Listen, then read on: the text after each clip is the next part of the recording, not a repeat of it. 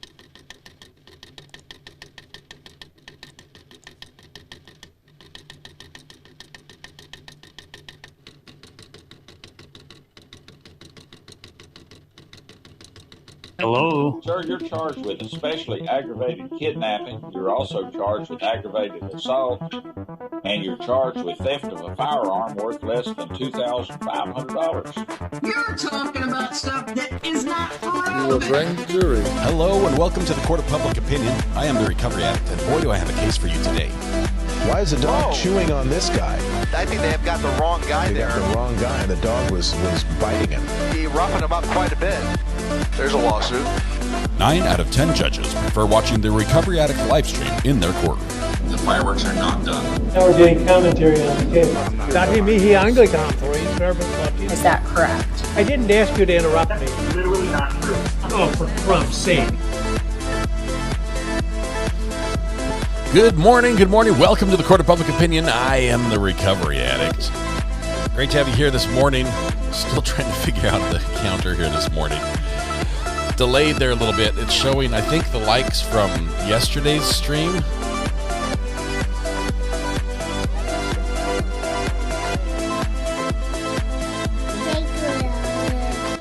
All right. We'll get this sorted out.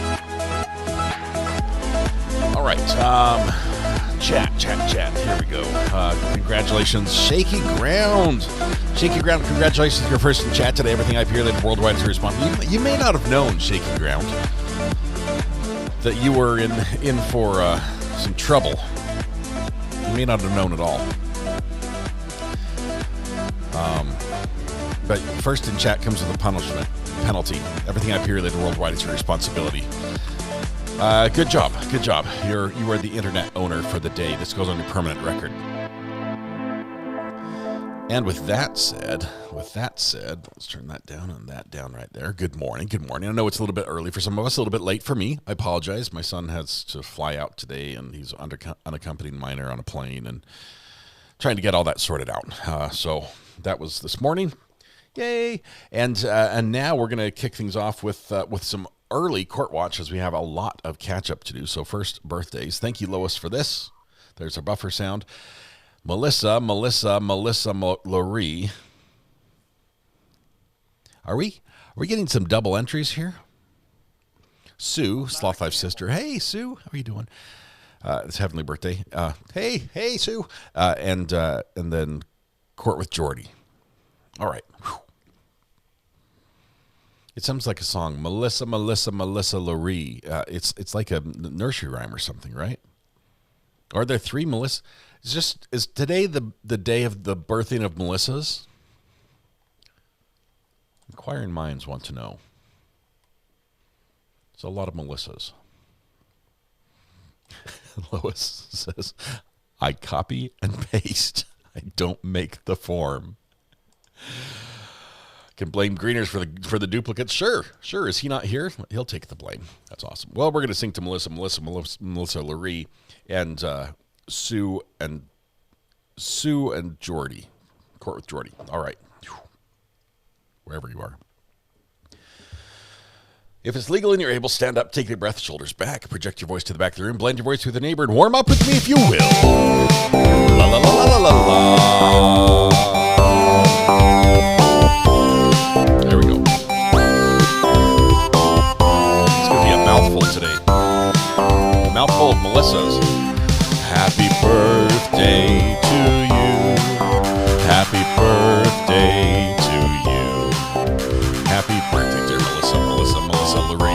Cora Jordy, happy birthday to you. That wasn't too bad. That just rolled off the tongue. Melissa. It was okay. I said it was better the first time. But Melissa, Laree, Sue, and Jordy, happy birthday. There are many wonderful days, but today is your special day. And I realize there are a million places you could be and a billion people you could be with. You chose to be here with us. The privilege, pleasure, the honor, the joy, that is ours. Hopefully, you can return that joy back to you, make your day just a little more specialer. Begin by helping yourself to free pancakes. Even the heavenly ones, they're delicious. Heavenly, you might even say. Help yourself to free pancakes at Denny's, IHOP, Village Inn, Waffle House, McDonald's, Tammy Dunlap's House, Andy's Grill, Bob Evans, and Cracker Barrel, and St. Peter's Skillet. I think he cooks flapjacks in the morning for the early risers. Happy birthday.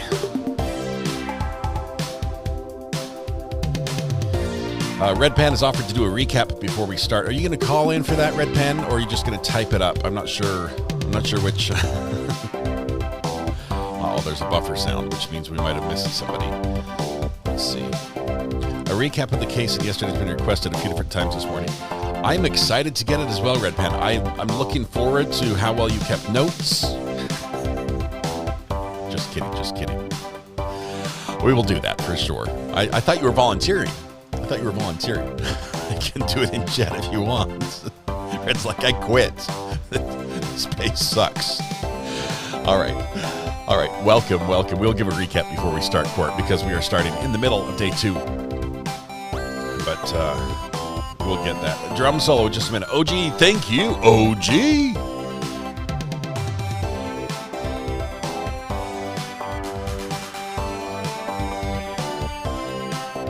Have to be quiet for the drumming.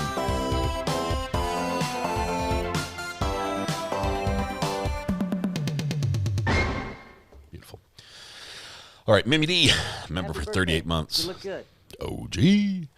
No shirking your responsibilities. Bada bing, bada boom. Thank you very much. Voluntold is my new favorite word. Yes, it's how we operate around here. It's our MO.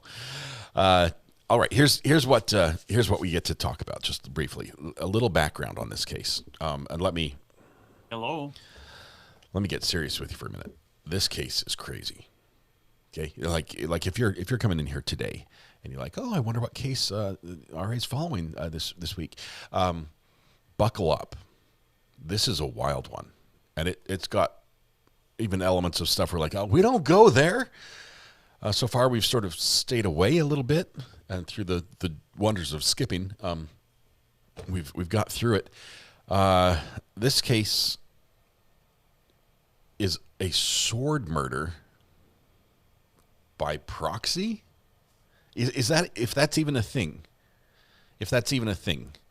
Amazon already featured prominently in this one. Murder weapon, Amazon, second day Prime. Yeah, so that's where the sword came from.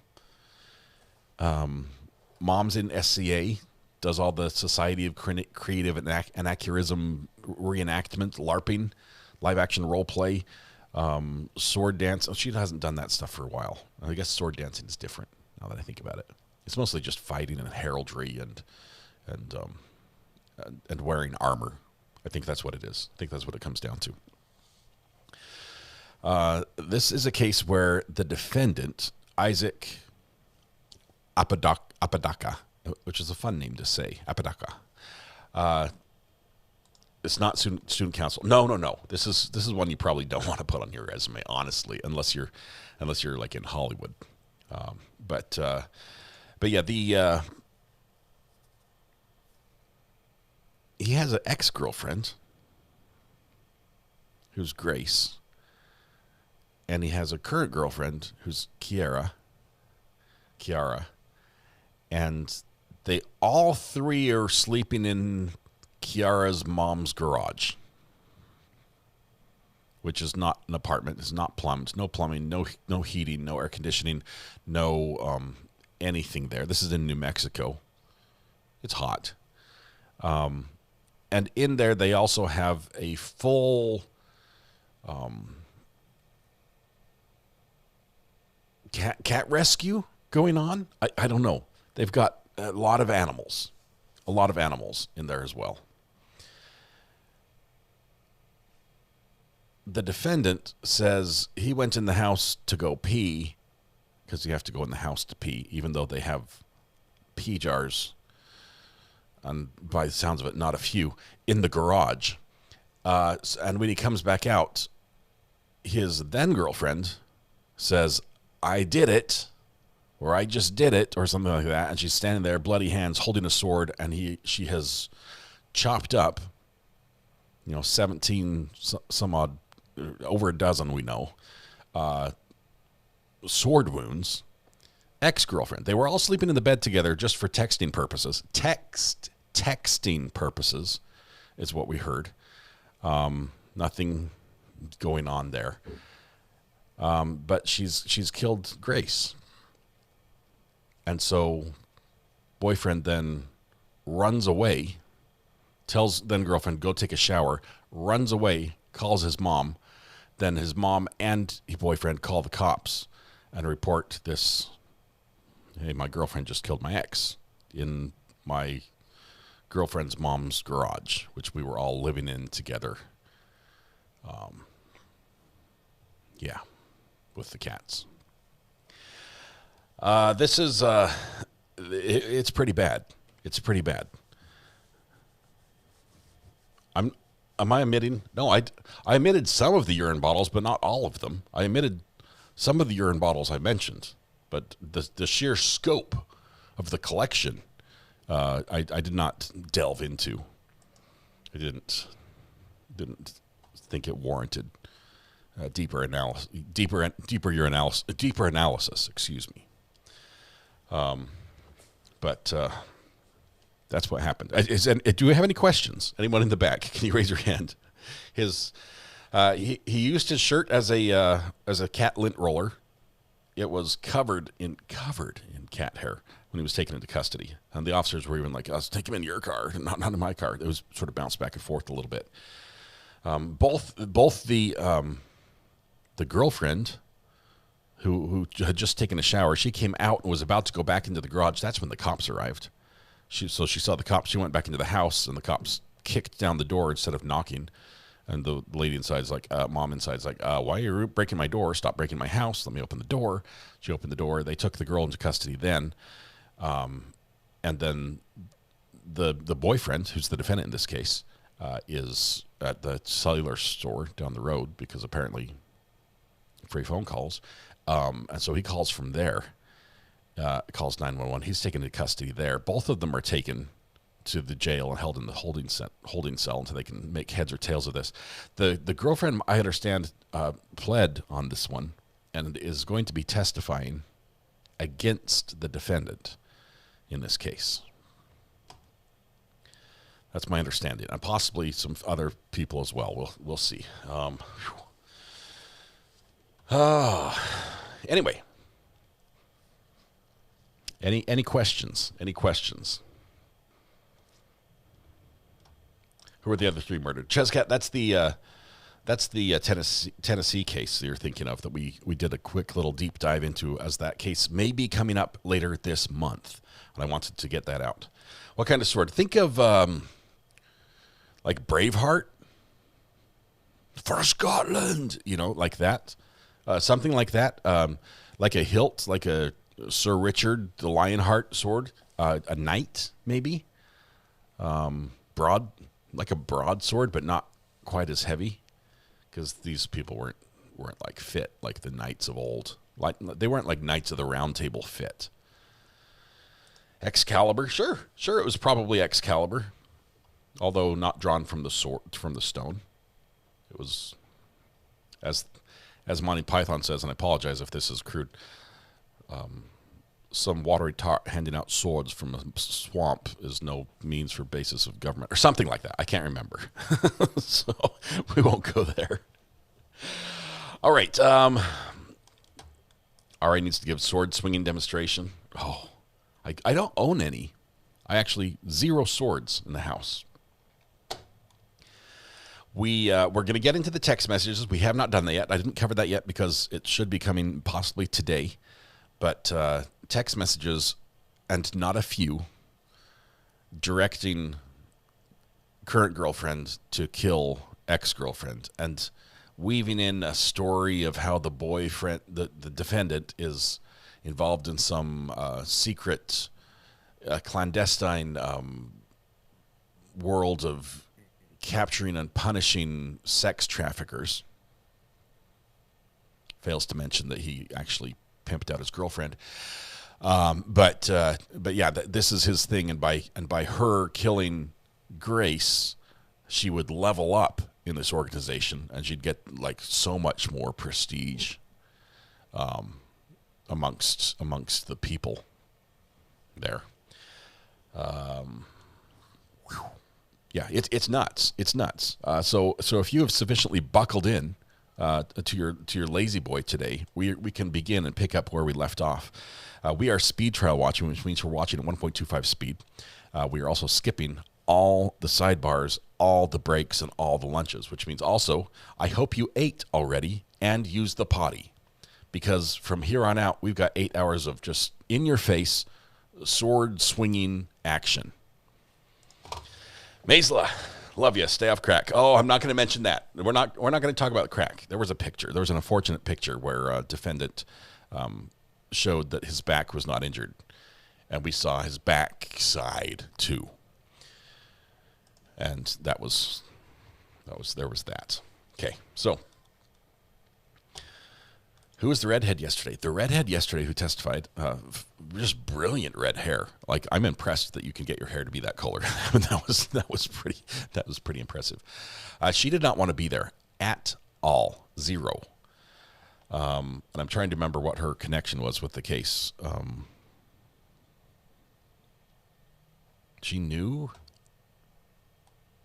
I think, like a former friend or something, or a friend of Kiara's. She was a friend of Kiara's. Okay. Yeah. All right.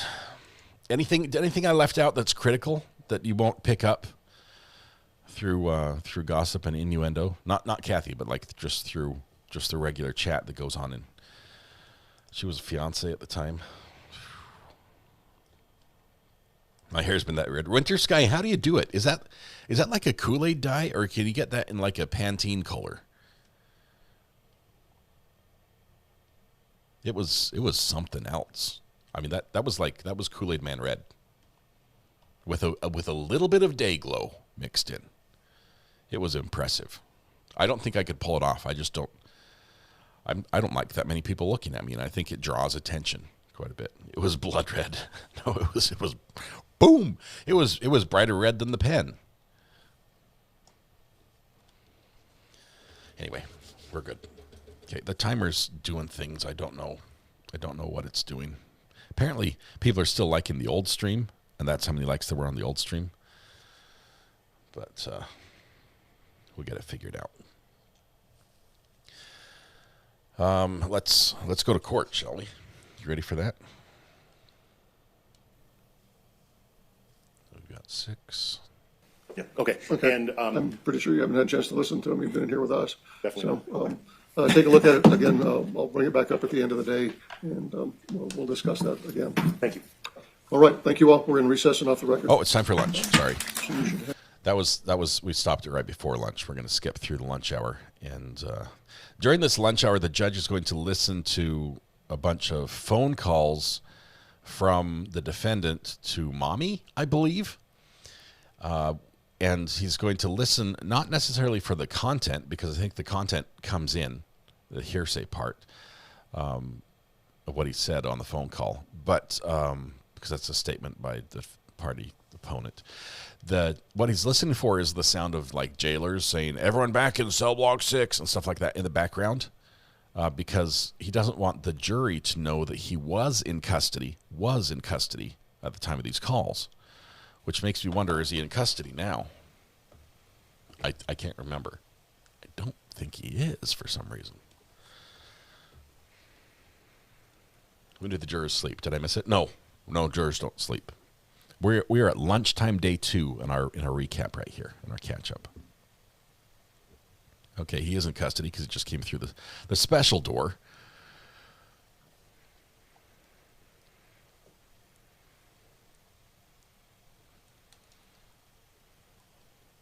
Just waiting for I have my pee bottles ready. I don't have any water. I'm gonna have to run and grab some water.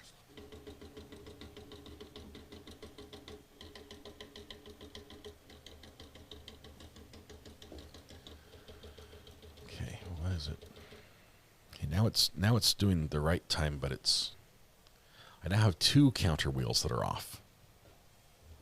First and the second one are both off, which means I have to unplug and replug in like 3 times. So the first time you wait, then you unplug, and then you replug in. This is the dance you have to do with the Smurl to reset it. It starts going, you unplug it, you replug it in, now you leave it. Okay.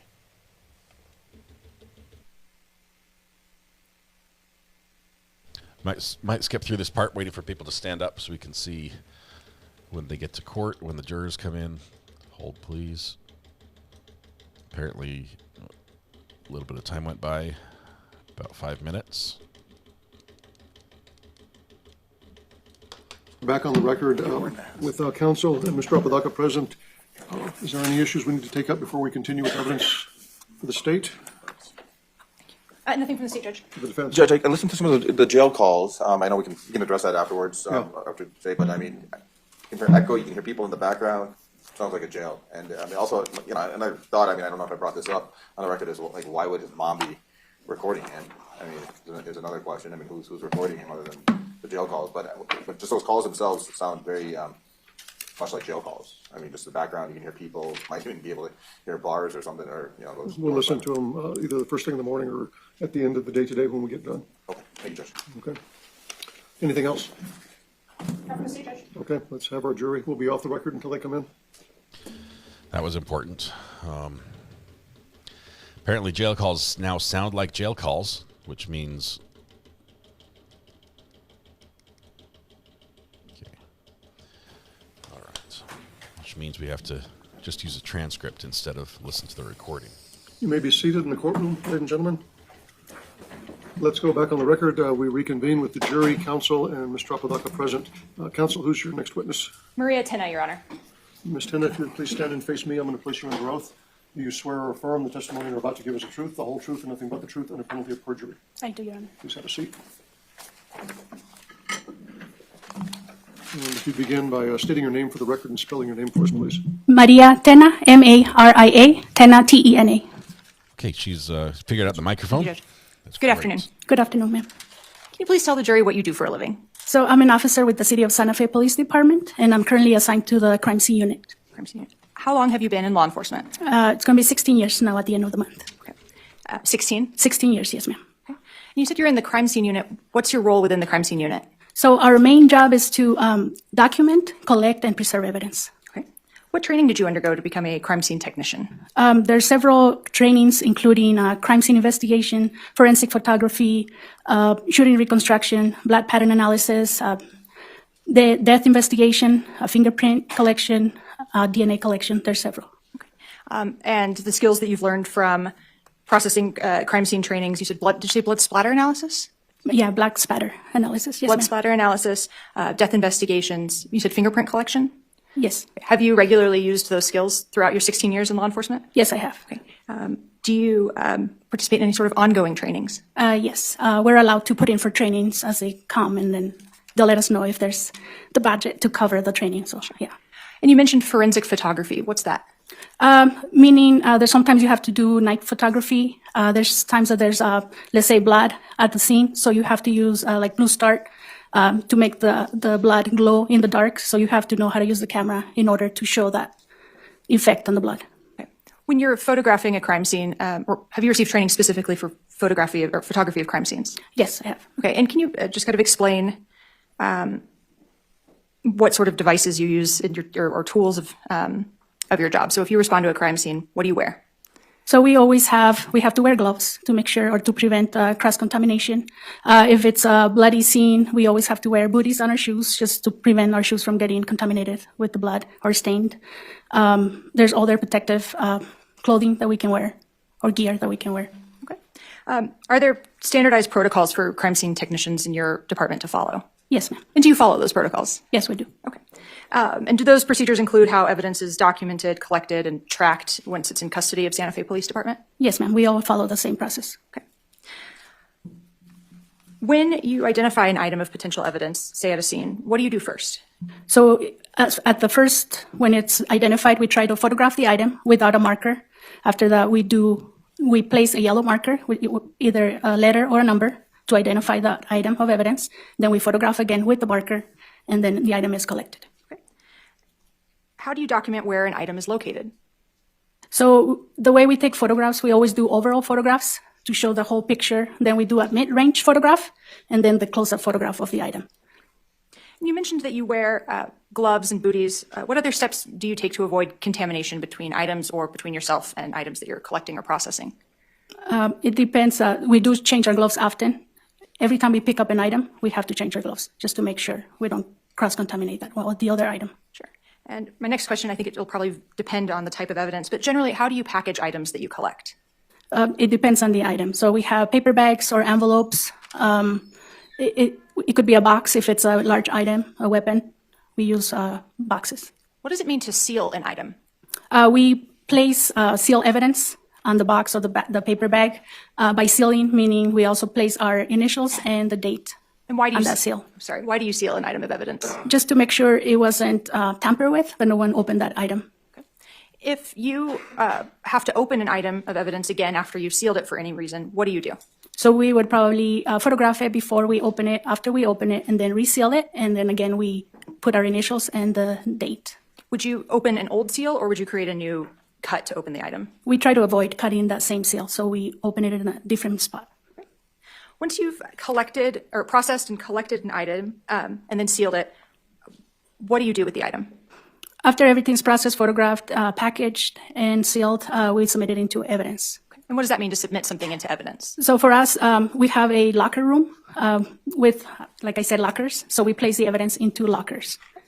Who has access to the locker room at Santa Fe Police Department or the evidence room? So after the item is submitted into evidence, only the evidence unit has access to those lockers. So it's a locked area? Yes. After an item has been packaged, sealed, and tagged into evidence, how do you track that item within the department? So we have a system that is called file on queue. So every time we place an item in evidence, we create a label with a barcode. So every time that item gets moved from one place to another, it gets scanned. Okay. And are records kept of that movement using that system? Yes, ma'am. Okay. I just want to have you define a few terms for me. You talked about evidence markers, and you said those are yellow stands or tags that you would put on scene as you're photographing items? Yes, there's different colors, but mainly the ones we use are yellow markers. They have a small scale on the bottom, and then they have the big, like let's say the letter A or the number 1. So they could go 1 to 100, and then the A through Z, or they could be double letters, AA up to AZ. As you're processing a scene and placing evidence markers, do you try and go in the alphabetical or numerical order of the items you collect? For example, A first, then B, then C, and so on? Correct. Okay. What is the evidence or agency number on an item, and how is that different than an evidence marker? So the agency number is the number that the system file on queue gives that item number that I'm entering into the system. So for me, it could be item A, but the system is going to give it, if there was other items already entered, it's going to give it a different item number. Okay, so if the first item of evidence that you personally collect is item number, or you label as item A, but there's 2 other pieces of evidence that have already been tagged in a case, that would get then logged as item 3, is that correct? Correct. Okay. What are blood swabs? So blood swabs, we have what we call a cotton swab. If there is any blood at the scene, we try to swab that area where the stain is, and that's what we call the blood swab, or swab of a red stain. Sure. Have you been trained to identify potential blood? Yes, ma'am. Okay. If you collect items on scene that are wet, whether it's blood or urine or water, what would you do with those items prior to tagging them into evidence? Since we know how to preserve evidence, we try not to package the item if it's wet. So what we have is what we call the evidence dryer, and it's inside our locker room, our evidence locker room. So we hang those items in the evidence dryer until it's dried, and then we package that item. Okay. If you take pictures of an item on STIT, do you sometimes take additional pictures of that item at your department before you tag it into evidence? Yeah, it's our process that any item that it's collected at the scene, when we bring it back to our processing room, we do close-up photographs of that item. All right. And how do you make sure that those items don't get cross-contaminated as you process different items in the processing room? So we follow the same process. We always wear gloves every time we process a different item. What about the surface that you set items down on as you take pictures of them? We have a brown paper that we lay on the tables that we have. So every time we replace the item, we change that paper. Kind of like when you go to the doctor's office and they roll out the sheet of paper on the exam table and then they rip it for Correct. the next patient? No. Yes, ma'am. No. It's the same not like concept, okay. Yes, and you can see it on the close-up photographs. I won't ask you for an exact number, but can you estimate how many crime scenes you've processed in your 16 years? Let's just say more than 200. More than It's 200? A lot of cases, yeah, Okay. that I worked. And any idea how many of them involve blood or blood evidence? I would say 50% of those cases, yeah. Thank you. Have you ever been qualified as an expert in crime scene reconstruction? Not in crime scene reconstruction. What have you been qualified as an expert in? Crime scene processing. Crime scene processing. Thank you. Okay. All right. Is there anything else you would like the jury to know about the process of evidence collection and processing in general before we move to this case? No, just that we keep the integrity of every item of evidence that we collect. Okay. That's important to you? Yes, ma'am. All right. Thanks. So let's turn now to October 29th of 2022. Were you on shift or on duty that day? I was on duty because I got called out. I was on call that day. You were on call? Yes. Okay. And what's your role in this Excuse case? me, may we approach real quick, Your Honor? Yes, come on up. And we've started it. First sidebar of the morning for us. Okay, let me just say this is just a little bit frustrating. Now I've got two columns that are not working right. I can't recommend this to anybody if it doesn't work well. So maybe it's something I'm doing wrong. Give me a second as they're doing. So you said you were on call on October 29th, 2022? Yes, ma'am. Okay. And what is your role in this case?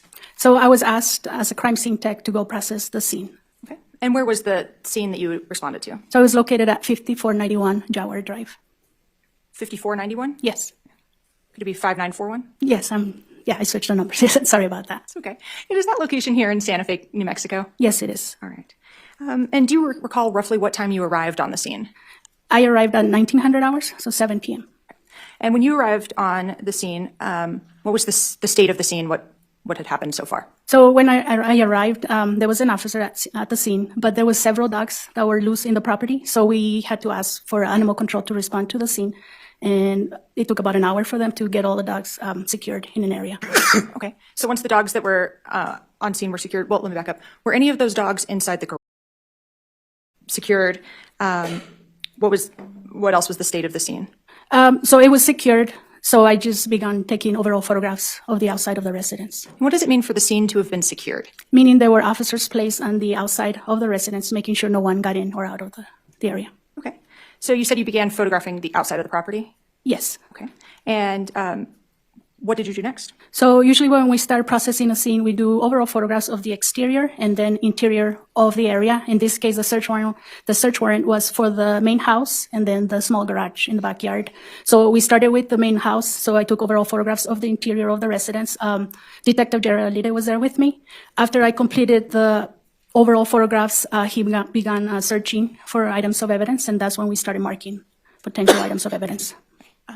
Do you often work in conjunction with a detective or another officer who's investigating the crime alongside you? Yes, that would be most of the time, if not an officer, a detective. Okay. Yes. And who decides what pieces of evidence to collect or photograph? For the most part, the handling detective, whoever's there. If I see something that I think might be a good item of evidence, then I will bring it up to them, and then they'll decide, yeah, let's mark that item as an evidence. But you are the actual individual who then collects, processes, photographs those items? Correct. Okay. Yes. So after you took photos of the exterior of the residence, what did you do? So after I took photographs of the exterior, we moved into the residence, and then I went around the whole residence and took interior photographs. And then he started identifying items of evidence, which I started marking. Okay. And we've seen some body cam footage of the layout of the home. Where was the first kind of evidentiary items that you collected or photographed within the home? Where were those located? So the first items were items A, B, C, and D, which were inside a laundry basket. The laundry basket was located inside the laundry room, or it's called the laundry closet, because it wasn't an actual room. So we moved that laundry basket into one of the other rooms that was more clean. I guess we can say there was more space to process those items. So we started marking those items as evidence. And for all items, but including these, were you wearing gloves and following your standard operating procedures for the collection of evidence? Yes, I was. Okay. Once you identified the items that were in the laundry area and you moved them into one of the bedrooms to photograph them, what did you do with those photos? With the photos? With the photos. So the photos were later uploaded into our Axons system that we have. Fair to say you took a lot of photos in this case? There was plenty. Okay, so I won't ask you this question for all of the photos you took, but were all of the photos that you took preserved and uploaded into your internal system? Yes, ma'am. We upload them from our SD card onto the system or our computers. Okay. And do you alter or edit or change the photos in any way before you upload them after you take them? We do not, no. Right. So you mentioned that you found some clothing items. What were those item evidence tag letters? So the first item that we located was a blue sweater that was in the laundry basket that was marked with the letter A. Okay. And was there another item of clothing from that laundry basket? So item B, which was a pair of black pants with some red stains. Then the letter C was a red T-shirt that was also in the laundry basket. This one appeared to be wet. So like I said, it was marked with the letter C. There was a small red towel, which was marked with the letter D. Were those all of the items contained within the laundry basket? Yes, ma'am. Okay. And you said you took photos of those? I did, yes. Your Honor, may I approach the witness? Yes. Ms. Tenna, I'm going to hand you what's been marked as State's Exhibit 54. I'll ask that you examine 54, and then we'll talk about it.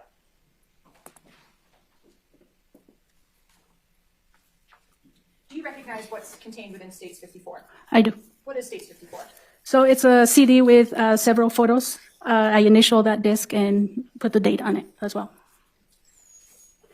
What particular photos are on State's 54? So they're clothing items. So those items A, B, C, and D. Are the photographs located on State's 54 a fair and accurate depiction of the items as you viewed them and photographed them on October 29th, 2022? Yes. Your Honor, at this time I'd move to admit State's 54. Any objection to 54? It's my understanding that we're going to introduce a number of photographs under one exhibit number. Is that what we're saying? How many photos are in 54? 5. And then there's some subsequent discs from different locations on the scene that will be on different exhibits. Becca, I'm working on my counter. On 54. Yes. What Fixing my counter right now. Marker numbers or what? Yes. Some reference. So 54 contains, Your Honor, the items from within the house. As she just stated, evidentiary tags A, B, C, and D. Any objection, counsel? No objection, Your Honor. The underlying DSC numbers for those images would be 571, 1052, 1221, 1232, and 1181. Thank you. All right, we're going to start seeing some evidence here in just a minute. 54 is admitted. May I publish? Yes.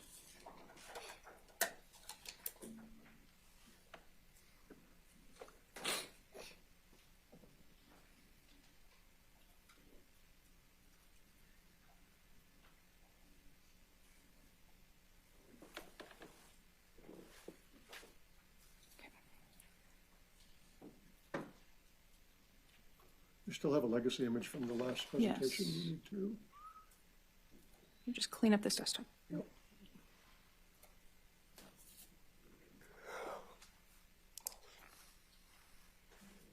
And if you need to move the court monitor around so that you can see what's there, you're welcome to do that. Right now, I think I can track.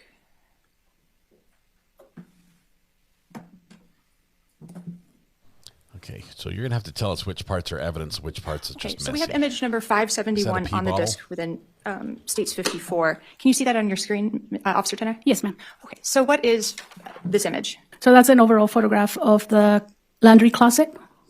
Okay.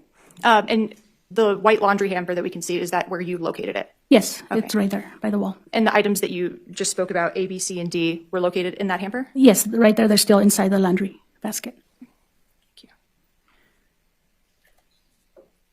Let's go to image.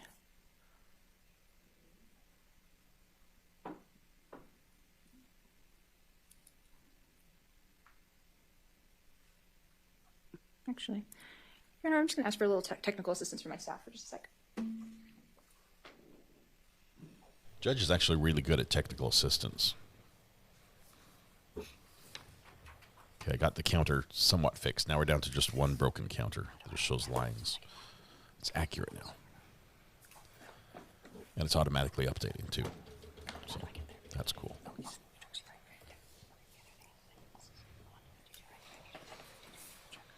No pee bottles in the main house because they had a bathroom.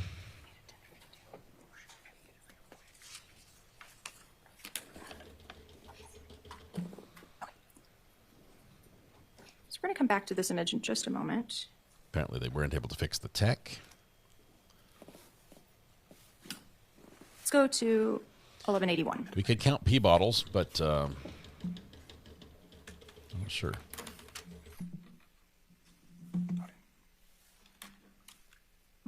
What's depicted in 1181? So that's the red t-shirt that was located inside the laundry basket. Like I said, it looked like it's still wet. Okay. I'm at image number 1221. Eddie Bauer fishing shirt.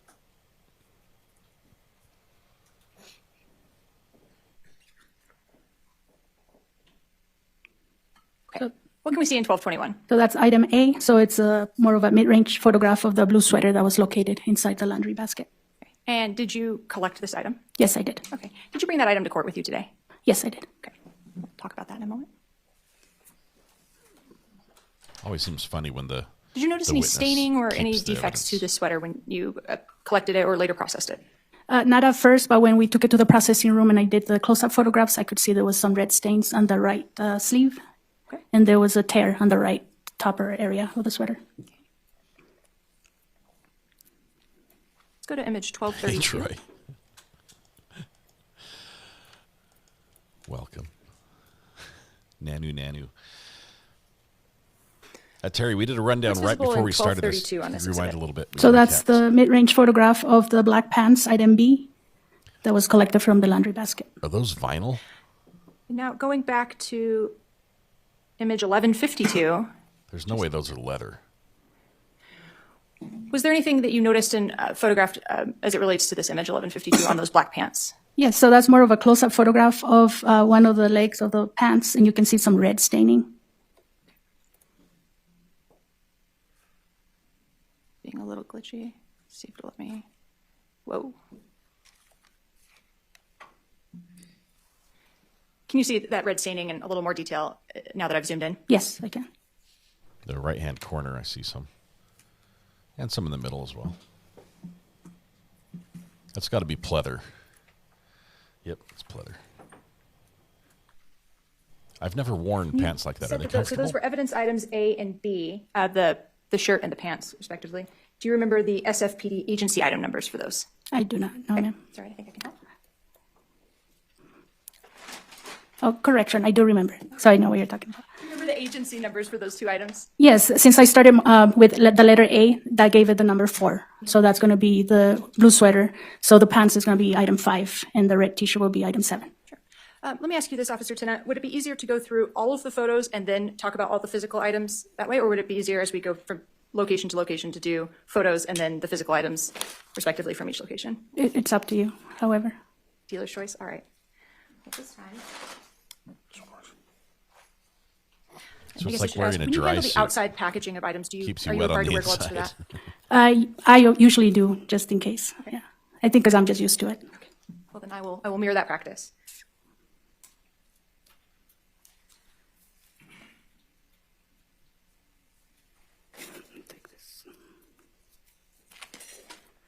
She's taking off her jewelry. Don't leave it up there, ma'am. Because the next person, finders keepers, I think that's the rule in court when it comes to jewelry. Rings and bracelets are gone. She knows what's coming. Your Honor, may I approach the witness? You may. I hear paper. I'm going to approach with what's been marked as States 55 and States 56. Can you please examine these items and tell me if you recognize them?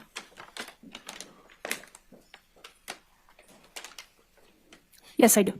What is States 55? So that would be the blue sweater. Okay. And that corresponded to marker A? Yes, ma'am. Okay. And can you just hold that up for the jury and explain the identifying marks and features to that packaging? So like I said, we always enter our evidence into the file and queue system. So it gives it this barcode right here.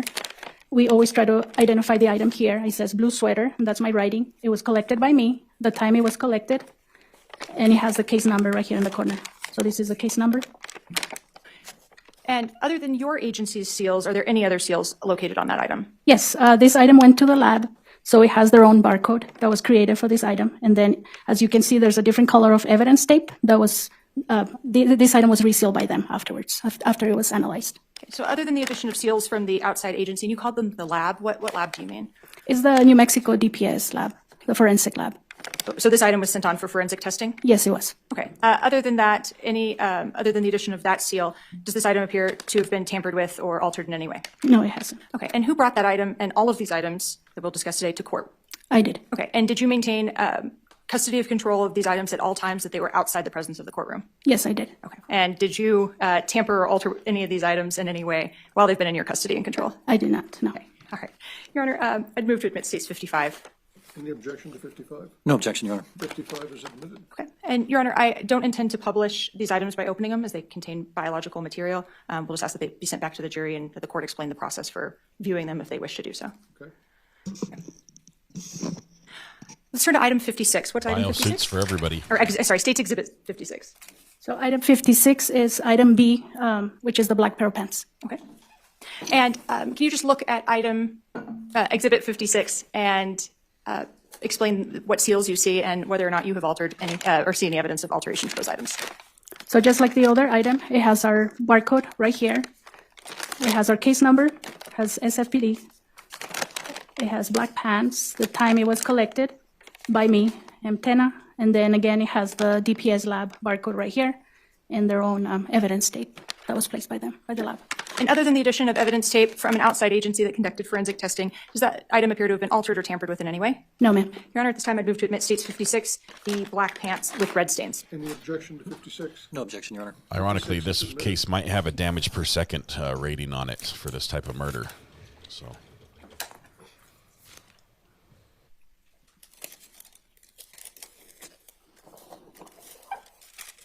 That's not life. Wonderful. Just going to move States 54 over to the monitor. Thanks for sharing a birthday with us. Okay, so after you processed the inside of the home, well, and actually, let me back up one moment.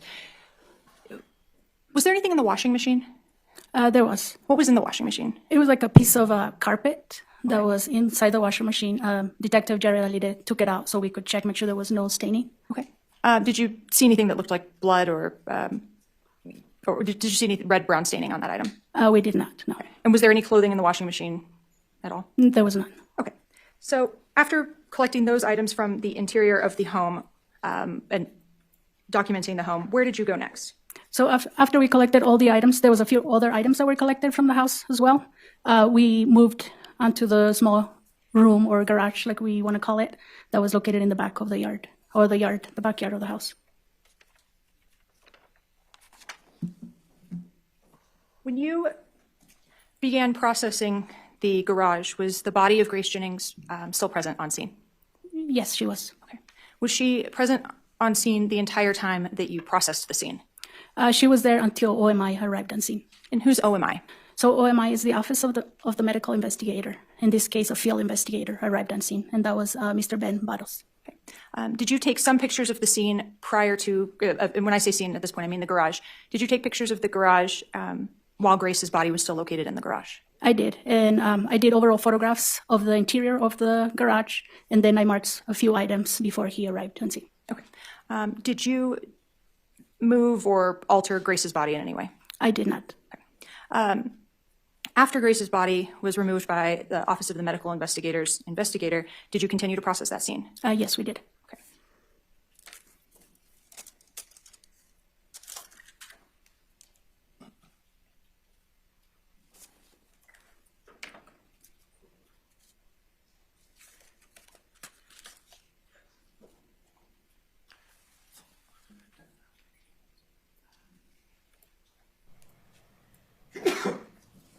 Some more images from the garage are coming. This was not good living conditions. Let's put it that way.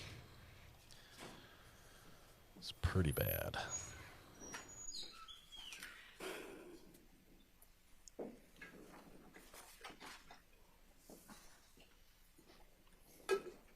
Your Honor, may I approach the witness? You may. Ms. Tin, I'm going to approach you with what's been marked as States Exhibit 57. Can you please take a look at States 57 and tell me if you recognize it? Yes, I do. What is States 57? So it's a CD with photos that I had reviewed before. I have my initials or my signature and the date. Do those photos fairly and accurately depict the items that you photographed on scene that day and the state of the scene as you processed it? Yes. Okay. Have these photographs been altered, edited, or tampered with since you took them? They have not. Okay. Your Honor, at this time I'd move to admit States 57, and then we probably should have a quick talk about it before publishing, if possible. More specific as to what you mean by the scene. What specific photos are contained on States 57?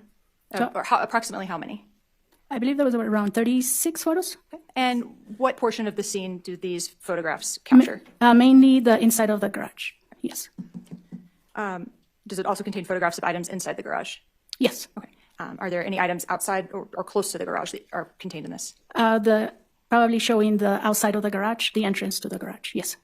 And these are all fairly and accurately depicted on States 57? Yes. Your Honor, at this time I'd move to admit 57. Any objection to 57? Just maybe a little more foundation as to where they came from. They weren't like how they got onto the disc. Officer Tinna, did you review this disc personally yourself? Yes, I did. Okay. And understanding that this doesn't contain all of the many, let me back up. How many pictures do you think you took on scene that day of everything? There was hundreds, over 500 maybe. Okay. Are the 36 photos on this disc that contain some pictures of the outside of the garage and then pictures of the interior garage and the things contained within the interior of the garage, do those fairly and accurately depict those 36, or those items contained within these 36 photos? Yes, ma'am. May we approach real quick? Yeah, come on up.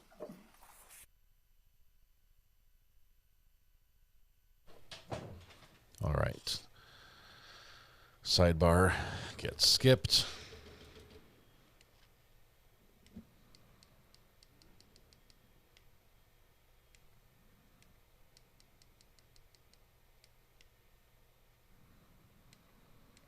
They're fighting about these photos. It might take a minute.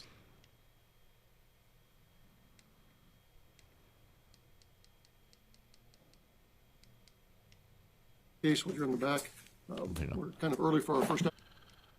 Need to excuse you for a few minutes.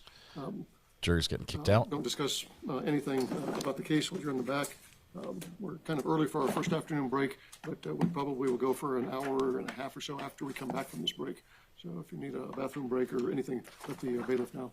Would you please go with Angel, please? All right.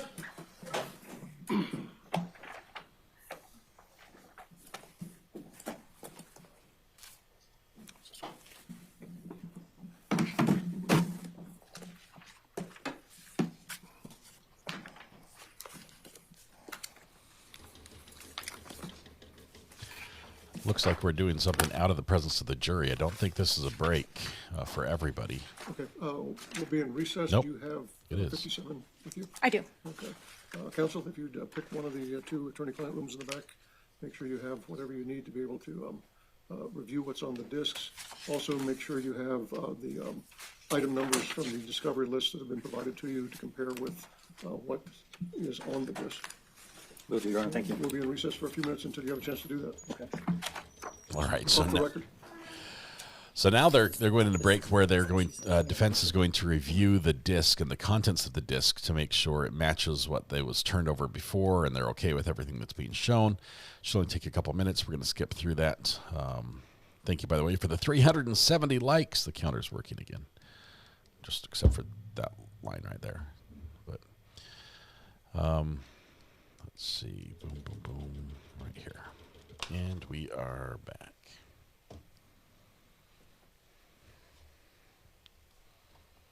All right, let's go back on the record. Have you had an opportunity to review States 57? Yes, Your Honor. And in speaking with co-counsel, we did a we don't rundown have a at the problem with the beginning. pictures that are coming in themselves. What we have a problem with is just the foundation of it. I know I've been overruled on that. It's going to be the same process that Ms. Haley's going to be doing for the rest of the CDs that are going to be introduced. And so it'll just be a standing objection as to foundation. And just to make clear, since we're not whispering up here right now, the court's ruling on the objection is if the foundational witness can identify the images and the necessary foundation is laid with respect to the, in this case, photographs, the images depicted, the court finds that there's no necessary chain of custody as to who actually put those images on the disk if the foundational witness has reviewed them and is able to establish that, is able to testify competently as to what is on the images. Thank you, Your Honor. And your standing objection is noted for the record. Thank you, Judge. We ready to have the jury back in? Yes, and just so that the images will be able to, I can navigate them faster. Those same images have been verified to already now be on the computer proper. So after I move to admit, and presumably You'll publish from the hard drive? Yeah, I'll publish from the hard drive. Okay. And I will continue to note the specific image number as I navigate through. Okay. Let's get our jury back in here. We're off the record until our jury returns. All right, fast forward until the jury gets back. The jury takes a couple minutes every time they come back in. Everyone's standing. Case in chief. Now we're back. Your Honor, I move to admit State's Exhibit 57, the photos of the, primarily the exterior and interior of the garage and the items contained within it. Any additional discussion? No, sir. 57 is admitted. May I publish? You may. So, Officer Tennant, let me begin by discussing one image that made it onto this disc versus a previous exhibit disc, and ask you this. When you were in the main house, did you enter the bathroom? Yes, I did. Okay, and when you were in the bathroom in the main house, did you notice anything on the counter, the bathroom counter? From what I remember, there was only maybe a wrapper from a Band-Aid. Okay, and did in you the box. I'm sorry. Did you photograph the wrapper of the Band-Aid and the box of Band-Aids? Yes, I did more of a mid-range photograph. Okay, and is that image contained on State's 57, Yes. along with the exterior and interior garage photos? Yes, ma'am. Okay, so we'll just start with that image before we move back to the others.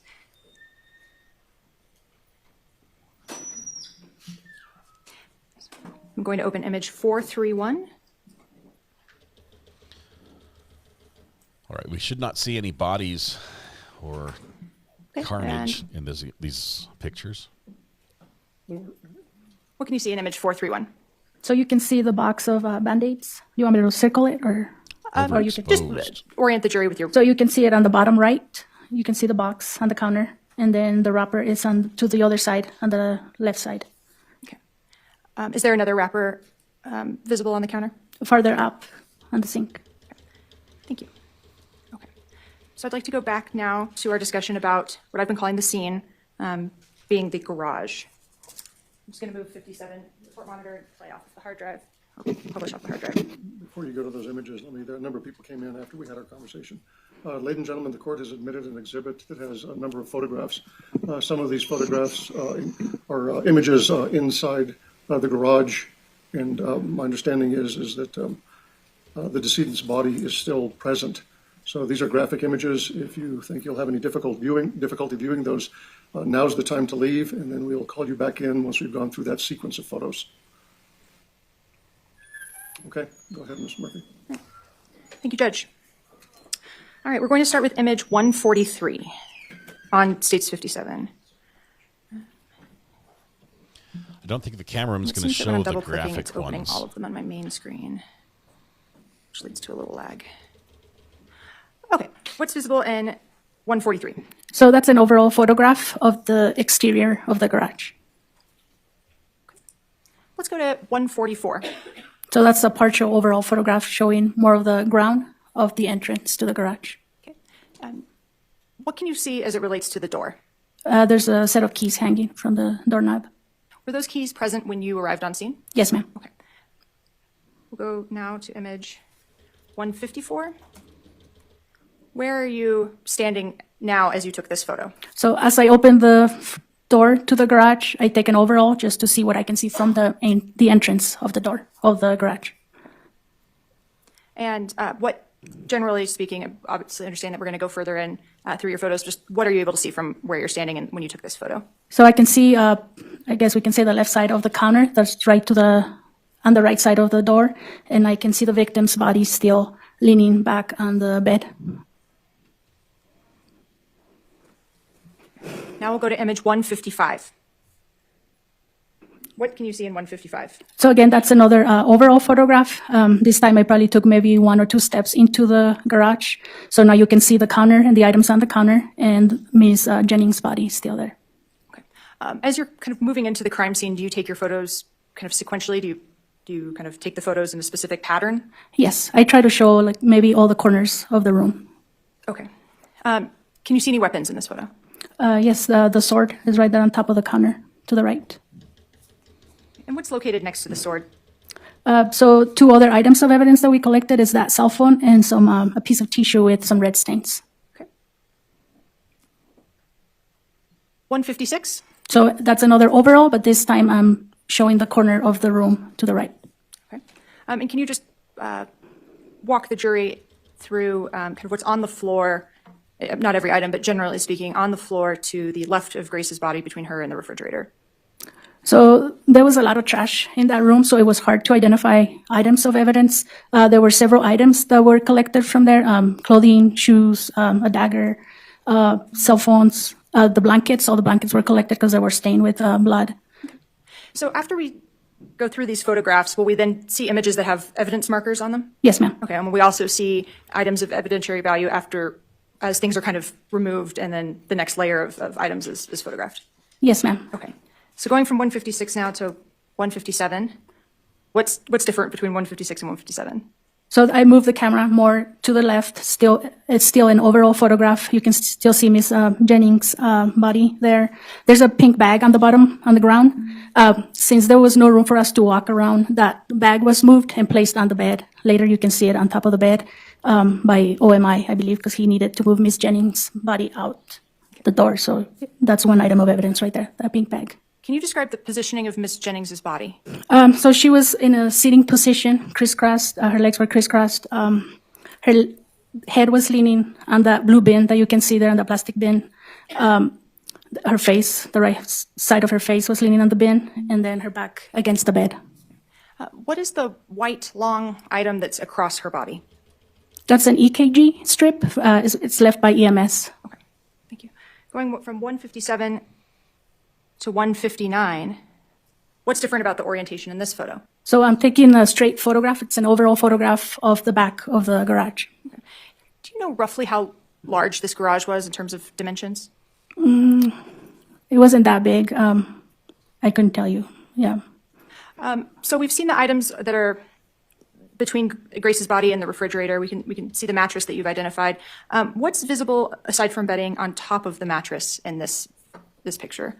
So besides all the blankets, pillows, there was a cat in that little, I don't know, what would you call that, a cage? Okay. You can see right there, blue in color with brown. At the time of you processing the scene, were there any other cats present in the garage? Not in the garage, no. Okay. Just one cat. And what can we see on the left-hand side of this picture? So there was some shelves on the left side. There was a mask that was hanging off the wall on the left side of the garage. Mask? Can you circle where that mask is, just for future reference? Let's see.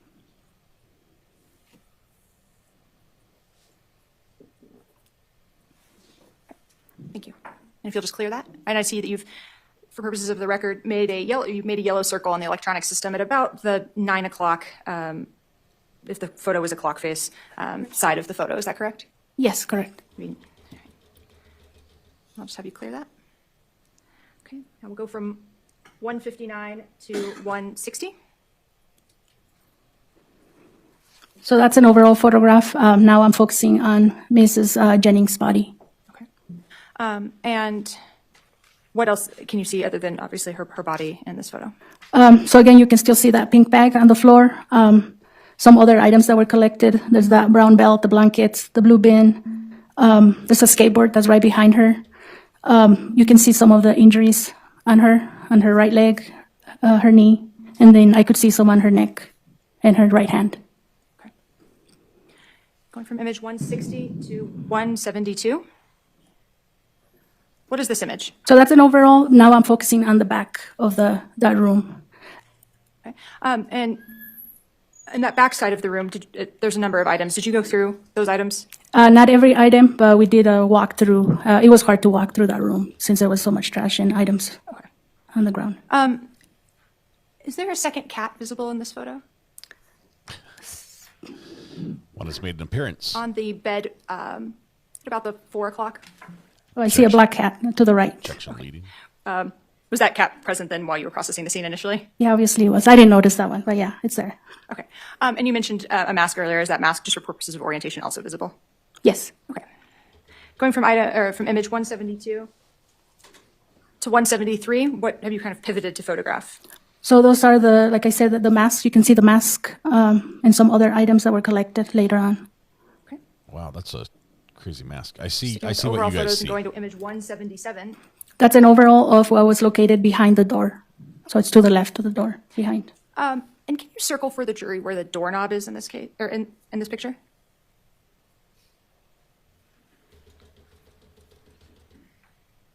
Apparently not. There it is. And can you tell from the photo, or do you recall the inner type of lock on that doorknob? I do not know. Okay. Can you see anything sticking out from the tip of the doorknob? I see some, I don't know what it is. Thank you. Going from image 177 to 178, and I'll just have you clear that circle.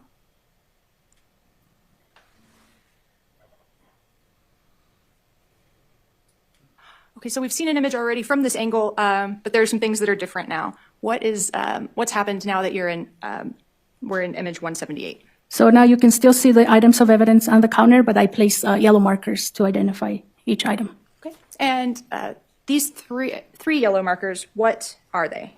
So I is going to be the cell phone. The piece of tissue with red stains, I gave it a letter. I believe it was IA. And then we have J for the sword. K, it's on top of a blanket. It was some hair on the blanket. Can you describe the hair? It was dark, and then there was some purple on it, on the tips. So I, and then you assigned a secondary letter or number to the tissue. The tissue, yes. Okay, and J is the sword. The sword, yes. Okay. We'll talk about those items some more in a moment. Going now from image 178 to 179.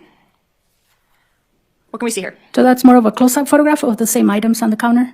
In this case, I'm more focused on the cell phone and the tissue. There's the handle of the You can sword. still see the part of the sword, item J. Okay. And can you just go ahead and clear the markup thing? All right, thank you. And what else can you see in this photo? Aside from the items that you collected, if you could just describe this for the record. So I can still see the pink bag on the ground, on the floor. There's some plates, I guess, to where they were feeding the cats, I'm assuming. Okay. And that tissue, did you already say that you noted something on that tissue that's next to that cell phone? Those red stains on the tissue. Okay. Going from image 179.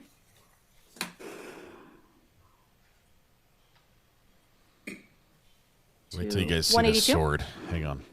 So since I was focusing on the cell phone before, on this one I'm focusing on the sword. So the letter J, item J. Look at that. And you can still see item K.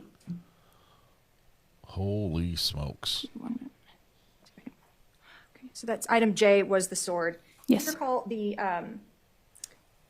agency number for that item? The evidence tag number? I mean, I know that it's evidence. You used J, but when it was tagged into evidence, do you recall that number? I would have to count Okay, that's through okay. the ABCs and C. Sorry, I won't make you do that on the stand. We'll get there in a moment. Let's go to item 183, or I'm sorry, image 183. So that's another close-up photograph of the sword, a different angle. And it's not super easy to appreciate with the darkness on these monitors, but when you saw this in real life and when you see it up close in a different computer monitors, what can you observe in this image? You could see the red stains. Okay. On what? On the sword. Okay. What part of the sword? The blade, on the blade of the sword. Okay.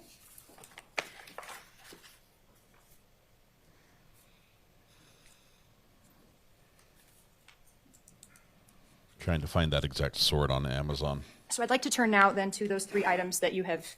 We'll take a break from the photos for a moment and talk about those physical items, if that's okay? Yes. Okay. Now, the cell phone that you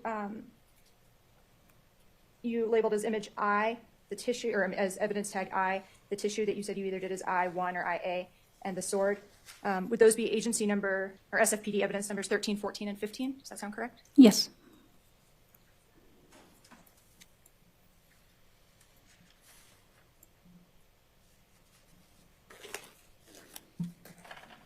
And you collected all three of those items? Yes, I did. And you tagged all three of those items? Yes. Packaged all of those items? Yes, ma'am. And understanding that we may see some other photos of those in items processing or evidence processing. Your Honor, may I approach the evidence? Yes.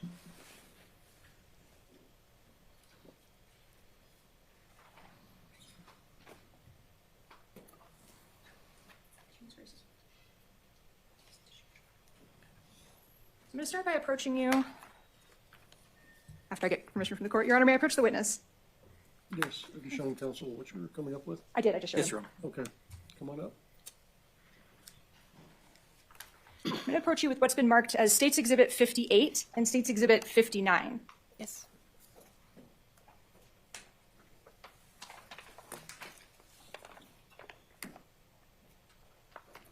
What is State's Exhibit 58? 58, it's item I, which is the cell phone that was on top of the counter inside the garage. Okay. And what do you notice about 59 in terms of, or 58, the cell phone, in terms of seals? Item 14 has the lab sealed, so it went to the lab. I'm sorry, let's stick with the cell phone for a moment. Okay. I apologize. SFPD agency number 13, evidence tag I, which is State's Exhibit 58, the cell phone. What are you able to observe about the packaging on that item? So it has a different seal on the bottom. It has the initials JJV 11-1 of 22. Okay. Other than Phil, the addition of Tile those seals, Toys. does the item appear to have been altered or tampered with in any way? No, ma'am. Okay, and you brought that item to Like court with you your today? dagger. Yes, I did. Okay, and have you personally altered or tampered with that? No, And did you take that out along with all of the other evidence in this case from the evidence room? I did. Your Honor, at this time I'd move to admit State's 58. Any Thank you, Phil. objection to 58? Appreciate you. May we have just a moment? Yes. Possible objection, maybe they'll approach. I'm looking on Amazon for the sword. I'm not sure if it's still available. Most of the swords they sell are, they'll indicate they're like for cosplay, they're dull. So I'm not sure if there's a separate section for sharp swords. Lots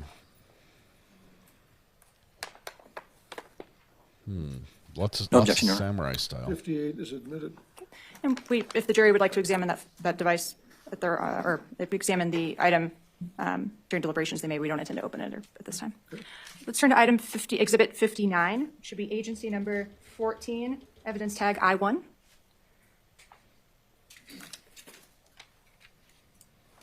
I won as opposed to you lose. Yes. Okay, can you please identify that? So it has item number I1, it has our case number, and then description is tissue with red stains, collected by me, Mtena, and the time it was collected. Has our file on Q barcode. And like I said, it went to the lab, so it has a different color seal. And can you just point to that different colored seal? So, okay, and when you say the lab, you mean the Department of Public Safety Forensic Crime Lab? Yes, ma'am. Okay. And other than the addition of the agency seals, does that item appear to have been altered or tampered with? No, ma'am. And you brought that to court today? Yes, I did. Okay, and made custody control. Yes. Move to admit 59, Your Honor. Any objection? No objection, Your Honor. 59 is admitted into evidence. Your Honor, may I approach the evidence? Yes. I will say, from what I can see, the swords that they're sold on Amazon range anywhere from about $45 for a cheap, smaller sword to $250 on the high end for a fancier one. All sorts of varieties. I'm on. There's a gajillion swords here. Yes. Your Honor, myself and Ms. Murphy have gone through all of this stuff. She need not come up here every time. I'm okay with that. Thank you. Did they say 36 May I or approach the witness? 38-inch blade? All right, Officer Tina, I'm going to approach you with what's been marked as State's Exhibit 60, which should correspond to agency number 15, evidence tag J. Yes.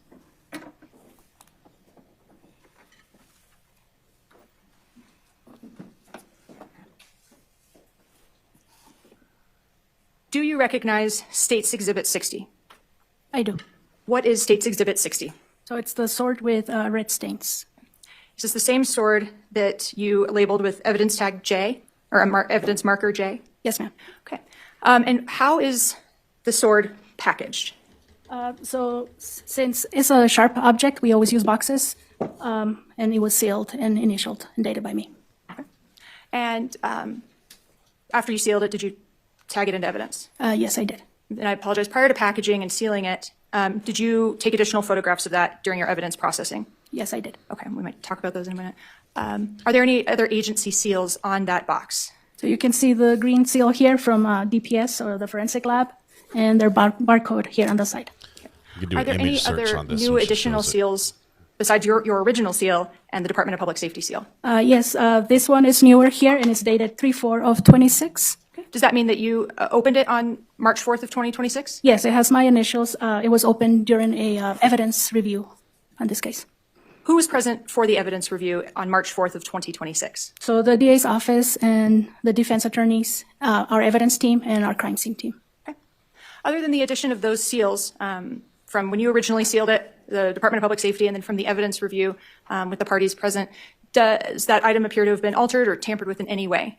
No, ma'am. Okay. Did you bring that item with you today? I did. Did you maintain custody and control of that item? I did. Your Honor, at this time, I'd move to admit State 60, Any the sword. objection to 60? No objection, Your Honor. 60 is admitted into evidence. Your Honor, at this time, I'd move to publish that through this witness. Okay. And I'm assuming you're going to have her either open in a new location or open one of the seals? I'd ask that she open in a new location so she can reseal and remark. Why don't you just tear the box open? Yes, I do. Yes, Your Honor. Go ahead. And if you could just explain to the jury what you're doing as you're doing it, if possible. Well, since we already have different seals around the box, I'm going to try to cut around those seals. That way I don't destroy the seals. Sure.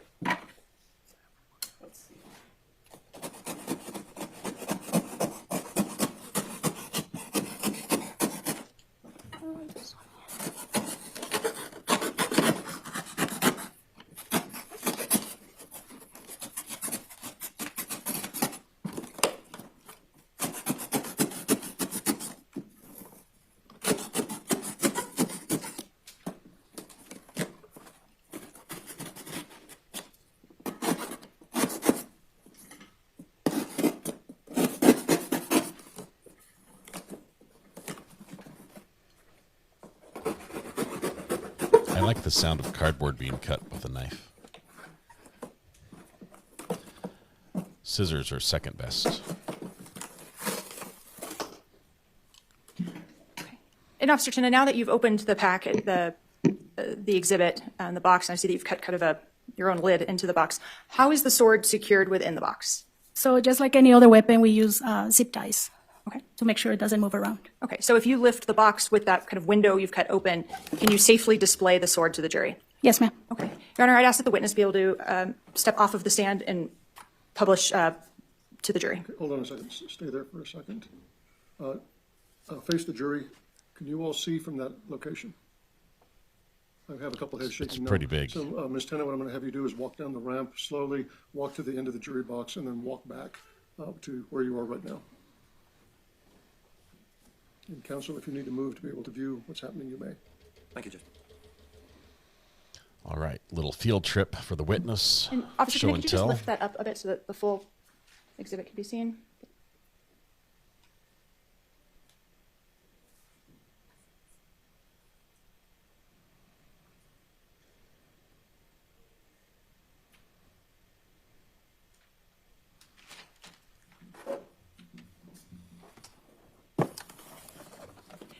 Ms. Murphy? Thank you, Your Honor. Officer Tinna, I'll ask that you reseal that item now according to your agency's standard operating procedures. They brought evidence tape with them? While she's doing that, ladies and gentlemen, all of the items that have been admitted into evidence are available for you to view. Anything that remains sealed, you can open. Would ask that you use the same protocols that you've been saying. As you see, the person is gloved, and if you go from one item to another, you have to change gloves so that you don't cross-contaminate anything. Would ask that you, if you decide you want to view this item, that you let us know if you're going to remove it from the box before you do that. As you can see, it's been physically mounted to the box with zip ties, and that's for everyone's safety. Because we need to film for insurance purposes. Remove it from the box. Are they going to wield it and be like, I don't know. I'm not sure if we need to test this. Does anyone have a watermelon? What are they going to remove it from the box for?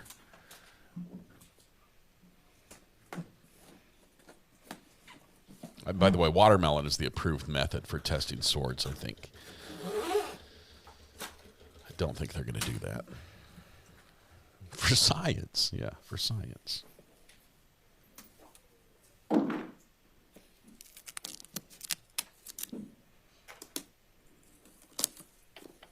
approach just on a scheduling question? Come on up. Just keep you. This lady also does Christmas wrapping, by the way. So if you have gifts that you need wrapped, New Mexico is the place to go to get it done. Wonder how much it weighs. I could not find it. I searched for it. It's possible that the manufacturer, knowing that it got used in a murder, sort of discontinued that model. Maybe it could be out there on eBay or something. But a reverse Google search, I can find lots of swords similar to it. I just can't find the exact match. But I'm not wasting my watermelon on a sword. It's Tai Chi lemur. Pig carcass is the best. That's also the most expensive, Ben. She signs it, dates it, fills out the to and from. To some police department from Santa Claus. There you go. Puts a little bow on it. And beautiful. Oh man, she has done this before. Your Honor, I believe that defense is willing to stipulate to foundation for the remaining physical items that are here today. I'd just like to get that on the record, and then I can move a little more efficiently. Yes, Your Honor, the defense stipulates the foundation of all the items that the state intends to introduce. Okay. We'll just have to keep track line number. I still will. I will still have her identify as I move through. Okay. And you could just retain that near you for now. And I'll grab it when I switch out.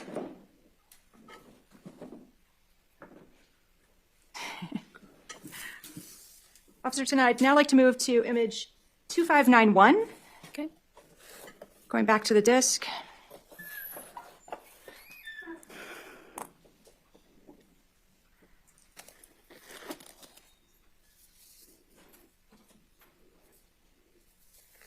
Okay. What has changed in terms of who or what has been removed now that we're in image 2591? So this is an overall photograph after Ms. Jennings' body was removed from the scene, and then that pink bag that was on the ground was moved to the bed by OMI. And there appears to be an object next to that pink bag that's also been moved onto the bed. Yes. Can you just tell the jury what that is? It's a flower pot. Okay. And those were both kind of at the foot of the dresser prior to Grace's body being removed? Yes, ma'am. Okay. And where Grace's body was previously located, what can you see? You can still see the blanket that she was sitting on, and there was a lot of blood or red stains. Okay. I will go to image 264.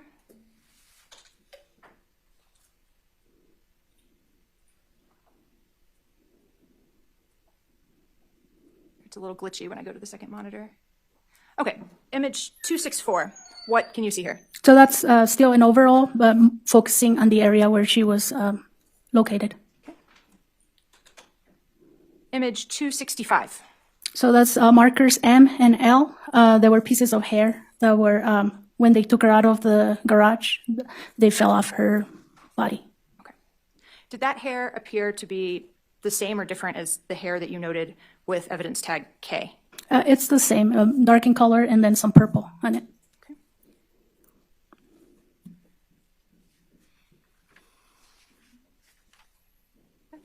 Image 268. So that's more of a mid-range photograph of the sheath to the sword. It's right there marked with the letter N. And did you process or take other photos of this in your evidence processing? Yes, we did. And did you collect the sword sheath? Yes, I did.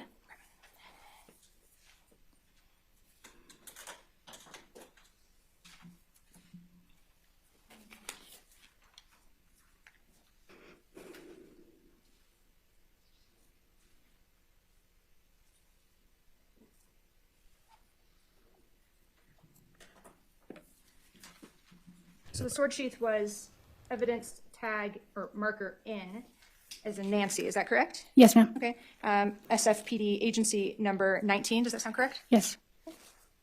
May I approach evidence? Yes.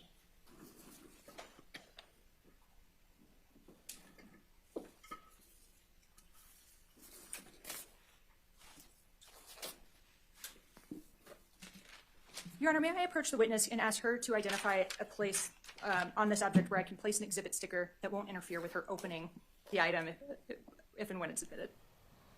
Actually, I just got the wrong item. Actually, I'm just going to go up and do it, Judge. I'm not going to wait for you. To ask for a good location to place this exhibit sticker if and when it's admitted. I don't want her to have to cut into the state's exhibit sticker. Just choose a spot. You She'll can go find a around it. location, you can look where the seals already are, and she's not going to cut through those if she can, so you can put it next to one of those.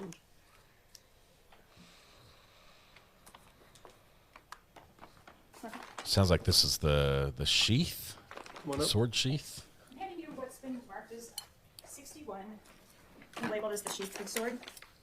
Yes. Yes, ma'am. Understanding that defense has stipulated a foundation for this item, is that the same item that you collected and labeled as evidence tag N? Yes, it is. At this time, Your Honor, I'd move to admit 61. No objection. 61 is admitted. And understanding that the jury can open that item should they wish to do so, I will. Are there any other agency tags on that item? Yes, this item went to the lab, so you have the blue evidence tape on the bottom. Okay, then I will go ahead and have you open that, please. And move to publish it. You may.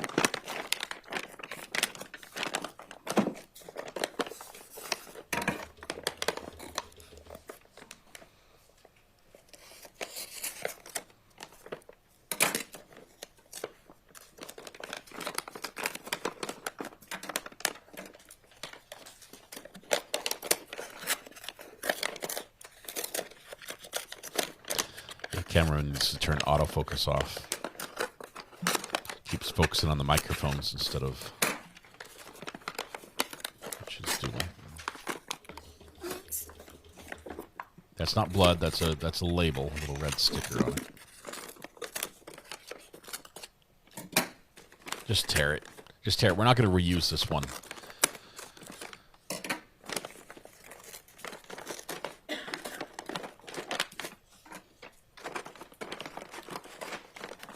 Scissors are she uses them upside down. She cuts with upside down scissors. I didn't think that was physically possible. Have you noticed that? Does anyone, like anyone else in the world, do that? Okay, leather, a little crisscross lacing, metal tip. If the court would require, if all members of the jury can see it from the witness stand. Can you see what she's holding from where you're at? Okay. Thank you. Go ahead. Officer Tanner, will you go ahead and repackage that according to your agency's protocols? Looks like it's been like sat on or laid on or something. It's bent in the middle.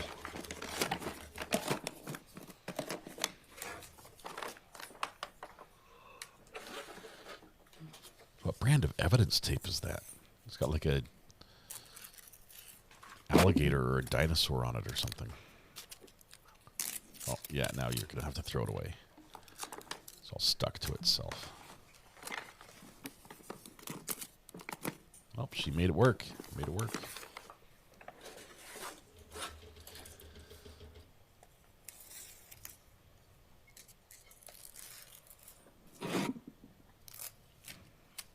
Never seen people use scissors upside down.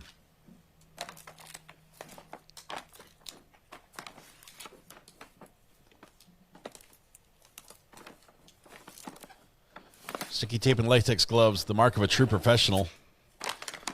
Most humans can't do this.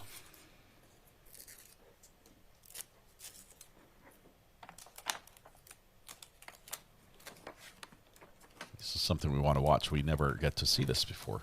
We always see the opening, but never the closing of evidence.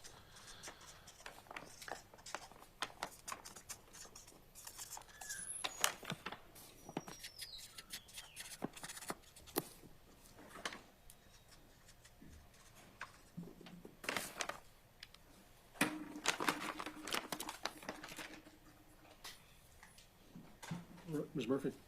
Thank you. Okay, let's go to image 2721. So the jury's heard testimony about you collecting a cell phone from next to the sword. Did you also collect a cell phone from on top of a bedside table or a refrigerator? Yes, there was, I believe, marker P. Okay. Let's look at image 2721 quickly, and then we'll look at one more image of that.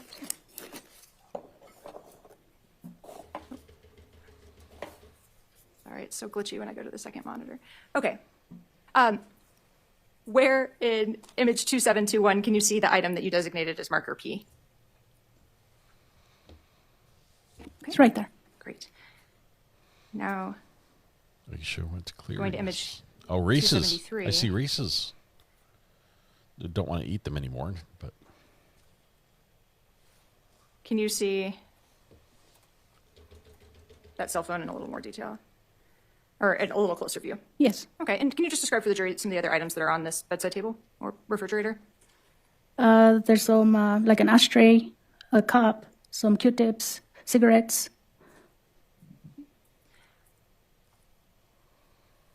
And I will move item P. We'll come back and talk about item P, and I'll do a batch of some physical items. But let's go to image 275. What can you see in image 275? So that's more of a close-up photograph of, I called it a custom piece, like a harness, armor with the letter R and the EKG also, the letter, oh, it's for the belt, the letter O. Okay. And I apologize, I didn't give you a good transition shot. Can you just orient the jury into where we are in the room when you placed markers R and O as in Oscar? which pile It's are to the we left looking side of the entrance to the garage. Okay. Let's go to image 278. And did you collect R and O, the belt and the armor? Yes, I did. at? Custom harness. Going now to 278. What markers have you placed in image 278? So you have a marker T, U, and V, which are the blankets, 3 blankets, the pink blanket, the black and red, and the green blanket. Okay. And you collected all 3 of those blankets? Yes, I did. Okay. And did you examine those in your evidence processing room? Yes, I took close-up photographs, and I also placed scales next to the stains. Okay. And can you describe to the jury the color of those stains? Red stains. Red stains. Does it appear that it could be blood? Yes, ma'am. Okay. And those are located in the area around where Grace's body was located? Yes, correct. I have a question, Officer Sinna. When you examined these items as well as when you examined items T, U, and V in your evidence processing room, would you spread them open? Yes, we do. Okay. And you said you would then photograph and measure the stains, or? Yes. Okay. At any point in any of this bedding, did you find feces or poop? Not to my knowledge, no. Thank you. Going to, now that we've hit T, U, and V, let's go to image 2861. Sorry. Your son just smeared feces all over my Do bathroom. you sometimes place markers next to things that end up not necessarily having evidentiary value? Sometimes, and then if I change my mind, then I'll note, not collected or photographed only. Sure. Yes. So evidence tags X, Y, and Z as evidence into image 2861. What were those? So I believe the X is for that black shoe. Okay. That's right there on the ground. Oh, my goodness. Z is going to be, I believe there was some hair and then some dirty underwear or bloody underwear. And Y? It looks like hair. And we can see a pair of feet in the bottom right corner of that. Whose feet are those?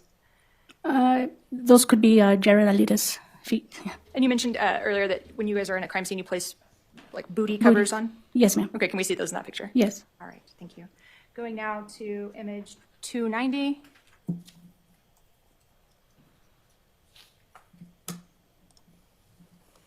Yeah, we're all gonna shower on break, lunch break. No food, just everyone wash your eyes. What can you see in image 290? So that's more of a close-up photograph. You can see the stained underwear, and then there's a cell phone that was underneath the victim's body. Okay. And can you describe what that cell phone looks like in this image? It was like a rainbow-colored case. So is that right, kind of above your Z marker? Yes. Okay. And what's on top of that cell phone? There's some hair. Okay. And anything else of note in this image? A lot of blood. I mean, there's a lot of red stains on the floor. Okay, thank you. Going to image 293. So you can see markers AA and AB. What was or is AA? So AA was that cell phone. AB was the other shoe. Okay. So when we saw Z is in Zulu, was that for the hair that was next to the phone? Yes, ma'am. Okay. And AA is for the phone itself? For the cell phone, yes. Okay. So since you've run through the entire alphabet, you then started on double letters for your markers? Yes. And did you collect AA, that rainbow cell phone? Yes, I did. Okay. And would that be agency number 38? Yes. Okay. And did you bring that to court with you today? I did. Go to that in a moment. Finish out the photos. 294. So that's more of a mid-range photographs, still showing AA, the cell phone, and AB. You can see the shoe underneath the bed. By this time, I had already collected the hair that was near the cell phone. 295. A close-up photograph of that cell phone, AA. 298. So I gave that blue bin that she was leaning on the letter AC. That's a marker AC. And then you can see the skateboard, AD. And there's a gray and black duffel bag on the other side with the letters AE. It's like a. Did you Where's go through Waldo? AC? Yes, I did afterwards in the processing room. We were told that all these items belong to Miss Jennings, so that's why all the bags were collected.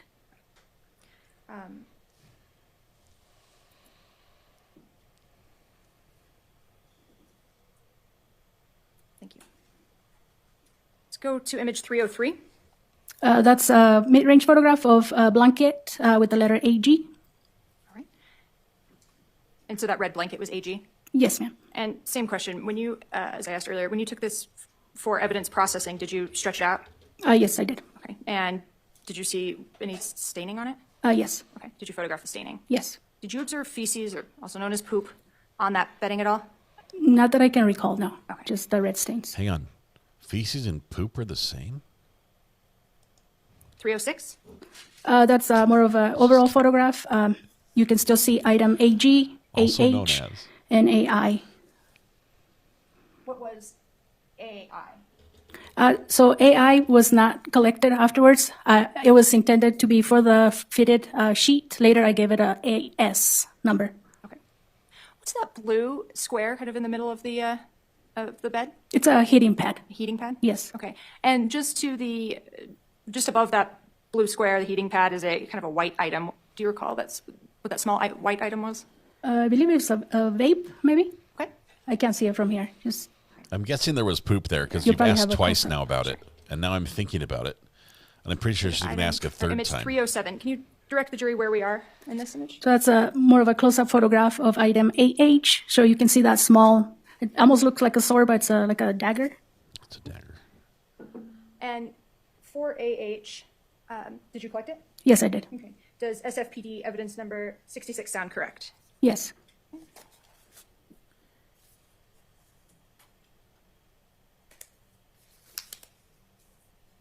Your Honor, may I approach the evidence? Yes.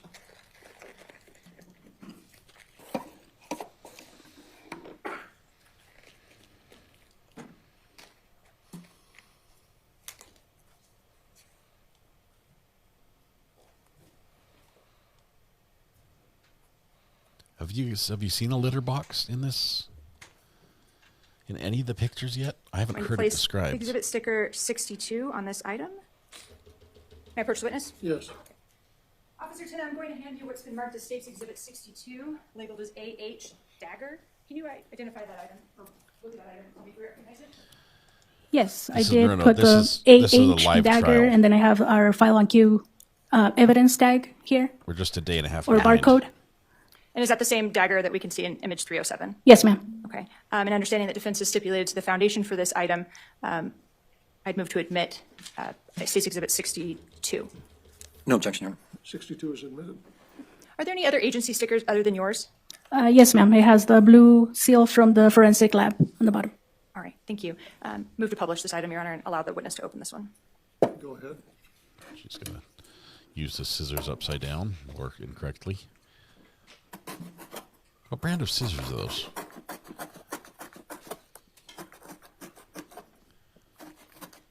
Look. She's using it like a serrated knife.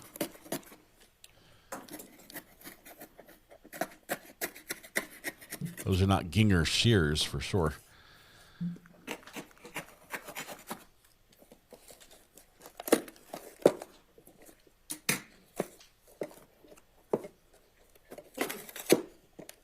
Oh, she's just tearing it out. Ooh. No zip ties. If the court can inquire whether all members of the jury can see this item? Can you see what she's holding from where you're at? Something written on it? Actually, the folks down on this end, let's go through the same procedure. If you'd just slowly walk down the ramp to the end of the jury box and then back.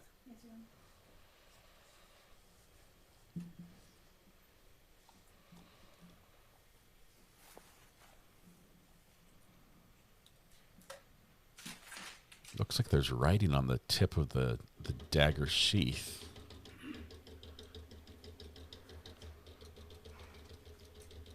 Thank you for the 500 likes on the live stream. We just hit 500. You can see that from right here. And that item appears to have kind of some pink staining on the metal pieces. Does it appear to have kind of corroded? It's the chemicals the DNA unit probably utilized to do their testing. Okay. And it also has some writing here from the lab. Okay, lab. If you will receive that, what is that writing on there? It has 12, it looks like 1Z or 12-2. It's hard to tell. And it has 22. It's the case number, the DPS case number. So it looks like 3858 DPS. And then some initials that I can't really read. Caution Sorry. sharp. Understood. It's okay. It's in a marker. If you could go ahead and repackage that item according to your agency's protocols.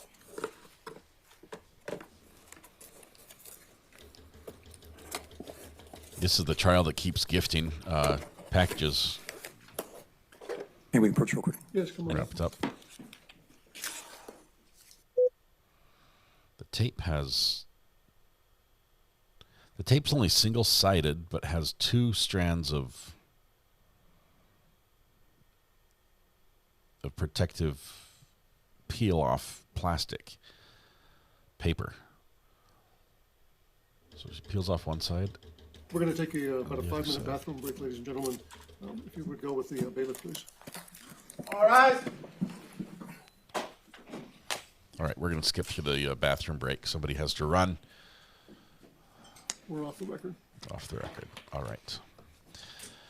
Hold, please, while we zip ahead for 5 minutes. We're almost done with day 2, so give it just a second.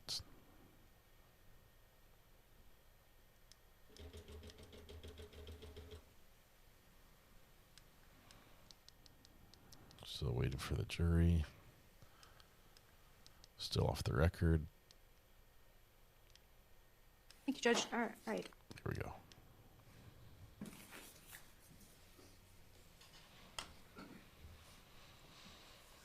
You may be seated in the courtroom. 5 minutes are over. Yeah. Okay, let's go back on the record and we continue. Ms. Murphy.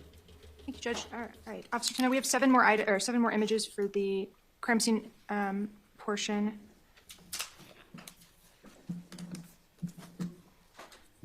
We're going to go to image 330.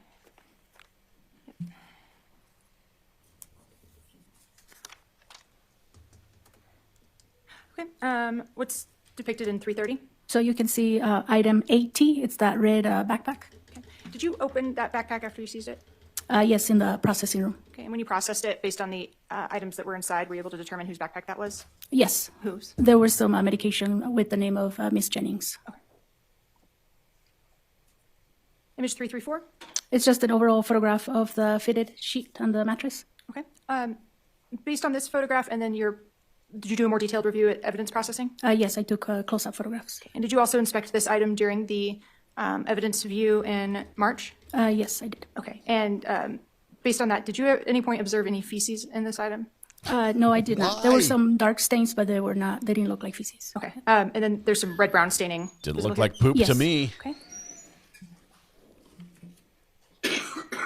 Image 340, what can you see here? It's a mid-range photograph. You can see that picture frame against the mattress. Okay. And what can you see on that picture? There's some red stains on it. And we will find the poop. We will. It's going to happen. Image 346? That's marker AV. It was for those 2 rings that were underneath the pillows. After they were removed, they were located. Okay. Were they on top or below the fitted sheet? Good question. Do you recall? I think we would have collected them if they were on top of the sheet. So you believe they were below the sheet? Yes. Okay. I couldn't think why we would move them. So, sure. Yeah. Image 349. So I'm just placing a ruler or a scale and some stains on the wall behind the bed. And those stains, let's see if I can get my computer to let me zoom a little. What did they appear to be to you?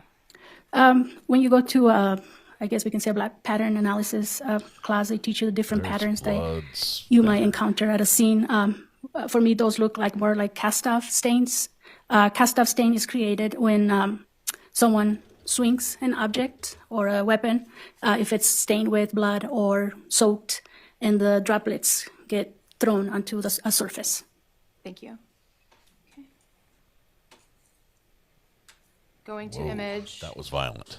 351. Can you orient the jury where we are in the room and what you documented in 351? So that's going to be on the right side of the bed, on that same wall. Again, we can see more stains on the wall. They look like cast-off stains as well. Thank you. All right, and now we've gone back into the other images. Exit that. So Your we're Honor, we done? can turn off that screen for a second. So you've brought a number of evidentiary items that still remain, and I'd like to move through those somewhat quickly. So I may do these in batches. Did you bring evidentiary item 1 with you today? Which was a cell phone? Yes, I did. Okay, and you didn't personally collect that cell phone, did you? I did not, no. Okay. Do you know who personally collected and tagged it? I do not know. Okay. We're looking at the evidence tag. Refresh your recollection. Yes, ma'am. Approach. Yes. I'm going to show you something, and I'll allow you to review it, and then I will take that back and re-ask my question.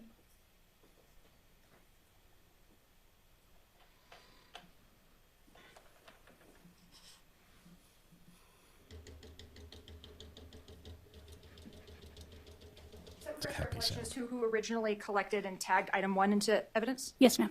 What is item 1?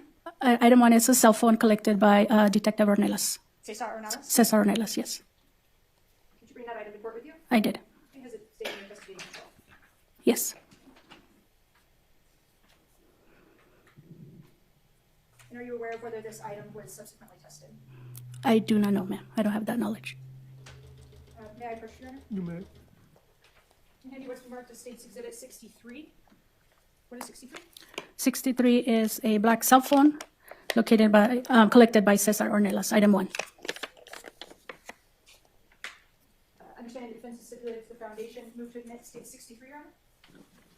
No objection, Your Honor. 63 is admitted. Defense stipulated into foundation has really moved things along in this trial. Otherwise, we'd have to bring everybody in that was involved in the chain of custody for the evidence.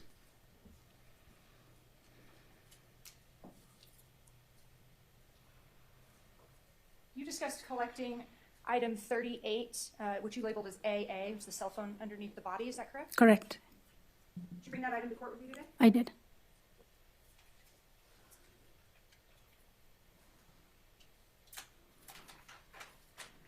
May I approach? Yes. Point of approach with the marked as State's Exhibit 64. Can you tell me if you recognize 64? Yes, it says item 38, collected by me, Maria Tena. Yes. Are there any other initials on that seal? The initials of JJV 12522. Understanding the defense is stipulated to foundation, Your Honor. I move to admit 64. No objection. 64 is admitted.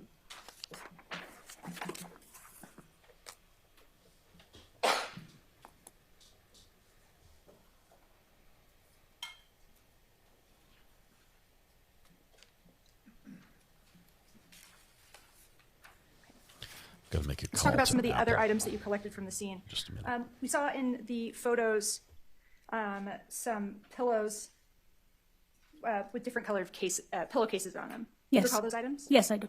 Okay. And did you collect those pillows? I did. Okay. And did you take any swabs from those photos? I did while processing them in our processing room. Did you bring those pillows to court with you? I did. Sorry, my last exhibit was 64. Is that correct? Yes.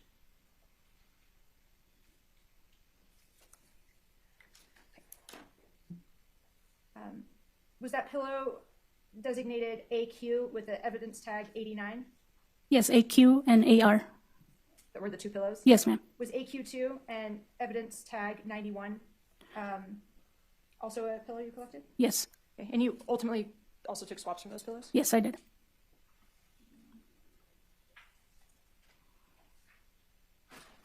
I'm sorry, you're not first. Yes.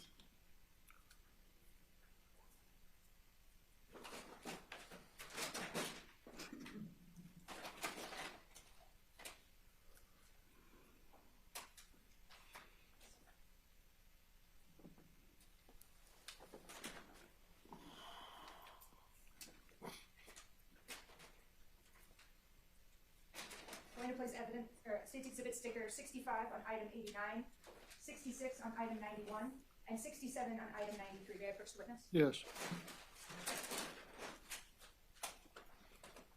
To show you states 65 and 66, can you identify these items? Yes, I can. Okay, and what is 65? So 65 it has AQ, pillow with red stains. It's a black and red pillowcase. Okay, and you brought this to court with you? I did. What about 66? So 66 is going to be AQ2, pillow from left side of bed. It's the one with the blue pillowcase. Understanding that the defense has stipulated to the foundation for these items, Your Honor, I move to admit 65 and 66. No objection, Your Honor. 55 and 56 are admitted without objection. Go ahead, counsel. 65 and 66. 65 and 66.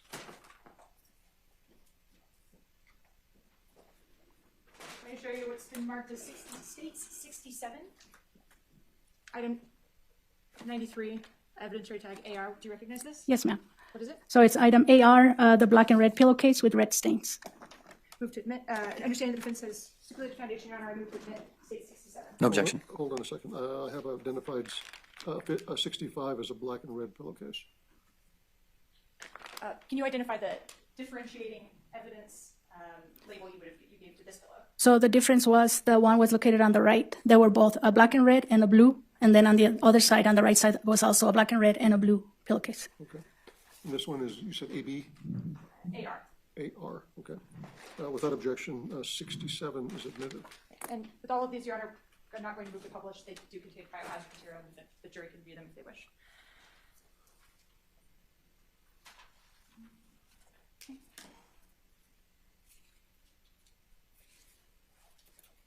Yeah, proceed. Yes.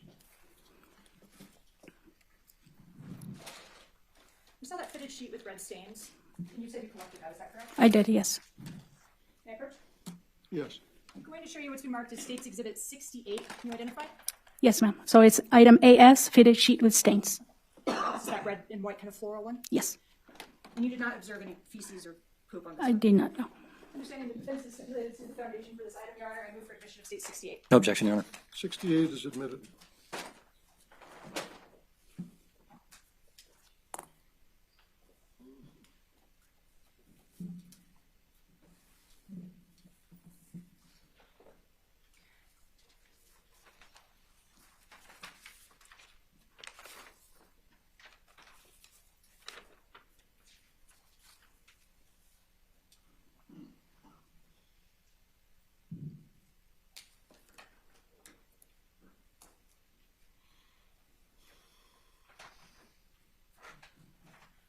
We saw you, you photographed a second cell, or a cell phone that was on the refrigerator table that you had identified as P as in Paul. Do you recall that? Yes, ma'am. Okay. And that would be item number 21 for your agency? Yes, like I said, I don't know the numbers, but I do know the letters that I gave each item. Okay. So P would be the one on top of the refrigerator inside the garage? Yes, ma'am. Can you identify 65? Yes, it says item P, cell phone on top of fridge inside the garage. Okay. And does this one have additional evidence tape or seals than when you typed it in? Yes, on the bottom, and it has the initials JJV 11-1 of 22. Understanding the defense is stipulated to the foundation for this item, Your Honor, move to admit State's Exhibit 65. No objection, Your Honor. Wait. No. 66. 69. 69. Lawyers are bad at math, Judge. So, Your Honor, I would relabel that State's Exhibit number to reflect 69. No objection, Your Honor. 69 is admitted.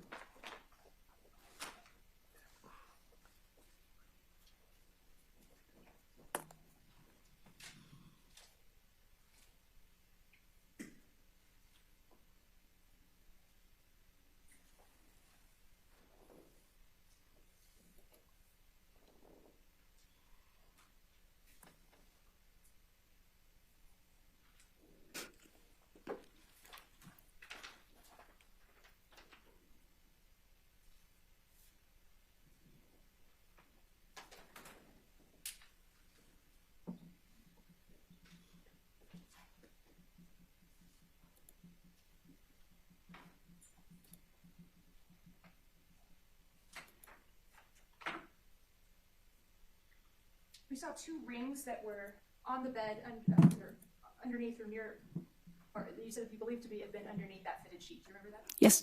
Okay, and those would have been reference AV. Yes, ma'am. You collected those items and brought them here today? I did.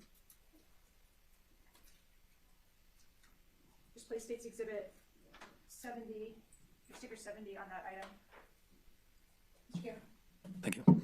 Amber, Yes. can you identify State 70? So it says item AV, 2 rings.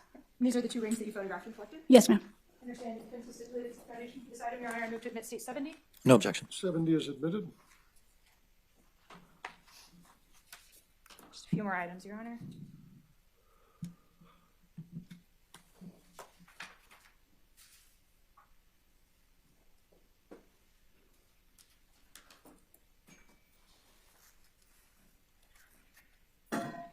Officer Tennant, you brought with you today a number of cell phones. Did you bring any electronic data related to those cell phones with you? I did. And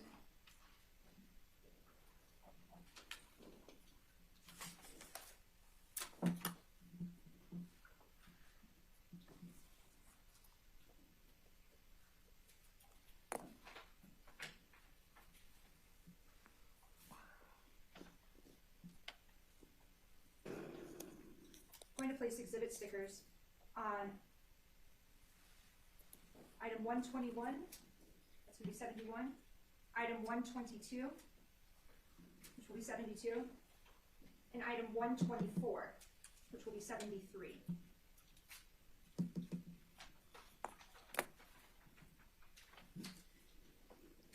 And understanding that you didn't personally collect these items. I did not, no. Okay, but you did retrieve them from evidence. I did. And you maintained custody and control? I did, yeah. Can you please identify quickly what 71, 72, and 73 are?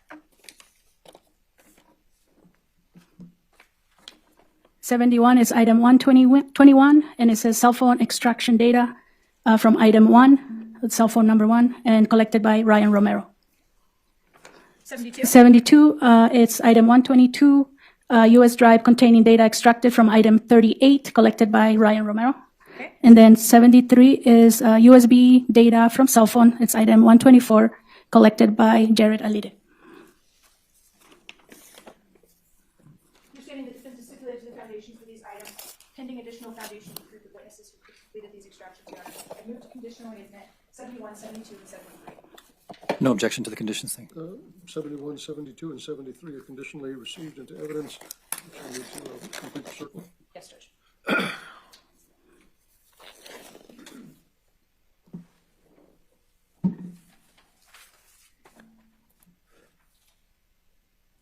After you, aside from the evidence that you collected on the date of incident, did you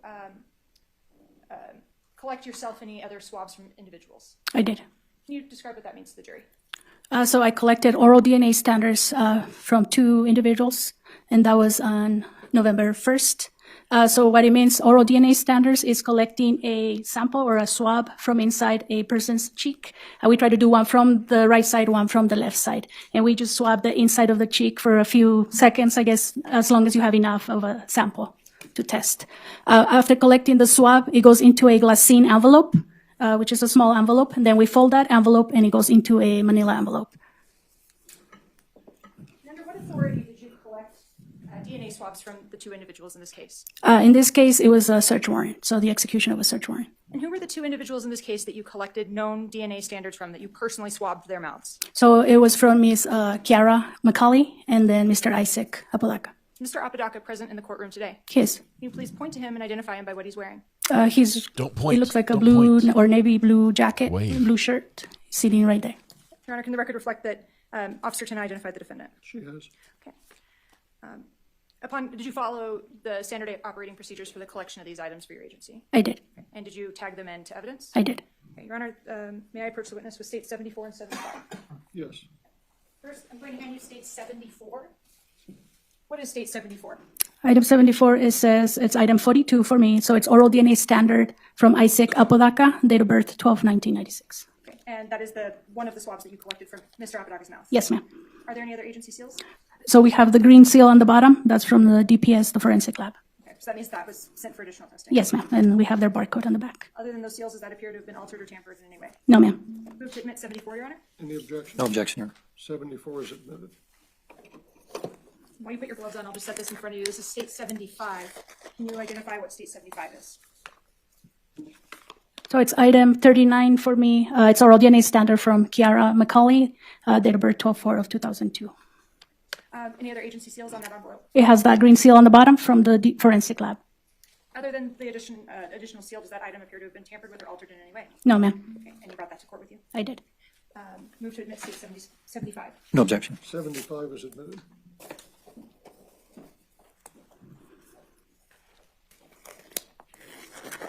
Did you receive any evidence from the Office of the Medical Investigator after the autopsy of Grace McCauley? I did. It was on December 6th of 2022. Usually we get the evidence in a box. All items are already sealed. If they come in a smaller envelope, we have to repackage them in a bigger envelope.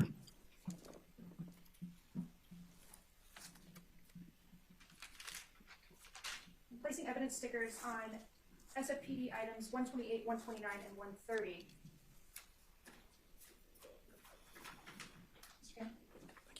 And approach. Yes. I'm going to hand you what's been marked as state 76, 77, and 78, which would be 128, 129, and 130 respectively. Can you identify these items, please?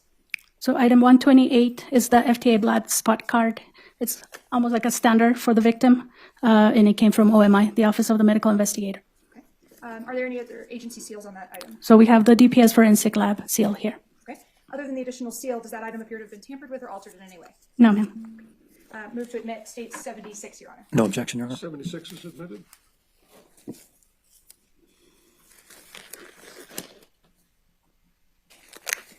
I'll have you identify 77.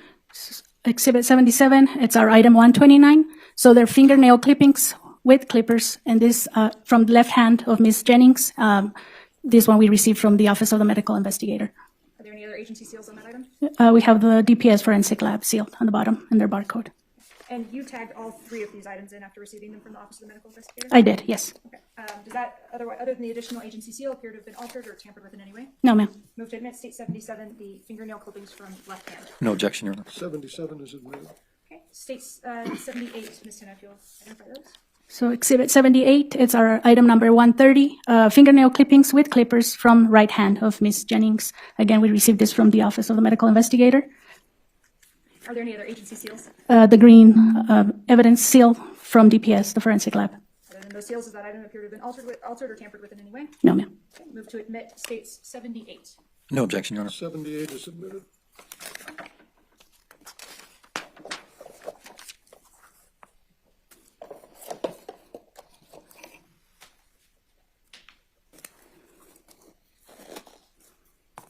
Did you bring two items of documentary evidence with you today? Yes, I did. Okay, and these do not have any biological materials within them, to your knowledge, do they? No. Okay, I'm going to place evidence markers, or exhibit stickers, excuse me, on item 47, that's 79, and item 48 from your agency, which will be States Exhibit 80. I'm just going to go ahead and have you identify these for today's purposes. What is State 79? So exhibit 79 is item 47 for us. They're drawings completed by Mr. Isaac Apodaca, collected by Javier Vigil. And whose initials are on the seals in that case? So Mr. Sergeant Javier Vigil, 11/2 of 22, and then my initials on the bottom. And that's from 3/4/26. That was during the evidence review. Okay, so you previously opened those during the evidence review of the party? Yes, I did. Right. Does that otherwise appear to have been altered or tampered with? No, ma'am. Your Honor, at this time, I'd move to conditionally admit 79. So, understand that the foundation is to this witness has been stipulated to. Additional foundation will be laid through Sergeant Vigil. No objection. 79 is provisionally admitted. And States Exhibit 80. What is it? So exhibit 80 is our item number 48, and it says advice or waiver of constitutional rights from Isaac Apodaca, collected by Javier Vigil. And have the seals on that been changed or added to in any way? No, they have not. Okay, and you brought that to court with you today? I did. Understanding the foundation for this has been stipulated to for this witness, I've moved to conditionally admit States 80, the advice or waiver of constitutional rights tagged by Sergeant Vigil. No objection, Your Honor. 80 is provisionally admitted.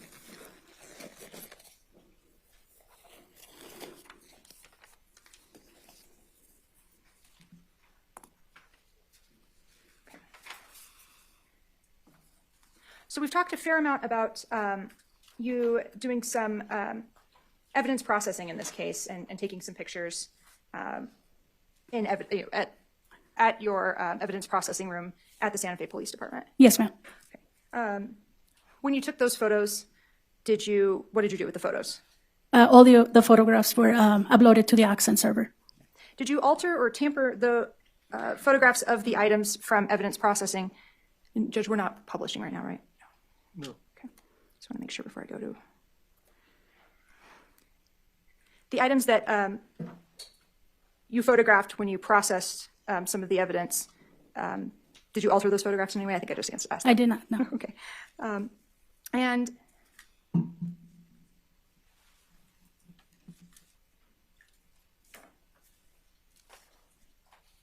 may I approach the witness? Yes.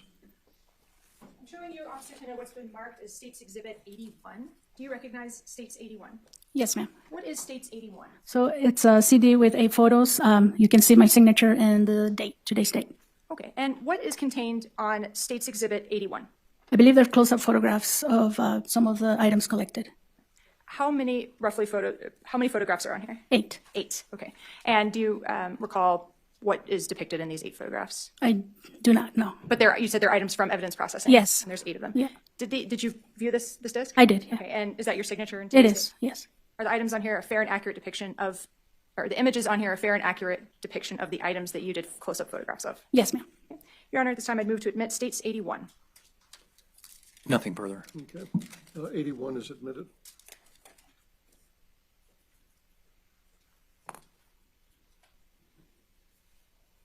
May I confer with co-counsel for a second? Yes.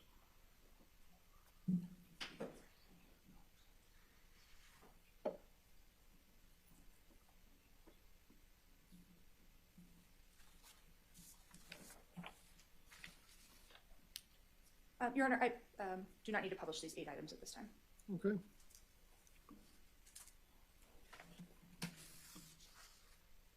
I may just have a brief moment to review my notes.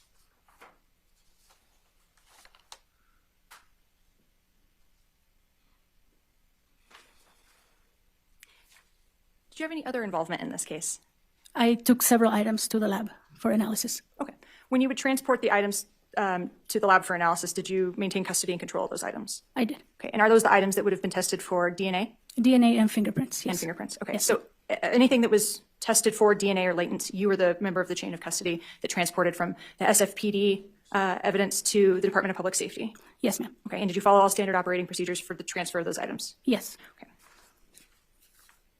Did you have any other involvement in this case? No, ma'am. Other than the evidence review, sorry. Oh, sure. Yeah. So we did an evidence review of the parties, and you helped lead that. Right, March 4th of this year. Okay. And neither myself nor defense wandered off with any evidence? No. Okay. May I just confirm with co-counsel, Your Honor?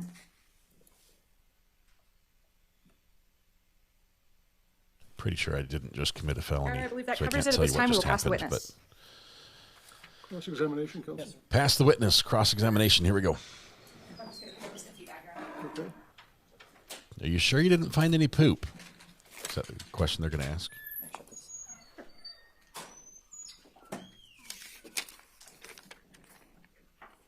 Good afternoon. Is it detective now? No, I'm an officer, sir. Okay. And how long have you been with the department? 16 years. 16. Oh, I do remember you saying that. So I'm going to try to get through this as quickly as possible. Poor Miss Murphy, she had to do the hard part, so I should be able to do it a lot quicker, okay? Yes. I just wanted to go through some specific items to start off with. Well, let me ask you, does your department use a Faro scanner at all? We do, yes. And is there a reason why you didn't use it? Well, could you tell the members of the jury what a Faro scanner is? A Faro scanner takes 3D scans, takes thousands of photographs, so you can walk through the scene. So I can explain it better. If you ever go to look at new houses and then you can go through the house, you can do the same thing with the Faro scan. So it was used at the scene. Oh, it was used? Yes, it was. And did you render a final product? Yes, I did. And has that been turned over? It's in evidence. Okay. And can you go through your training with regard to collecting swabs? I've been training for 16 years, since I guess I started my law enforcement career. And you went through a specific class, and then everything from that point on is OJT? From the time I started working with the crime scene unit, I was taught how to collect the swab, and then we went to the crime scene investigation class, and they talk about how to collect swabs. So it's pretty simple. But yeah. Okay. And just with regard to the standards that you took from Ms. McCulley and Mr. Apodaca? Yes. I'm guessing you didn't do them at the same time? I did not, no. Okay, and so you didn't need to remove your gloves, do one, and then put on new gloves and do the other one? If you want to remove them, you could, but it's still the same DNA from the same person. Okay. So I couldn't tell you if I did or not, but usually we try to, if it's the same person. If I'm going to do a different person, I probably will I have to change my gloves. Okay. Because they must. But they were swabbed at separate times. We couldn't have both of them there at the same time. Okay, and at different locations? It's at the Santa Fe County Jail, yes. And so there's no way those could have been cross-contaminated because they were at separate times? There were separate times, and I tried to seal the envelopes right away once it's collected. Okay, was it the same day or different day? Same day. Okay. Yes. And with regard to the sword, I think you have it marked as item J? Is that Yes. what you had it marked as? Yes. You didn't take any swabs off of that, right? I did not, no. But you collected the sword? I did, yes. Okay, so I just want to make sure that you followed all protocols with collecting that sword, okay? Yes. So first, you were wearing gloves? Yes, I was. And was that a fresh pair of gloves? Yes. And you hadn't picked up anything you hadn't picked up anything when you after you put those gloves on, you didn't pick up anything before you picked up the sword? I know that was confusing. I try to switch my gloves every time I collect a new Okay. item All right. So you have new gloves on to pick up the sword. and place it into the box or wherever I'm going to place it, or however I'm going to package it, yes. Okay. And I'm assuming you don't just go up and grab it, right? Right. How do you pick it up? You have to make sure, in this case, it was full of blood. Just you have to be careful how you hold an item. So in the movies, sometimes the police officers pick up guns and they do it like this. In the movies, and just for the record, I'm holding two fingers together. You do it kind of like that, very gingerly. Yeah, but you don't want to drop it. So you just try not to drop the item. And In this case, I knew the sword was sharp, so I didn't want to cut myself. Okay. Yes. And you do that because you don't want to contaminate Yeah, any you of the don't- evidence, right? Correct. You don't want to cross-contaminate an item. Okay. And the same thing with the sheath of the sword. Where was that? What item number was that? I don't recall. I believe it was item N, if I'm correct. Okay. I would have to look at the pictures, but it was on the ground on top of all that trash and items on the ground. So was it below where the sword was? So the sword was on a dresser? Yes, the counter on the dresser, And yeah. it looked like the point was facing west. Towards the wall, yes. Yes. Uh-huh. And so below the sword is where you found the sheath? Yes. For the sword? The sheath for the sword? Yes. Okay. Because I know the dagger was close to there as well. The what? The dagger? Yes, it was further down, closer to the fridge. Okay. So when you pick up that sheath for the sword, did you change your gloves before you picked up that sheath? I change my gloves every time I collect an item, yes. Okay. And again, that one you picked up gingerly? You didn't just reach over and grab it? I couldn't tell you how I picked it up. It was collected. So. Okay. But in your training experience, you wouldn't just go over and grab it, right? I don't know what you're referring to. I mean, you wouldn't just grab onto it and possibly mess up any of the evidence that might be on it, right? Correct, yes. Okay. In this case, I didn't see any stains, any blood stains, so I couldn't tell you how I grabbed it, but I collected it. Yes. But you do it in such a manner so as not to disturb evidence. Correct. Let's just say in a gentle manner. Okay. Yeah. That works. So let's talk about the dagger real quick. So it looks like from the photos that the dagger itself was inside of a sheath. Correct. And so did you separate the two and tag them later as two separate items? They were collected together. When I went to the processing room to do the close-up photographs, I took it out to show what it was, to do the close-up photograph, and then I put it back the way it was. Okay, and again, just to be sure, before you picked up the dagger, you put on new gloves. Yes. And it sounds like you didn't take the dagger out of the sheath until you were at a lab somewhere? Is that what you're Correct. In the processing room, yes. And again, when you picked up the dagger, you did it within your protocol so as not to mess up any of the evidence that might be on there? Correct. Okay. Now, with regard to the blood stains that were on the wall there, did you swab those? Yes, I did. That's what I'm understanding. Okay. Now, how many times do you think you swabbed in your entire career? A blood spatter? Hundreds of times. Okay. We get them all the time, yes. All right. How many swabs do you use when you do that? Just one swab. Just one? Yeah. And those swabs, they come in their own little container kind of thing? In a package, yes, in a paper container, I guess we can say. There's some that come with one, some other ones have two in one package. And this one came with one?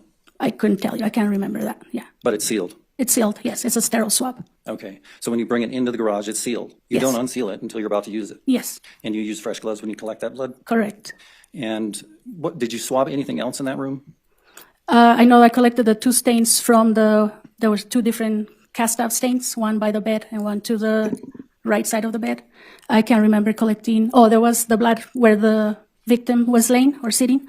There was blood there, so there was swabs collected from that area as well. Okay, and in both of those instances also, just to be sure, you did change your gloves? Yes. And you used a new sterile swab? Correct. In both instances? Yes. Okay.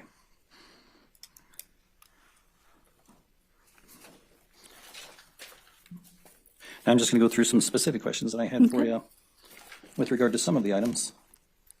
See if we got the dagger.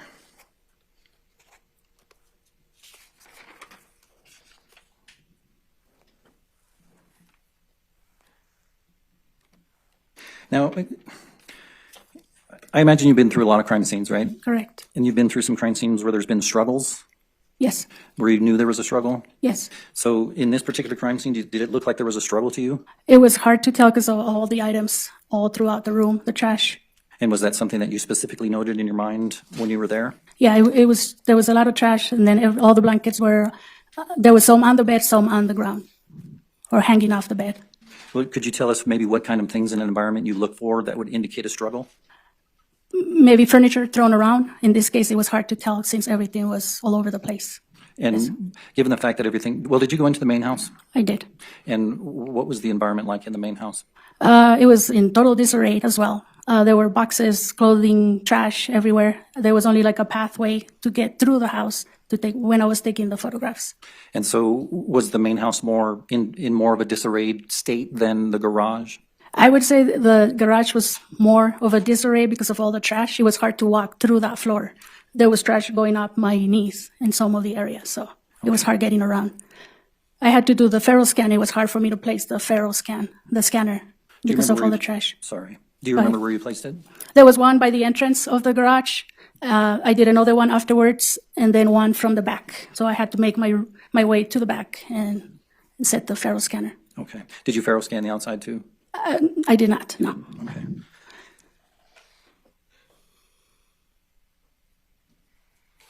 I wanted to show you one of the exhibits that was exhibited, that was admitted earlier today, if I may.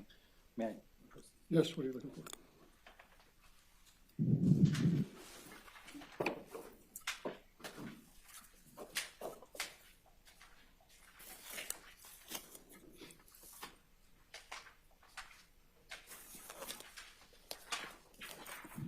So it's actually two exhibits. You're on a State's Exhibit 43 and State's Exhibit 44.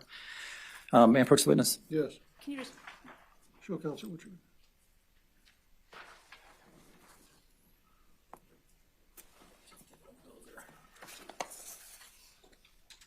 So in your training and experience as a person who takes photographs of evidence, would you say that that's classified as a good photograph of evidence? I did not take these photographs. I understand. Just to make it clear. I believe it was probably taken with the cell phone. It's a photograph. It's not very clear, but it's a photograph. Hey, with regard to your training experience, would you say that that's a good photograph for evidence? I guess you have to work with what you have at the time. Hold on one second. She objected. the quality of evidence is for the jury to decide. Well, I'm asking her I don't opinion. take that as an objection. I take it as a statement. You may answer the question if you can. So they're blurry. The photographs are blurry, but I guess at the time, if the cell phone was the only thing they had, that's what they had to use. And we all have cell phones issued by the department, so. Okay. And if you were taking a photograph like that and you, well, let me ask you this. Do you check your photographs? Do I check my photographs? Yes. Yes, Do you check them every time you take one? sometimes. And if you see a blurry one, what do you do? We don't delete them. We're not Okay. supposed to delete photographs. Do you retake it though? We retake it, yes. Okay, may I approach the witness? May?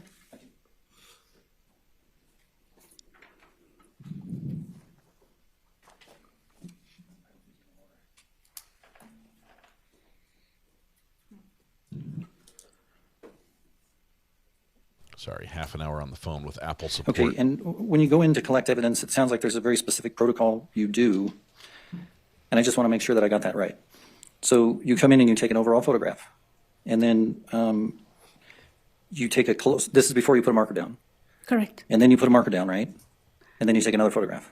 So we do overall photographs of everything. Okay, Like in this case, for the house, let's say for the house, I have to do it for each room of the house. okay. Overall photographs, that's before anything gets moved. After that, then if they do a search, items are identified as evidence, then I would do an overall photograph for that item.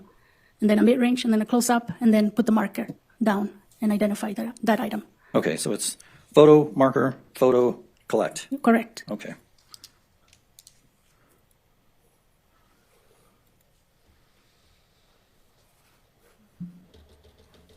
Okay, we talked about the gloves, right? Yes, we did. What other, okay, the booties. You said that in that photograph also, one of the photographs, I can't remember which one it was, but I think it was Detective Romero was standing next to you when you took the photograph, and you can see his feet. I believe it was Detective Alide. Alide? Jared Alide, yes. So on his feet were those booties. Do you guys change those a lot? We have, if we have enough, yes, we would probably change them often. So that scene was right inside the door, right, of the garage? Where he was standing? Yes. Yes. And so say those booties got messed up, because there was a lot of blood right there, right? Yes, where she was sitting down, Yes, where the ma'am. body was located. Yes. If he would have gotten them stained at that point in time, is that when you would change?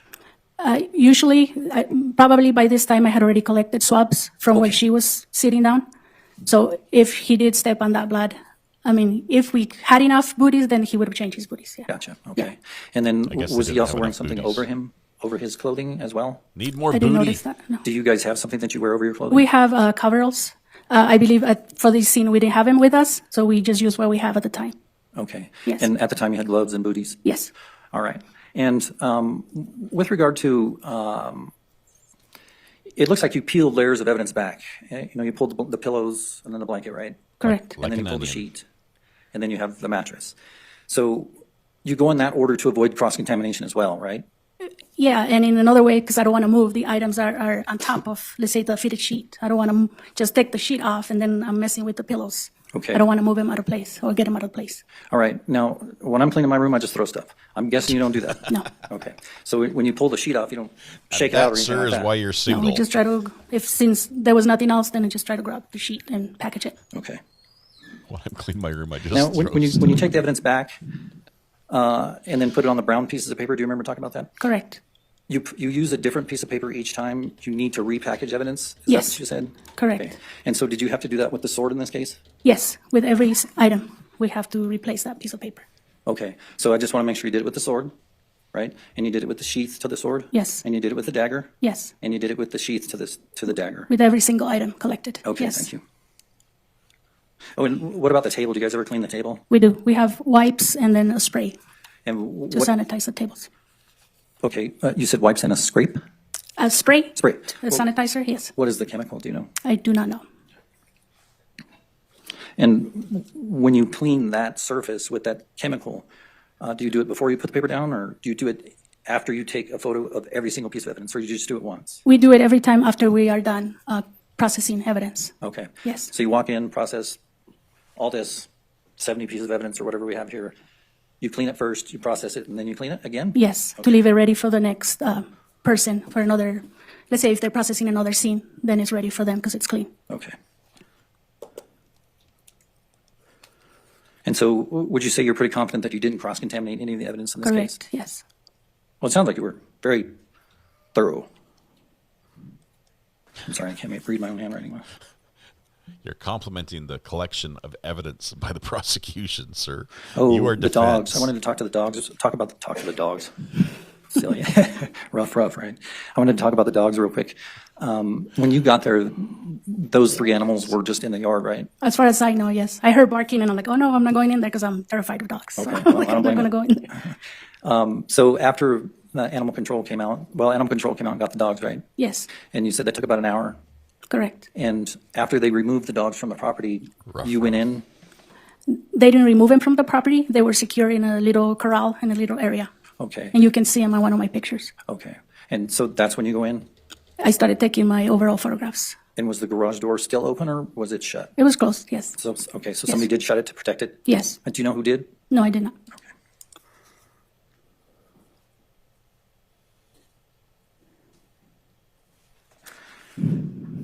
And I kind of missed some stuff when you were originally talking about the laundry room, and you found some stuff in the hamper.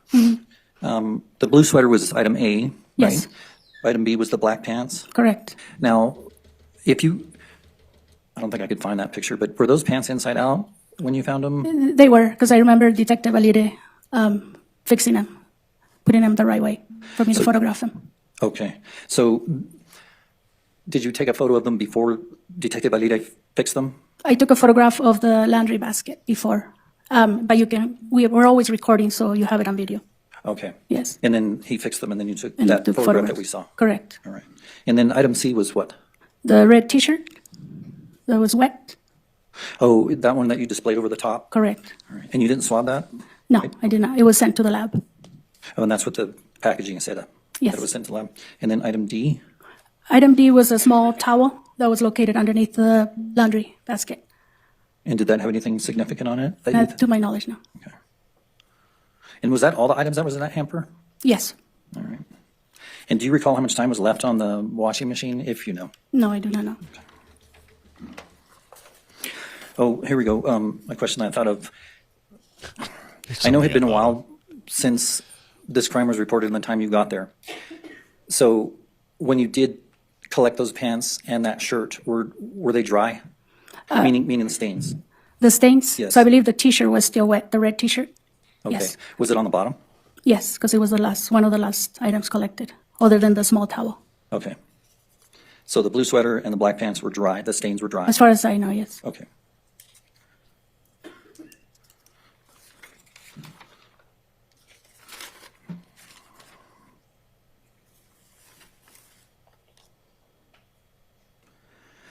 So with regard to I-1, that would be the tissue that you collected? With red stains? Yes, ma'am. Tell us how you collected that one, how your protocol teaches you to collect something like that. Is it the same? It's the same. I just grabbed it with clean gloves and placed it in an envelope. Okay. Yes. And so you're confident that that one's not cross-contaminated? Correct. Okay. Now, this is just a curiosity question. You have to wait for OMI to arrive before the victim, Ms. Jennings, could be moved? Correct. We don't touch the bodies. So Is that because you don't have the authority to? OMI is the only one that has the authority? OMI has the authority, yes. And does OMI take their own photographs? Correct. Okay.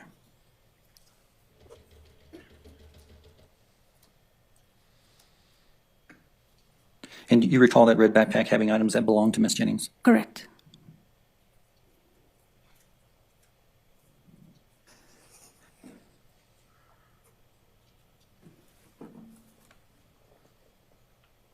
I think you answered that question.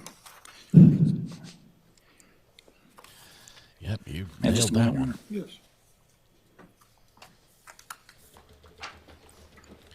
Thank you for the now 609 likes on the live stream. Appreciate you guys clicking that button. That counter keeps running up.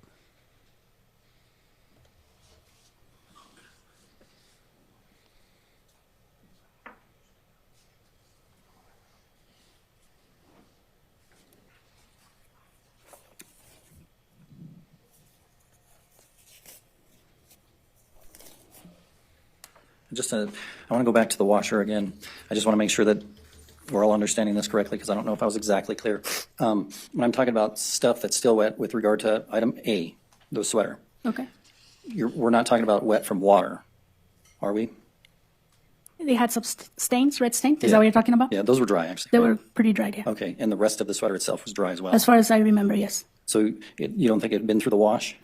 I didn't think so, no. And item B, the pants? Well, there's no way for me to tell if it went through the wash or not, because if it was dry, how can I tell if it had already been washed? Okay, that's fair. That makes sense. And the same with item B? Correct. How about item C? It was wet? It looked like it was wet, yes. Okay. And when you say wet, are you talking about covered with blood wet or water and blood? It looked like water. It was wet, mostly yes. with water? Yes. Okay. And that was on the bottom of the hamper? Correct. And so do you remember what was on top of that? Was it A or B or D? Well, the first item that we took out of the So in that order. laundry basket was the sweater. Okay. And the last item was D? The small towel, yes. Okay. Do you recall if anybody else took swabs in the garage or anywhere in the garage? I was the only one processing, so it was just me.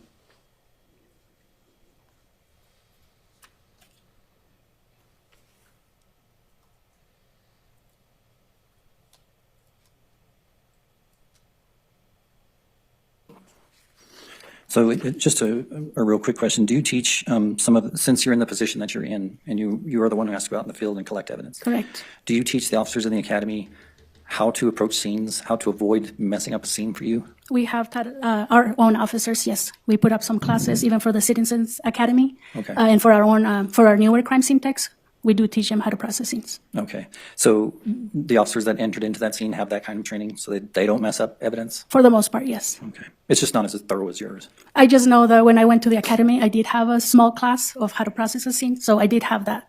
knowledge before I started working as an officer. Okay, so what I'm asking is, do you teach them how not to mess up a scene? I guess is what I'm asking. I guess we try to tell them, hey, this is how you do it. Okay. And sometimes they'll listen. Yeah, it depends. Yeah.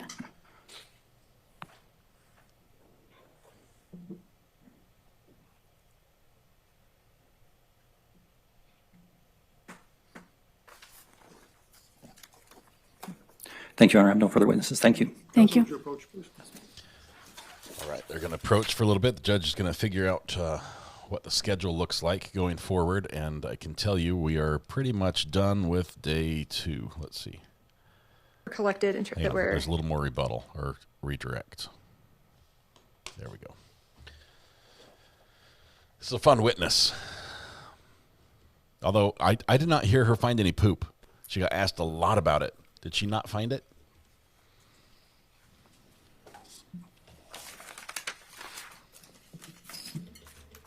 Officer Tennant, of items that were collected that were like packed items, so the that blue laundry basket, the bag on top of that basket that we saw, the duffel that you identified, the small red pack on the bed, based on your review of the items within those, were you able to determine who those 4 containers belong to? Well, from the beginning, before they were even collected, I was told by our sergeant at the time, Lisa Champlin, she's the one we're collecting all the bags because they belong to Miss Jennings. Okay. So we had knowledge prior to that. But after, when we were processing the bags, there was some prescription medication with her name on those prescriptions. Okay. In all of those bags or a single bag? There was in one bag, one of the bags. In which bag? The red one on top of the bed. If I'm correct, I think it was 80. Is that where the prescriptions were? I believe that's correct. In the red bag, the small red bag on the bed. Correct. There was some amoxicillin and some other stuff. Ibuprofen 500 with her name on it. Okay. Thank you. The 2 rings that we saw the pictures of, do you know who those belong to? I do not, no. Do you recall how big or how small they were? They look pretty big, like for a man, okay. Yeah. Thank you. Are you able to say, do you personally know who any of the phones that you collected on scene belong to? I did not know. Okay. And the blood that was swabbed on scene, or from the different swabbing areas, you didn't test that blood, did you, personally? No, I did not. Okay. No. So we would ask someone else about what the results of that blood test would be. Correct. That's why they went to the lab, yes. Great. Okay. You said you arrived on scene at approximately 7 p.m., 1900 hours? Correct. And then after the dogs were secured, you then began your search probably around 10 p.m.? Correct. We waited for the dogs to be secured, and then I started doing my overall photographs. Okay. And I said 1900 hours is 7? 7 okay. p.m., yes. And so were you still on scene at 2200 hours? I was, yes. Okay. So you would not have been at the station able to process any photos of Isaac or Kiara yourself? No, we were at the scene for a long time. Okay. Yeah. And you're the individual collecting, tagging, processing, but is everyone that's on call for the evidence unit there with you? At the time, I believe I was the only one. I could have had one more person, but I think she was off. It was the weekend, I believe. So you were the evidence unit. I was the only one there. Okay. Yeah, I had no help. Okay, thank you. And you were asked on cross about the clothing in the hamper. I just want to make sure I have kind of the layer of the items. So if I'm understanding, the red shirt was on the bottom? Correct, because we were pulling them out as they were. Like the top item was the sweater, and then the pants, and then the shirt, and then the small towel. Did it go towel then shirt, or shirt then towel? The towel was the last item. Okay, thank you. And you said it appeared wet with water or a similar substance to that? The shirt, yes. You can see it on the photographs. Yeah. Yeah. Okay. Can't tell what the water is, what the liquid is. It didn't appear to have any blood on it. Well, it was red, so it was hard to tell. Sure. Yes. I want to ask you about 2 items that we didn't enter, but I just want to make sure that we clarify that you swabbed.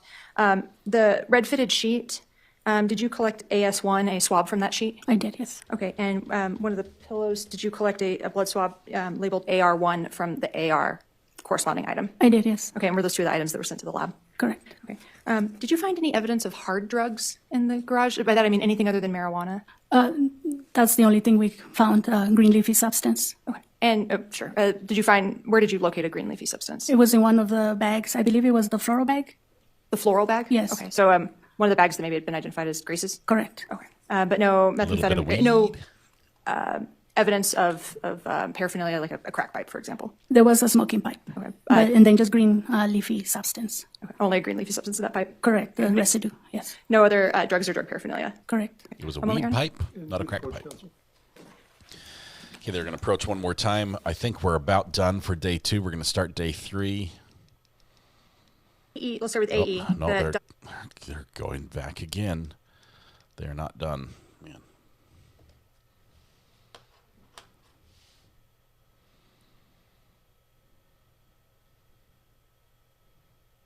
We're right at the end of the day. Like the little icon, the slider on the play bar, it's at the end. Okay, it's almost over. We're going to start day 3 here in just a moment. We've got it queued up. What's with Norway's soccer player bringing back a whiskey raccoon, a stuffed whiskey bag raccoon? with a box in it? Yes. Okay. Other than that bag, and other than the bags or boxes that you identified or were identified to you as belonging to Grace Jennings, did you discover any other packed bags within the garage? There was several bags that were collected. Do you know which color or which one were you talking about? There was several bags that were collected. There was the gray and black that was located by the blue bin. That was AE. And then there's the floral bag, the pink bag, and then the red bag on top of the bed. A plastic bag with a bunch of clothing belonging to her. So is AE, let's start with AE, the duffel, did that have women's underwear inside it?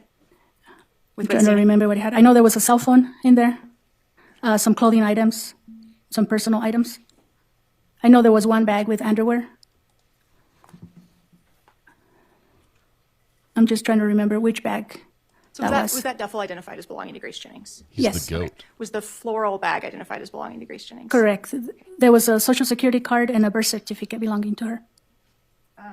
The blue bin that Grace's body was laying up against, was that identified as belonging to Grace Jennings? Correct. And the items within it, I mean.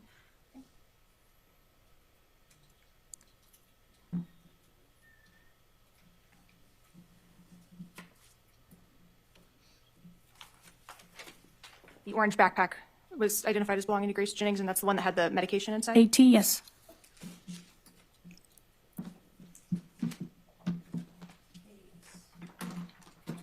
A camo bag with miscellaneous clothing and items. That was also identified as belonging correct. to Grace Jennings? If you give me the item numbers, then I can tell you. Sure. I know I had AE, AF. So AE was the black and gray duffel. Correct. AF was the The pink bag on the floor. and that had a The Nintendo Switch. Nintendo Switch and I think there was a laptop. Yes. laptop. She's all from memory. This lady's amazing. And the next one. The camo bag you already stated, which would be AM as in Mike. Correct. That was identified as belonging to Grace. Correct. The floral backpack identified as AN as in Nancy. Correct. Identified as belonging to Grace. Yes, her birth certificate was in there and a social security card. And then AT. That's the red bag on top of the bed with her medication. Is that the one that had the the green leafy substance in it? Correct. And the ibuprofen. And does that capture the bags that were located? Obviously, there were bags with trash, and trash items, but in terms of personal belongings of people, or does that capture the bags that were located? Correct. I believe there was one more black one. It looks like a little small black bag, like a computer bag. Okay. I don't remember. I can't recall the item number. Was that identified as belonging to a particular individual? Correct. Yes. And who was the individual identified as belonging to? There was a Carlos Rubalcaba, I think that's the name, if I remember right. That was the name on the iPad that was located inside one of the bags. Would that have been though within AF, the pink bag? No, it was a different bag. It could be that black bag that I'm telling you about. Okay. So there was another bag that contained a computer. A computer, yeah. It was, I believe it was a Chromebook, if I'm right. But no bags containing, no packed bags containing like men's clothing. Why is she No, only not an at all. officer? They were all women's clothing. One moment, Your Honor. Yes. Very briefly. Nothing further at this time, Your Honor. We will reserve the witness subject to recall. May I approach the court monitor Yes, with go ahead and these? give it those. Defense will reserve as well. Okay. Yes, Your Honor, we will reserve as well. Okay, so you can step down for now. You've been held in reserve, so you may be recalled. The attorneys will stay in touch with you and let you know if you need to come back to testify. They held In the everybody interim, in don't discuss reserve. your testimony with anyone else, and don't seek out any additional information about the case. Yes, Your Honor. Okay. Hold on. Yeah, if you find an employee like this, you hang on to them. You pay them whatever they need to stay because they're worth it. Ladies and gentlemen, we're going to go ahead and recess for the day. So again, the same evening instructions. Don't have any conversations with anyone about the case. Don't seek out any information about the case. I have a hearing tomorrow morning that I need to do before we get started. So I'm going to ask you to come in a little bit later. If you'd come in at 8:45. Again, if you'd meet the bailiff on the second floor in this northeast corner next to the big windows. Once you're all assembled there, he'll bring you up to the jury room, and then we'll bring you into the courtroom as soon as we're ready to get started. If you'd leave your notes with the bailiff, we'll lock them up for the evening. All rise. See you tomorrow morning. We're done. We're done.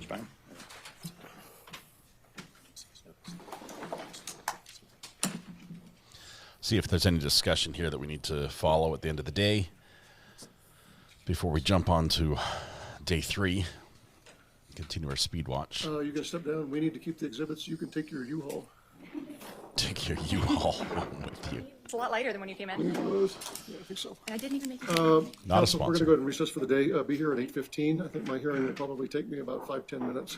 And then we'll go through and have the conversation and listen to the audio. I had them come back later so that we'll have time to do that in the morning. Okay, so we're going to talk about the jail calls The court is aware the total audio tomorrow. is about 11 and a half minutes. Okay. 11 minutes. Nice.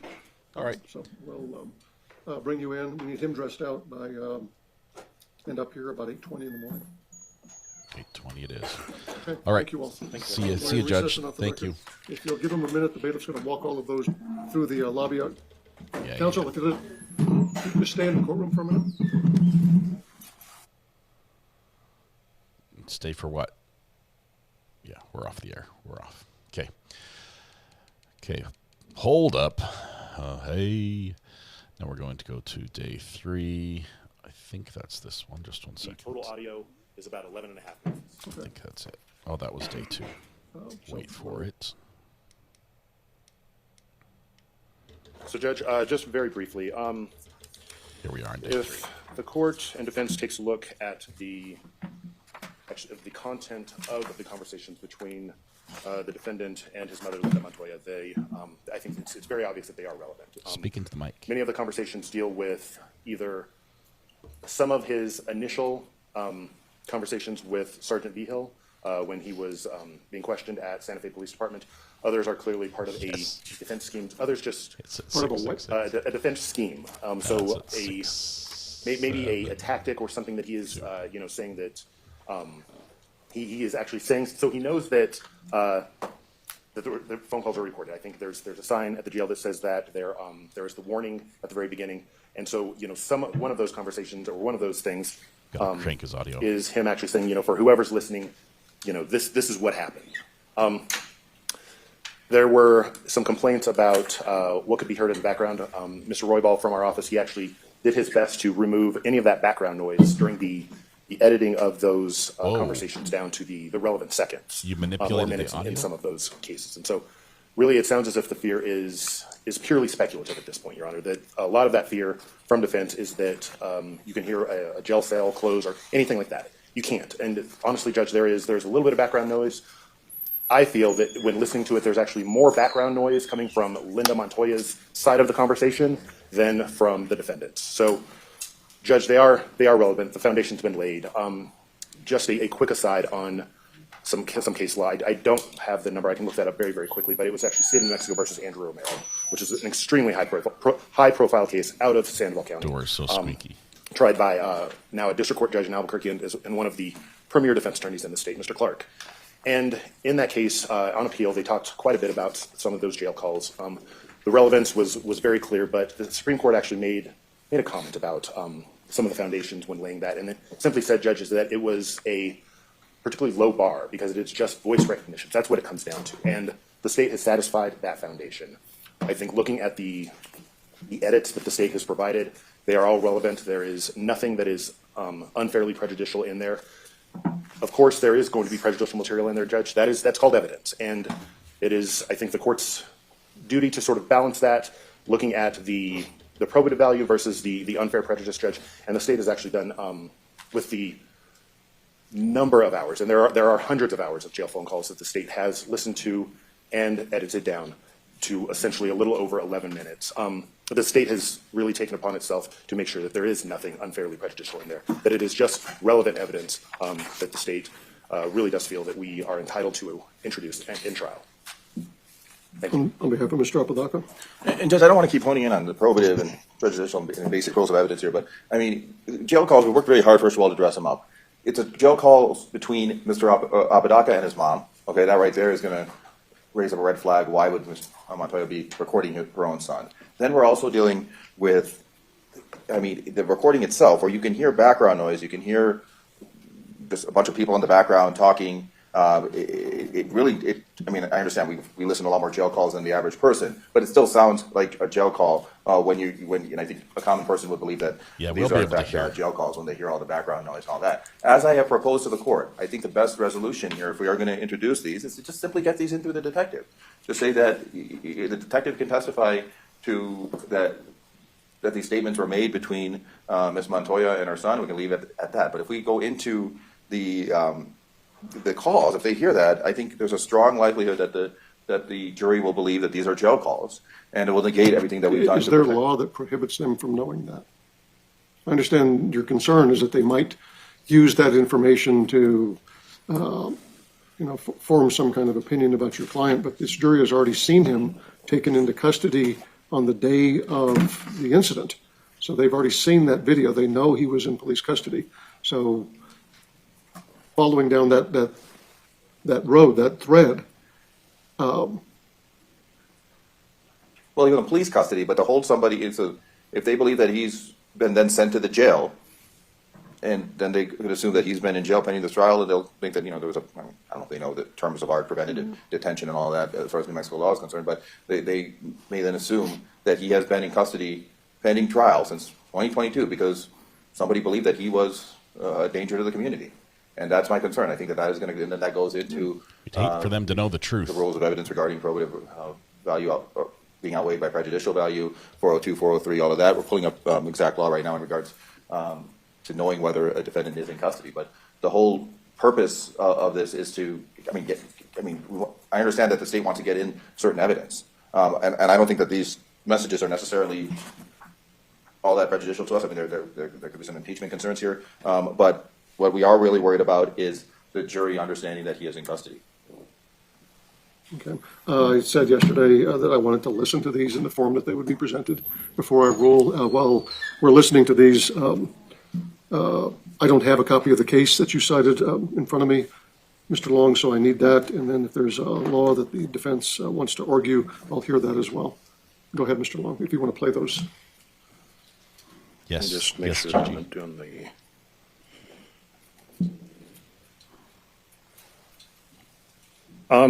And I think maybe just for quickness, what I will do is there is all of these phone calls have been identified by a alphanumeric hash, and so there are numbers and letters, and the last four are always going to be unique. And so I'm just going to say what those are. There's going to be one where the call is actually edited into 3 chunks, and I'll let the court know on that. All right. So this first one is going to be last 4 is going to be 3F as in Frank 17.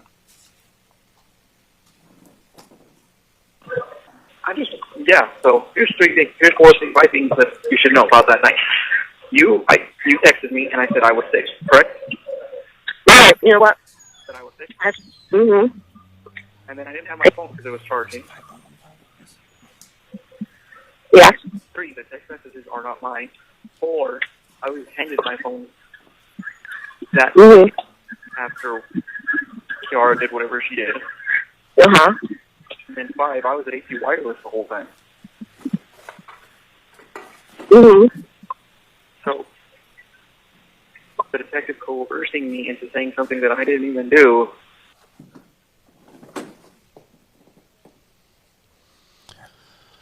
Whoa. That sounds like lining up a story. And Judge, is there any way that I could get this monitor at the podium up, just because the audio, I'm having trouble figuring out when the audio is ending. I can't actually see it on this computer screen. Okay.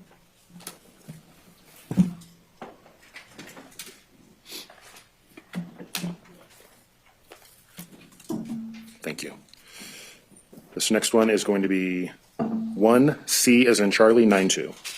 Put a limiter in place. I know I'm innocent. I know I didn't do anything. The text messages aren't mine. Everything that I've been saying is the truth. The next one is 9CCA, so 9 Charlie Charlie Adam. That night, I woke up late, asked for a ride, because Kiara needed me a list, a grocery list, to go to Walmart to get some groceries, because she wanted to make a stew or something. So I did that, and came back, had the groceries put in, and everything, left my phone in the garage. Okay. And then I came back because I cooked some chicken strips. I think I remember telling you about the chicken strips that I like. Mm-hmm. You remember them? Yeah. Well, I don't remember the name, but then after that, Grace came over. Kiara went into the main house to get prepared for something, and she took her sword with her.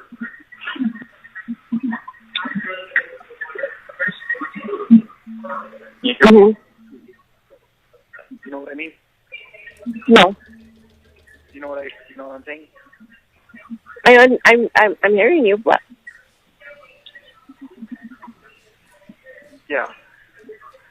So, and then after she did that, she went to the park and walked. Well, what she told me was she went to the park and walked around with her sword unsheathed. There was going back and forth to that area, and they didn't even do anything. So how does that sound when you have somebody else there walking around with a sword and sheath? I don't know. At the park in the middle of the night.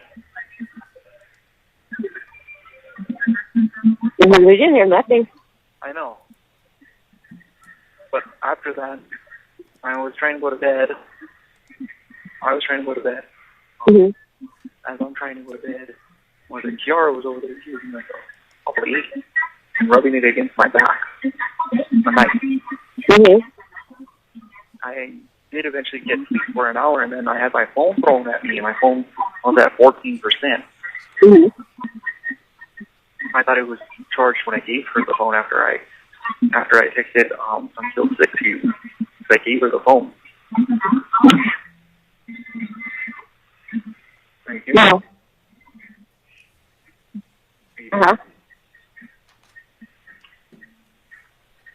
Are you there? Yeah, I'm still here. Are you hearing me? Yes, I'm hearing you, sir. I know. Okay. Well, and then after I did that, I called y'all because I was told to leave. Mm-hmm. Then I went back after the call. I went back inside the garage to start packing up my stuff. And then that's when she told me that she wanted me back in a few days. I already made my decision that I was going to leave the relationship. All right, the next one is going to be 59D1, 59 David 1. And I was through Ayden, Apodaca. Yeah. And then the other one, like I told you, I don't remember if I told you, but he had another Facebook account called Null Void. Mm-hmm. And she's like, who's Null Void? It's just a Marvel character. He's a villain. Yeah, but I just said he's a Marvel character. And then she's like, oh, okay. And said, I got text messages at night. So I sent them to her. Yep. I sent them to her. I also sent her the one from Facebook, Isaac Apodaca, because I blocked that account because it was being hacked. Yeah, so actually send it to me. I'm still trying to figure out who hacked it because it didn't seem like it was her. It didn't seem like it was Mary Lou. The next one is 5B6C, so 5 Beta 6 Charlie. I texted Grace that morning telling her, we're in danger, me and you. Let's get out of here as soon as possible. The next one is 3EF8, 3 Edna Frank 8. here's something that I want everybody to know, whoever may be listening. I'm going to say this. Kiara McCulley is a manipulator, a narcissist, and a person who knows how to use words, the same type of words. There's words that the Russian KGB agents use, sleeper agents. There's certain words that trigger me that she used to use, like "prove your love to me." That is one word. That is a phrase to me that makes me say things on impulse without thinking of the consequences. Okay. That's what KGB does too. That's why I say that confession is a bogus confession, because when the detective said that, I said something stupid, thinking that I was going to go home on the promise that he said I was going to go home. Oh, okay. Those dang KGB. See, I had nothing to do with this whole situation. Nothing, except calling 911 after you called 911. Yeah. That's all I did. Next one is 1C971 Charlie 97. Yeah, this whole situation with what I'm facing is annoying, because she went and did everything alone, on her own, willingly and out of her own free will. Yeah. 2 minutes And left. she's trying to play it out like I'm Charles Manson. The next one is 72D9 72 David 9. Which everything happened. Oh. And I told her I didn't know anything was going to happen. The next one is going to be part 1 of 90E7, so 90 Edward 7. She's trying to push up the story to say I helped her. I did not help her.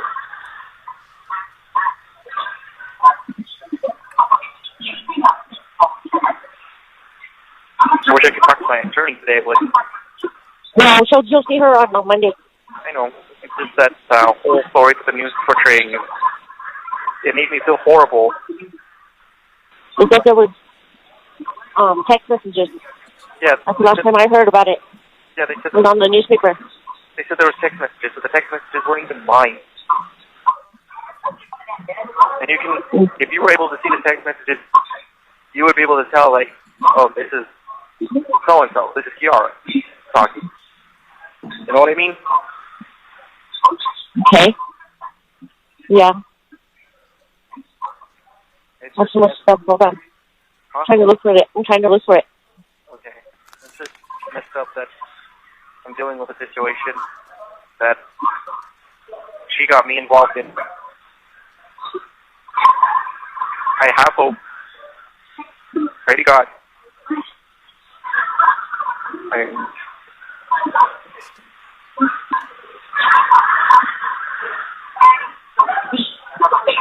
have nightmares about what The next one is going to be part 2 of that same conversation. I didn't plan it. I don't get how I'm suddenly involved with this whole planning situation. Next one is part 3 of that same conversation. That morning, I just felt like something bad was going to happen, and that's why I called y'all, and I called y'all to pick me up.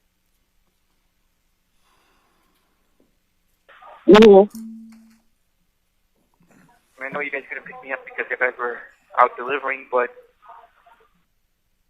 I don't know what else would have been my other choice to do.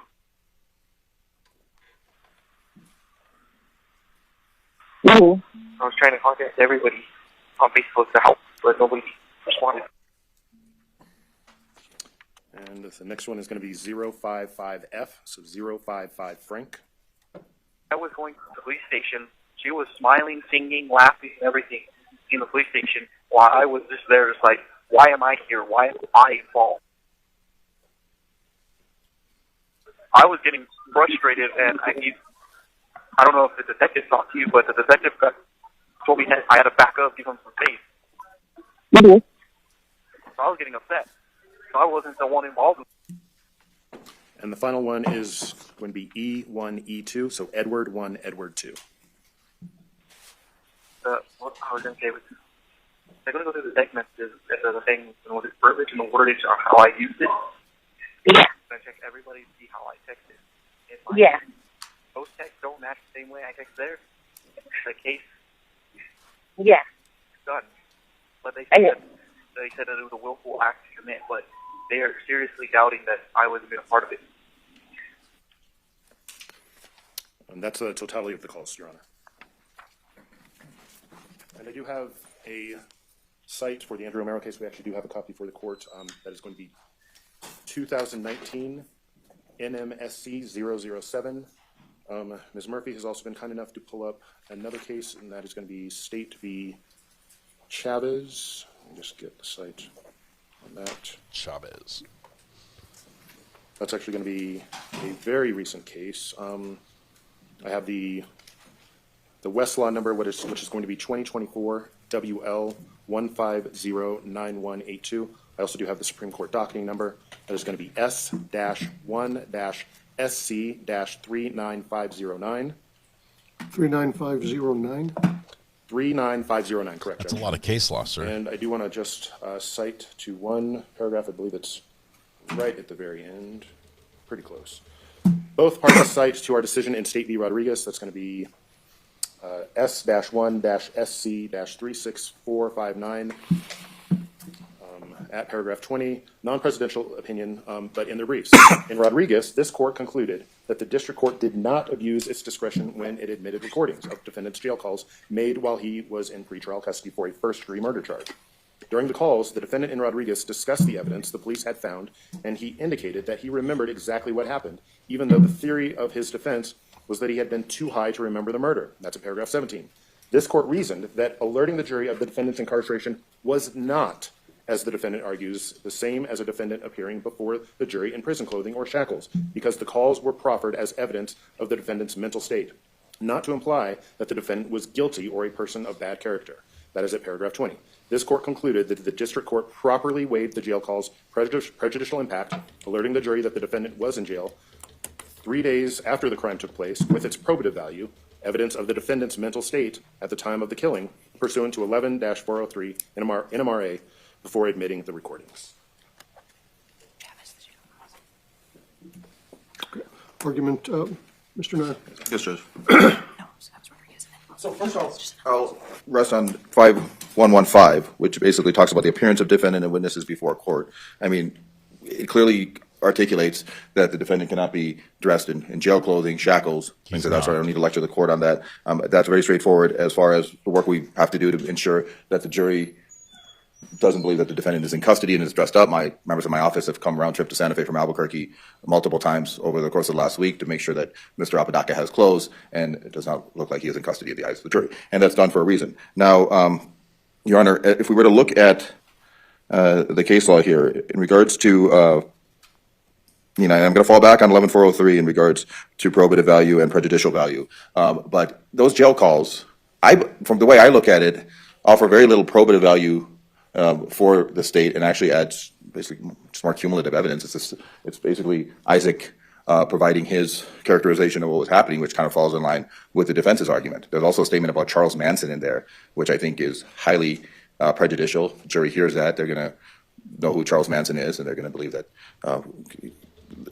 they may equate Mr. Apodaca to Charles Manson. So I believe that that is highly prejudicial, as well as the clothing or the clothing that he's wearing and what we're trying to argue that he is not in custody. Any indication that he is in custody would be highly prejudicial, and that outweighs any sort of probative value that the state's trying to bring in. I think the probative value here is very limited. I understand what the state is saying, that all evidence, all good evidence can be prejudicial. I don't think that this is good evidence here for the state. I think it's very limited in its probative value, and I think the state could be trying to introduce this because of the prejudicial effect on the jury hearing stuff like that the defendant could possibly be in custody. If you listen to those jail calls, you can hear a lot of noise in the background. I can't really differentiate if it's coming from Ms. Montoya's side or from Mr. Apodaca's side, but you can hear a lot of noise, almost like it's a gymnasium or a jail pod of some sort, right? And certainly the court or the jury is going to infer, I believe, that that is a jail holding cell, especially when he's having a conversation that's being recorded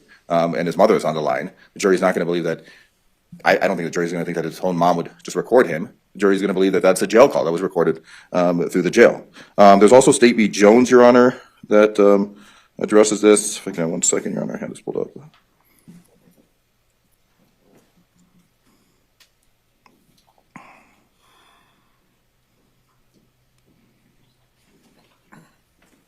So I have 11403, as I discussed, and then Stavey Jones discusses the context of 403 in regards to confusing issues, misleading the jury, delay, wasting time, needlessly presenting cumulative evidence. Again, I believe this is cumulative evidence. I believe it's wasting time because we would then be playing these jail calls that I've already offered can be introduced through a detective. So I have a kind of a curative situation for that, there would be undue delay, and it would mislead the jury. We're talking about Charles Manson. We're hearing noise in the background that would make the jury infer that this is a jail call, and that would clearly mislead the jury, maybe have them confuse the issues for the very reasons why we don't want 11404B evidence if it's for propensity or different things. It could confuse the issues, and it could create unfair prejudice, Your Honor. So, I mean, I think I understand that the case law is not very specific in New Mexico in regards to whether a jury knows somebody is in custody or not. But the problem here is, I mean, he was handcuffed. I mean, I had concerns about that, but I understood it was admissible. I mean, he was handcuffed. He was interrogated. But there's nothing showing that he was, in fact, sent to the county jail or any sort of jail or prison facility pending trial. And I think if they hear these calls, then they will be under the belief that his mom was calling him because he was in custody pending trial. And also, I mean, I explained this previously, I think, in a sidebar conversation we had. I did not like the whole presentation with Ms. Montoya where Mr. Long was asking her to wave at Mr. Apodaca. It almost seems like, wave at your son before you sent back to jail. I think this is a whole presentation to make the jury understand that this person is in custody, and it's clearly prejudicial with, I believe, very limited probative value, if basically little to no probative value for the state, Your Honor. It's cumulative evidence, and it's really this Mr. Apodaca kind of agreeing with what the defense arguments are in this case. And just got this note from my co-counsel.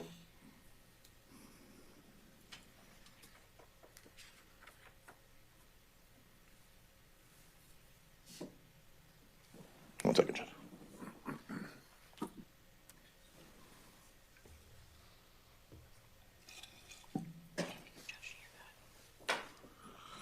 So there's also a statement where it says, to whoever who is listening to this. I mean, I think that also creates an inference that to the jury that Mr. Apodaca is in custody. I mean, by him just throwing that out there, it sounds like he's understanding that somebody is listening to this because he understands that the jail calls are being recorded. So I think that those are. How does the jury know that Mr. Apodaca knows that the jail calls are recorded, as opposed to his phone having been tapped under a warrant or some other way? But Judge, when you're having a normal phone. Answer my question. I'm sorry. How would the jury know that? You've asked me to assume that that's what they're going to conclude, but he's making a statement to anyone that's out there listening. I don't know if he's speaking to the heavens. I don't know if he's speaking believing that his phone is tapped. I don't know, sitting in the seat of the jury, that's kind of an innocuous statement as to what that might mean, and they won't get an answer to that. We won't tell them that these calls are recorded while he's in custody.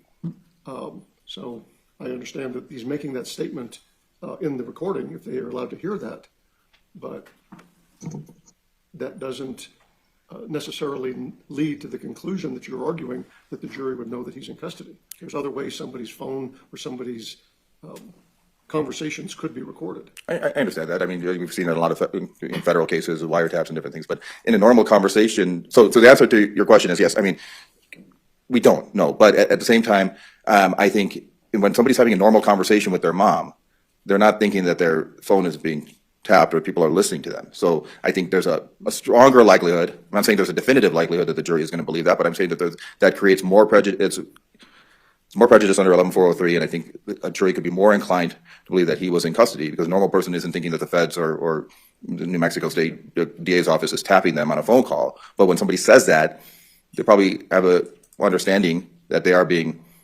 tapped. Or that they're being recorded in this particular case. I wouldn't call it wiretap, but it would be that they would be tapped. So I totally understand what Your Honor is saying. I thought about that as well. There are different situations where we've seen people phones being tapped in regular conversations, but in this particular situation, in a state court case where somebody's talking to their mom on the phone and he's saying whoever is listening to this, I think the reasonable expectation is that a jury could assume that this is recorded call. This is the the defendant understanding that he's being recorded in a jail call, Your Honor. So that's my concern. And again, I'll fall back on 403 and State v. Jones, Your Honor. The factors there: unfair prejudice, confusing the issues, misleading the jury, undue delay, wasting time. They'll be playing these phone calls, and needlessly presenting cumulative evidence. Again, I don't believe that.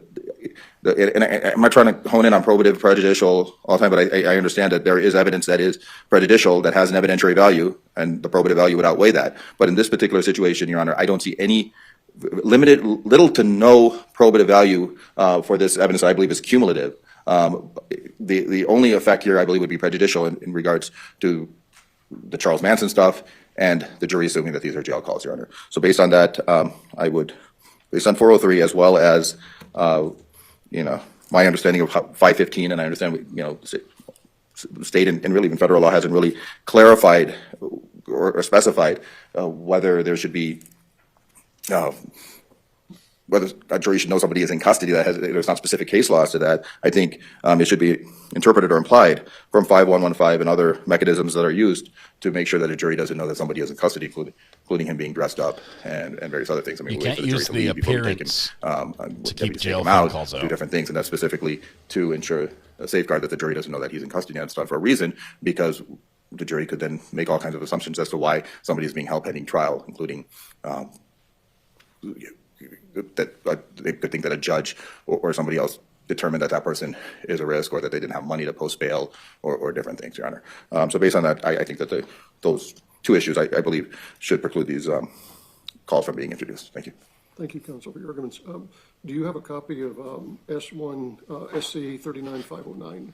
You have a hard copy?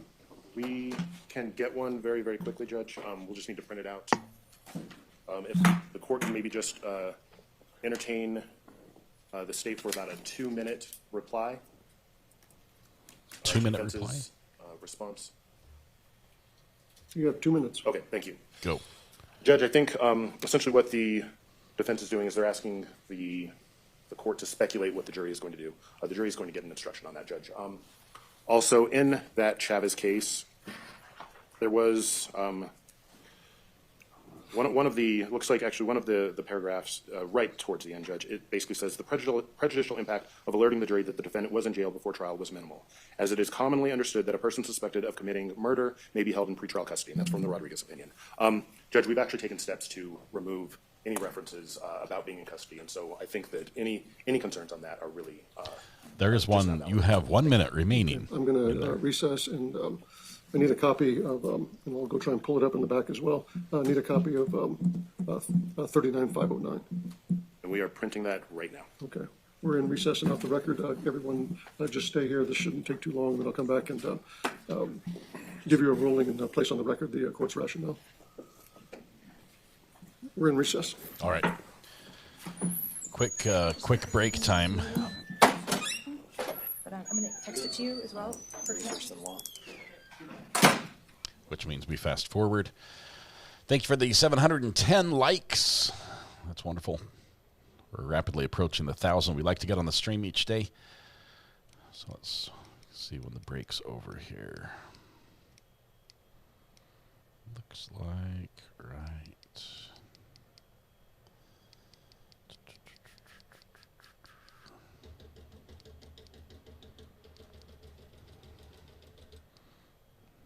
I have 13 of you rapidly just click the button. Thank you, thank you. There we go. Right here. Okay, we're back. I guarantee Sienna writing with her non-dominant. I love that it's automatic now. Let's go back on the record. We reconvene. Counsel, could you have a seat for a moment, please? Counsel, sit down. Judge's turn to talk. You had your 2 minutes. We're back on the record outside the hearing in presence of the jury with counsel and Mr. Apodaca present. The court had recessed and took some time to review 4 different cases as well as the rules cited by counsel in their arguments. The issue before the court is the state's request to be able to introduce certain conversations between the defendant and his mother. The objection comes as the concern by the defense that the jury, knowing that these might have been jail calls, would unduly prejudice the defendant, that the probative value of the information and the statements made is outweighed by the prejudicial knowledge that the defendant was in custody at the time that the conversations occurred. The state offers these, as the court's understanding, for really three. I wrote down 3 reasons. One is that the statements are contradictions to statements made at the time of his interview with law enforcement. The second is that this is statements that are different than those made at the time of his interview. And third, that this is some type of an evolving narrative by the defendant over time of his involvement in and participation or non-participation in the death of Grace Jones. The court, having reviewed the Jones case decided by the defense, as well as the Romero case, the Rodriguez case, and the Chavez case in Rule 5403, makes the following findings and conclusions. First of all, with respect to the quality of the recordings themselves, the quality is, some of them are better than the others. The way the audio has been redacted, it is difficult at some points sometimes to hear the voices, particularly that of Mr. Apodaca in responding to or initiating statements to his mother. With respect to the background noise, there is background noise in the statements, but it is not clearly, it appears to be static or other chatter, but the court was unable to hear anything that identified that the background noise was coming from a detention facility. Defense counsel has argued that that would be the natural assumption. The court disagrees. There's many reasons why there may be poor quality, and even for the sake of argument, if a juror or jurors came to the conclusion that the calls were coming from a detention facility, having reviewed the relevant case law, the court finds that that fact in and of itself is not debilitating or unduly prejudicial to the extent that would bar presentation of the information. The court finds that the information is relevant under one or all of the 3 avenues presented by the state. The court finds in weighing the potential prejudicial nature of the location of the defendant during the time of the calls, it does not outweigh the probative value in the state's argument that Mr. Apodaca is as an accessory also has been charged with the first-degree murder of Grace Jones. In reviewing the case law, particularly the Romero case, most recently, there is no prohibition in our case law in New Mexico that would prevent the jury from having that knowledge, even if they came to that conclusion from the limited background noise in the calls. The defense argues that the natural assumption that the jury would make is that he's in custody. The court disagrees. There are many reasons why phone conversations are recorded or could have been recorded. That will be basically an unknown to the jury as this is presented as to how the recordings came into the possession of the state.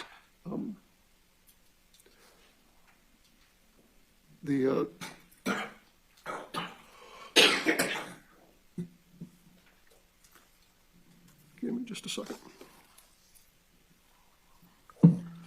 The defense has argued that the jail calls or the knowledge that the conversations occurred while the defendant was in custody is tantamount to our law in New Mexico that prohibits the defendant being brought before a jury in shackles or in a prison or jail clothing. Those are different.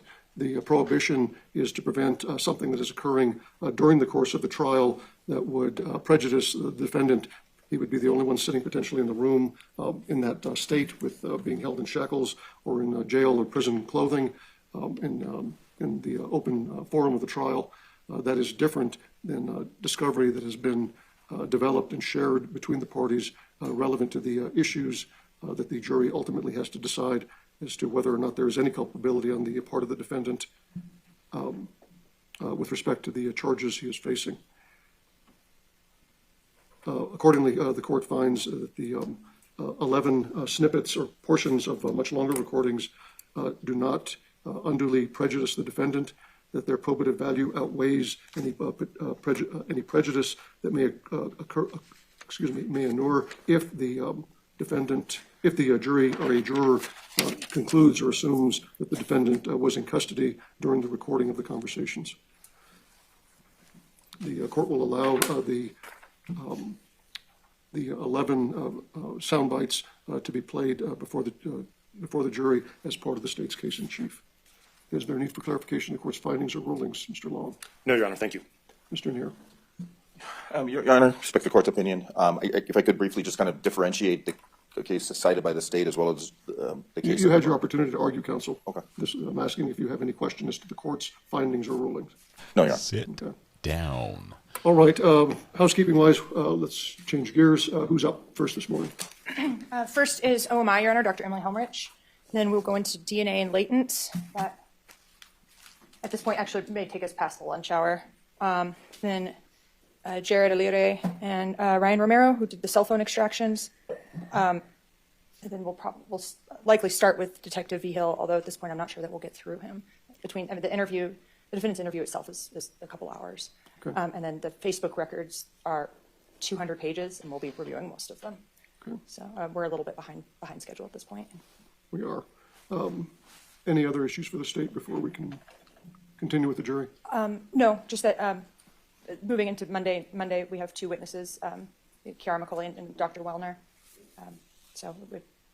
I believe the state or defense may be putting on a case. So I know the court has a docket on Wednesday, but at some point we may need to talk about that.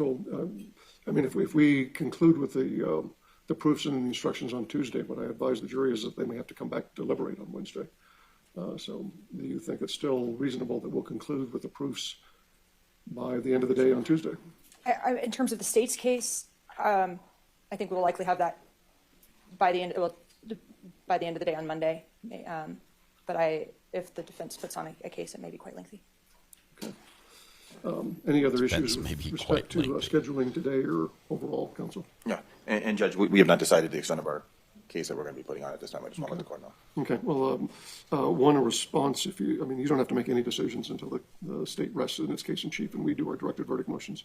But would like a heads up if you've made a decision, if you think we'll go past presentations on Tuesday, because I would alert the jury to that so that they can make arrangements to potentially have to be here past Wednesday. I'm seriously considering calling Mr. Apodaca to the stand. You don't have to make any of those decisions at this point in time. Oh.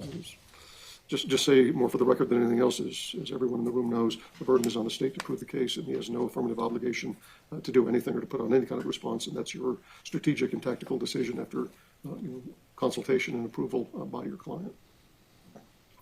Okay. Any other issues for the defense before we continue this morning? Not for defense, Judge. Thank you. We'll have our jury then.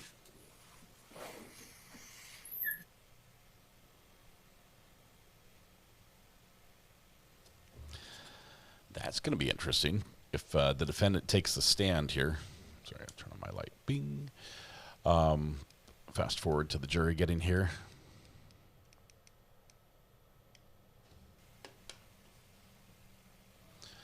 Witness is getting sworn in. Take your seat.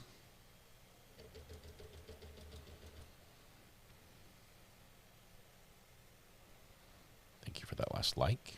7:58.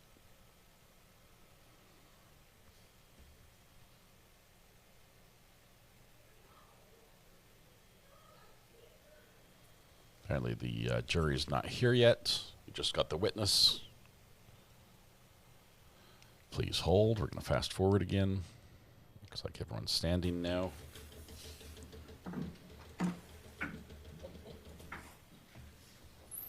There we go. You may be seated in the courtroom, ladies and gentlemen. This witness. Let's go back on the record. Train wreck. We reconvene in the state of New Mexico versus Isaac Apodaca. This is criminal cause D101 CR 2023-25 with counsel, jury, and Mr. Apodaca all present. Good morning, ladies and gentlemen. We're getting a little bit of a late start this morning, but the attorneys and I have been meeting to try and organize the day. We're going to try and get through a lot today. As we did at the end of the day yesterday, you'll see a lot of this come kind of very methodical and very quickly. If you recall the last about an hour and 20 minutes that we had at the end of the day yesterday. Scheduling, we appear to be a little bit behind where we thought we would be at this stage, so we're going to push real hard today to get as much in front of you as possible so that when we return next week, hopefully we get caught up and continue on the same schedule. Again, if there's anything that you need during the course of the trial, please catch my attention or the bailiff's attention. And so we'll get started immediately. We continue in the state's case in chief. Who is your next witness? Dr. Emily Helmrich. Ma'am, if you would please rise and face me and raise your right hand, I'm going to place you under oath. You swear or affirm the testimony you're about to give is the truth, the whole truth, and nothing but the truth under penalty of perjury. Yes, I do. Please have a seat. And if you'd begin, please, by stating your name for our record and spelling your name, please. Yes, my name is Emily Helmrich, EMILYHELMRICH. Ms. Murphy. Thank you, Your Honor. Good morning, ma'am. Hey. Can you please tell the jury what you do for a living?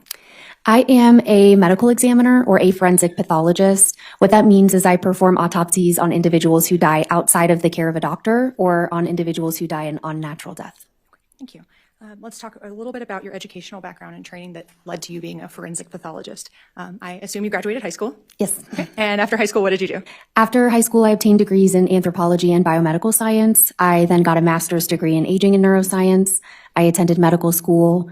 I came here to Albuquerque at the University of New Mexico for my residency training in anatomic and clinical pathology, and then I did another year of subspecialty training in forensic pathology. I'm going to have you define a couple of those things. What is anatomical pathology? Anatomic pathology is a type of doctor who has graduated from medical school and can do a variety of things. Mostly they look at tumors under the microscope and make diagnoses, but they also perform autopsies to see how disease affects the body. Okay. And what's clinical pathology? Clinical pathology is another type of pathology. These pathologists will run the blood bank at the hospital, making sure that patients get safe blood products. They will also do other various things in patient care, specifically for diagnosing diseases. And I guess maybe just define pathology as a general area of medicine. Pathology is just the specialty of medicine on how disease and trauma affects the body. Okay. And what's forensic pathology? A forensic pathologist receives an extra year of training specifically on how to perform autopsies to determine a cause and a manner of death for unnatural deaths. Can you share with the jury where you hold medical licenses? Currently, I'm licensed here in New Mexico, Washington, Texas, and Iowa. Are you board certified in any subspecialties or specialties? Yes, I am board certified in anatomic and forensic pathology. What does it mean to be board certified? It means I sat for a national examination and I passed the test, and then I maintain the requirements to keep that certification. Great. Have you taught or trained others in your field? Yes. I'm not going to ask for every training or lecture you've offered, but can you just maybe hit a few highlights for the jury of some of the trainings you've conducted? I train medical students at the University of New Mexico, residents at UNM, as well as our fellows in their forensic pathology training. I also train paramedic and EMT students throughout the state, and then I have taught nationally as well on certain topics. Great, thank you. Are you a member of any professional organizations or national associations? Yes, I'm a member of the National Association of Medical Examiners and the American Academy of Forensic Science. Great. Have you ever taught or received training taught others or received training yourself in sharp wound injuries, such as stabbings or knife injuries? Yes, I have. Okay. Can you explain that to the jury, just what trainings you've had or performed yourself for others? Yeah, so when I was in training, I had dedicated lectures from other forensic pathologists on how to interpret those wounds, and now I give those lectures to our fellows as part of their curriculum. Have you ever testified before today? Yes, I have. Okay. Approximately how many times? A little over 40. Okay. And have you ever been qualified as an expert witness? Yes. In what fields or designations? In forensic pathology. Thank you. Have you published in your field? Yes, I have. Okay. Do you ever have nightmares of a lawyer asking you to name all your publications on the stand? Yes, I do. Okay. I won't do that to you then. Just make sure. Sorry, my son's Your Honor, leaving. at this time, I would tender Dr. Emily Helmrich as an expert in the field of airport. forensic pathology. Any objection? In the next No hour. objection. No objection from the defense, Your Honor. Try and get some stuff Received squared and away. allowed to express your opinion in that limited area. Go ahead. Thank you. Okay, now let's talk about where you work. You said you work for the Office of the Medical Investigator? I'm technically employed by the University of New Mexico, but in that capacity, I work at the Office of the Medical Investigator, which is the medical examiner's office for the state of New Mexico. Okay. What is the purpose of OMI or your job through UNMH with OMI? To investigate deaths that occur outside the care of a doctor or that are unnatural. Okay. After you've performed an autopsy, do you draw conclusions sometimes as to cause and manner of death? Yes. Can you explain cause and manner of death to the jury? The cause of death is exactly what it sounds like. It's what caused a person to die. Some options are pneumonia, heart attack, stab wound, gunshot wound, trauma. A manner of death is an opinion rendered by the pathologist based on the circumstances surrounding the death, and there's only 5 options for the manner. Those are natural, accident, suicide, homicide, and undetermined. Okay. Let's talk about the process of an autopsy. Where do you perform autopsies? At the OMI in Albuquerque. Okay. When a case or a person is assigned to you, how do they arrive at the office of the medical investigator? One of our investigators is deployed to the scene of the death and will place a identification band around the wrist of the person who has died, place them in a body bag, and seal that bag. When we receive a person at our office for exam, they're received in that sealed body bag. And then once the case is assigned to you, what do you do?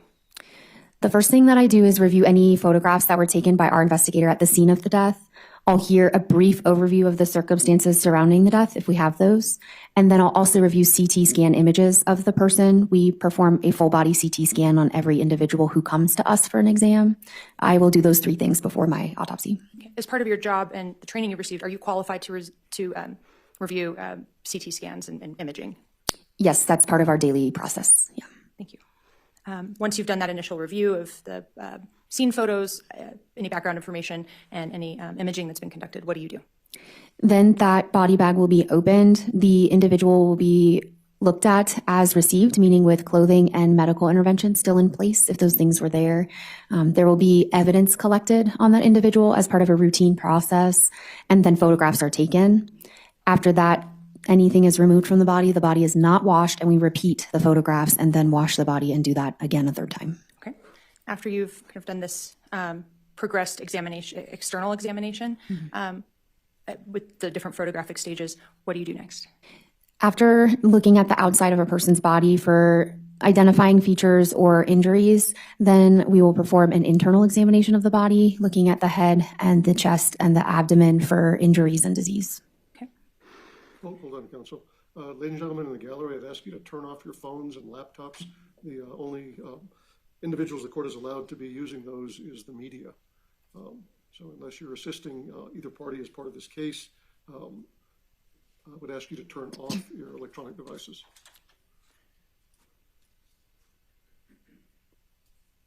I'm sorry for the interruption. Continue, counsel. It's okay. Let me actually take just this pause to step back and talk about evidence collection from the body. Can you describe for the jury what sort of evidence you might collect from a person's body? So we will take clippings of the tips of a person's fingernails for evidence. We clip those with clean clippers, and then those clippers and the clippings are packaged, sealed, and secured to be released to law enforcement. We will also take a blood spot card, just a drop of blood on a piece of paper for law enforcement to have, as well as collecting some hairs from the person's head as well. Is that blood spot card also sometimes called an FTA blood card? Exactly. Okay, thank you. All right, so again, you said you moved from an external examination, and as you're doing the external examination, you take photos of any injuries you observe, is that correct? Yes. Okay, and what do you do with photos that you collect as part of your autopsies? The photos are taken with an OMI designator label, so I know that they belong to that particular person, and then they're uploaded to our case file and reviewed by me before I finalize the autopsy report. Are you involved in every single stage of the autopsy? It depends. Okay. Can you explain that to the jury? There is an autopsy technician that's assisting the doctor, and then I may also have a trainee performing the examination that I'm supervising. So whether it's me and the technician or me and the trainee and a technician, we're working together. At least one pathologist is present for every step. And do you review all information from every step of the case in addition to everything that you're present for? Yes, but I don't have anything that I review for the evidence that's collected. We simply collect that and release that to law enforcement. Okay. So you don't examine the fingernail clippings necessarily? Correct. Or you perform testing on them, I guess would be better. Yes, we just collect them and release them. Okay. But in terms of the autopsy itself, are you present or pathologist is present for every stage of the autopsy? Yes, and if I'm supervising, then I am present to see every injury, every significant finding for that case. When you upload photos from a case to your system, are those photos altered or edited in any way? No. Can you explain the process of an internal examination a little bit more to the jury? Yeah, an internal examination is what I'm sure we've all seen on TV, right? With a Y incision that's made on the front of a person's body. Then we access the organs of the chest and the abdomen. Those organs are removed and examined individually by the doctor, as well as examining the cavities where those organs were for injuries. That's for the chest and abdomen. We will also open the head, remove the brain, and examine the skull and the brain for any injuries or disease. Thank you. Is there anything else you'd like to add about either the external examination or the internal examination before we move on? No. Okay, thank you.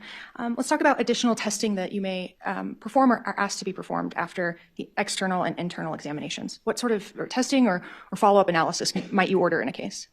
We often will order toxicology testing from either blood or another specimen from the individual who died.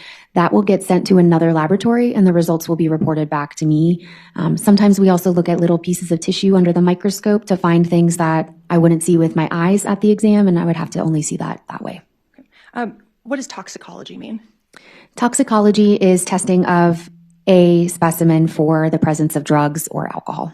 And what specimens do you routinely test from a person's body for drugs or alcohol? Most commonly the blood and the urine. Okay.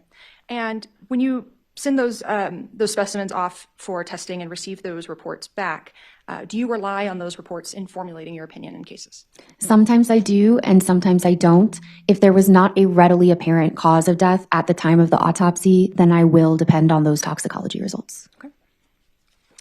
Can they still inform your opinion, even if there is a readily apparent cause of death? Sometimes. Okay, thank you. And are those toxicology results performed by another state agency or state accredited lab? Yes, they are. Thank you. Okay, I'd like to talk a little bit about bodies in general. Can you explain a couple concepts to the jury? One would be the concept of blood pressure. What does it mean to have a blood pressure? So we have blood vessels in our body. We can think of them as pipes. In order to move water through a pipe, there has to be some type of pressure. You have to turn on the faucet. Our bodies operate the same way. In order for blood to flow through blood vessels, there has to be some type of pressure that pumps that blood through the vessels, and that pressure is generated by the heart. Okay. So what happens if the heart is not beating? Then you would not have a blood pressure. Okay. And what does that mean in terms of how someone bleeds or doesn't bleed, in terms of if the heart is beating and you have a blood pressure versus if the heart is not bleeding and you are deceased and do not have a blood pressure? If you sustain an injury while your heart is not beating, then that injury will not bleed. If you sustain an injury while your heart is beating, then you will bleed. If there is an open injury on an individual who's deceased, can blood still exit the body? Sometimes. Okay. Can you explain that to the jury?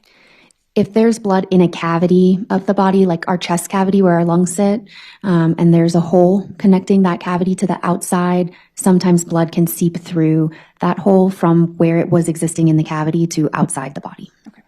So can gravity and access to through a hole help blood exit the body even after someone's dead? It makes it a possibility. Okay. Thank you. Let's talk about the concept of scabbing. What is a scab? A scab is a crust that our body forms on an injury to help it heal and to help it stop bleeding. Okay. Do dead people form scabs? Scabs are not formed after death, no. Generally speaking, how long are you able to say how long it takes for scabs to form? Generally speaking, I think of scabs as forming after one sleep, so about a day. That being said, there can be variability in how big the injury is and then how noticeable the scab is. Sure.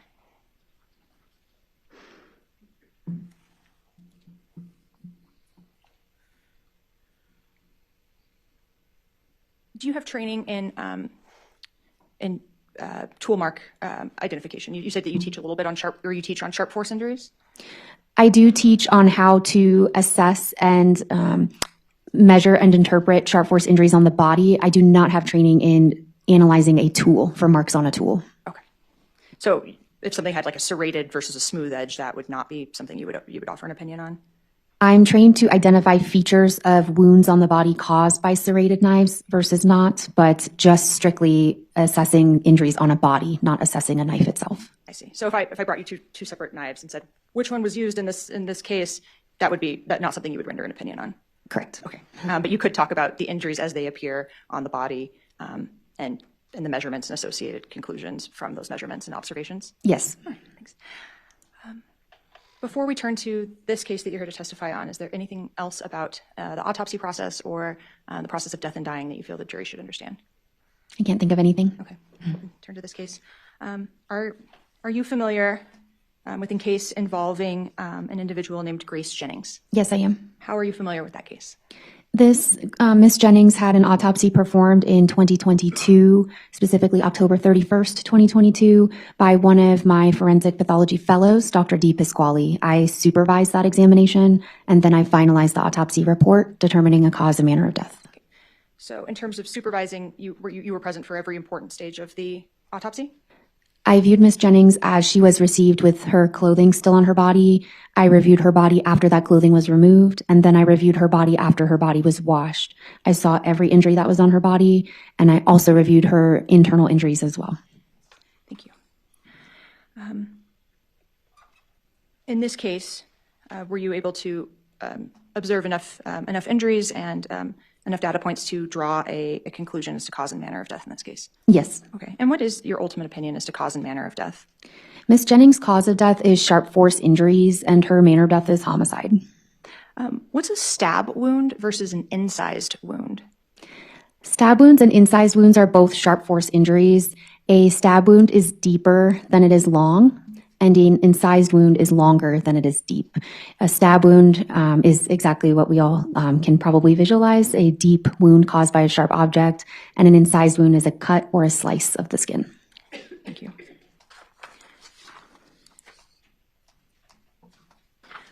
Can you, let's now turn to Grace's autopsy and discuss that. What were your overall findings about Grace in terms of her stages of development, nutrition, or nourishment, the overall initial observations? Miss Jennings was a healthy appearing 21-year-old woman. She was thin, but she otherwise looked like a normal 21-year-old woman. Okay. Yeah. And when she arrived, was there any evidence of attempts at medical intervention or medical assessment prior to arrival at OMI? Not significantly. I believe she may have had an EKG pad or a sticky sticker that EMS places on her leg, but otherwise she did not have any significant medical intervention, no. Okay. Any evidence of any sort of underlying natural diseases that would have been involved in your opinion? She was a healthy young woman on my exam. Okay. Can you very generally describe the overall injuries to Ms. Jennings, and then we'll review them in more detail? Ms. Jennings had multiple sharp force injuries on her body. She had 12 stab wounds and at least 8 incised wounds, so 12 stabs and 8 slices. She also had additional incised wounds on both of her hands, so greater than 20 sharp force injuries. Okay. And I see in your report you have the evidence of injuries broken down in categories from A to U, as in umbrella. Is that an appropriate methodology to take in terms of talking about her injuries? Yes. Okay. So injury category A, what was that? If it's okay, I'd like to refresh my memory with my report so I can track along with you. Sure. Your Honor, given that Dr. Helmerich is an expert witness, we'd ask that she be able to utilize her report from the counsel table. Both parties have that report. Any objection? No objection, Your Honor. Go ahead. Okay, thank you.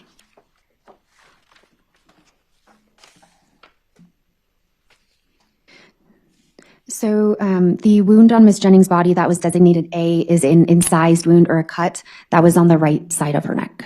Okay. And I guess I should back up. Are you able to make determinations if injuries are rendered before, during, or after someone dies? Sometimes we can say that, and sometimes we can't. Okay, can you explain that a little bit more to the jury? Just like we talked about earlier with having a blood pressure, if a person sustains an injury while they have a blood pressure, that injury will be bloody in the tissues. If they sustain that injury after their heart has stopped beating, then that injury will not be bloody in the tissues. Okay. What can make something indeterminate?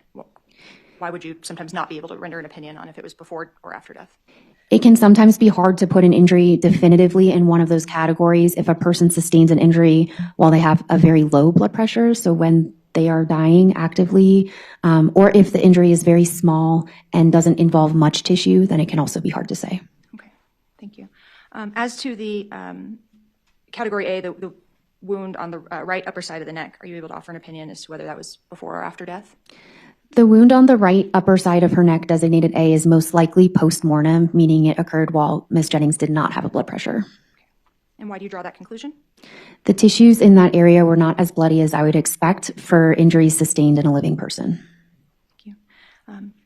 As to category B, what injury did you classify under category B? Category B is a stab wound of the right side of the neck that was underneath wound A. Would you mind gesturing on your own neck and body where A is and where B would be? Sure. So wound A was an incised cut.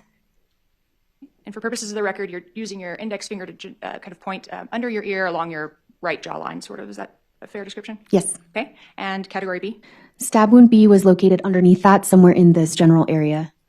Okay. And for purposes of the record, you're using your index finger to point kind of on the right side of your neck, about midway between your neck and collarbone, or jaw and collarbone? Yes. Right. Thank you.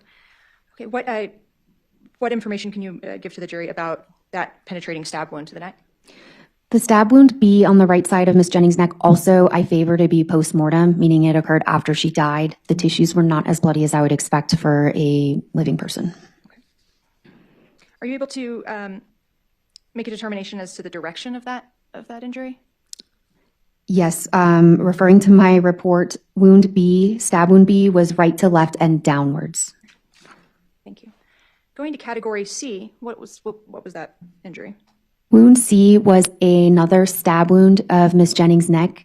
This time, this stab wound was located on the left upper part of her neck in this general area. And again, for purposes of the record, using your index finger to point on your left jawline, or just below your jawline. Exactly. All right, thank you. Were you able to, what information about the path of that injury can you provide to the jury? Referring to my report, that direction that the knife took once it entered her body was left to right and slightly downwards. Okay. Can you just use the word knife? Is that a conclusory statement about the type of implement that was used? No, that's me just using a broad term for a sharp object. Right, yeah. Okay. Were there any internal injuries associated with category C, this penetrating stab wound of the left neck? Nothing significant. This wound did injure her airway, but I do favor that that's a after-death injury. Okay. Moving to category D, this is in Delta. What was that? Wound D was another stab wound of Ms. Jennings' neck that was located on the bottom part of her neck, somewhere in this area. And you're gesturing right between your collarbones at the very base of your neck, top of your chest. Is that correct? Yes. All right, thank you. And what can you tell the jury about any associated injuries and direction of the injury? For the direction for this wound was front to back and downwards. This wound cut Ms. Jennings' right carotid artery. That's a large artery that is comes from our chest and then extends up through our neck to our head. This wound occurred after she had died. And why do you form the opinion that that carotid injury would have happened after she died? This is one of the wounds that I can be definitive about. The carotid artery is a large artery, and if you have a blood pressure, it will bleed a lot. So the absence of bleeding in that area means her heart was not beating when she sustained that wound. Okay. Have you reviewed photographs from the scene of death? Yes. Okay. And in those photographs, there's blood in a spot on an area on the floor, and there's blood on bed and bedding. Did you review those photographs? I did. Okay. To a layperson, that may appear like a very bloody scene. To a medical investigator, how bloody does that scene appear to you? It's kind of hard to say. There's such a spectrum, and it depends on how many wounds a person has, but the amount of blood at the scene was within what I would expect for a person who died from sharp force injuries. Would you have expected more blood on the scene if the carotid injury had been while Grace was alive? I hesitate to answer that without having seen the scene myself, but it's possible that that was not enough blood. I've definitely seen more blood at a scene with a person who is has a wound of the neck with a carotid injury. Yeah. Thank you. But it is your opinion that that carotid injury was postmortem? Yes. Moving to a category of wounds that are defined as a wound track. What's a wound track? A wound track is a path through the tissues and organs of the body that connects to things. So for a sharp force injury, that would be the path that a sharp object takes once it enters the body. What did it pass through inside of the body? Okay. So if I stabbed through my hand with my pen, would one side be, say, A, and the other side could be B to form that wound path? Exactly. Okay. For the first wound path broken down into category E and L, Where were those entry and exit wounds located on Grace's body? Yes, Miss Jennings had 2 holes on her body on her left upper shoulder area. One of those was on the front upper shoulder. The other was on the back upper shoulder. And those 2 holes on her skin connected through a path inside of her body. Did that wound path, E as in echo, L to Lima, involve any major organs or structures in Grace's body? No, although the designation E also includes a separate stab wound, that did. Okay. And where did that separate stab wound under category E fall? That separate stab wound was on the front of her left shoulder, beneath the other hole, also designated E. That stab wound entered her left chest cavity. For purposes of the record, you've taken your right arm and crossed over your chest and designated to your left upper shoulder and then below, or where your shoulder and your chest kind of connect, and below that point for the second stab wound. Is that correct? Correct. Okay, thank you. And if I misuse the term for a body part, please correct I me. will, yes. All right. Is there anything else you'd like to inform the jury about regarding either category E or the wound track from E to L? No, just that it may be confusing, but what we just discussed was 2 separate stab wounds. But because of their general area, you broke E. You categorized 2 wounds under E because they were in the same area? Exactly. All right. So now going to category F, as in Frank, and its wound track into N, through N as in Nancy. Can you tell the jury about that? Yes, this also represents 2 separate stab wounds. So Miss Jennings had 2 stab wounds on the front of her chest. That's designated with the letter F. One of those wounds traveled through and was associated with a hole on her right upper back. Another stab wound, the second stab wound of F, just entered into her chest and did not come out her back. Did those wounds involve any major organs or structures in Grace's body? Yes, the wound F that also was associated with a wound on her right upper back injured her right lung, and she had a little bit of blood in her chest cavity and air in her chest cavity from that. Okay. Why is it bad to have blood and air in your chest cavity? Our lungs need certain pressures to be able to stay open. That's how we breathe. So when something enters the chest cavity, like a wound, our lung can collapse, and that would make it very difficult for a person to breathe if an entire lung collapses. Would this wound, F and the F to N, would these be fatal injuries?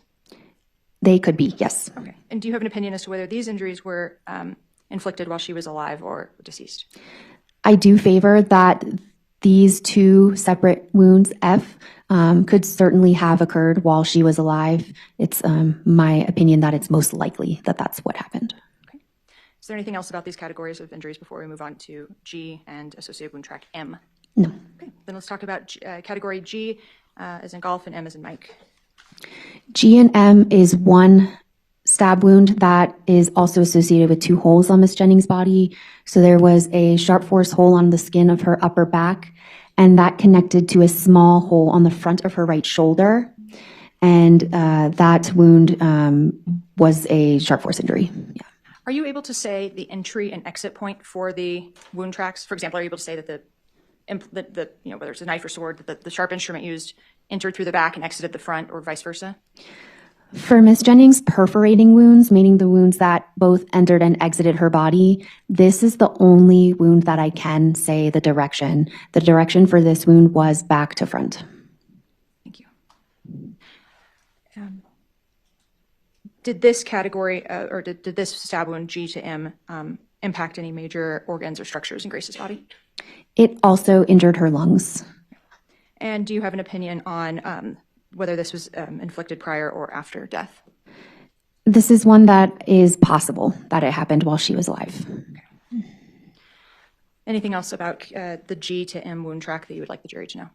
No. Okay. Let's move on to category H. What was category H? Category H was a very small cut on Miss Jennings' body that was located on her right arm, almost the front part of her right shoulder near the armpit. Do you have an opinion on, you said it was a very small wound, but are you able to form an opinion on whether it was pre or post-mortem? I can't be definitive about if this one occurred while she was alive or not, no. Okay. Let's move on to category I, or I, excuse me, is in India. What is category I? Category I represents multiple cuts on Miss Jennings' hand, on her right hand specifically. She had cuts on the front of her index and middle fingers. She had a cut on her palm near the base of her thumb, and she had a cut at the base of where her pinky is on her palm. She also had a cut on the side of her pinky. And so group I represents all of these hand cuts. And for purposes of the record, you just held up your right hand and used your left index finger to demonstrate where those injuries were on your own hand. Yes. Thank you. Do you have an opinion on whether these were pre or post-mortem? These injuries occurred while Miss Jennings was alive. And why do you say that? The tissues were bloody and bruised in these areas, and that would only happen if her heart was pumping. Let's move to group J, as in Juliet. Those are What defensive wounds. injury cluster or group is that? Group J represents multiple cuts on Miss Jennings' left hand. Those were located on the front of her index, middle, and ring fingers. They were also located on her palm, and then she had a small cut on the back of her middle finger. Do you have an opinion on whether those wounds were sustained while she was alive or deceased? These cuts on her left hand were also while she was alive. And why do you draw that conclusion? The tissues were bloody, and so she had to have had a blood pressure.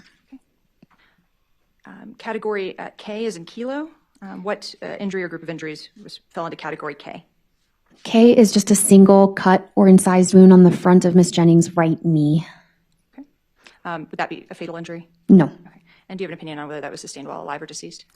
This one was not extremely bloody, but it was very fatty, and so I think it's possible that this could have happened while she was alive or after she died. Okay. We've talked about L, M, and N as it corresponds to the wound tracks, so let's go to group O as in Oscar. What is group O? Group O is a cluster of 3 stab wounds on Miss Jennings' lower back. They were very close together, and these just entered her body and did not exit her body. Okay. Did these injuries involve any important organs or structures within Grace's body? They injured her spleen, which is one of the organs that lives in our abdomen, and then it also caused bleeding in the tissues around the spleen. Okay. Did it injure any of her ribs? Yes. Can you please just explain that to the jury? Yes, so just referring back to my report, some of the stab wounds of her chest, as well as these 3 stab wounds, would injure her ribs as a sharp object travels through the area. And so for this cluster, group O, she had some injury to her left lower ribs of her left lower back. Okay. Can you describe the wound tracks? Yes, so for this cluster of 3 stab wounds on her lower back, the wounds entered through the tissues of her back, entered her abdominal cavity from behind, and then went between some of her ribs and cut her spleen and her diaphragm. That's the muscle that we use to breathe. What does the spleen do again? They could have been. And do you have an opinion as to whether these were sustained while alive or deceased? I may have asked you that already for this category. I apologize. That's okay. You didn't, but I do favor that these occurred while she was alive, given the presence of bleeding in the tissues, and she also had some blood in her abdominal cavity. Okay. Let's move to category P as in Papa. What was that category? Category P is a cut or a slice of the left lower part of Miss Jennings' neck. Okay. Do you have an opinion on whether that would have been pre or post-mortem? This wound occurred after she had died. And why do you say that? Because this area would have been very bloody if it was injured while she was alive, and it wasn't. Okay. Going to category Q. What did you observe that you classified as category Q? Wound Q is just a single cut or incised wound on the back of her left shoulder that just injured the skin and the underlying fat. Do you have an opinion on whether this was pre or post-mortem? I favor that this occurred after she died, but I can't be definitive. Going to category R as in Romeo. What injury was this? R is a stab wound of Miss Jennings' right side of her belly, and that wound traveled into her abdominal cavity, injured her diaphragm, that breathing muscle, and also damaged her liver. Could these injuries have been fatal? Yes. And were these injuries sustained pre or post-mortem? I cannot say for sure one way or another for this wound. It's possible that she had been alive, but it's also possible that she hadn't. Let's move to category S as in Sierra. What what injury or category formed S? S is a single slice wound or a cut of the back left portion of Miss Jennings' scalp on the back of her head. Can you please gesture on your own body where that would be? In the general area. Okay. And you've just used your left hand to demonstrate kind of just above your ear line, further back on your head. Is that correct? Yes. Okay, thank you. And what can you tell the jury about this injury? This injury just injured the skin and the underlying tissues, and there was not a significant amount of associated bleeding. I do favor this occurred after she had died. Okay. What was the state of her hair around that injury? Do you recall? I don't recall off my recollection. I don't. Yeah. We're going to look at the photos in a little bit. Will that help you remember? It could, but we also shaved the hair to see the wound, so it may not, but I'll try. Thank you. I guess I should have asked that question, whether you altered the hair as part of your autopsy. We did. Okay. Going to category T as in tango, what injury or injuries fell into category T? Category T was another slice or a cut on the back of Miss Jennings' neck, kind of where our scalp will meet our neck. Can you gesture on your body where that is? And you just lifted up your hair and used your right hand to point almost directly in the back at the base of your skull. Is that fair? Yeah. All right, thank you. I'm sorry, I didn't get a verbal answer. Yes, thank you. Do you have an opinion, or did this damage any structures or organs? Just the tissues and skin. And do you have an opinion as to whether category T is an injury that would have been inflicted pre or post mortem? This injury also occurred after she had died. Let's go to category U. What is category U, the final category of injury? U is a single slice or cut wound of Miss Jennings' back of her head. This was located on the right part of her scalp above her right ear. All right. And does this injury appear similar, kind of mirroring injury S? Yes. Okay. So there's kind of two slice wounds, one on each side of her head above her ears? Yes. Right. Would this injury have been inflicted pre or post mortem?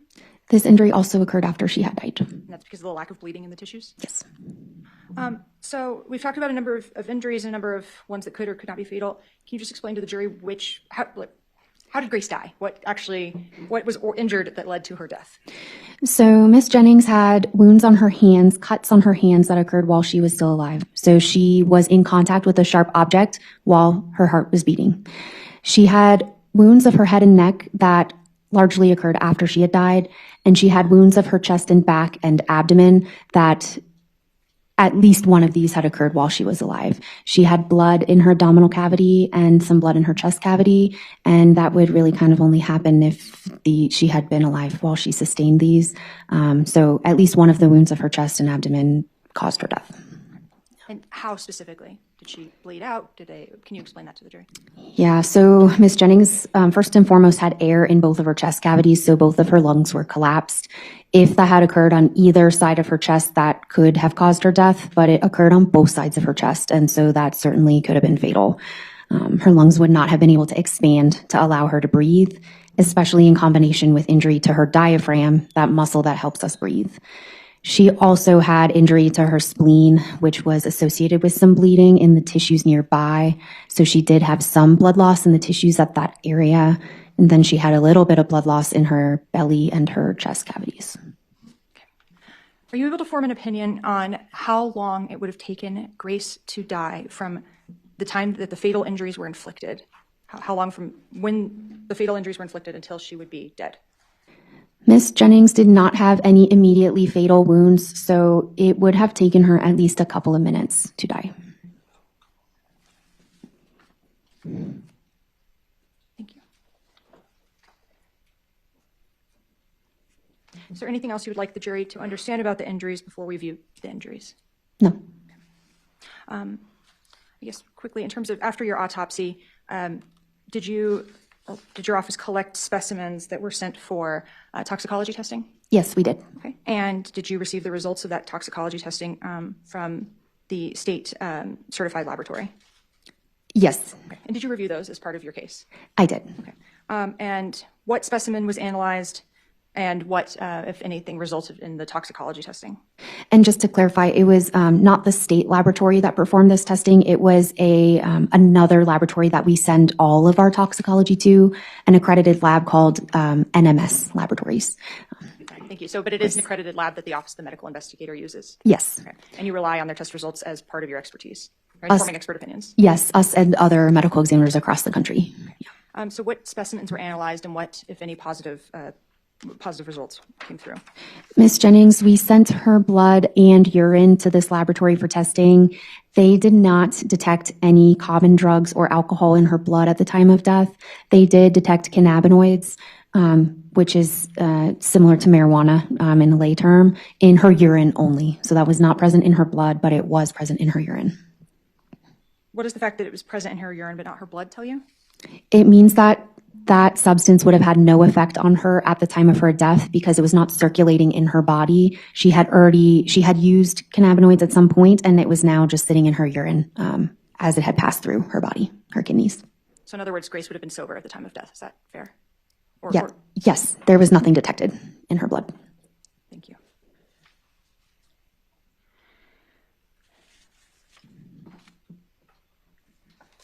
Dr. Helmrich, we've talked about photos taken in the course of this case. Have you had the opportunity to review some of the photos from your case today? Yes. Okay. And again, once those photos are taken during time of autopsy, contemporaneously with the autopsy, are they edited or altered in any way prior to being uploaded to your system? No. And then shared with the state or the parties? Correct.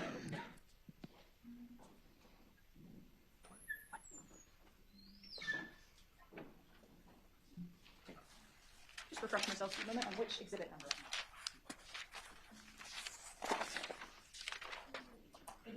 82. All right, thank you.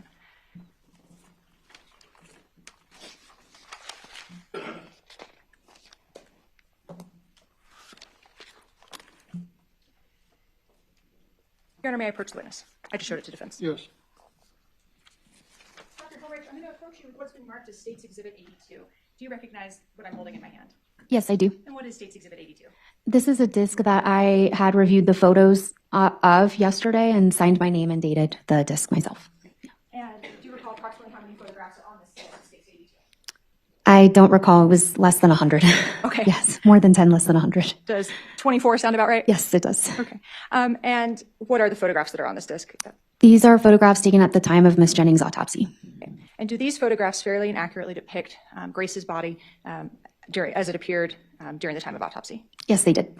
Your Honor, at this time, I'd move to admit State's 82. Any objection to 82? Nothing further, Your Honor. 82 is admitted. Counsel, approach before Yes, you please. publish, if that's what you're going to do next.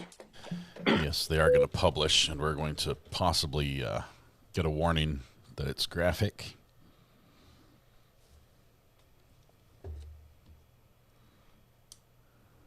So let's zip ahead through the sidebar. Judge called this one. First, what does it mean for someone to be pronounced dead and the pronounced time of death as it relates to your office? The official pronounced time of death is very rarely ever the actual time that a person dies in the context of cases that we investigate at my office. It is simply the time that our investigator pronounced the person deceased at the scene. So they may have died sometime before, but then our investigator takes time to get there and pronounce. So it is usually delayed after the actual time of death.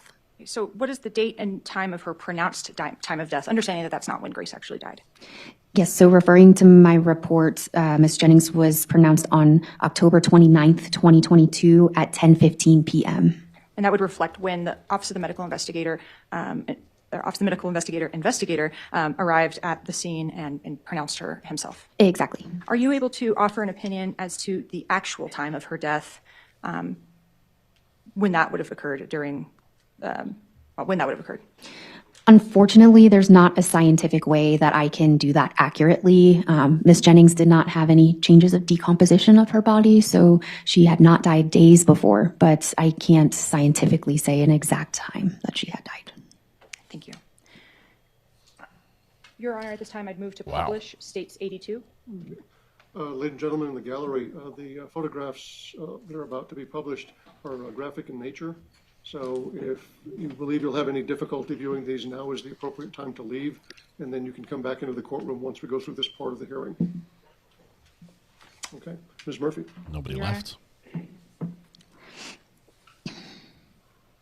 If I may just get a little bit of tech support to play them off the drive so they're not slow to load.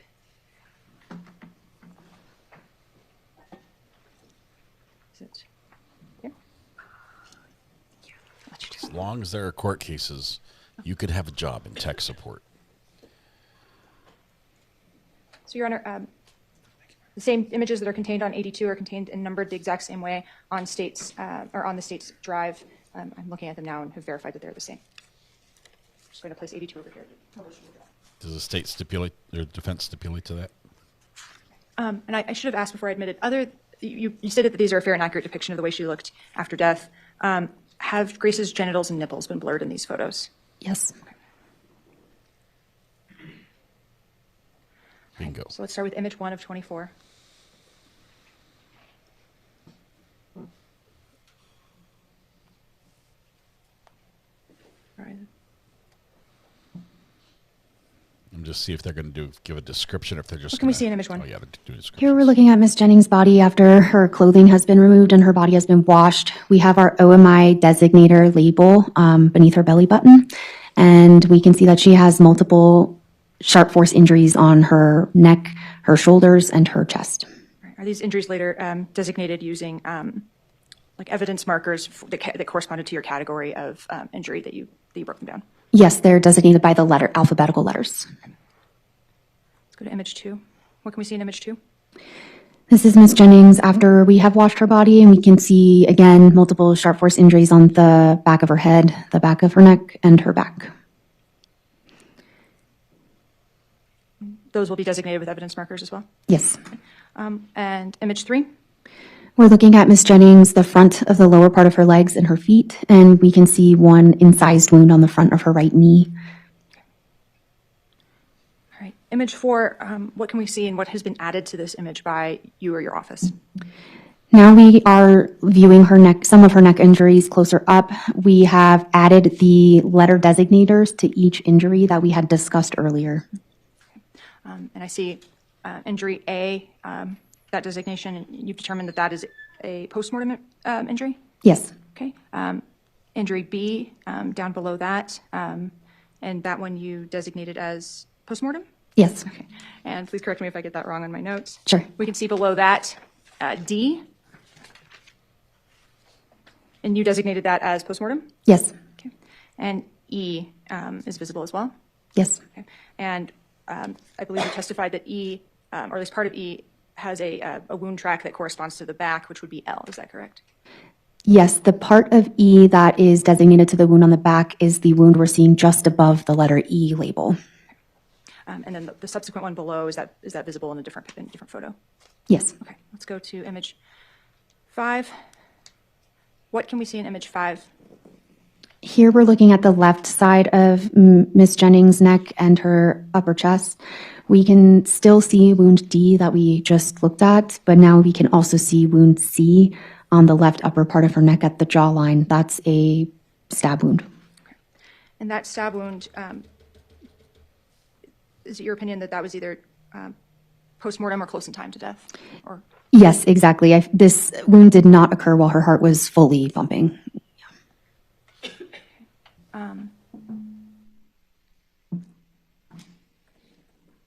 There are some other injuries that are visible in this. I think we can see G and I.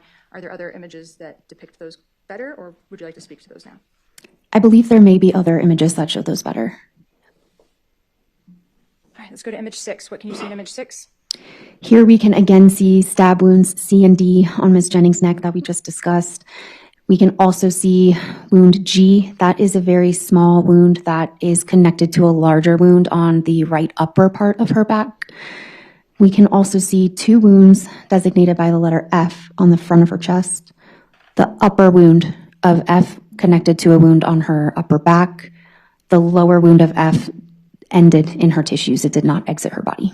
Okay, and her nipples have been blurred out in this photo. Is that correct? Yes. Okay, and you talked about G having a coordinating wound track.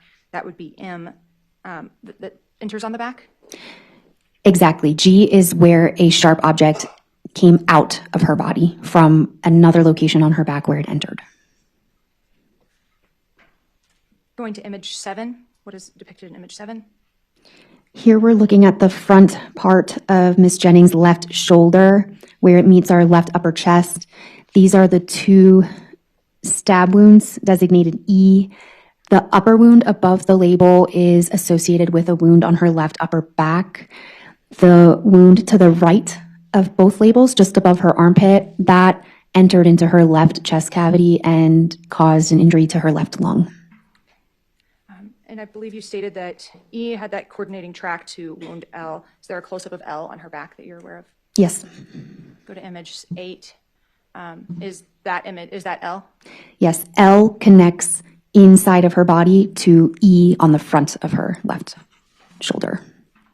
Thank you. All right, going to image 9. What can we see in image 9? Here we can again see stab wound D on the bottom of her neck. We can see that exit sharp force injury G on the front of her right armpit. And then we can also again see the 2 stab wounds F. And again, that upper one is associated with a defect on her back, and the lower one just goes into her tissues. And the coordinating defect on the back that corresponded would be N as in November? Yes. Going to image 10, what can you see in this photo? Here we're looking at Miss Jennings' back, specifically the right side of her back, and we can see multiple stab wounds. On the upper middle part of her back, to the left of the letter M, we can see that wound that is associated with this small wound G on the front of her right shoulder. That sharp object entered as M and exited as G. We can also see N on the right upper back, the wound to the left of that label N, that is associated, connects inside the body to one of those stab wounds on the front of her chest, designated F. And then we can also see O, that's located on her lower back. O is 3 stab wounds very close together that entered her abdomen.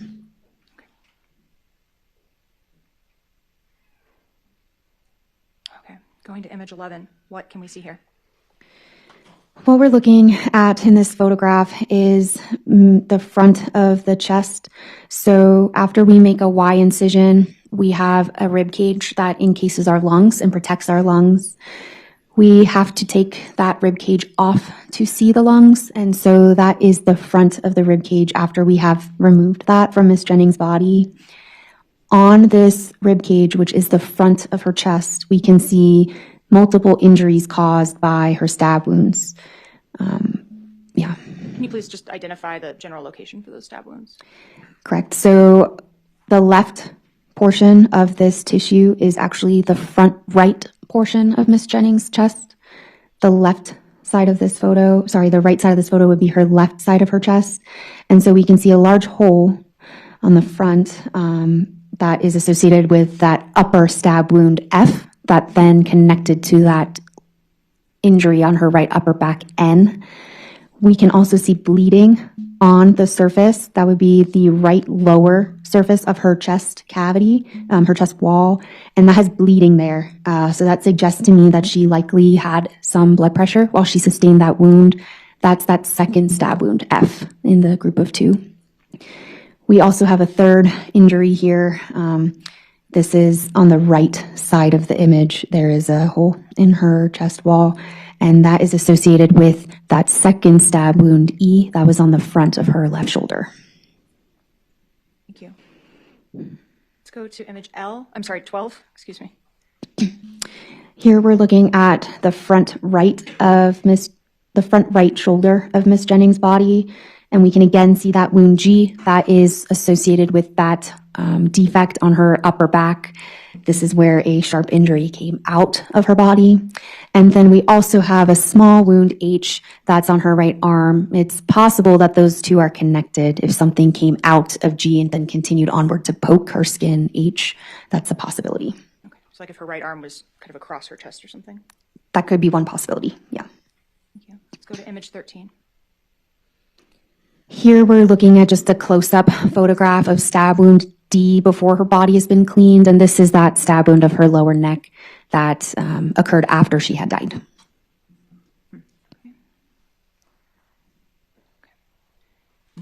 Image 14. Here we're looking at the palm of Miss Jennings' left hand. In this photo, we can see multiple cuts spanning across her index, middle, and ring fingers on the front of her left hand. These happened while she was alive. She also has a cut at the base of her thumb that we can see.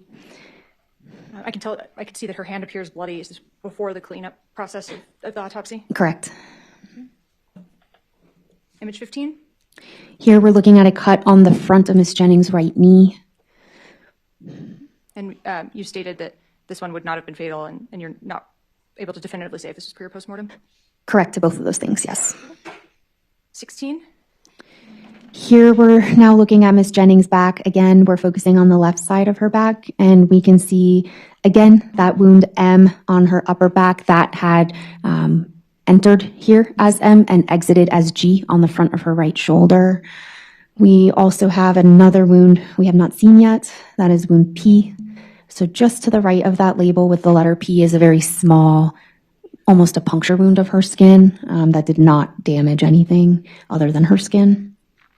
And then we can also see a little bit of L on her left back. The label's cut off by this photo, but on the back of her left shoulder is L that is associated with that front E wound on the front of her shoulder. Above P, we can see a partial injury. Is that injury depicted better in subsequent photos? Yes. Okay. What do we see in image 17? In 17, we can see another injury now. This is wound Q. We're looking at the top of Miss Jennings' left shoulder, and this was just a very small cut that only injured her skin. Okay. Image 18, can you orient the jury to where we are on Grace's body and then what you can see in image 18? We're looking at the lower right side of Miss Jennings' body, so her head and shoulders would be above this photo. Her legs and feet would be below this photo. Her back is on the left side of the photo, and then her belly is on the right side of the photo. So she's on a table face down, and we're looking at the right side of her body, specifically her hip and her belly. Okay. And what evidence label do we see? Here we have wound R. To the right of that label is a stab wound. This is the wound that injured her diaphragm and her liver. This looks like a relatively small wound. Is it a significant wound?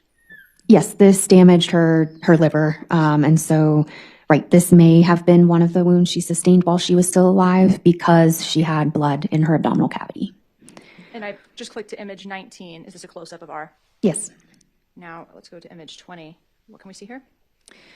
Here we're looking at Miss Jennings' liver after it has been removed from her body, and we can see a large cut on her liver. That is associated with that stab wound R we just saw on the right side of her belly. Okay. How deep into Grace's body would this have had to, did the wound go, or the implement that created the wound go in order to make this injury? It would have to have traveled at least through the fat that we have on our bellies, as well as through the tissues of that breathing muscle and the liver tissue itself. So it was pretty deep, yeah. Going to image 21 of 24, what can we see here? Here we're looking at the back of Miss Jennings' head. We're looking at the left back of her head, and we can see multiple injuries on her head and neck. Okay, can you please speak with the jury about injury S, as in Sierra? So S is on Miss Jennings' scalp behind her left ear. That's a slice or a cut that I favors most likely postmortem. There was not as much bleeding into this tissue as I would expect for a person if they were alive when they sustained that. And we can see that Ms. Jennings' hair has been shaved. You stated that the Office of the Medical Investigator did that? Yes, the pathologist, Dr. DePasquale, under my supervision, did that. We have to shave the hair of individuals to see injuries and classify injuries, so that's part of our autopsy. This injury almost Pasquale looks like it sounds has a familiar. hook shape. Can you explain why it's not a hook shape? So there's a very small piece of skin that's attaching together, almost like a bridge of skin between two pieces of skin. And this can be seen if skin is sliced, but not sliced all the way through. So there's still a small attachment at the bottom. So the blade would have gone kind of along the side of her scalp and underneath that flap we kind of see. That could certainly explain that, yeah. Going to image 22. Here we're looking at another slice or cut that occurred after Ms. Jennings had died. This is on the back of her neck, mostly involving the right back of her neck. 23. We can again see wound S, that right behind her right ear. And I believe I misspoke. I apologize. S is on the left side of her head. T is on the right. So S on the left, T on the right, and then we have P, that very small wound that's on her upper back that just injured her skin. And T would have been inflicted after she was deceased? Yes. Okay. Are you able to say whether the injury to T would be inflicted with one swing or more than one swing or slice or stabs of an object? Are you able to multiple attempts in that area or offer any opinion on the number of stabs or slashes or swings? It's possible it was just one, and it's possible it was more. Going to image 24, our final image. Here we can see, again, that wound T we just discussed on the back of her neck, mostly on the right back of her neck. We can see a new wound U. That's another slice on her right scalp above her right ear. And then we can also see a stab wound under her right jawline. All of these wounds happened after she had died. Thank you. We can turn off those photos.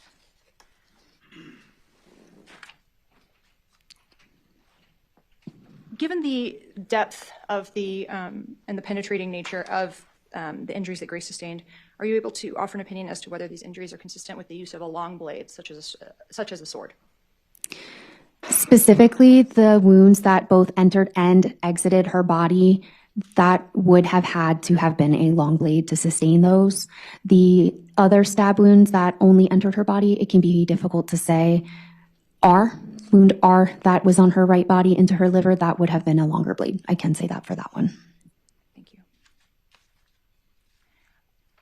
Are you able to offer an opinion on the amount of time that it would take an individual to inflict, or individuals, a person or persons, to inflict this number of injuries given the distribution and multitude of directions? It would not be immediate. That's what I can say. And you said it would have taken minutes from the onset of the fatal injuries for her to have been deceased? Yes. Okay. Would the injuries to her lungs have made it difficult or impossible to talk or yell?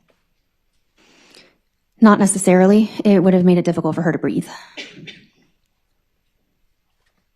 you stated that your opinion as to cause and manner of death is what? Cause of death is sharp force injuries, and manner of death is homicide. A moment, Your Honor. Yes. Thank you, Dr. Helmrich. Your Honor, I'll pass the witness as I gather my things. Anything from the defense for the ME? Fantastic witness, by the way. Yes. How is everyone in the jury box doing? Do we need a break, or are you ready to continue? They need a break. We'll continue then. We'll have cross-examination. Jury's like, no, we're good. We just looked at 80 autopsy morning, pictures. Doctor. Let's continue. I just wanted do you guys mind if I close this? No. You had said you testified about 40 times? Yes. Are those all here in New Mexico? One time was in Arizona, but the rest have been in New Mexico. Yeah. And going back to what year, if you remember? I'm not sure I understand the question. Oh, since I've been tracking? Yes. I would say probably around 2020 would have been the first time I had a jury trial. Okay. Or hearing, yeah. Gotcha. So this won't take me long. Again, Ms. Murphy has to do the hard part, and so I'll get you through this pretty quickly. There's a couple areas I want to cover. First, it sounds like there was 7 wounds total on the head and neck. Is that right? Yes, that's correct. And 10 on the torso? I would have to refresh my recollection. Yeah, Thank you. There were 9 wounds on the torso. And then it sounds like 1 on the right arm? Yes, if we're not counting the right shoulder, 1 on the right arm. Yes. Okay, when you say not counting the 1 on the shoulder, is that part of the torso? Are you counting as a part of the 9 on the torso? I do, yes. Okay, yes. so, and then 2 on the hands, 1 on each hand? There's multiple ways we can count those, right? So we can count the multiple slices across the fingers as 1 wound, or we could count them as 3. But if we're counting the slice across multiple fingers, she had, as 1 wound, she had 1, 7 total incised wounds on her hands. Both hands. Both hands? Yeah. And then the one on her knee? Yes. Right? Okay, so 14, 9, 23, 7. So 31 total. That's my math. Let me do my math.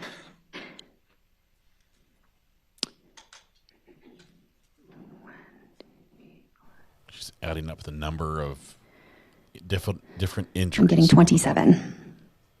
27 to 31, okay. We'll go with your math, 27. Sounds good. And together, all of these wounds are lethal. So if they were all inflicted at the same time, that entire infliction would probably cause her death in and of itself. Well, certainly some of the wounds on their own could have caused her death by themselves, but yes, generally speaking, when things are occurring at, may be occurring at the same time, we lump them together as a cause of death. Okay. And we'll go through the ones that could, in and of themselves, cause death. You kind of did, but we'll just recover those. Let's just do that now. How about wound C? Could wound C have been lethal in and of itself? That's one of the wounds that occurred after she had died, so no. But if that wound would have occurred to her before a pre-mortem, could that have killed her? So hypothetically, if that wound happened while she was alive, which it did not, that one could have caused death on its own. Which it did not. And wound D, could that have been lethal in and of itself as well? Yes, but again, that happened after she died, but that one certainly would have caused her death. Okay. And that one went into the neck about 2.5 inches, right? Yes. Let me double check that. I think you used centimeters. I had to do a conversion. Yes, I am not familiar with the conversion without a calculator, but 6.1 centimeters was how deep that was. And the unlabeled wound that's on the left shoulder, that to me, after your direct testimony, sounds like it's actually one of the 2 E's. Is that right? Exactly. E is a group of 2 stab wounds. So when I testified, I said both of those were E. Yes. Right. Yeah. And the one that's on lower, could that one have been fatal in and of itself?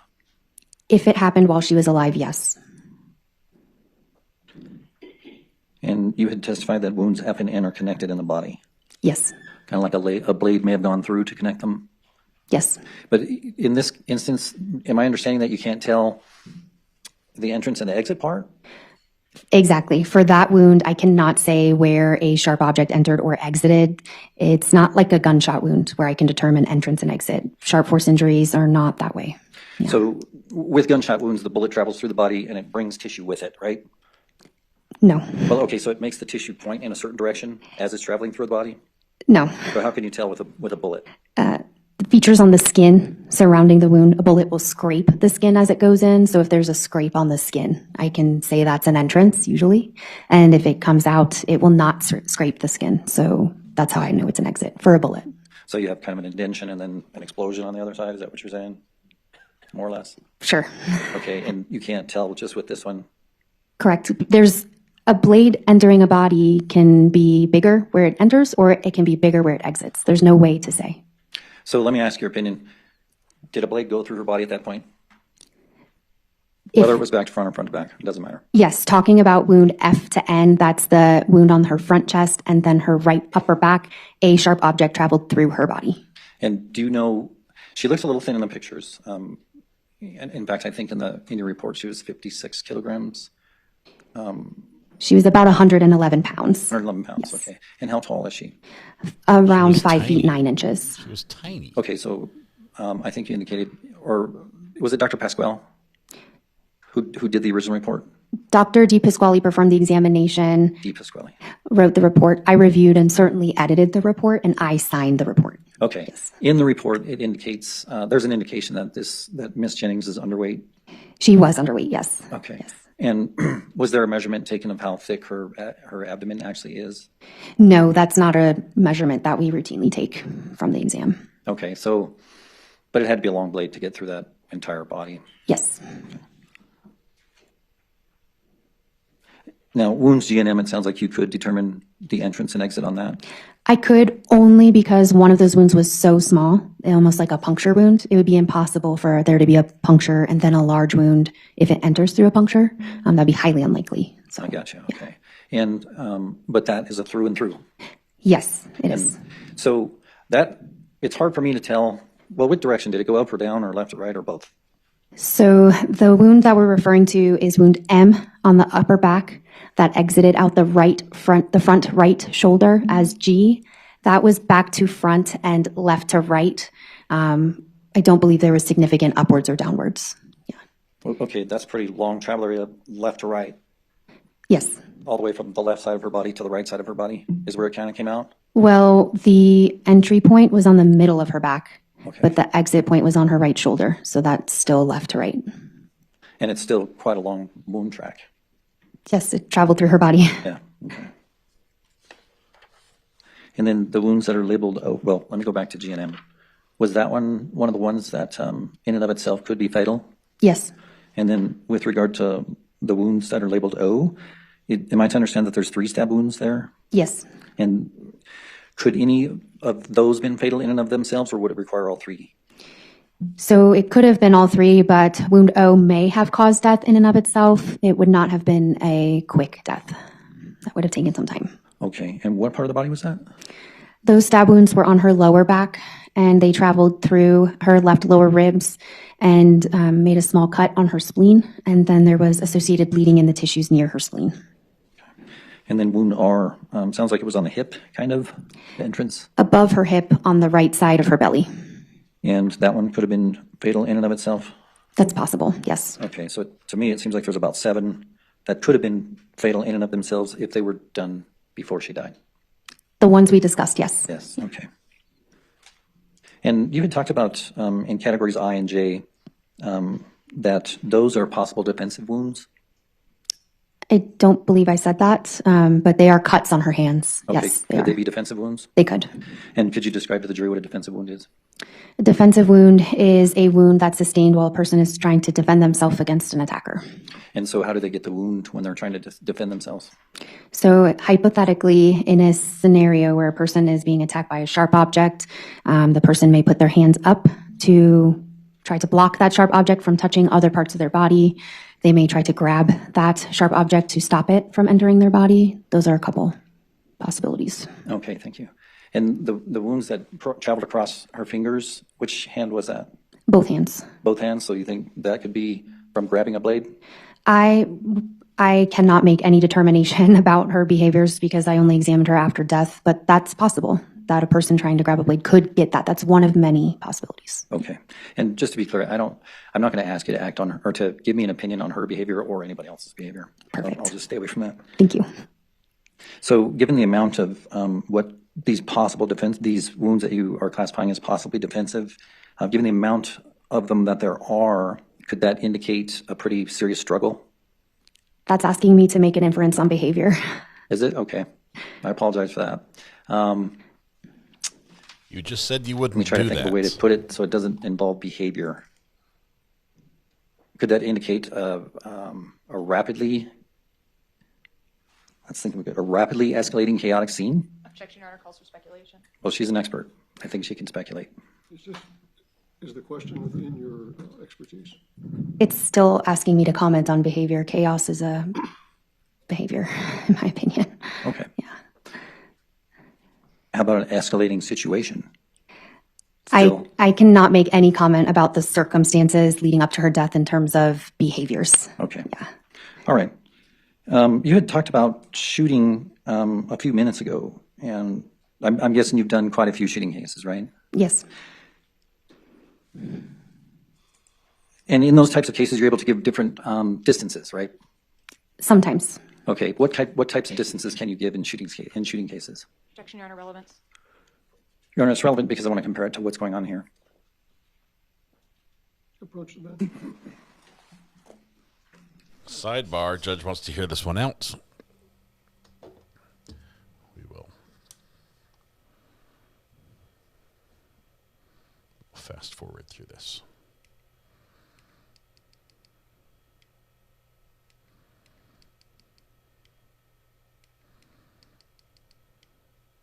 Took a couple minutes here, about a minute and a half so far.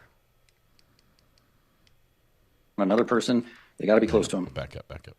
You may proceed. Go Thank ahead. you, Your Honor. Well, let's just talk about incise wounds. In order for a person to inflict an incise wound on another person, they got to be close to him. Not necessarily. It depends on how long the blade is. That's one of the variables. What other variables are there? If I throw a knife at another person from a distance, I could inflict an incised wound. With this many wounds, do you think a person would have to be close? You could throw many knives. It certainly could be consistent with close contact, this many wounds, yes. Okay, thank you.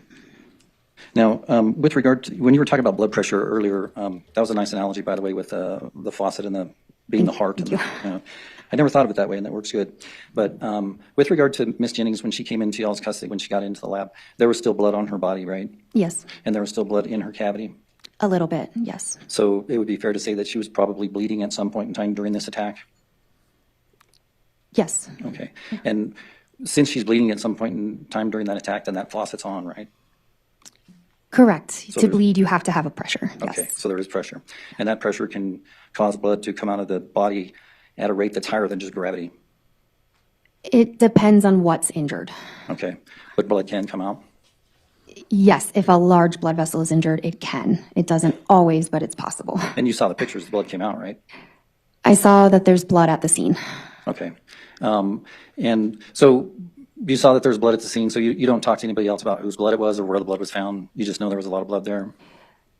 I didn't say a lot of blood, but yes, there is blood at the scene, and I saw that from the photos, and I did not speak with anybody about the amount in terms of law enforcement or anything like that. No. Thank you for correcting me. You're catching me. I'm not trying to put words in your mouth. I don't think you are either. I just want to be accurate. All right. And I appreciate the accuracy. It shows you're a scientist. Okay, so she could be bleeding. That blood could have got on somebody's blood, on somebody's clothing, right? Possible, yes, sure. Okay.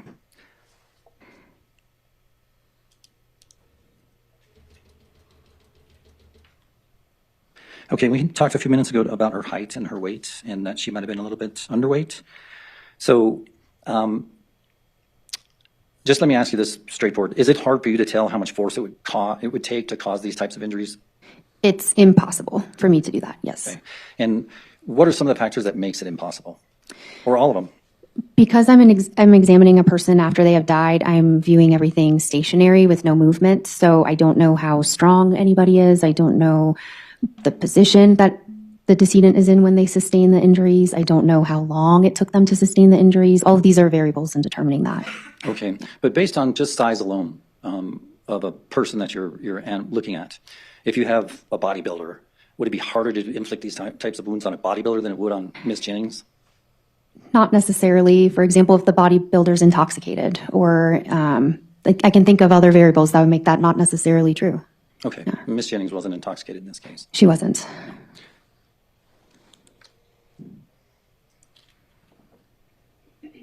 Now, with regard to the wound that was on the back of her neck, you had stated that it was possible that it was more than one, I guess, incise wound? Was that the word you used? I don't want to use the wrong word. I was going to say. It is an incised wound, yes. Okay, so it's possible that it was more than one incise wound on that? Correct. It's impossible for me to say if two cuts or two slices are made in the same area. It would look the same to me on my exam, so that's why I said that. Okay. Yes. And then, okay. I'm going to ask you a couple of these questions that you get all the time. So with regard to the 5 types of manners of death in New Mexico, what are they again? Natural, accident, suicide, homicide, undetermined. Okay. And homicide is not a legal conclusion, right? Correct. It's just the manner of death. It's a medical opinion. Okay. Yes. I just wanted to clear that up, and I'm sure you get that all the time. I do. Okay. And then you get these questions about force and direction all the time, right? Yes. And that's because it's not your job to work with the investigators to find this stuff out, right? Correct. My job is to determine the cause and manner of death. Yeah, you're the boss as far as the cause and manner of death goes. Legally, yes. So you don't get these questions until you get into court like this, and you have attorneys like me asking you these crazy questions, right? Sure, yeah. Okay. So I apologize if I'm going all over the place, but that's just kind of the nature of the job. I understand. And with regard to the fingernail clippings, it sounds like Miss Jennings came in with some bags on her hands? She did. Can you explain to the jury why? When our investigator goes to a scene of a death, brown paper bags, like a sandwich bag that we put a sandwich in for lunch, those bags are placed over a person's hands and then taped at the wrists. That is to preserve any possible evidence that may be on the hands so that doesn't get lost during transport. And do you know who trains the people to bag the hands? I do. You do? How often do you do it? No, I do know who does it. Oh. Who does it? We have a supervisor of investigations, and we also have a field supervisor of investigations. That would have been that person. Okay. And when you received Miss Jennings over at OMI, did those bags seem to be applied properly? I don't recall that they weren't. Okay. Yeah. You would have noted it on your report if they weren't? I would have, yes. Okay. And then, so why do you take fingernail clippings? It's part of our routine evidence collection that we do on any possible homicide, and it's just what law enforcement, what we have historically done to send to law enforcement. Okay, and do you know what law enforcement does with it? They look for DNA of another person on the fingernails of the deceased individual. And do you know how that DNA might get there? Contact. Okay. What do you mean by contact of the fingernail on the other person? Or contact of the other person on the fingernail. Yeah, Either those way. two things touched. Yeah. Okay. Your Honor, I just need a second if I may.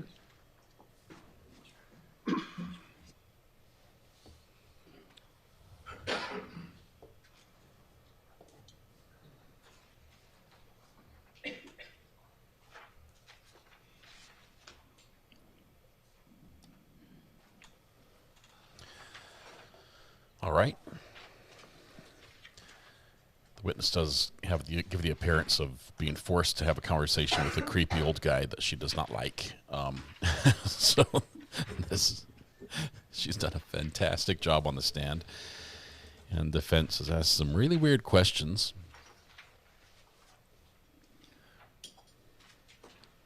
See if they have any more. They're flipping through pages. Here's one. Doctor, I'm going to show you what's been marked as State's Exhibit 26. There you go. I don't know if you can tell. Okay, I got to back this out a little bit. I don't want to mess this up on him. There's a scroll wheel on top of the camera. Oh, right there where it says zoom. Okay, cool. All right.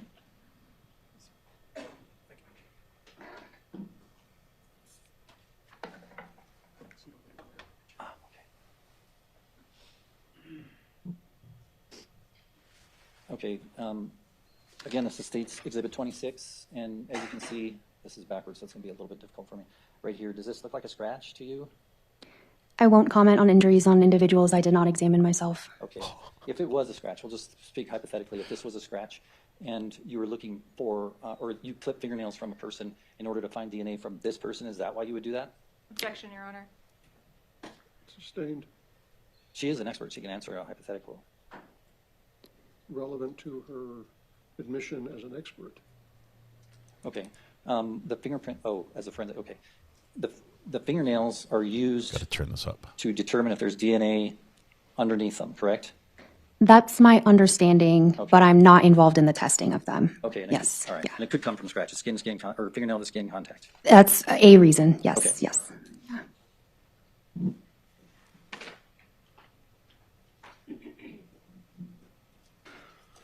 And just real quick, I was curious about the liver wound. That was a pretty big incise wound that went there. I would say so. Did it hit the hepatic nerve? Is that why it's The possibly fatal? So we have nerves all along I'm sorry, the hepatic artery. It did not hit the hepatic artery. Okay. But it was deep enough to cause a fatality? Right. Our liver can bleed, and that same wound also injured her diaphragm. Okay. And how many post-mortem wounds were there total? I will have to refer to my report to Please. count that correctly for you. Thank you. So all of the wounds on her head and neck were post-mortem. So that included the 4 slices, 1 on the right side of her head, 1 on the left side of her head, 1 on her back, the back of her neck, and then she had another slice on her right upper neck. Those 4 slices were after she died. She also had 3 stab wounds on her neck, 1 on her left jawline, 1 on her bottom, and then 1 on her right at the mid-neck. Those 3 stab wounds were post-mortem. So that's 7 total injuries post-mortem on her head and neck. Any of the wounds on her torso could have happened while she was alive. Okay. And you had testified during your direct testimony that it might take a couple of minutes for her to die? It would have taken at least a couple minutes to die, yes. Okay. Sometimes a couple of minutes means 4, sometimes it means 2. Can you give us your definition of a couple? I can't, because I don't know, and I don't want to say the wrong thing. We can't take 100 people and give them these stab wounds and start a timer and see how long it takes to die. We make our best guesses off of what's injured, and a couple minutes is the best I can give you. But it's plural minutes? Yes, I do believe it would have taken more than 1 minute for her to die. Okay. Yeah. Your Honor, do you mind if we run 30 seconds off the clock? Objection, Your Honor. It's not a play Do you want clock. to approach on this? Yes. Can we just run 30 seconds off the clock? Delay of game on the offense. 5-yard penalty. Repeat second down. That was like the most football or basketball term ever. Can we run it off the clock? This guy's nuts.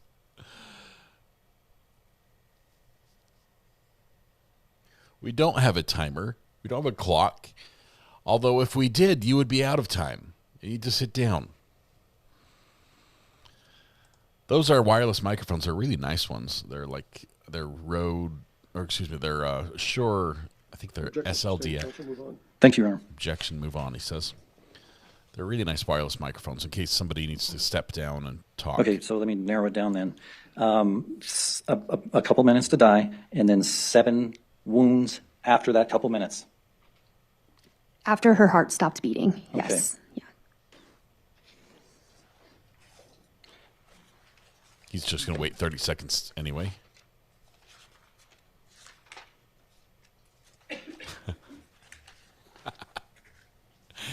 We didn't run it off the clock. I'm just going to sit here and pause for 30 seconds. I have a couple of, and I apologize, I have a couple of random questions here that I wrote down. Just random stuff. What are you doing for dinner tonight? Are you available? This level of flirting is weird.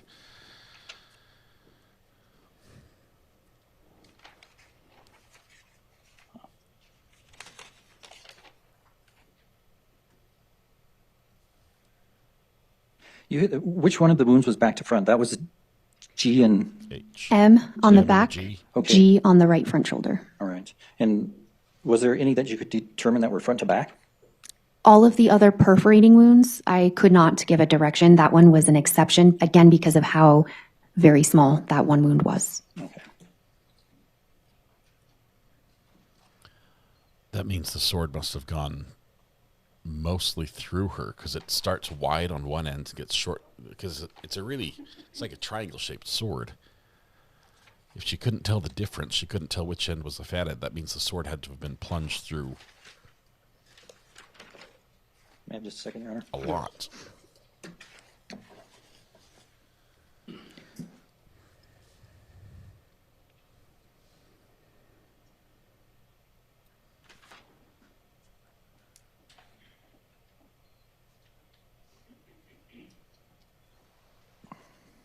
Based on your training and knowledge, are you able to quantify the amount of blood Grace may have lost? Or is that possible? No, I was not at the scene. Okay. And like you would have to be at the scene, period. You can't guess how much blood a body of that size may be holding and how much is missing, and you don't weigh it. There's no way for me to do that, no, even if I had gone to the scene, to be honest. Yeah, I can't quantitate based off a puddle. Okay. Yeah. Thank you, Doctor. Welcome. No further questions, Your Honor. Puddle fluid dynamics, not a thing. Picking up where defense just left off, in the scene photos, you see blood up on the kind of top back part of the bed. Do you recall seeing that? I saw spots of fluid there. Yeah, without being there, I can't confirm that's blood, but yes, I did see that. A red brown substance that could be consistent with blood. Yes. And then did you see pictures of where Grace's body was discovered and then what was underneath Grace's body after her body was removed? I did. Okay. And was there a kind of a puddle of a red brown substance that could be consistent with blood there? There was a puddle of blood under her, yes.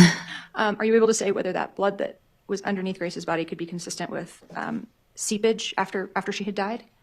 as opposed to active bleeding while alive or dying? I can't. I don't have that training to interpret blood patterns. There wasn't anything that looked like spray from like a large artery open wound, but again, I did not go to the scene. I'm not trained to determine anything other than that. Yeah. And then we saw in Grace, the beginning of Grace's autopsy photos, that her body is somewhat contorted.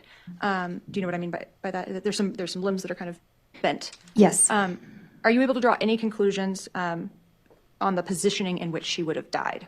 No. Okay. Could those body contortions just be related to how her body was positioned after she was deceased and then remained until OMI removed her? Objection leading, Your Honor.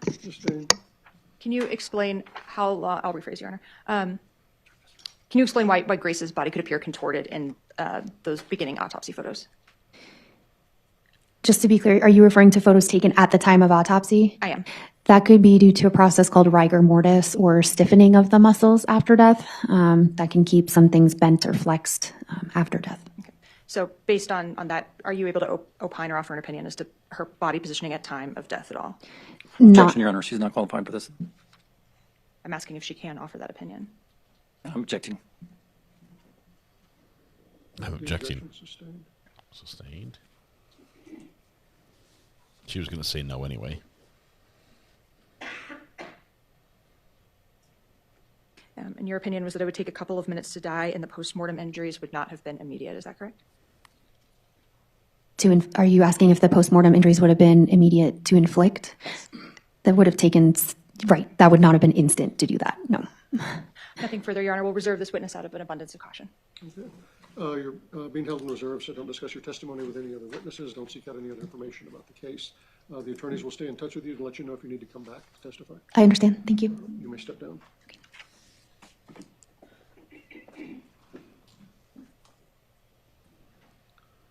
Ladies and gentlemen, we're going to take our noon break. I have a hearing at 1:15, so I'm going to ask you to come back at 1:30. Where do you want to meet them? Okay, same place as this morning, on the second floor, on the northeast corner by the big windows.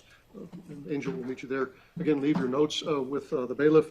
Don't speak to anyone about the case. Don't seek out any information about the case during our lunch recess. We're in recess. All rise. All right, as we go to recess here, let's see. We're going to skip ahead because we're still catching up. So let's fast forward just a little bit. The judge has a long lunch and then something afterwards. Let's see, here we go.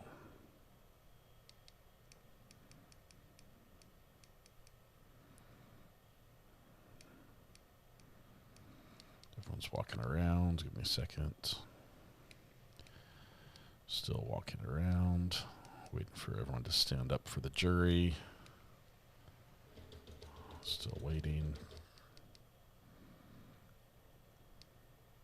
If you have items of evidence. I just jumped ahead like about a year. So hold please.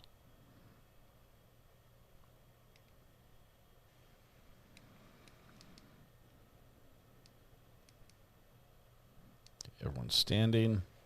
Jury's coming in. There we go. We're back. We're still catching up. That's where we're zipping through all the breaks. Thanks for the additional likes. You may be seated in the courtroom, ladies and gentlemen. Let's go back on the record. Who is your next witness, counsel? Jeffrey Smith, Your Honor. Sir, if you face me and raise your right hand, I'm going to place you under oath. Do you swear or affirm the testimony you're about to give us the truth, the whole truth, and nothing but the truth, and the penalty of perjury? I do. Please have a seat. Wonder if this is text message you stuff? have some kind of notes or documents with you. Don't refer to those unless you're directed to by counsel. If you'd begin by stating your name for our record and spelling it for us, please. My name is Jeffrey Smith, Jeffrey Smith. SMITH. Thank you, Your Honor. He said that fast. Good afternoon, Mr. Smith. Afternoon. What do you do for a living? I am a forensic scientist with the New Mexico Department of Public Safety here in the Santa Fe lab. All right. And how long have you been with the Department of Public Safety?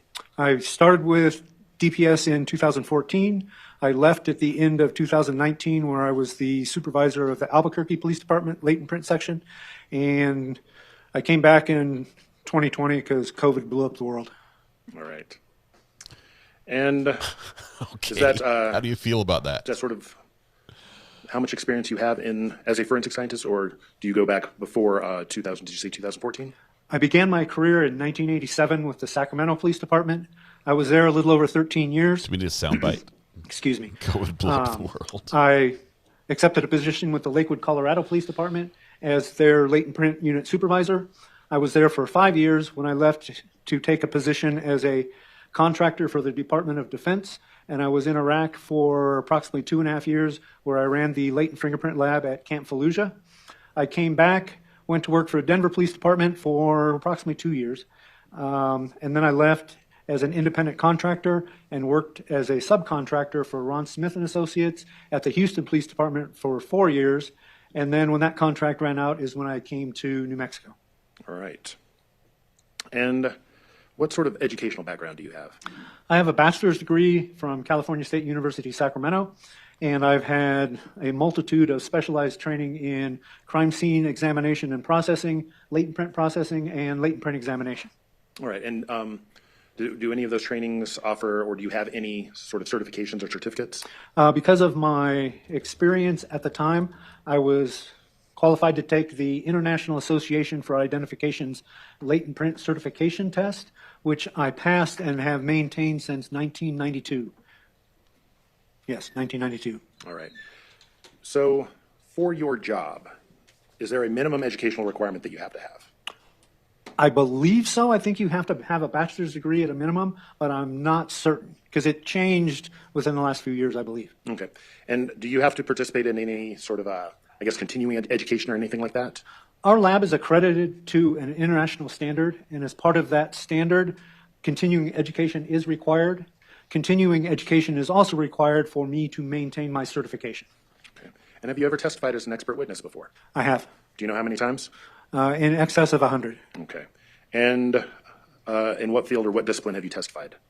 I have testified and been recognized as an expert in crime scene investigation, latent print examination, 10 print examination, and that occurred in California, Colorado, Texas, New Mexico, and I've had 2 sworn statements accepted in lieu of in-person testimony in the Central Criminal Court of Iraq.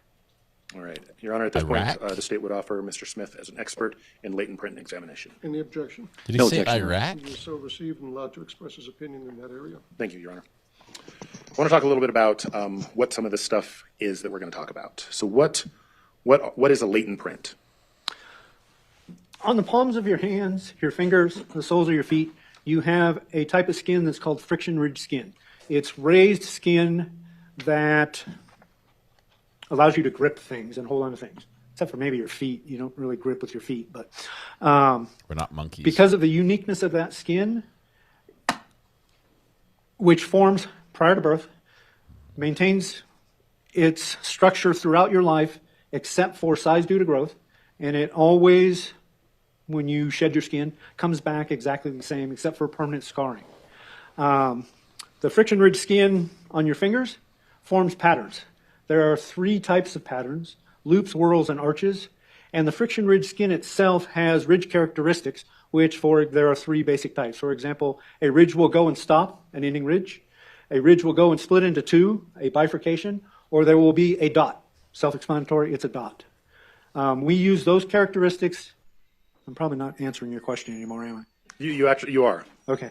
We use those ridge characteristics and their spatial relationship to one another to allow us to determine source when we are doing comparisons.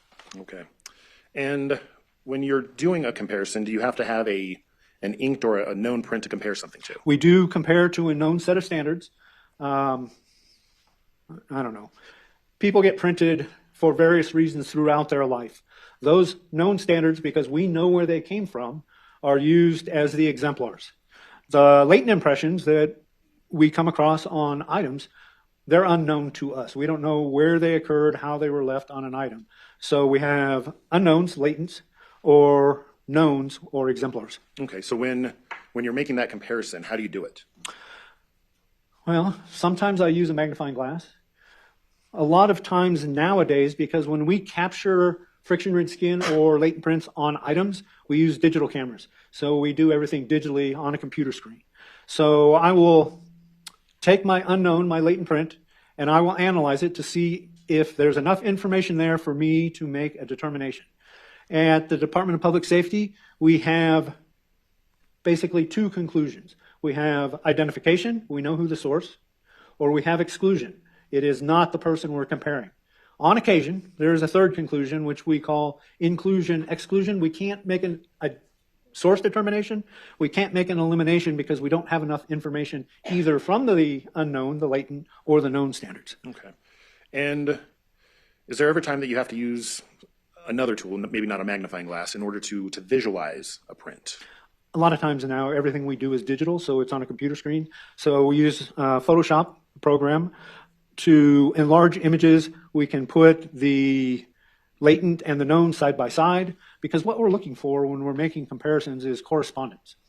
The characteristics I mentioned before, the three characteristics, and their spatial relationship to one another, we're looking for that in the known. When, for example, I have a bifurcation facing down, the corresponding ridge going up ends, so I have a characteristic of a bifurcation going down, a characteristic of an ending ridge going up. 3 ridges away, I have a bifurcation going up. I'm looking for that spatial relationship of all the ridge characteristics contained in the unknown, and I'm looking for the correspondence in the known. That is how we can determine source. Okay, so in looking at, I guess, a finger or a palm, something like that, if I had cleaner glasses, I might be able to see something within that. Are those the ridges that you're talking about? Yes. Okay. Are you familiar with DPS case number 22-3858? Yes. All right. And did you receive items for this case in order to test for latent prints? I did. Do you know what items you received in this case to test? 5, 6, and 9. All right. And are those all of the items that you received? No. Can I refer to my report? Any objection? No. Sorry, Your Honor, no objection. You may. Thank you, Mr. Smith. Items 5, 6, 12, 9, 11, and 15. Okay. So let's just start with number 5. What was item number 5? Item number 5, which was agency item number 15, was a sword with reddish-brown stains and what I suspected to be hairs. All right. And item number 6, what was item number 6? It was the sheath to the sword. And how about, do you have items 12-1 and 12-2? Yes. What were those? A dagger and its corresponding sheath. What about item number 9? Item 9 was inked finger and palm print standards bearing the name Kiara McCulley. And is there a date of birth that was corresponded with that? 12/4/2002. What about item number 11? Inked finger and palm print standards bearing the name Isaac Apodaca, date of birth 12/19/1996. And finally, lab item number 15. What was that? Post-mortem inked fingerprint standards bearing the name Grace Jennings, date of birth 8/22/2001. Would you tell the jury a little bit about the process? How did you get those items? Well, this case was assigned to me by my supervisor, which is typical. And then I look at the assignment, I see which items I need to request. I submit a request to our evidence section, who receives the evidence from submitting agencies, stores it in the vault until somebody like me asks for it for analysis. So I submitted a request to them. They pull the items. Our evidence tracking system is a barcode system. So they scan the barcode into the computer system. It's Laboratory Information Management System, or LIMS system. And then I come in, I verify what they're giving me is what I asked for. They put in their unique password. I put in my unique password, and the item is transferred from the evidence section into my control. Within the latent print section, I have personal lockers that I have personal combinations for, where I store it prior to doing my analysis. So I would take it to them, I'd put it in my locker until I'm ready to work on it. Okay. And to your knowledge, were those contents changed? Were the contents changed, disturbed in any manner other than what you did to perform your test? No. When one of the first things we do when we get the evidence items is we check to make sure that the seal is intact and it has not been compromised. And then our process is to photograph the packaging to show what condition it was in when I received it, which I did in this case. Okay. And you stated that you've got sort of your own personal lockers. When you receive those contents, were they either in your custody and control or in your locker at all times? Once I got them from the evidence section, yes. Thank you. Did you actually perform any latent print processing or development on any of those items? I did. All right. Would you tell the jury a little bit about that, please? All right. First of all, there are two kinds of items that we process for latent prints. There's porous items, something that absorbs. Paper is a good example. And non-porous items, something that doesn't absorb, like my sword. Even though we call the friction ridge latent prints, sometimes when we examine the item, we can see those prints with the naked eye. That is always our first examination method, is a visual inspection to see if there is ridge detail that we can see with our naked eye. If there is ridge detail observed at any point in the processing methods, we document it photographically. In this particular case, there was ridge detail visible to me. I didn't have to do anything. I did no processing when I initially discovered the ridge detail, so I documented it photographically. For non-porous items, our second processing method, well, in this case, because there was reddish-brown stains on the item, we use a chemical called amino black, which reacts with the proteins found in blood. It will enhance and highlight if there are those proteins there in a bluish-black coloring. So that was my second process in this case. I did not get any additional prints. Following that, we use superglue fuming, where we put our non-porous items in a cabinet, an airtight cabinet. We heat superglue. The fumes will adhere to the residue left when you touch an item. And it's examined after that. Photographs are taken if needed. And the last combo step is a dye stain called rhodomin that we use. It adheres, gets absorbed by the superglue residue, and then we view it with a laser, and it will fluoresce to allow us to see it better. Anything's there, we take photographs. Those are the processes I used in this case. Okay. And you stated that when you use the naked eye, that you were actually able to visualize some prints. Is that correct? 3. Okay. And then when you went to the next step, I think you called it the amino black, that actually didn't result in anything.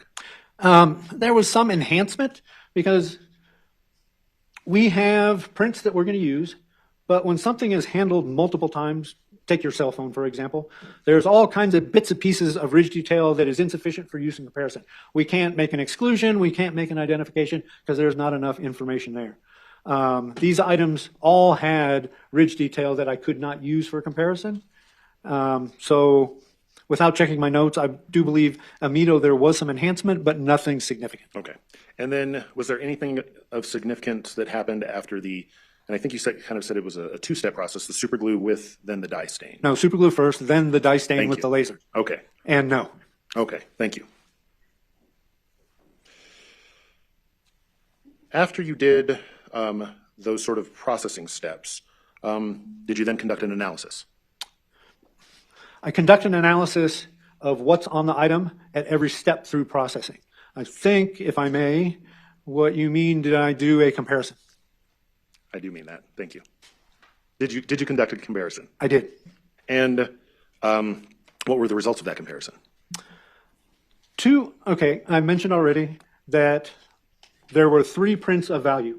2 were sufficient for identification. 1 was sufficient for inclusion, exclusion only. So, as I may have said, or at least alluded to earlier, when we make an identification, that means we're determining source. When we make an exclusion, we're saying that the people we compared could not be the source of that print, but because it's an inclusion print, I can't ever identify that print because there's not enough information there. But I can use it, possibly, for exclusion. 2 of the prints in this case were identified to Ms. McCulley, and the third impression could not be excluded from Ms. McCulley due to the quality of the impression. Now, I'm kind of jumping around and I apologize. When I say a print can't be identified, that doesn't mean it's worthless. As I think I said earlier, there are 3 pattern types and everybody has a combination or one of all of them. There's a loop. The ridge detail comes in, loops around, goes back out the same side. There's a whirl, kind of looks like a Target. Think of the Target department store logo. And there's an arch where the ridges come in from one side, kind of flow up in a wave and go out the other side. Well, this inclusionary print was a right slant whirl. So the ridges come in from the right side, come up, loop over, go back out the other side. If the person I'm comparing has no loops, I can exclude them. They could not possibly be the source of that impression. I could not exclude Miss McCauley, but the other two individuals I compared, Apodaca and Jennings, they had loops. But this particular loop, while there is not enough information there for me to make an identification, there was significant ridge count between the delta, which is part of the pattern type. It's where the ridges flow together, split apart, and surround or tend to surround the core of the print. So there was significant ridge count between the delta and the core. And Apodaca and Jennings had very small ridge count loops, so I could exclude them based on that information. All right, and I want to talk to you a little bit about some of what you found, what those results were as far as specific items. So as far as lab item number 5, which I think you stated was the sword with reddish brown stains on that? Correct. Okay. Was there anything sufficient for possible identification? Yes. All right, and what was it? Those were the 3 that I explained just a minute ago. 2 for identification, which were identified, and 1 for inclusion, exclusion, which couldn't be excluded, but was excluded from 2 of the 3. Okay, so let's talk about the identification portion. Who did that identification come back to? One of them was identified as the right middle finger of McCauley. One was identified as the left palm of McCauley. And then what about for the impressions that were sufficient for inclusion or exclusion only? I could not exclude McCauley, but I was able to exclude Apodaca and Jennings. Okay. Let's move on to lab item number 6. Was there anything sufficient there for you to analyze? No. And number 6 was the sheath? Yes. Looking to lab items number 12-1 and 12-2, was there anything there for you to sufficient for your analysis? No.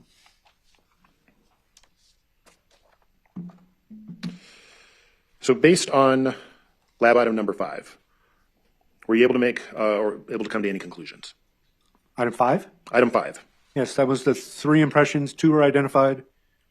The third one could not be excluded from McCauley, but was excluded from Apodaca and Jennings. Okay.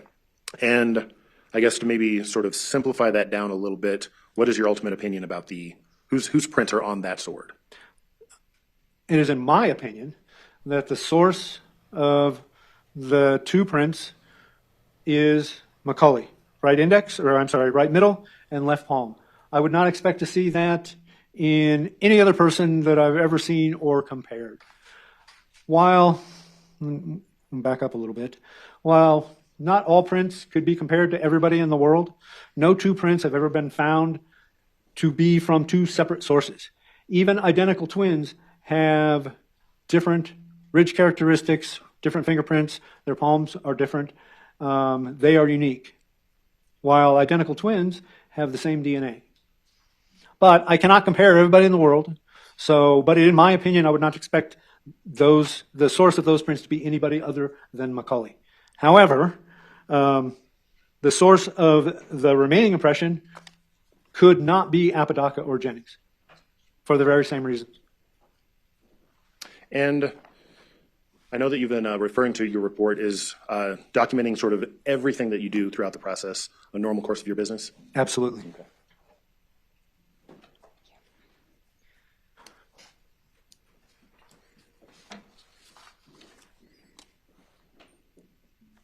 Permission to approach the witness? Yes. I've opened up a little snack. You did, Your Honor. Thank you. Come on up. Honey pistachios. Number 84. Would you take a look at that? Do you recognize that? I do. How do you recognize it? I'm familiar with it. It's the report that I authored. Has my digital signature on it. And is it the report that you authored for this specific case? It is. All right. At this point, I would move it into evidence. Any objection to 84?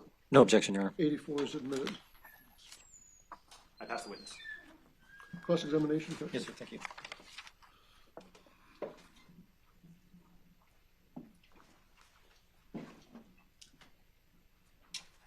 Good afternoon, sir. Good afternoon. So I just want to try to clear some things up. When you visually identified those 3 prints on the sword, did you make a specific label for each one in your notes? What are those labels? Is it 5A, 5B, and 5C? And if you need to look at your notes, you can. Thank you. Yes, 5A, 5B, 5C. Okay, and all three of those were found on the sword? Correct. Okay, so where on the sword was 5A found? I marked it on the sword. I don't specifically remember what I did, 3 years ago. Yeah, it was a while ago. I know you take pictures while you're doing this entire process. Would it help maybe if you looked at the pictures, you might be able to remember where you found it on the sword? Well, and I'm going to speculate, no, because the pictures I have are close-ups of the actual latent impressions, not where, but I'm highly confident that the prints are on the blade. Okay, and 5A is what we're talking about right now. Okay. Okay, and that was identified as being the middle finger of Kiara McCauley? Right middle finger, yes. Right middle finger. And you're saying that was on the blade? I believe so, yes. Okay. And let's talk about 5B real quick. You also found 5B on the sword, right? Correct. That one was a right loop pattern, I think? 5B, yes. And do you remember where on the sword you found that one? I do not, but somewhere in the back of my brain, I believe all of these were on the blade, but I can't say for 100% certain unless I actually examine the item again. Okay. Because I did mark them. Gotcha. Do you want to try to look at your pictures? I mean, do you have black and white photos there? Is that No, I have color. You do have color? Yeah. Have you already looked at them and you just can't tell? No. Okay. All right, where were we with 5B? Yes, 5B, right slant loop. Yeah, okay. And who does it belong to? We don't know. Okay. Now, you did try to enhance that one, right? Yes. And it ended up being an inclusion exclusion? Yes, it is a right slant loop, but there's not enough information there. It's too fragmented, I guess, for me to make any kind of identification, but I know it's right slant loop, so I can eliminate people, and I did eliminate people. And you eliminated Isaac Apodaca? I did. Okay. And let's see, we did 5A and 5B. Let's look at 5C. 5C you also found on the sword. Correct. That's why it's called 5, because you called the sword 5. When I mark or number latent impressions, they are a sub of the actual item number. So all these, the A, B, and C, means that they came from item 5. Okay. And item 5C was the left palm print of Kiara McCauley. Correct. And you found it on the sword. Correct. But you don't remember where? No. Okay. And bottom line is you didn't find Isaac Apodaca's fingerprints on that sword? I did not. And you didn't find Isaac Apodaca's fingerprints on the sheath? I found ridge detail that was insufficient for comparison. I don't know who it belongs to. Okay. And what about the dagger? Same thing. Okay. So, and what about the sheath for the dagger? Same thing, insufficient ridge detail. I could not determine source of any of that insufficient ridge detail and attribute it to any specific individual. Okay. And just to be clear for the jury, Isaac Apodaca is not, his fingerprints are not identified on the sword, on the dagger sheath. Correct. Nor is he identified on the dagger. Correct. Okay. Okay, and you guys do quality control in your lab, right? We do. And how does that work? Depends on the specifics. So part of the quality control is evidence intake, making sure everything is sealed, nothing's coming out of its, packaging or anything else. Same thing when I am analyzing evidence or processing evidence, I make sure that the package is sealed when I get it. When I open it, everything is as described. If not, I document what it is. When doing chemical processing techniques on items, we use control strips to make sure that the chemicals are working correctly and we're going to get the expected results. Okay, and then your results, once you're done with your analysis, is it reviewed by somebody else? That is also part of quality control. So my comparisons are verified by another competent examiner. And then when my whole package is put together, it's sent for technical review, making sure I did everything correctly and like I was supposed to. If it passes technical review, it goes for administrative review, making sure all my T's are crossed and my I's are dotted and I got periods in the right place. Okay, and do you remember who reviewed your work in this case? In this particular case, my verifications were done by my supervisor, Bonnie Knoll. I don't know who administratively reviewed it, but it was either Teresa Vigil Miranda or William Gagne, because at the time were the only people in the office. Okay. And if they had disagreed with your results, they would have marked that on your report? They would have sent it back for corrections, yes. Okay, and they didn't do that? I don't recall. I may have had some grammatical stuff going on in this case or typos or something, but I don't recall off the top of my head. So when they're doing that, when you say they're doing that review, is it just dotting your I's and crossing your T's, or are they also looking at, are they analyzing the prints the same way you did? The technical, well, the verification, yes. Yeah, okay. And then the technical review is done by the person who does the verifications to make sure all my processing techniques were recorded, documented. I used my controls. I used all the appropriate processing methods. So yes. And what kind of experience and training does Miss Knoll have, if you know? She's been the supervisor and the technical lead of the unit for, I don't know, I want to say at least 15 years. I think she has over 20 years in the field. Okay, so these prints have basically been reviewed by 2 different analysts. Yes. Oh, and Ms. Knoll is also a certified latent print examiner from the International Association for Identification. Okay. Now, are you careful with cross-contamination when you're doing your analysis of these items?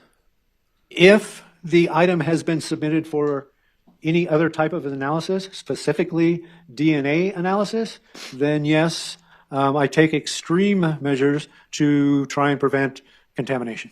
And were these items also submitted for DNA analysis, if you know? I believe the sword was. I don't know about the other items, but I do have the submission form with me. I could tell you. Let's do it. Thank you. May we approach? Come on up.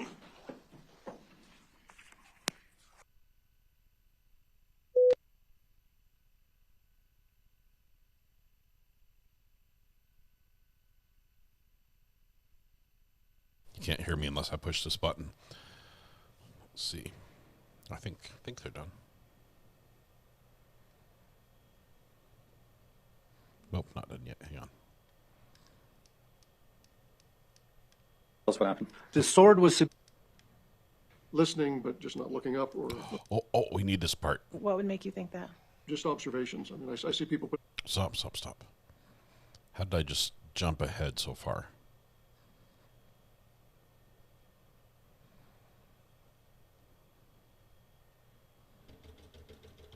Judge, may we approach? Occasional requirement that you have to have.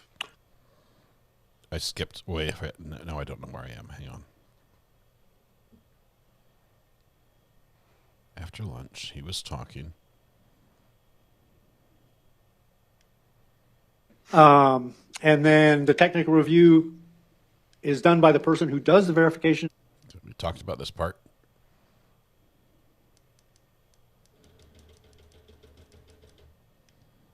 Put on my suit. Okay. For my, that is going to have subsequent. Okay, we're just going to go right here. This develops quickly. We're going to let this play out.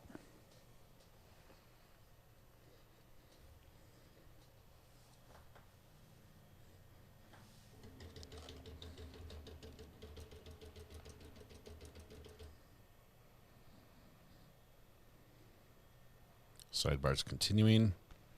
Now it's over. Did you find it, sir? I did. All right. So what the sword was sent? Tell us what happened. The sword was submitted for latent print examination and DNA analysis. And so did you follow the protocol necessary for it to be sent to DNA analysis? I did. Okay. Why don't you explain to the jury what that involves? So when I have an item that is going to have subsequent DNA analysis on it, I do this anyway, but I always use clean butcher paper.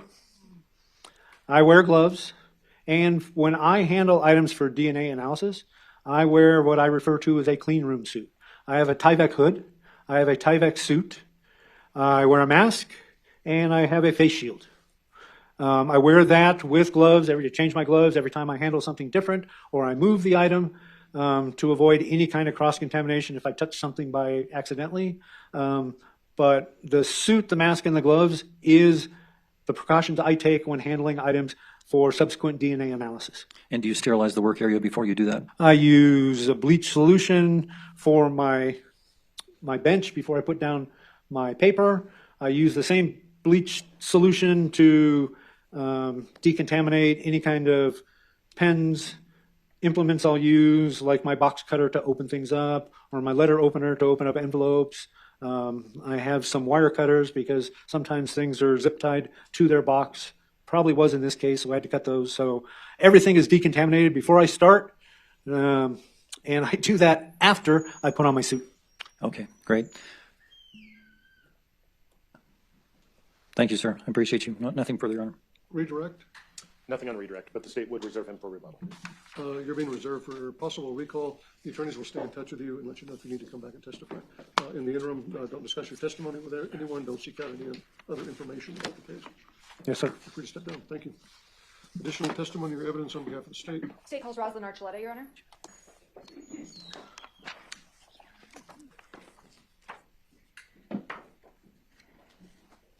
Again, ladies and gentlemen, in between witnesses, if you want us to stand up and stretch in place, you're welcome to do that.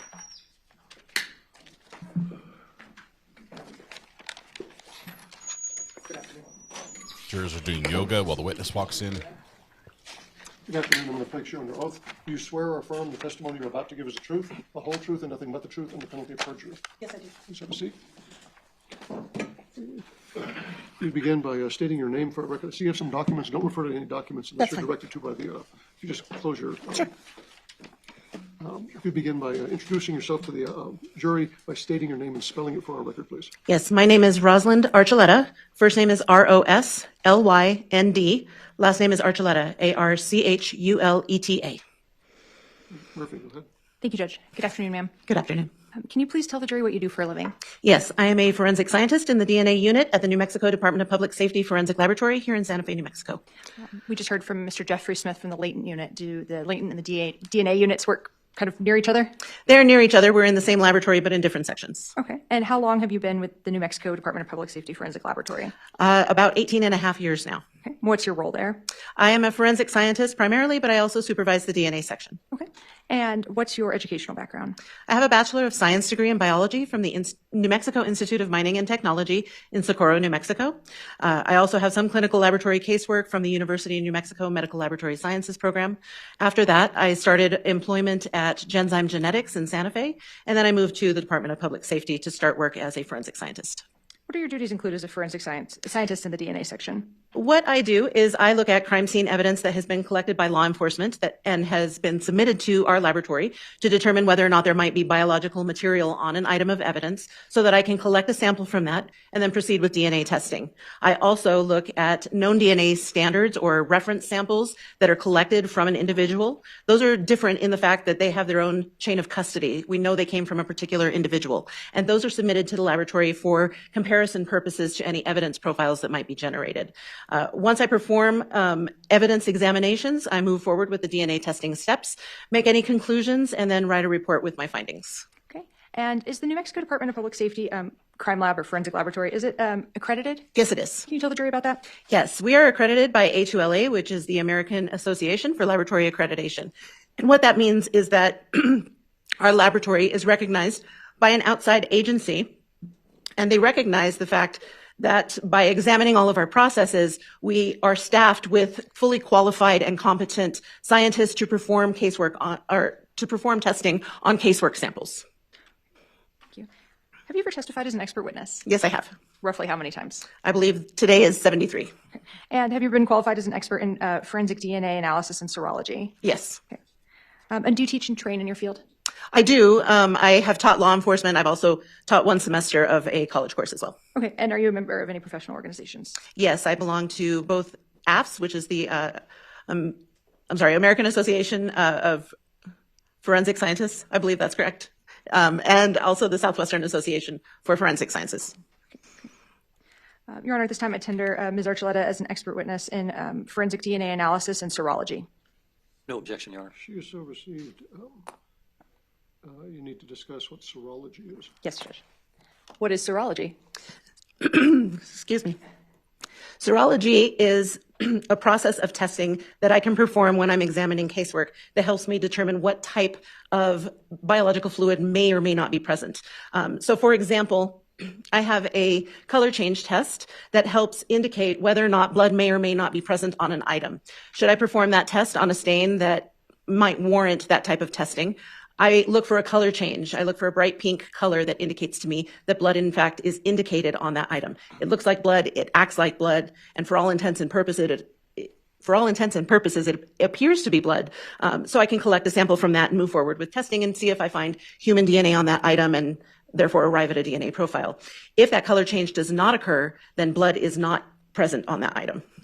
And when you're talking about this color change to pink, the item itself doesn't have a color change, does it? It's just like a swab you take from the item? Correct. It would be a swab that I would moisten and then swab any staining that I might find on the surface of an item. And then I test that swab, either by taking a small cutting of it or testing the swab itself to determine if there's a color change from that material that was collected from the item.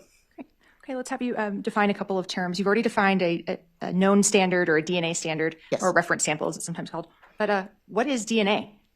DNA is the biological material within almost all of your cells. The only exception to that is a red blood cell, because red blood cells don't have a nucleus. So it's the genetic information inside of your body that helps code for who you are as an individual.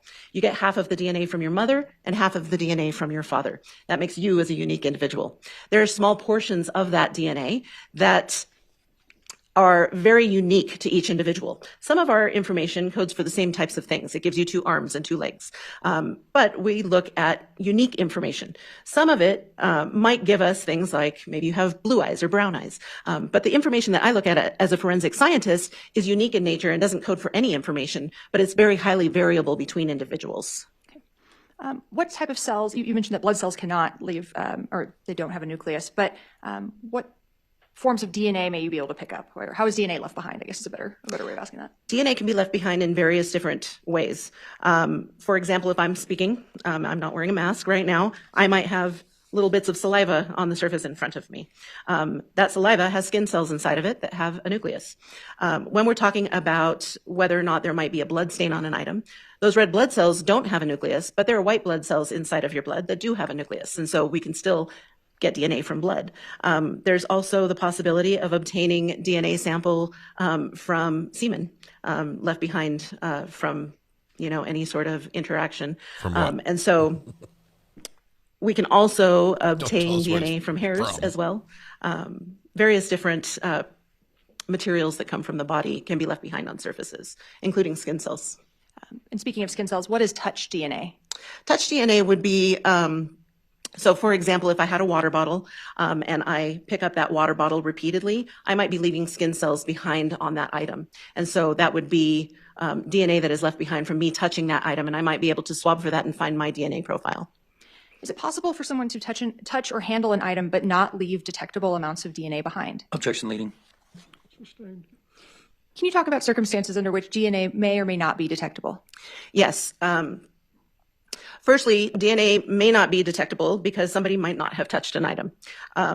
It may also not be detectable because maybe somebody wore gloves, presuming that we're talking about handling an item with our hands. It may also not be detectable or may be very low in quantity because somebody might have touched it for a very short period of time. Or maybe they did not leave very many skin cells behind, even if they held it for longer. So the reasons that a person might not leave DNA behind can vary. Okay. Thank you. What is a major profile and a minor profile? When we are talking about DNA testing, it's important to know that when we are looking at the DNA, what I see is a picture of the DNA, or what we call an electropherogram. It's a fancy word for a visual representation of the pieces of DNA that have come from that item of evidence. I can tell by looking at that DNA profile or the electropherogram, that picture of the DNA, whether or not there might be one individual there or whether or not there might be multiple individuals in that DNA profile. So when I'm talking about a major or a minor DNA profile, I'm talking about a DNA mixture. So a DNA mixture is a combination of DNA from at least 2 individuals, if not possibly more. So going back to the example of the water bottle, if I take a drink of that water bottle and I'm the only person that takes a drink of that water bottle, I expect to find my own DNA there and nobody else's. But if I share that water bottle with one of my friends, I would expect to see DNA from 2 people there because we're both sharing that water bottle. Now, if my friend came by and took just a quick little swig and put it down and went about their business, I would expect to see probably a lower amount of DNA in that DNA mixture. However, if that friend of mine took my water bottle and really liked what I had in my bottle, and kept drinking from that, I would expect they would leave a lot more DNA behind, possibly even more than me if they took it from me and didn't give it back. And so I might be able to see that there is a difference in the amount of DNA present. So I might be able to see one person's DNA profile higher or in more quantity than the other person's DNA profile. And in that case, that would be a major DNA profile because I can see that major contributor.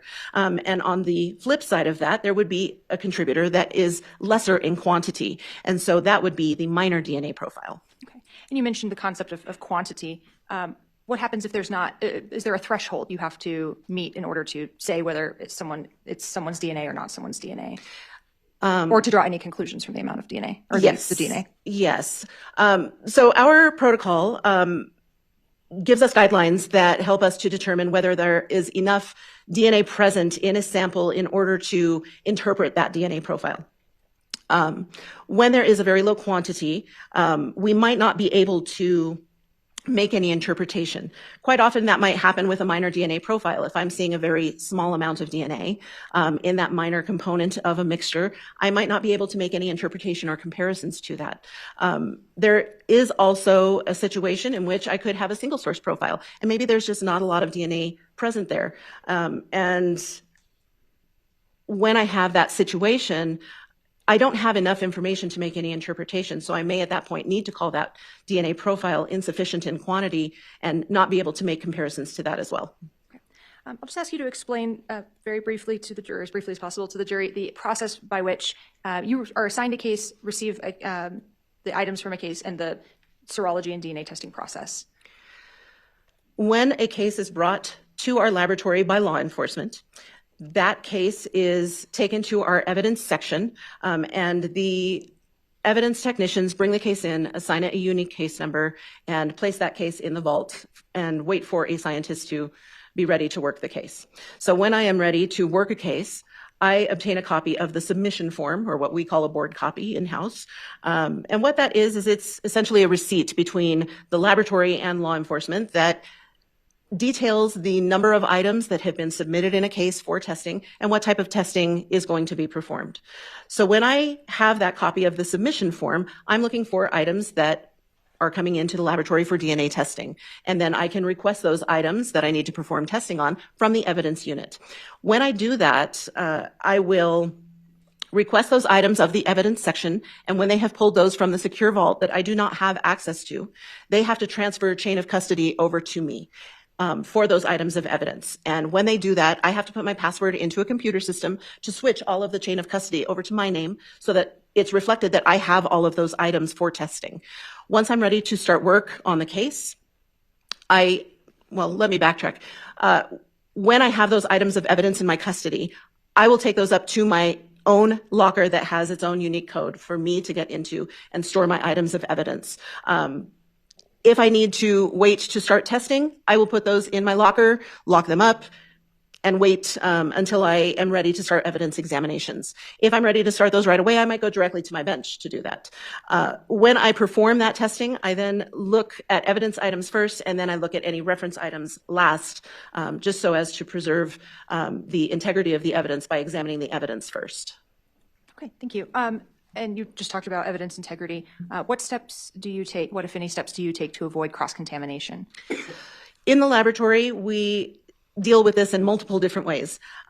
When we start testing, we are using clean instruments to perform testing. I am making sure that my bench is clean, everything is wiped down. We use bleach to decontaminate. I use clean bench paper, I use clean razor blades. Everything I touch has been bleached to ensure that there is no potential or very, very minimal potential for any sort of contamination from my bench itself. I am also using things like a crosslinker. A crosslinker is a machine that I can put items like tubes that I'm going to collect DNA samples in. I can put that in a crosslinker and it helps break down any residual DNA that might be present on that item so that I have a clean tube to work with. In addition to that, we are always wiping down our laboratory on a routine basis. That is done by all laboratory personnel, both in the general laboratory and all equipment, as well as at our own benches. When I perform DNA testing on items, I am making sure that everything is clean, brand new, cross-linked under the UV light, and making sure that it is ready for use. In addition to that, we also use blanks.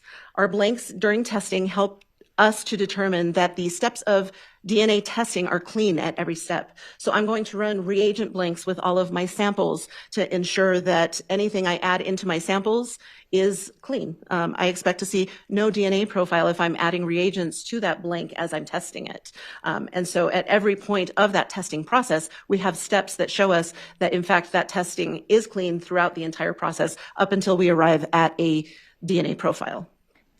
Thank you. So as you've described, if you have items of evidence that are assigned to you to examine, after you've examined them, do you yourself look for areas on an item that may be likely to have DNA on them? Can you rephrase your question? Yeah, that was poorly stated. I apologize. When you receive items that may have evidentiary value, is it you that determines where to swab or scrape or collect potential samples from? Yes. When I examine an item of evidence, I'm looking primarily for any staining that may or may not be present and making notes about that. If there is staining, I might want to collect a sample to move forward with serology testing or with DNA testing. Sometimes I might look at an item and I might see that type of staining, and so I can move forward with those steps. However, I might look at an item and determine that maybe I need to test for who might have been wearing an item or who might have been touching an item. That is something we frequently do, for example, with handguns. We might take a swab of the handle of the gun or the grip, the trigger area, to determine whose DNA might be present on those areas. Thank you. Is there anything else you'd like to educate the jury on regarding the DNA testing process before we just go ahead and jump into this case? I think that's good. Thank you. Are you familiar with lab case 22-3858-DPS? Yes, I am. Okay. And was the corresponding, what was the agency that referred that case to you? I'm sorry. May I refer to my report? Sure, if that would refresh. Just to verify. No objection, Your Honor. Thank you. It was Santa Fe Police Department. Okay, great. And how many evidentiary items and standards did you receive as part of this case? There were 13 items total. 3 of them were DNA standards. The other items were evidentiary samples. Were some items, then did you take swabs or cuttings from some of those items? Yes. Okay. So if I could just begin by talking about who you received known standards from. Yes, I received known DNA standard from Kiara McCulley. That was item 8. Item 10 was a DNA standard from Isaac Apodaca, and item 16 was a DNA standard from Grace Jennings. Okay. And on your report, do you also note the agency item number in addition to your own internally assigned lab item number? Yes, we do. Okay, and for today's purposes, would it be easiest to refer to your lab item number? Yes, it would. Okay. So those 3 standards are the ones that you received. What was item 1 in terms of the evidentiary items? Item 1 was a blue sweater. Okay. And when you examined that blue sweater, did you notice anything that led you to conduct additional testing on that item? Yes, there was staining on the cuff area of the sweater on the right side. Okay. And do you recall the color or the appearance of that staining? To my recollection, it was red-brown in color. Okay. And what swabs or cuttings did you take from that blue sweater, item number 1? I did collect 2 separate samples from that. On the first sample, which I called item 1.1, this was a stain on the right cuff of the sweater. I performed serology testing on that item, and then I moved forward with DNA testing. Okay. And if you could educate the jury about the results of your testing on item 1.1. Yes, on item 1.1, blood was indicated on that item, and there was a DNA mixture of at least 2 individuals on item 1.1. The major DNA profile that was resolved from the mixture matched the DNA profile from Grace Jennings. The probability of selecting an unrelated individual at random who could be a source of the DNA profile is approximately 1 in 24 octillion individuals. both Kiara McCulley and Isaac Apodaca are eliminated as sources of that major DNA profile, and I could not make any interpretation or comparisons to the minor component of that DNA mixture due to an insufficient quantity of DNA in the sample. So You just mentioned a number of 24 octillion. Can you tell the jury what octillion is, an octillion? Yes. So octillion is an incredibly large number. There are approximately 8 billion individuals on the entire Earth. So this number is much, much, much larger than that. And so in my opinion, I would not expect to see any other person with that DNA profile unless that person had an identical twin. And just the number 24 octillion, how many zeros would that be roughly? Oh, 27, I believe. So 24 followed by 27 zeros? Yes. Thank you. And you said that the minor profile component, you could not make any interpretations. That's correct. Right. And then you mentioned item 1.2. What was that? Yes, item 1.2 was a scraping and cutting of the inner neck area of that blue sweater. Okay. And why did you scrape that inner neck area of the sweater? To determine who could have potentially been wearing that item. Okay. And what did your testing reveal on that item? On that item, there was a DNA mixture of at least 3 individuals. The major DNA profile resolved from that mixture matched the DNA profile from Kiara McCulley. The probability of selecting an unrelated individual at random who could be the source of that major DNA profile is approximately 1 in 360 octillion individuals. Both Grace Jennings and Isaac Apodaca were eliminated as a source of the major DNA profile that was resolved from that mixture. And I could not make any interpretation or comparisons regarding the minor component of that mixture due to an insufficient quantity of DNA in the sample. Okay, thank you. Item number 2, did you receive an item number 2 as a lab item number? Yes. And did that correspond to agency number, item number 5? I don't recall what it corresponded to. Okay, but you labeled as far as the agency number, sorry. What was lab item number 2? Lab item number 2 was a pair of black pants. Okay. And what did you observe when you examined those black pants? There was staining on the right leg of the pants. Okay. And did you do anything regarding that staining? I did perform both serology and DNA testing on those. Okay. And what was the results of your serology testing from the staining on the front right leg of those pants? Blood was indicated on that item. And then you took it on to DNA testing? Yes. And what was the result of your DNA testing on 2.1, the swab from the staining of the pants? The DNA profile that was obtained from item 2.1 matched the DNA profile from Grace Jennings. Okay. And did you do any other additional testing on that item? I did perform testing on the inner waistband of the pants. And why did you test the inner waistband of those black pants? Again, to determine who may have been wearing that item. Okay. And on that item, was that 2.2? Yes, it was. Okay. And from that scraping or cutting from the inner waistband of those black pants, what did your testing resolve or reveal, excuse me? There was a DNA mixture of at least 3 individuals on that item. Kiara McCulley, Isaac Apodaca, and Grace Jennings could not be eliminated as possible contributors to the DNA mixture obtained from that item. And what do you mean when you say could not be eliminated? In my opinion, they are included in that DNA mixture.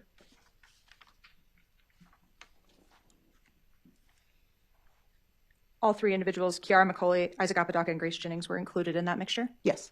Thank you. Let's move on to item number 3. What was item number 3? Item number 3 was a red t-shirt.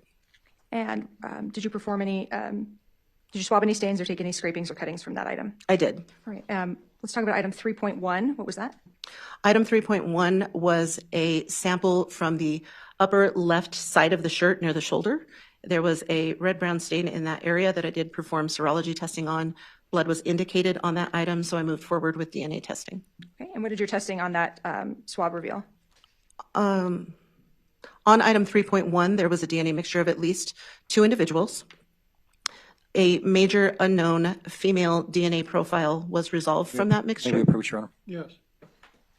Uh-oh. What's wrong here?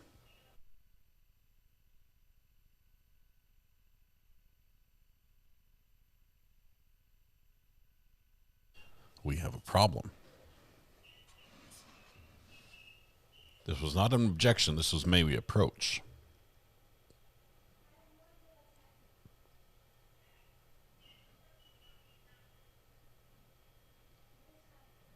Should we fast forward or should we wait?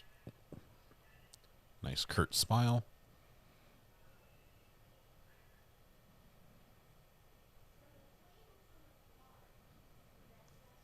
Should we fast forward?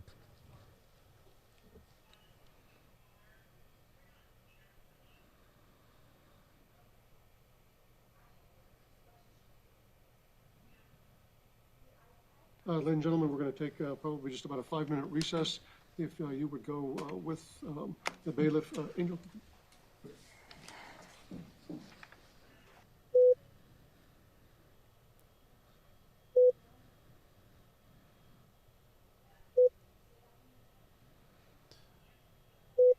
The bailiff is being talked to by the judge. All right, ladies and gentlemen, if you will go with the bailiff, we'll bring you back in the courtroom in just a few minutes. All right.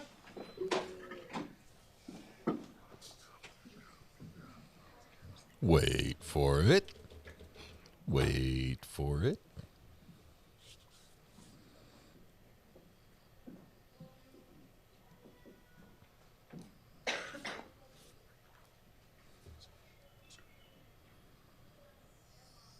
You may step down. Don't discuss your testimony with anyone during the break. Looks like there's an exhibit in front of you. Counsel, would you come and retrieve that? Looks like that's, what's that, 87? 84, I believe. 84. Judge, would it be possible to borrow a statement for people? Yep. May be seated in the courtroom.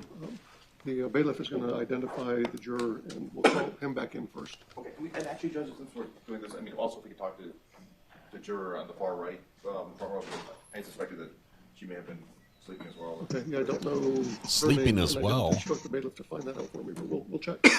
We're off the record for a couple minutes.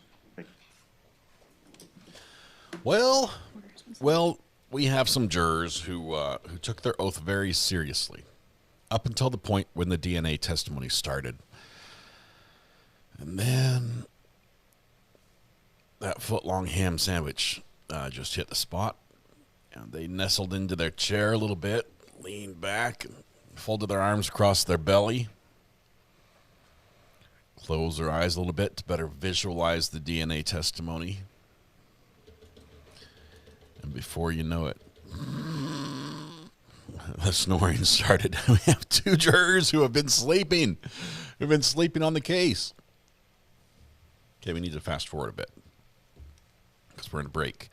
We're rounding up the jurors. And we might be talking to them outside of our presence. I think they are. Oh, I think we're done. Let's go back on the record, and counsel, would you approach, please? Back on the record, another approach. Let's give them just a second. We'll let them do their thing and walk back.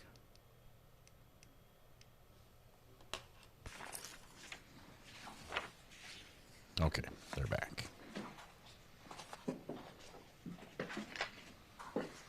Jurors, I have to admonish you not to sleep. Jury list. Can you borrow it? Do you have the jury list? Can I borrow it?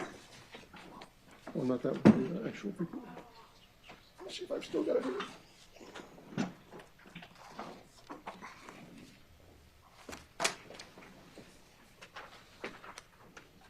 It's in the back. I found that airsoft guns are a great remedy We're off for the record sleeping for a jurors. second. We're back off the record. Or are we?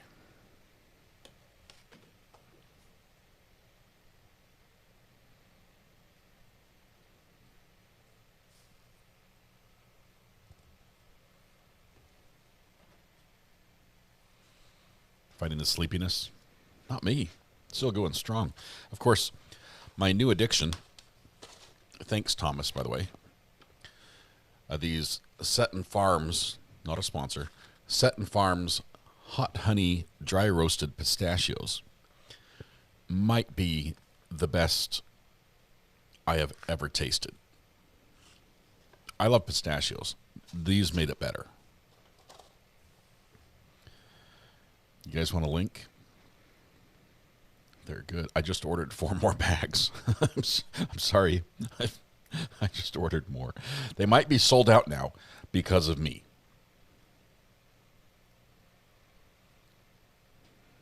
Let's see. Come up and have a seat in this third chair right here. Yes, right there. I need to turn on that microphone and speak to you. The reason I asked you to come back in is during the last testimony of the last witness, it appeared that you fell asleep. For an instant, yes, sir. Okay. Do you I have caught any? myself. Do you have any idea of how long? Instantly, I caught my elbow went off the chair instantly, and I got a little nudge. I felt like it was instant. Okay. It was the same exact lawyer talking when I popped out of it. Okay. Yeah, and I mentioned that inside. Mentioned that inside. I said, God, I can't believe I kind of nodded off. I said that to myself. Okay. I've been on the ball the whole time. Yeah, hang on a second. With regard to the testimony, do you recall what the witness was testifying to, or the last question? Does anybody? The ins and outs of the processes for the forensics. Okay. Do you recall any of the individual item numbers that were discussed, or what was found or not found on those items? Maybe not an item number, no, sir. Okay. Okay, those are the court's questions. Counsel, do you have any questions? Mr. Long, Ms. Murphy? You said it was on the background about the testing process? Yes, sir, ma'am. Okay. All right. So have you heard the testimony so far about the results on the items that were tested? Yes. Yes, sir. Okay, I'm still not clear as to. It was instant, Judge. Okay. On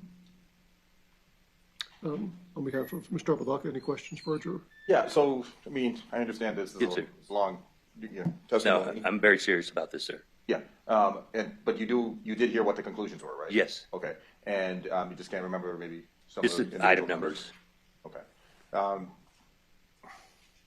You said you dozed off instantaneously? Yeah, I mean, it was a nod off. That's it. I caught it. Okay. So, do you think you're going to have trouble paying attention moving forward? Absolutely not. Okay. And, yeah. I'm now well It's rested. a little bit boring because this is. No, I'm very This is a boring serious. stretch, something Yeah. the state and I will agree on.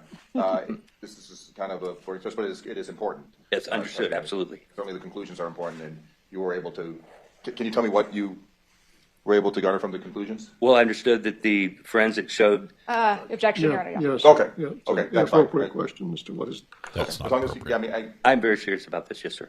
okay, thank you. That's all I have there. Thank you. Just ask that you go back to the jury room with the others. Don't discuss this conversation. Absolutely. What it was about. Okay. If you'd bring the other juror in.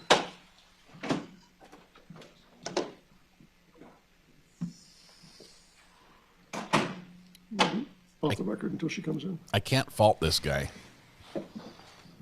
because you guys know I have been known to catch just a wink of shut eye here and there during some of this testimony.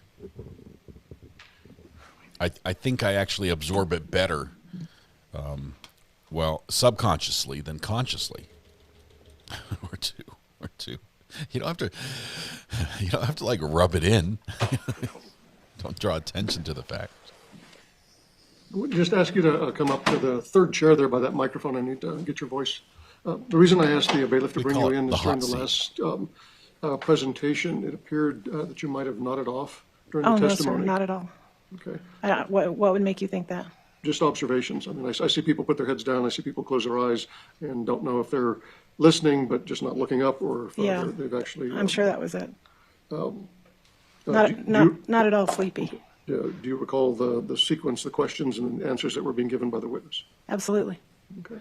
Those are the court's questions, counsel. No questions. At any point, did you fall asleep? No, sir. During the testimony? Okay. So, That's all. no. If you just go back to the jury room for a moment, don't discuss this conversation with the other jurors. The lawyers are lying. They're lying. They're lying lawyers who lie. I wasn't sleeping. Okay. Outside the hearing, please have a seat. Outside the hearing presence of the jury with counsel and Mr. Apodaca present, the first gentleman is juror number 8 on your list. Remember that. Concerns, input, suggestions first from the state and then for the defense with respect to the first juror we called in. Your Honor, he said it was an instant nod off that he caught himself as soon as it happened, and it was during the background information on the DNA testing process, and he's otherwise been awake and paying attention. It appears to have been literally instant. So the state thinks it's appropriate to keep him on, we would just ask for the defense position. Sorry, I just put a cough drop in while we're outside the jury presence. We would just ask for the defense presence position under State v. Lujan. It's not a reported case. It's 2024 Westlaw 390000101. I think just having a clear defense position on the record preserves, it makes a clear record. Absolutely, Judge. I think he remedied the situation. I mean, he did say, he was honest, forthcoming. He did, he said he briefly dozed off.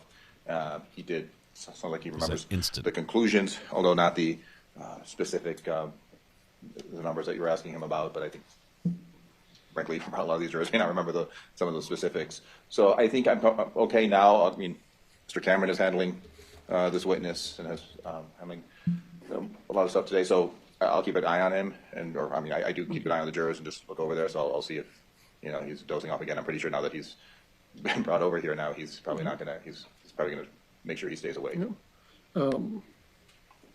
So I'm just parroting back. Neither party is asking that the juror be removed, I didn't observe anything beyond what was mentioned, so he'll remain on the panel.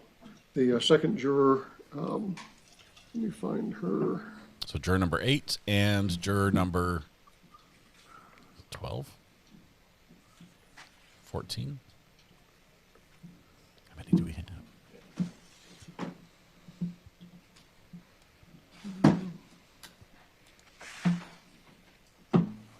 This does solve the problem, Olivia.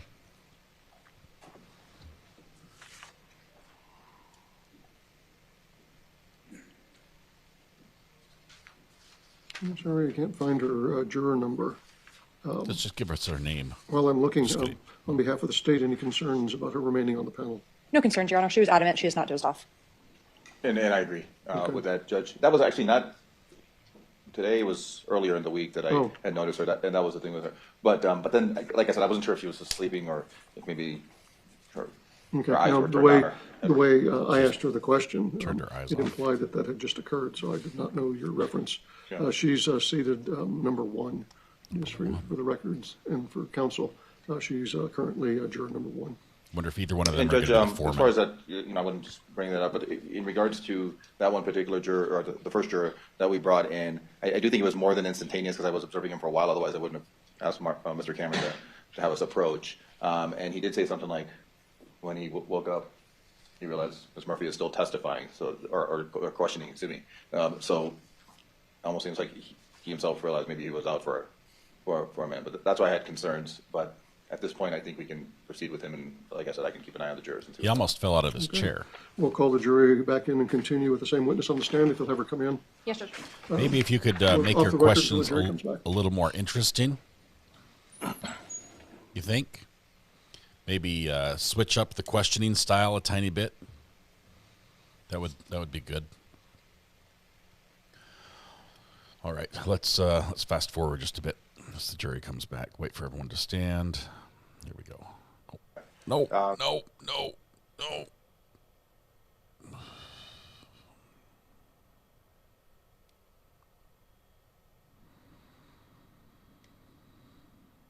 I think my hearing will probably take Wait. me about 5-10 minutes. Stop. And then Stop.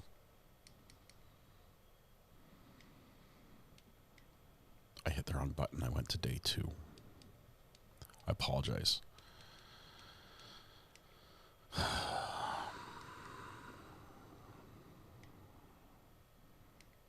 What day was this? That's day 3. We're on day 3, right?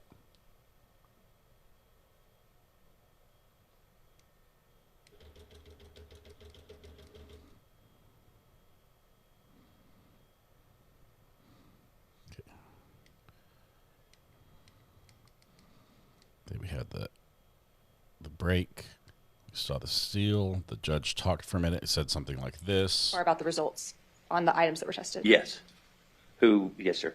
We heard that part. Sorry, we're back. Just need someone with more experience. Let's see. Presentation, it appeared that you might have. Judge made his ruling. said we're out until the jury comes back in. We just asked for the defense position. Yeah, we got the defense position. That was all good. Now we've got the witness coming back. There we go, finally. You may be seated in the courtroom. We continue in the state's case in chief. Ms. Murphy. Ms. Archuleta, right before the break, we started talking about item 3.1, the stain from the left shoulder Yes. During the break, of it's the like, red yeah, shirt. that one. Correct. If you could explain to the jury your findings from the testing you conducted on item 3.1, the stain from the front shirt left shoulder of the red shirt. Yes, there was a DNA mixture of at least 2 individuals on item 3.1. The major DNA profile that was resolved from the mixture was an unknown female DNA profile. Kiara McCauley, Isaac Apodaca, and Grace Jennings are all eliminated as the source of that major DNA profile, and no interpretation or comparisons could be made regarding the minor component of that mixture due to an insufficient quantity of DNA in the sample. And was there an item 3.2 as it related to the red shirt? Yes. What did you do for 3.2? The only difference in the testing from 3.1 to 3.2 is that 3.2 did not have any serology testing because it was a sample from the waistband. But the DNA profile that I arrived at was the same as item 3.1. A DNA mixture of at least 2 individuals was obtained from 3.2. The major DNA profile was an unknown female DNA profile, the same unknown DNA profile. And Kiara McCauley, Isaac Apodaca, and Grace Jennings were all eliminated as the source of that major DNA profile. No interpretation or comparisons could be made regarding the minor component of that DNA mixture due to an insufficient quantity of DNA in the sample. And you said that it was a scraping or a sample from the waistband. Did you mean a different part of the shirt? The waist as a... I'm sorry. Yes. I'm sorry. I said the waistband. I was thinking about the pants when I said that, but it is the red shirt and it was the inner neck portion. I'm sorry. I misspoke. Okay, so 3.1 was the stain from the front of the shirt, and 3.2 is a scraping from the inner neck band. That is correct, yes. Okay, and you stated that that was an unknown female profile, and all 3 individuals were eliminated from that? Correct. Okay, all 3 of the known standards? Correct. Okay, let's move to item 4. What was item 4? Item 4 was a piece of tissue with staining on it. Are we okay with speeding And this can up? you describe the staining? There was red-brown staining on the item. Okay, and if you I'm could speeding it up. just... do you recall the agency item We're at number that was associated 1.25 with? right I now. do not recall. Would looking at your report refresh your recollection Yes, on it that? would. Okay, so if you could please check your report and then close it back for what agency, SFPD agency item number 4 was. Is this It too was fast? agency item number 14. Thank you. Okay, and you said that on that item number 4, there was the red-brown staining. What testing did you perform on this item and what were your results? I performed serology testing on that item and blood was indicated. I then moved forward with DNA testing and the DNA profile that was obtained from item 4 matched the DNA profile from Kiara McCauley. The probability of selecting an unrelated individual at random who could be the source of this DNA profile is approximately 1 in 360 octillion individuals. Grace Jennings and Isaac Apodaca were eliminated as the source of that DNA profile.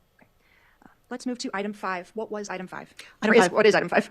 Item 5 is a sword. Okay. And Sword. did you take any swabs from item 5? I did. I took a sample of staining from the blade of the sword as well as a sample from the handle of the sword. Okay, And sword what and number is handle. the swab of staining from the blade of the sword? That is item 5.1. Okay. And 5.1's what was on your the testing and what blade. were your results? I did perform serology testing on that item and blood was indicated. On item 5.1, the DNA profile obtained from that item matched the DNA profile from Grace Jennings. The probability of selecting an unrelated individual at random who could be the source of this DNA profile is approximately 1 in 24 octillion individuals. Both Kiara McCauley and Isaac Apodaca were eliminated as the source of this DNA profile. No surprise there. The Was there an victim's item blood's on the 5.2? blade. Yes. And what was that? This was a swab of the handle of the sword. Okay. And what was your testing and what was your results? I did perform serology testing on this item as well. On item 5.2, which was a swab from the handle of the sword, no blood was detected on that item. And then I moved forward with DNA testing to determine who might have been holding that item. And the DNA I found on that item was a DNA mixture of at least 2 individuals. There was a major DNA profile that matched the DNA profile from Kiara McCauley. The probability of selecting an unrelated individual at random who could be the source of this major DNA profile is approximately 1 in 360 octillion individuals. Grace Jennings and Isaac Apodaca were eliminated as the source of that major DNA profile, and no interpretation or comparisons could be made regarding the minor component of that mixture due to an insufficient quantity of DNA in the sample. Okay. And you said it's at least 2 individuals in that mixture, is that correct? It was all To my Kiara. recollection, yes. Moving to item They couldn't tell who the 7. minor So was. I guess I should ask you, your lab items are labeled 1, 2, 3, 4, 5, and then 7, 8, 10, and so on. Why does it go from number 5 to number 7? There were other items that were submitted that were not for DNA testing that were the items that are in between that. Okay. Could that be like for latent testing or something else? Possibly, yes. Okay. So going to item 7, what was lab item 7? Lab item 7 was a swab from, I believe it was behind the bed, or behind the headboard of the bed, on the wall there was a small room and garage that it was collected from. Okay. And what was the testing that you performed on item 7, the swab of stain from the wall behind the bed? What was your testing and what did that reveal? I did perform serology testing on that item. Blood was indicated on item 7. And on item 7, the DNA profile obtained from item 7 matched the DNA profile from Grace Jennings. The probability of selecting an unrelated individual at random who could be the source of this DNA profile is approximately 1 in 24 octillion individuals. Kiara McCulley and Isaac Apodaca were both eliminated as the source of that DNA profile. Moving to item number, what were 8 and 10? What were items 8 and 10? Item 8 was a DNA standard from Kiara McCulley, and item 10 was the DNA standard from Isaac Apodaca. Moving on to the next item that you tested that you list as lab item 13. What was that? Item 13 was a swab from a pillow. And do you remember the agency number that corresponded to? I do not recall. We're looking at a report. Refresh your recollection. Yes, it would. Your Honor, may she please refer to her report? Yes.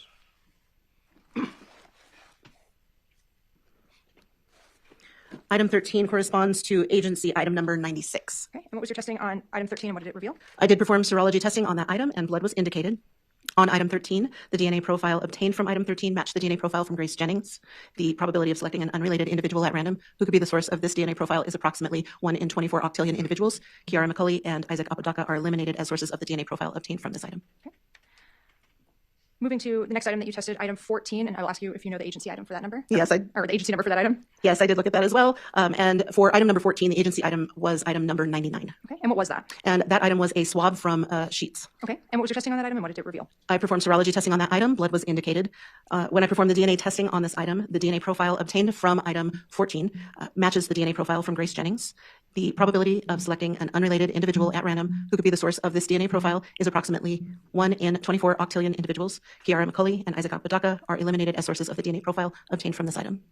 And moving to the next item that was in your list, what was item 16? Item number 16 was a DNA standard for Grace Jennings. Okay. Do you remember the agency number for that? I do not. Looking at report, refresh your recollection. Yes. Your Honor, may she refer to her report? Yes. Item number 16 corresponds to agency item number 128. Okay.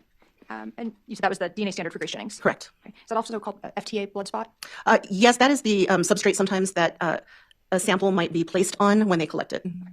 That's what you used as your known DNA or reference standard for Grace? Yes, that was what was submitted to the laboratory. Right, thank you. Let's move to item 17 and the agency lab item numbers. What was that? That's why we have item closed number captioning. 17 were the left fingernail clippings from Grace Jennings, and I collected a swab from under the nails. I'm not recalling the agency item number for this item. We're looking at your report, refresh your recollection? Yes, it would. Your Honor, may she refer to her report? Yes. Thank you. The agency item number this corresponds to is 129. Okay. And let's talk about fingernail clippings for a moment. What kind of fingernails were clipped? To my recollection, these were artificial nails. They were long, colored, and thick, and they were stained. Okay. And where on the nails did you swab? I swabbed underneath the nails, so on the concave surface. Okay. And you said that they were artificial nails. Can you kind of explain to the jury the interplay, if you know, between an artificial nail and a real fingernail? Certainly. So when someone has an artificial nail, and I've had these before, a lot of girls do, it is a material, not always the same type of material, there are different types, but they're placed on top of the nails. I don't know much about that in particular. However, having worn them myself, quite frequently, when there is something placed on top of the nail, there is the natural nail underneath, and when that grows out, it can create a little bit of a lip where it collects debris and things. And so when artificial nails are placed on there, occasionally there is the potential for being able to recover DNA from that area. Okay. And from that lip, or is it sometimes almost like a pocket that can kind of... Almost, yes. It's where the natural nail starts separating from the artificial. Okay. And so let's talk about testing on item 17. What was the testing? What were your results? On item 17, there was staining on that item. I did perform serology testing on that item, and blood was indicated. On item 17, there was a DNA mixture of at least 2 individuals. There was a major DNA profile that was resolved from the mixture, and that DNA profile, the major DNA profile, was consistent with being from Grace Jennings. That is because it has been collected from her body. Kiara McCulley and Isaac Apodaca were eliminated as the source of that major DNA profile, and no interpretation or comparisons could be made regarding the minor component of that DNA mixture due to an insufficient quantity of DNA in the sample. And when you discussed swabbing the clippings, how many of the fingernail clippings did you swab? To my recollection, I believe there were 5 that I swabbed, but I don't recall whether or not there were small fragments off of them or not. Okay. as to the left-hand fingernail clippings, you recall swapping 5. Yes. Thank you. Now let's move to lab item number 18. What was 18, and if you recall the agency number for that? I believe the agency item number for that is 130. Okay, and what was your testing, or what was that item? That item were the right-hand fingernail clippings from Grace Jennings, again swabbed under the concave surface of the nail. And do you remember how many of the nails that you swabbed? To my recollection, I believe it was 5 as well. Again, I don't recall whether or not there were smaller fragments. And were these also acrylic nails with kind of a natural nail underlay? Yes, they were. Okay. Can you please tell the jury what you're testing and results were? Yes, I did perform serological testing on that item. When I performed that testing, blood was indicated. I moved forward with the DNA testing, and I found a DNA mixture of at least 2 individuals obtained from item, 17, correct? 18. 18. On item 18, assuming that Grace Jennings is a contributor to that DNA mixture, there was a foreign male DNA profile, unknown male DNA profile, that was deduced from this mixture. Both Kiara McCauley and Isaac Apodaca were eliminated as sources of that foreign DNA profile. I'd like to go back to item 2.2 for a moment. That was the swabbing or the cutting of the inner waistband seam of the black pants. Yes. Okay, and you said that which 3 profiles were resolved from the inner waistband of the pants? It was a DNA mixture of at least 3 individuals. Kiara McCauley, Isaac Apodaca, and Grace Jennings were all could not be eliminated as being possible contributors to that DNA mixture. Okay. And what are DNA mixture statistics? Statistical calculations are something that I perform as a forensic scientist to lend weight to an association. And so in this situation, because I have made associations to known DNA profiles, I'm going to list the statistical calculations to make sense of what this means with them being included in this DNA mixture. So when I'm looking at these statistical calculations, if there's a higher number, it doesn't mean that somebody maybe is from a particular ethnicity group. What I'm looking at is a range of different numbers from the 5 most common population groups of New Mexico, all random, unrelated individuals.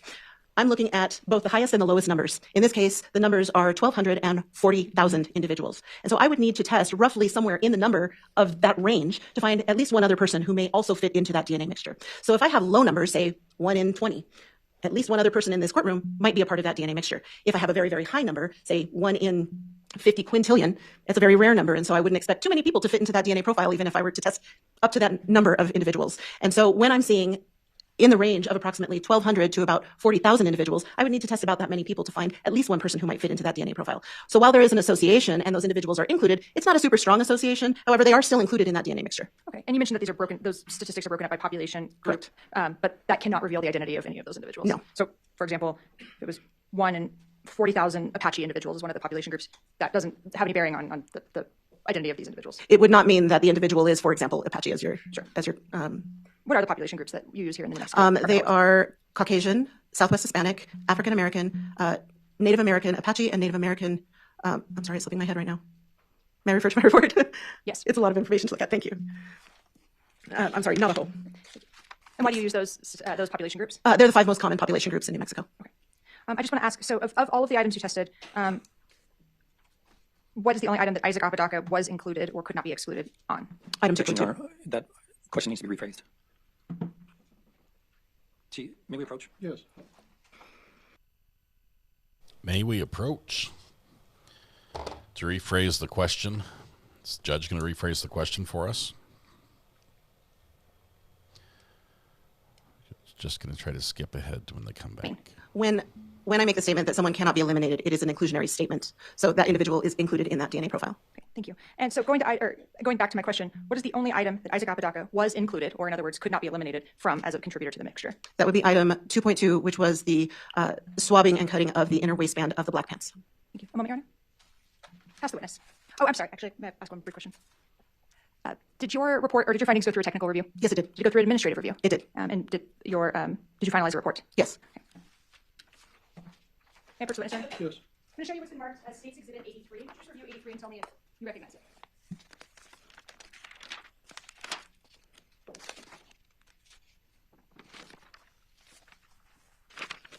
Yes. What is State's Exhibit 83? This is the report that I authored. Okay. And does this report appear to have been altered or tampered with in any way? It does not. Does this fairly and accurately represent the testing and the findings on the items that you discussed today? Yes, it does. Your Honor, at this time I tendered State's Exhibit 83, the laboratory report for the DNA testing. 84 was the latent, so we had skipped 83, hence why we're back. Any objection, counsel? No objection, Your Honor. 83 is admitted. And we don't need to publish this time. Okay. And now at this time I'll pass the witness, Your Honor. Cross-examination, counsel.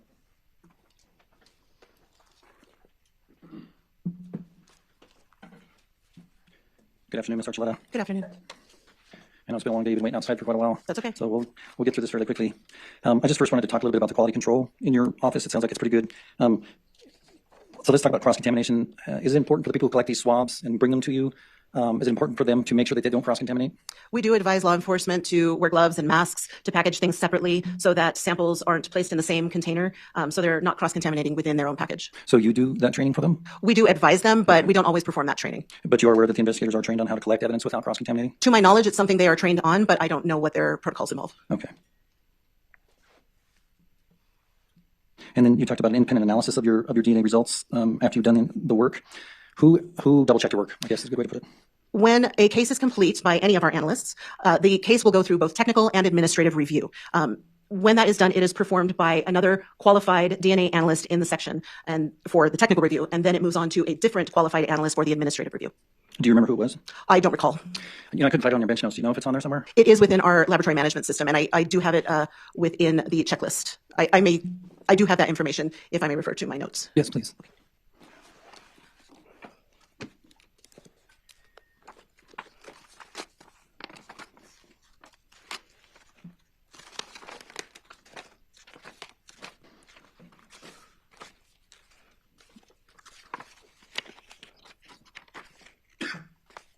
The technical review was performed by Eve Tokumaru, and the administrative review was performed by Jennifer Otto.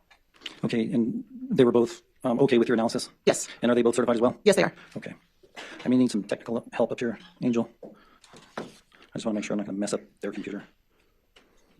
I need to plug into this thing.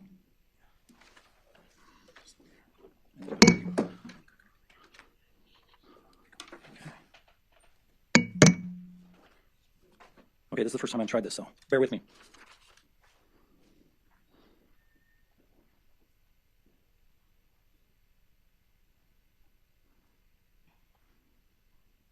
Hey. Okay, so do you recognize this item?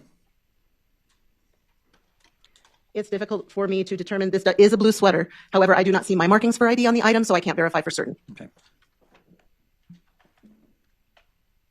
Your Honor, I'm just going to object to the Counsel, desktoping. You'll need to go in between images without showing your index and your, there were 3 other pages up there for a second. Okay. Do you recognize this item? Again, these appear to be the black pants that I examined, but again, I don't see my markings for ID, so I can't verify for certain that they are in fact the same item. Okay, thank you. Okay, I'm just going to plug this and then, all right. And just for the record, that first item that I showed the witness was DSC 1221 from States 54. And the second one was DSC 1232 from States 54. Why is he showing him pictures from the crime scene? She wasn't at the crime scene, right? She just did the analysis in the lab. What are you trying to accomplish? Okay, and you receive the known profiles. Do you call them profiles or standards? We call them DNA standards Okay. or reference samples. Okay, thank you. You receive those known standards or reference standards, is that what you said? Yes, reference samples or known DNA standards are used interchangeably. Can I just use standards? Yes. Okay, thank you. You receive those standards for Kiara McCauley, Grace Jennings, and Isaac Apodaca from crime scene technician Maria Tena? To my recollection, yes. Okay. And you analyzed each one of those to get a genetic profile or a standard for each one of those individuals, right? That is correct. And then you compare those samples to any DNA analysis that you do on the items that have been submitted for analysis. That's correct. All right. So let's talk about Kiara McCauley here real quick. So the shirt that you tested, the blue shirt that you tested, you said you took the clipping from the cuff? I believe it was the right cuff area, yes. The right cuff area? Remember if it was on the top or the bottom? I don't recall. And then did you take another clipping from the back or did you just I took the sample, I took a scraping and a cutting from the inner neck area of the shirt. Okay. Or the sweater. Okay. And you took that one in the back of the neck in order to determine who might have worn it at some point? And you did analysis on that clipping? Correct. And when you did the analysis on that clipping, you matched it to the standards of Kiara McCauley?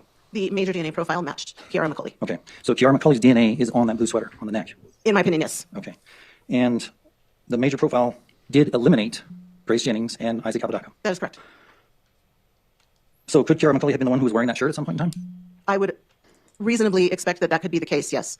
And like you said, you took a clipping from the right? The right cuff area.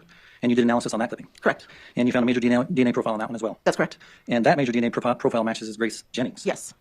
And you understand that shirt was taken from a hamper, right, a laundry basket. Do you know that? I'm not aware of where these were collected from. I know that the items were submitted for DNA testing. Would it refresh your recollection if you were to look in your bench notes where they were found? Yes. Could you? Yes. Thank you. Could you? Yes. Yes.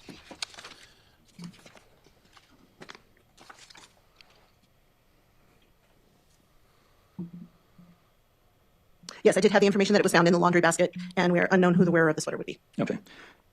Repeat that second part. Is that what? Are you testifying to that, or are you just reading that from your report? I did read the statement that I Okay. wrote down. Oh. However, yes, that is why I would collect a sample for wearer DNA, because I am don't know who the wearer of the item might be. Gotcha, okay. And with regard to the black pants, it looks like, well, where did you find, where did those come from, according to your notes?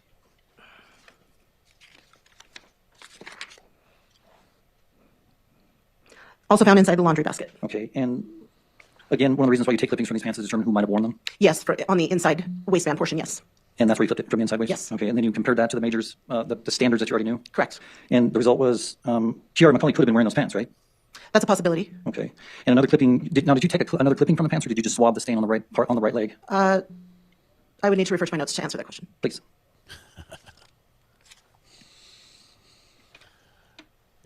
Where's he going with I did this? take a swabbing of that item. And then you developed a profile from that swabbing? Yes. And that profile matches Grace Jennings, correct? Yes. Okay, so the bottom line is those pants that were found in the laundry basket could, A, belong to Kiara McCauley, right? It's possible. And they have the blood, or they had the DNA of Miss Jennings on the right pant leg, right? That's correct. And that stain also indicated blood. Yes, that's correct. And with regard to that shirt. Are we referring to the blue sweater? Yes, let's go back to the blue sweater. With regard to that blue sweater. Yes. A, it could belong to Kiara McCauley. Yes, B, that's possible. Okay, B, it did, the right cuff indicated blood from Grace Jennings. Correct. And Grace Jennings' DNA is on that right. Yes, blood was indicated on the cuff, and yes, that did match Grace Jennings. Okay. And then this tissue, I don't know what item it is. 4. Okay. Do your notes indicate where that was found? I would need to Can you double check, please? Yes. Thank you.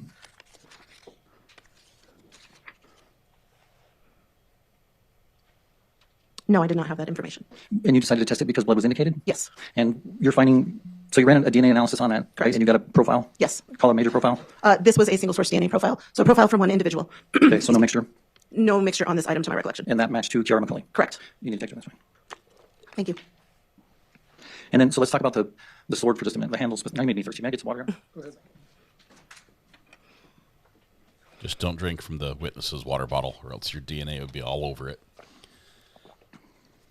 So you did analysis on a swab that you took from the handle of the sword, right? Yes. And that swab didn't indicate blood? Correct. So, and that's the only item out of all these that didn't indicate blood, right? Yes. And you found a major DNA profile on the handle of that sword? Yes, that is correct. Was that one single source? No, this was a DNA mixture, and the major DNA profile matched Kiara McCauley. Okay. And then you took another swab from the blade, right? Yes. And you went ahead and did analysis on that? Yes. Rendered some DNA. Was that a mixture or was that a single source? On the blade of the sword, it was a single source DNA profile. And it matched to Grace Jennings? Correct. Okay. And you said that the odds, what were the odds on Kiara McCauley touching the handle? Or her DNA being on the handle? Or her When I matching- ran the statistical calculations for the association with Kiara McCauley, the probability of selecting an unrelated individual at random who could be the source of that DNA profile is approximately 1 in 360 octillion individuals. And that octillion is 27 zeros? I believe so, yes. Okay. How do y'all figure that number out? That's a lot of numbers, right?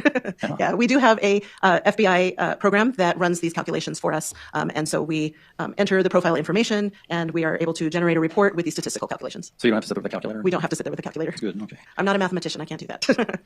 I could, but it'd take a long time. I'll bet with 27 zeros, that's quite a bit of data. A lot of double checking. Yes. So one of the reasons why you analyze fingernail clippings is to find DNA from a foreign source in them?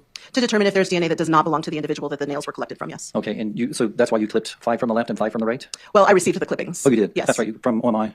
From the law enforcement agency, but they were collected at OMI. That's right, they came from Officer Maria Tena? I believe so, yes. And on the left-handed clippings, you didn't find Isaac Apodaca in those left-handed clippings? Let me just think about that for a minute. No, I did not. And on the right-handed clippings, you didn't find Isaac Apodaca? I did not. So he's eliminated from both of those? Yes. Okay, and let me just go down the list. With regard to Isaac Apodaca only, okay, the right cuff of the sweater, he is eliminated as a source of the major DNA profile? Correct. Within the inner neck area of the sweater, Isaac Apodaca is eliminated as a source of the major DNA profile? Correct. With regard to the staining on the front right leg of the pants, Isaac Apodaca is eliminated as a source of the DNA profile obtained from that? That is correct. With regard to the inner waistband, Kiara McCauley, Isaac Apodaca, and Grace Jennings cannot be eliminated as possible contributors to this mixture? Correct. Okay. Can you tell me what transfer DNA is? Transfer DNA would be a situation in which, for example, if I'm holding this water bottle and then maybe somebody else is holding the water bottle after me, they may maybe get some of my DNA maybe on their hands. It's a community and so bottle that can by happen. It's difficult to determine how frequently it might happen. A lot of it is variable in nature. Whether or not, maybe somebody just wiped their mouth or something and so they have some wet saliva, that might be more likely to transfer DNA than if it's somebody who just washed and dried their hands and maybe just touched it quickly. And so it is variable in nature, but it does happen. Okay, so an example also would be Miss Haley was just up here messing with the podium. Now I'm up here messing with the podium. There's a possibility that I have, would that be secondary transfer DNA Yes. from her to me? Yes. Then If I were to swab your hands and maybe find her DNA profile. And that would be a secondary transfer? Yeah, it could be. And then I'm over there messing with my desk afterwards. I could actually transfer her DNA all the way over there? Yes. That's a tertiary transfer? Correct. Okay, and that's how we get mixtures like this sometimes? Occasionally. It's not the only reason that we would get mixtures, but yes, it can happen. And especially if clothes are put into a basket somewhere? Yes, I would say That sort of transfer would probably be more likely if there were wet material, but it's not impossible for it to happen with dry as well. Mm-hmm. Like a wet towel or a wet cloth? Yes. Okay. With regard to the stain near the left shoulder, i.e. the scraping of the inner back part of the neck on that red T-shirt. Yes. Where did that come from? Are you referring to the red T-shirt? Yeah. I would need to refer to my notes to see if I have. Could you please? About that. Item 3 was also recovered from the laundry basket. Okay, thank you. And Isaac Apodaca is eliminated as a source of the major DNA profile obtained from that red T-shirt. That is correct. And with regard to the tissue, Isaac Apodaca is eliminated as a source of the DNA profile found on that tissue. Correct.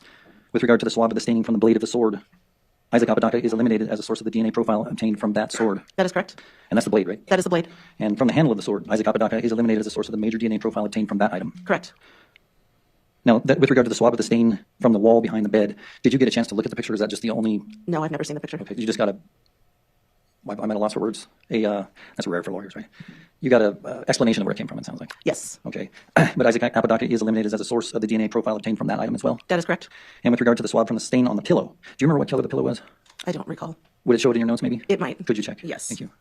I believe let's see.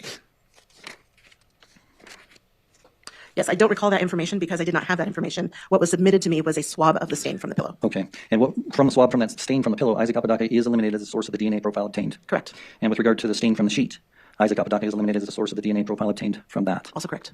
And we've already gone over the left hand fingernails and the right hand fingernails. Okay.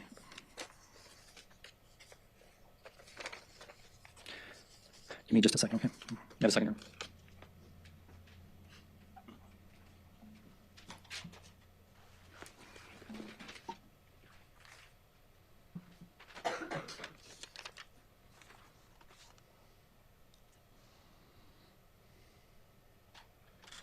I think we kind of answered this in a roundabout way, but if other, and I apologize, I kind of can't read this handwriting, so bear with me, please. If clothes, objects, or surfaces were recently handled by someone, would it be no surprise for their DNA to be, I guess, found on that item? If they were detected. If a sample, if an item was handled recently, it would not be surprising to find somebody's DNA profile. However, we do have those variabilities in which somebody may or may not leave DNA behind. So maybe they have more staining on their hands for some reason. Maybe somebody isn't wearing a mask and they're talking over something. If they're holding on to something for a while, maybe they're leaving more DNA behind than somebody else might do. Might leave behind. And so there are variable factors associated with that, but it wouldn't be entirely uncommon to find someone's DNA profile if they had been holding or touching an item for a certain amount of time. Thank you. And I think we've already asked this question as to where the red T-shirt was located. Did we already ask that? To my recollection, yes. Okay, I thought so. All right. Nothing further, Your Honor. Thank you. All right. Council approach. We're going to check and see what they have remaining.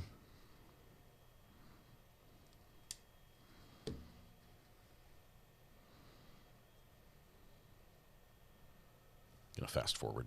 Sorry.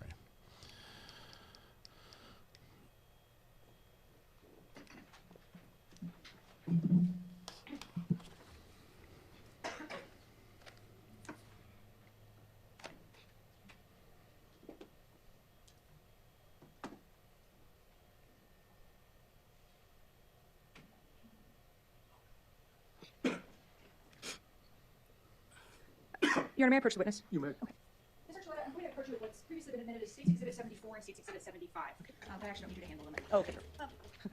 Can you identify State's Exhibit 74, please?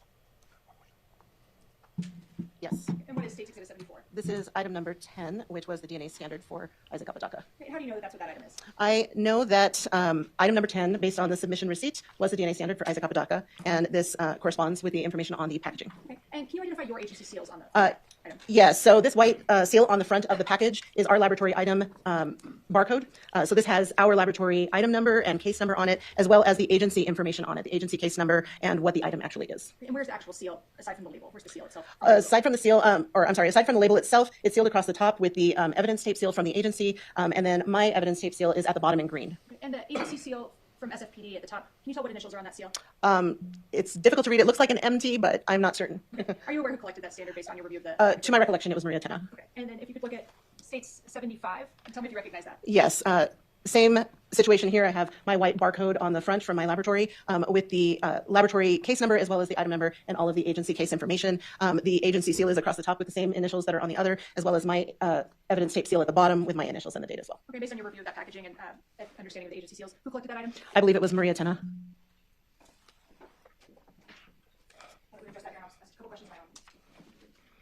You were asked about DNA transfer and other issues. How long can DNA linger on an item or be detectable on an item? That can vary. It just depends on the situation, how the item is stored, where it is stored, whether or not there has been moisture, any sort of chemicals, bacterial activity, that sort of thing. Heat, UV light, chemicals, all of these things can break down DNA. So if it's stored in ideal situations, it can last for an extended amount of time. What about fingernail clippings? Why are fingernail clippings routinely collected and tested? Fingernail clippings are routinely collected because if there is some sort of altercation, it is thought that someone who might be defending themselves may get DNA from the person that they are having the altercation with under their nails. And so those are frequently collected for examination purposes as far as DNA is concerned. Well, my question is actually about the period of time that DNA could remain underneath fingernails, if you're aware. That's difficult to determine. It depends on how well someone washes their hands. When you think about situations in which, like the artificial nails that we were talking about before, there's that little groove in between where the natural nail sits and the artificial nail sits that kind of collects a little bit of dirt, debris, skin cells, etc. So it could be variable as far as what is collected. It might be a lot of DNA. It might be not a lot of DNA. Can DNA in those sorts of pockets or grooves be retained for a long period of time? I would say that would be a reasonable thought, yes. Thank you. And then a minute ago, I think I heard you say that someone who has just washed their hands and dried them may be less likely to transfer DNA to an item they touch. Is that correct? Well, less likely than if you had, maybe just wiped your mouth or something. You don't have a wet saliva stain or something on your hands. So if you have some sort of wet staining or something on your hand, it would be more likely to transfer. Less likely if something is dry. Moment, Your Honor. Counsel, approach, please.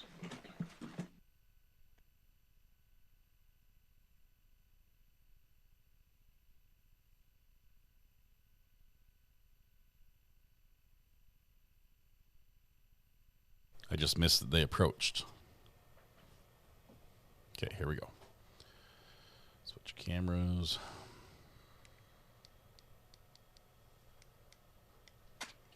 Nothing further, Your Honor. We'll reserve this witness out of an abundance of caution. Okay. You're being reserved. You may step down. The attorneys will be in contact with you if you need to return to testify. You're Don't discuss reserved. testimony with anyone else, and don't seek out any information about the case or the other testimony. We have to slow this down now. Thank you. Thank you, Your Honor. We're done with DNA testimony. How's everyone in the jury box doing? How's everyone doing? We're still on fast speed. Okay. Your next witness, counsel. The state calls Ryan Romero. Ooh, this must be... Your Honor, there's 2 items of evidence. Is this the electronic stuff yet?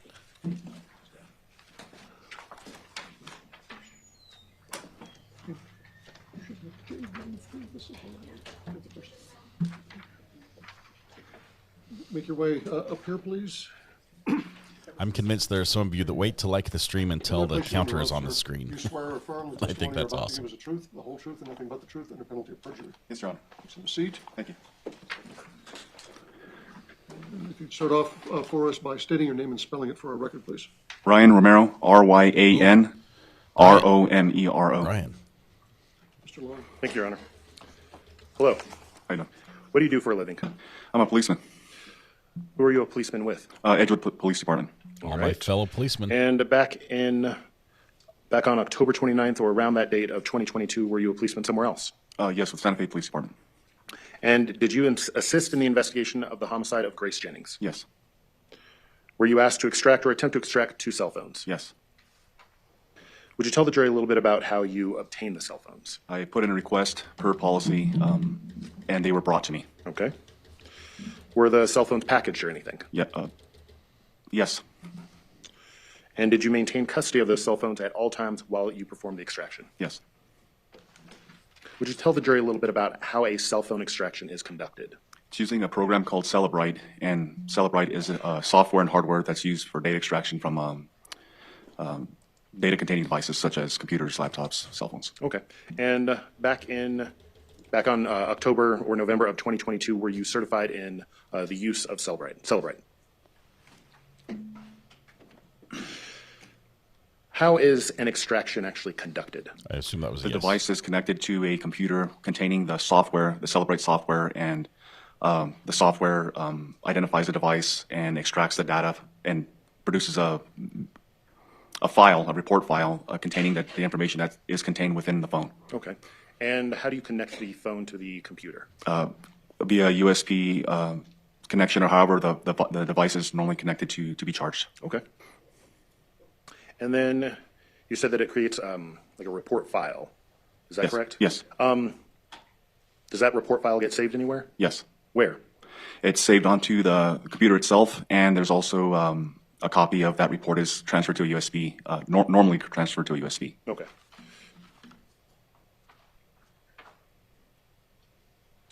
Permission to approach the witness? You may. I'm sorry, is it officer, detective? Detective. Detective, Romero. I'm going to hand you what has been marked as State's Exhibit 71 and 72. Would you please just take a look at 71 first? Let me know if there's anything on there that you recognize. Yes, I packaged this, and that's my signature and my handwriting for the date. Okay, and what was the date of that packaging? 11/16 of 22. All right, at this point, I would move State's Exhibit 71 into evidence. It is Any conditionally. No objection, Judge. 71 is admitted without objection. And would you now take a look at 72? Do you recognize anything on that? And I'm sorry, I'm rushing you. Let me give you some time to actually use those eyes. Those gorgeous recognize it. witness All right, eyes. and how do you recognize it? I packaged this, and this is my signature and date on the evidence tape sealing it. At this point, I would move State's Exhibit 72 into evidence. Any objection? No objection, Judge. 72 is admitted without objection. All right, so let's talk a little bit about what is actually in there. Each envelope contains a USB for each one of the phones that I was instructed to extract the data from. Okay, and did you make any additional copies of those USBs and then give them to somebody? No. Well, are you sure? And were those USBs, once they were packaged up, were those submitted back into evidence? Yes. He says, no, I didn't make May any I have a copies. moment? Yes.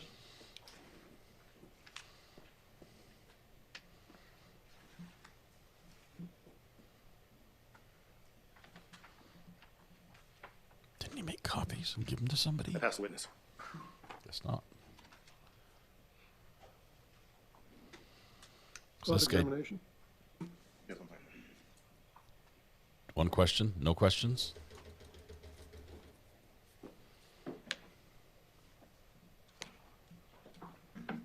Good afternoon, Officer Romero.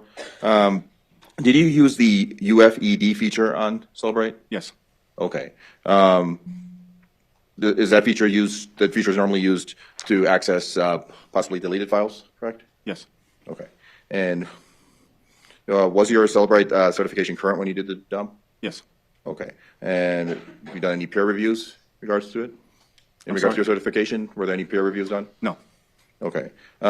Did you analyze or review your dump info? No. Okay. 1 second. Can we use different terminology? Nothing further. Any redirect? No, Your Honor. We would reserve him for rebuttal, though. Of Being course. held in reserve, so With you- everybody The else. attorneys will stay in touch with you and let you know if you need to come back to testify. In the interim, don't discuss your testimony with anyone, and don't seek out any information about the case or any of the testimony of other witnesses. Yes, Your Honor. You may step down. If you give those two exhibits, just hand them to the bailiff, please. Mr. Long. State calls Jared Alide. Jared Alide, I think he's next in line in the chain of custody with this, so maybe he did the analysis of the dump. And Judge, there's one more item of evidence. May I grab that? Go ahead. Thank you.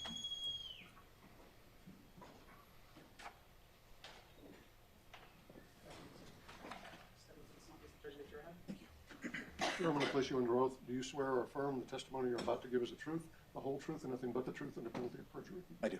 Please have a seat. Thank you. If you'd introduce yourself to this jury by stating your name and spelling your name for our record, please. My name is Jared Alide. Spelling the first name is Jared. Last name is Alire. Mr. Long. Thank you, Your Honor. Good afternoon, sir. Good afternoon. What do you do for a living? I'm a Santa Fe police detective with the city of Santa Fe. And how long have you been a detective with the Santa Fe Police Department? I'm going on 13 years. Did you assist in the investigation of the homicide of Grace Jennings? I did. And were you asked to extract or attempt to extract 3 cell phones? Yes, I was. How did you obtain those cell phones? I did a request through our evidence technicians, just letting them know I needed the cell phones for a cell phone extraction. All right. And how is a cell phone extraction conducted? We use a computer through a platform named Cellbrite, which provides us the software and the tools to perform extractions. All right. And how is that extraction conducted? So we plug in the phones. It provides us step-by-step instructions of how to manipulate the phone, so it could get to the phone, and it's all done through the software. Okay. And at the time that you conducted these extractions, was that on or around October 29th, 2022? That was the beginning part of the investigations. My portion of extracting was November 23rd, 2022. Thank you. And on November 23rd, 2022, were you certified in the use of Cellbrite? Yes, my certification was a Cellbrite certified physical analyst. Okay. Were you able to conduct extractions on those 3 phones? Yes, I was. And did you save those extractions? Yes, I did.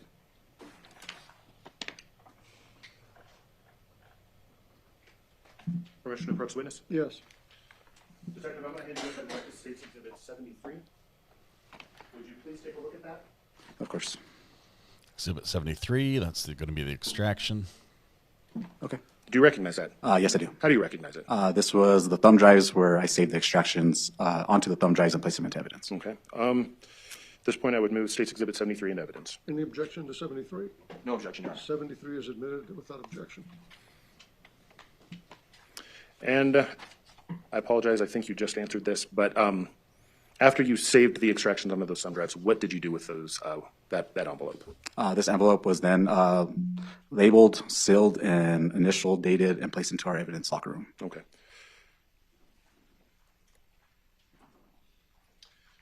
And Detective, just real quick, do you know if Celebrite alters any of the data on the cell phone before you extract it? No, their software is made to safely transfer the data or extract the data without tampering any of it. His personal knowledge of this. Foundation. And Detective, you stated that you were certified in the use of Cellbrite? Yes, I was. And what is that? What does one have to do in order to get that certification? We have to take training to first get the initial certificate of it, and then every 2 years to keep the certificate going. Okay, and do you know how long that training is? I know it's an online one, but they gave us, I want to say they gave us about 30 to 60 days to get it completed. I don't know. I know they do have in-person trainings, I think close to 2 weeks, but I can't say exactly how many days. Okay. And do you know anything about whether Cellbrite prevents, were you ever taught whether Cellbrite prevents alteration of data? In our training, it says... Yes. Can we approach? Yes.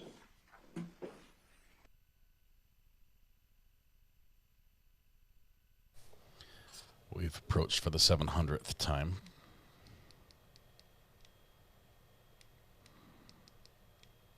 Detective, in any of your trainings or regarding your certification regarding Cellbrite, did you learn whether Cellbrite prevents the alteration or the manipulation of data on that phone? In our training, in my training, I learned that their technology and their software is made to protect it and not alter any data. All right, thank you. I pass the witness. Cross-examination, counsel. Yes, Judge. Good afternoon. Good afternoon. Did you use the UFED feature on Cellbrite? Yes, it is part of the software. Okay. And is it to detect any files that may have been deleted? Did I back up? It can recover files and notes on there if there were any that were recovered that were deleted on the phone. It can detect it, yes. Okay. And your certification, your Cellbrite certification was current when you did the dump according to your direct examination? Yeah. Yes, at that time it was. Sorry. Yes. Okay. And was there any peer reviews done as part of this certification? A physical, like to analyze it? Yeah. No, I did not analyze any of the data. Okay. So you didn't analyze or review any of the dump info? No, I just made sure that it was opening correctly, and I did not analyze any of it. What's the new guy? And did you have the password for the device? Just ask the same questions. I don't remember if it was already opened and unlocked or if there was a password on the request to tell us that there was a password. I can't recall. So you don't recall that? Okay. And Now, you're talking about how Cellbrite can't be altered or manipulated. That was information presented to you at some sort of training? In my training, it did notate that that's what it's made to do, is to not alter the data. So it's like the Cellbrite people telling you that, or people, some liaisons involved with Cellbrite telling you that it can't be altered or manipulated? It was just in their workbooks and then an online training system that they were using. Okay, so that was coming directly from Cellbrite? Through Cellbrite, yes. Yeah, they were telling you that their product cannot be altered or manipulated.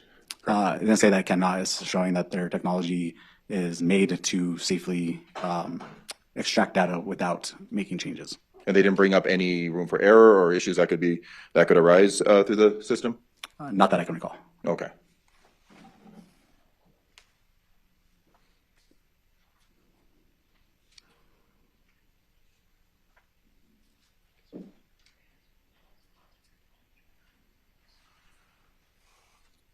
And are you aware, you're not aware of any security challenges or anything that Cellbrite may have faced in recent years? Not that I know of. So nobody discussed that with you from Cellbrite, or you don't have any information about that? No, I'm no longer certified. I haven't taken a training since 2023, maybe. I think that's when my cert expired. Okay. And the certification for Cellbrite, that comes directly from the Cellbrite Corporation company? Yes, it does come from them. Okay. Nothing further. Thank you. Any redirect? No, Your Honor. Stay would reserve them for rebuttal. Okay. You're being held in reserve, so don't discuss your testimony with anyone. Don't seek out any information about the case or about the testimony of any other witnesses. The attorneys will stay in touch with you and let you know if you need to come back and testify. Okay. Thank you, Your Honor. You may step down. Hand that to the bailiff, please. Thank you.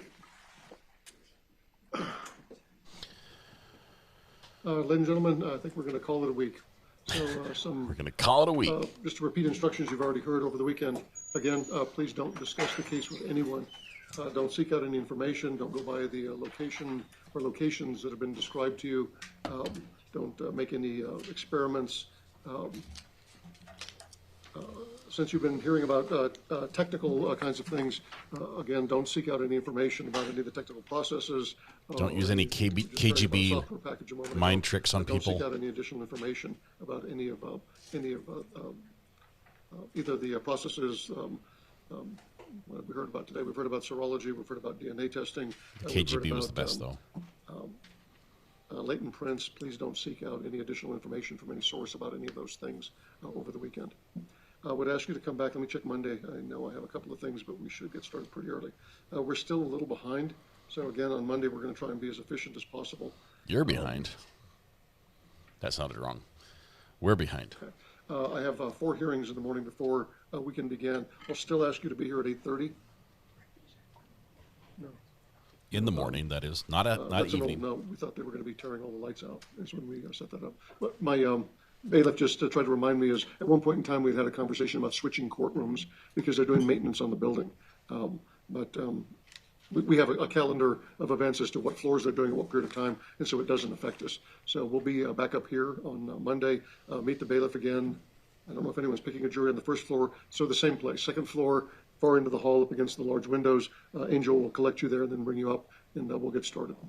Do any of you have any questions for me? Again, the schedule, as far as we can tell at the moment, is we're scheduled to get the case presented and hopefully be completed by the end of the day on Tuesday. It may be that you go into Wednesday. So again, schedule in case that happens. If you have other responsibilities or obligations, you should just be aware that you may be here on Wednesday as well. Okay? Just miss those. Again, leave your notes with the bailiff. He'll help you retrieve any personal items you have in the back, and then you're free to go and have a good weekend. Is there anything at the end of the day here we need to listen for, or can we jump straight to day 4? Should we hold tight for just a minute?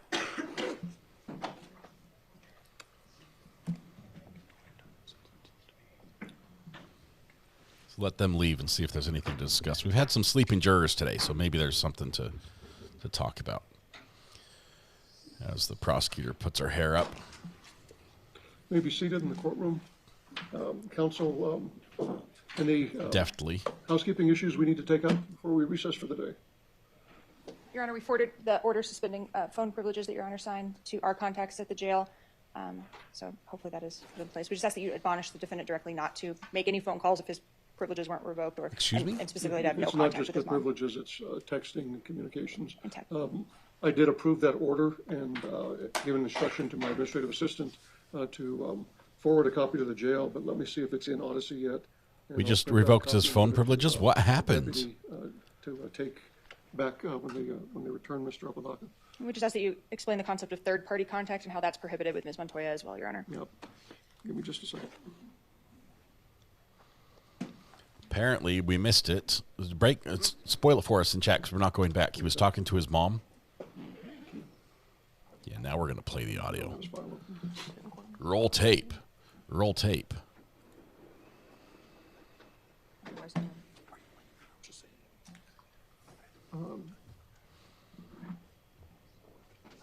Now we lost phone privileges. That's why you can't have nice things. You have to follow the rules. And with that, we're gonna cut away. I think we're done. I was talking to his mom about testimony. There is a separation of witnesses, and I think mom's on the list. So.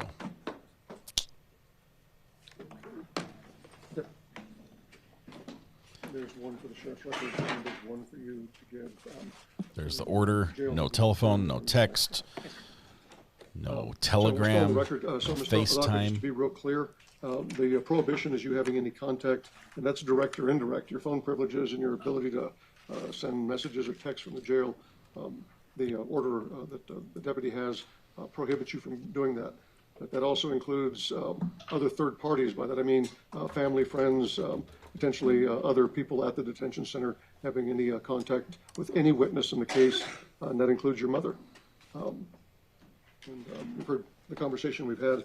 Potentially it could lead to other ramifications, which could be exclusion or other sanctions. So again, counsel, my understanding is those 3 calls have already been put on Exxon, so you should have contact. You should have the ability to access those and to review those. And if we need to have a further discussion on Monday, we will. You done Counsel, screwed if up. you're here at 8:15 on Monday, and I didn't come back and ask the defense if you had any issues we need to discuss today. Not from defense, Your Honor. I did have a conversation with my client about this, Okay. and about what you just addressed. Nothing else from defense, Your Honor. Have a good weekend. I think Monday is going to be packed full of testimony. Yes, Your Honor, just by way of a quick roadmap, we'll start with Sergeant Vigil, which will be lengthy. The defendant's interview is 2.5 hours. Whoa. Confirmed those times today.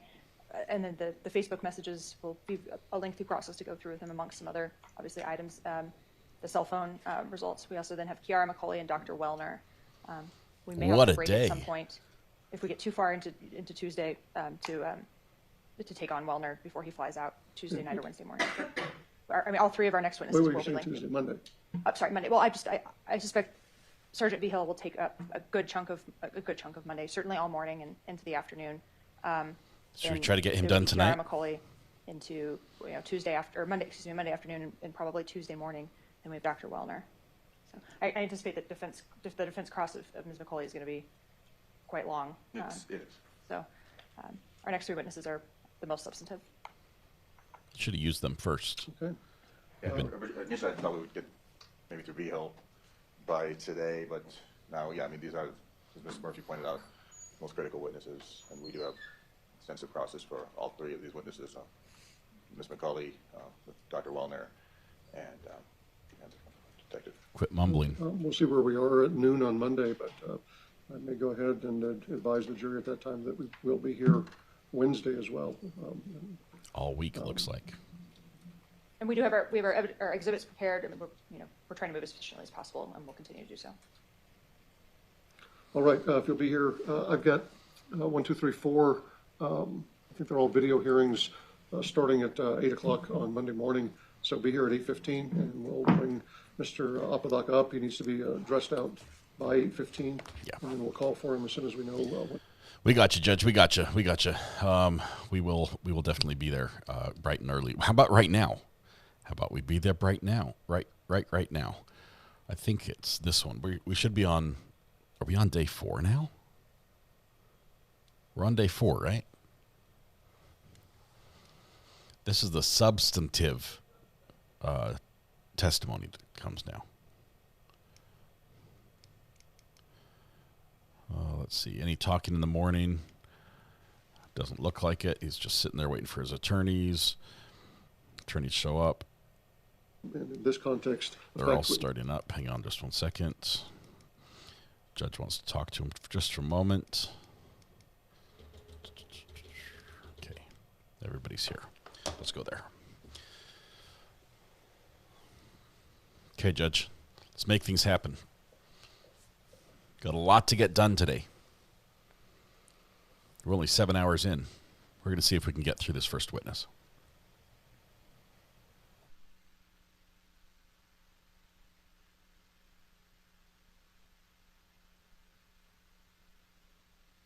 Good morning, everyone. We reconvene in State versus Apodaca, D101 CR 2023-25, with counsel and Mr. Apodaca present outside the hearing in presence of the jury.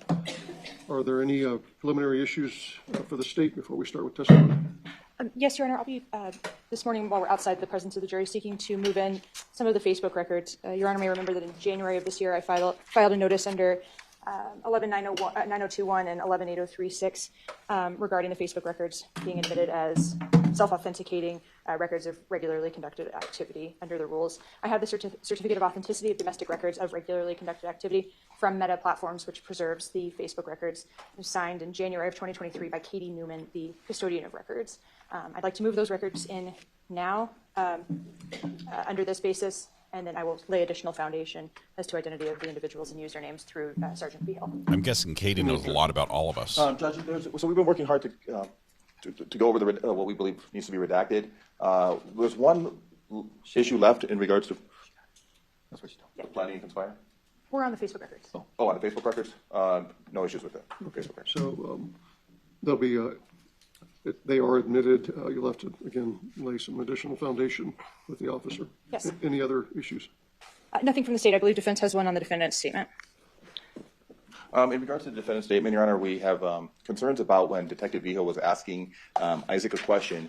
He was asking leading questions as part of the interrogation technique that we're going to get into in cross-examination and possibly through Dr. Wellner as well. But he was basically talking about how Isaac could have been conspiring and planning to commit this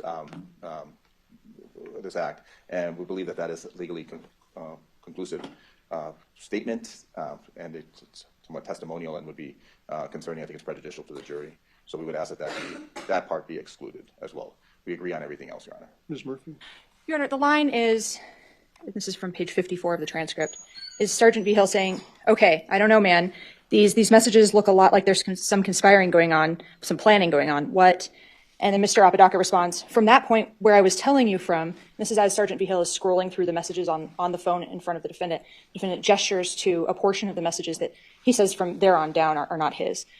Sergeant Vigil responds, well, even before then, it sounds like you guys are planning something, your fate getting thrown out, and what? So defense is objecting, as I understand it, to the comment, these messages look a lot like there's some conspiring going on, some planning going on, but that is part of a question that elicits a reply from the defendant. It is not a legally conclusive statement. It is a statement being offered for the effect on the party that elicits a party opponent admission. We believe that it's relevant for purposes of this interview.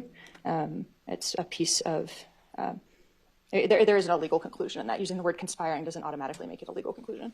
Judge, so there's, if I may. Go ahead. Conspiracy is one of the, there's a conspiracy charge here that we're dealing with. Somebody were to go up on the stand and ask, so you committed manslaughter, didn't you? And that would be legally conclusive language.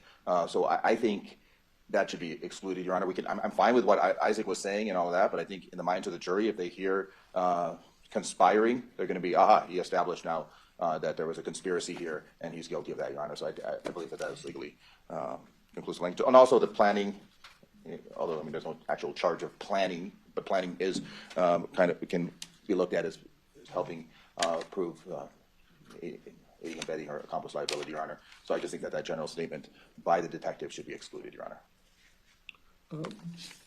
The objection's overruled. The language, and you will have the opportunity to cross the officer as well as argue. The jury has to make a legal determination whether or not the evidence before them meets the necessary elements of the charge of conspiracy. There is a legal definition of conspiracy, and the elements are contained in the instruction. Using the word planning, it has a common use. Whether or not the activity or the statement meets, again, the legal definition is something that can be argued to the jury, and it can be made clear that they are the ultimate decision makers as to whether or not the state has met its burden in proving the elements of the charges. But the use of the language alone, the officer's not being offered, as far as I know, as a legal expert for definition purposes. He is a fact witness, and in this context, a fact witness to provide the foundation for a statement taken at or near the time of the incident. So, over objection, the language would be allowed to be played to the jury as part of the state's case in chief. Is there need for clarification? No, Your Honor. Based on an additional redaction that the parties found yesterday, the disc is being reburned as we speak. We'll just need a brief moment for Sergeant Hill to re-review that and sign it, and then we are ready to proceed. You said something else was being reviewed. Defense counsel gets to make sure that that has been withdrawn from the audio and video. That's fine. I can show that to them. We worked on those timestamps. We had multiple conversations yesterday. If you know the timestamps, you know where to look, and so it'll be quick. Yes, Judge. Any other issues for the state? No, Your Honor. Other issues for the defense counsel?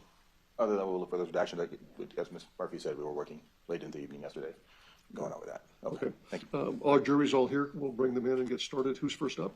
Sergeant Hill. Okay.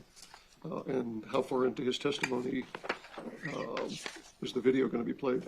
About 15 minutes, maybe 20, Your Honor. Is it here? We need the video here. They need to look at it before. They are in this room right behind me burning it. Yes, Mr. Long will check. Okay. Well, I want you to see it before we get started instead of having to stop and send the jury out and then bring them back in. Totally understood, Judge. We'll be in recess until you have a chance to look at that. Absolutely. Let me know. I'm going to step off the bench. And we're in recess.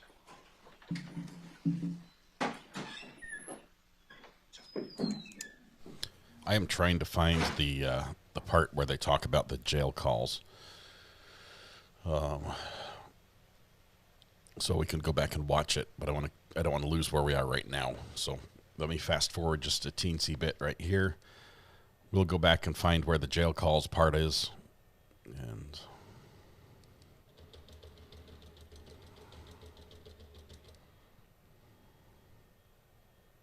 holy smokes. Long break this morning. Okay, there we go.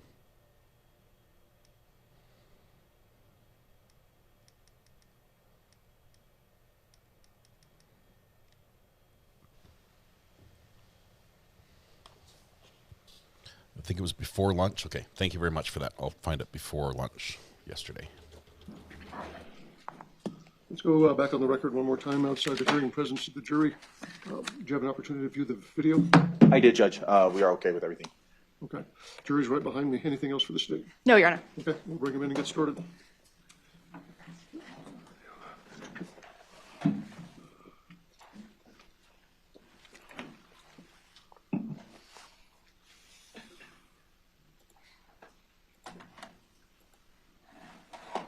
Would you come wait up here?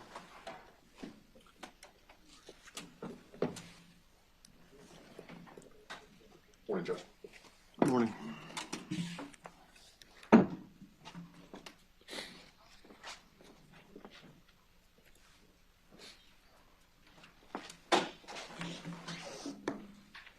All right.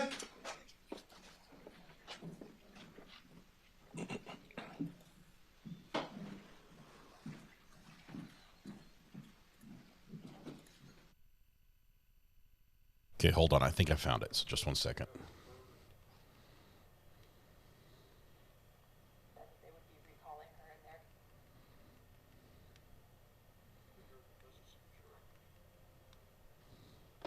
Okay, here we go. We're going to go down here. Ready?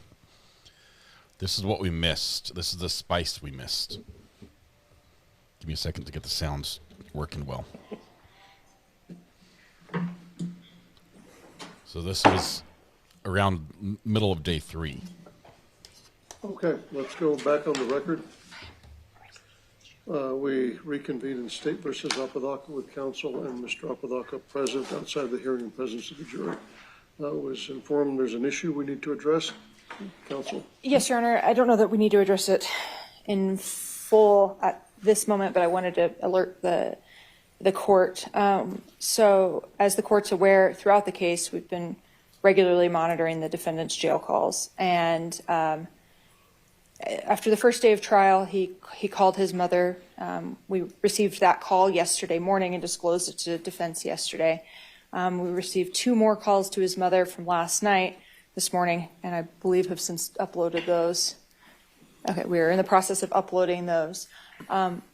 What I can proffer to the court based on a quick review of those calls is that he appears to be violating the rule of exclusion and discussing some of the ongoings in the courtroom, including yesterday some of the evidence that was admitted. There's some coded references to the testimony of Lanny McCauley. Judge isn't happy.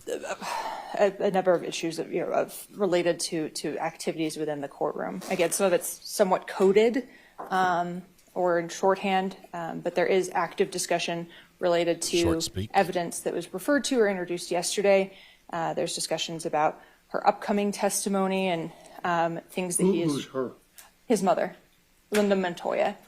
As you're aware, defense has said that they would be recalling her in their case. She's still, and we had reserved her, and the court admonished her she wasn't allowed to talk about her testimony with anyone.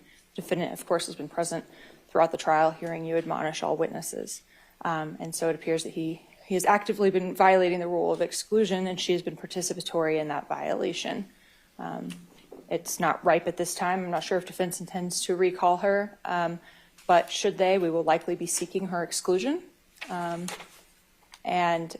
would ask for the court to consider additional remedies as it relates to the defendant, and that would include an admonition not to have any further contact with his mother during the trial, and the court consider a elimination of phone privileges for the duration of the trial. Counsel, I know you haven't heard all of the recordings. Have you reviewed the one recording that was referred to? No, Judge. I will. Was it disclosed to CMS? Or? Well, it's a recording, so it would have been through Axon yesterday's? I didn't get a notification of that or anything, so this is kind of surprising to me. We were actually talking about Linda Montoya during lunch. We're not likely not calling her back. But so it's maybe a non-issue here, but if we do, I need to listen to this jail call or these jail calls to know what the state is referring to. We've honest the defendant. We've told them not to be communicating with anybody who's a witness. I need to just. You know. She has a prohibition as well. Well, she has a prohibition as well. I understand that, Judge, and I talked to we've told the defendant not to be communicating with witnesses in this case. I need to listen to those jail calls to see what the state is referring to. But right now we're leaning towards not calling Ms. Montoya, but calling Mr. Apodaca. That's where we're leaning. Okay. Wow. And again, you don't have to make those decisions, but 2 things. One is make sure you provide and make available the Glad you can make it, 3 sir. calls that you've referred to, and also to make sure that we don't have any other potential for tamper.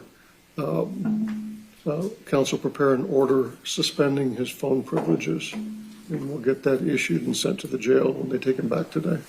Yes, Your Honor. The other issue, the state doesn't take a position on this. I just want the court to be aware as the person in charge of the courthouse as it relates to this case. Ms. Montoya came to the courthouse yesterday and was seen anointing a large amount of courthouse, the doorways, some of the objects in the hallway with an oil and the sign of the cross. Those crosses are visible at some points in the hallway. My staff saw her do it. We don't take a position on that, but Did she mark the building with a cross, or was she just? no, the building, so the 2 entry doors here Yes. have oil cross marks on them. Okay. I know at least a member of staff noticed one of the benches in the hallway. I just felt that the court should be aware. We don't. So, Judge, I will tell you this. I don't know if there's going to be some evidence that plays out in the next few days that could make it necessary for us to call Ms. Montoya to clarify something. But if the hypothetical, if the trial were to end today, our plan would not be to call Ms. Montoya. So 95% Jan said, we're not going to be calling. It's 100% Ms. if she Montoya keeps doing back stuff like unless this. something changes through testimony or evidence that would make it necessary for us to call her.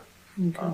Yeah, I mean, I don't know what is going to happen with respect. So, yeah, if there's, I mean, my concern would be primarily if the jury saw her doing something like that, either in the building or in the courtyard outside of the building. They know who she is. She's already testified once before them, and both sides have reserved her for potential recall. So I'm not going to take any action. I mean, we've had people burn sage smudge sticks outside and ground cornmeal. I mean, things like that happen.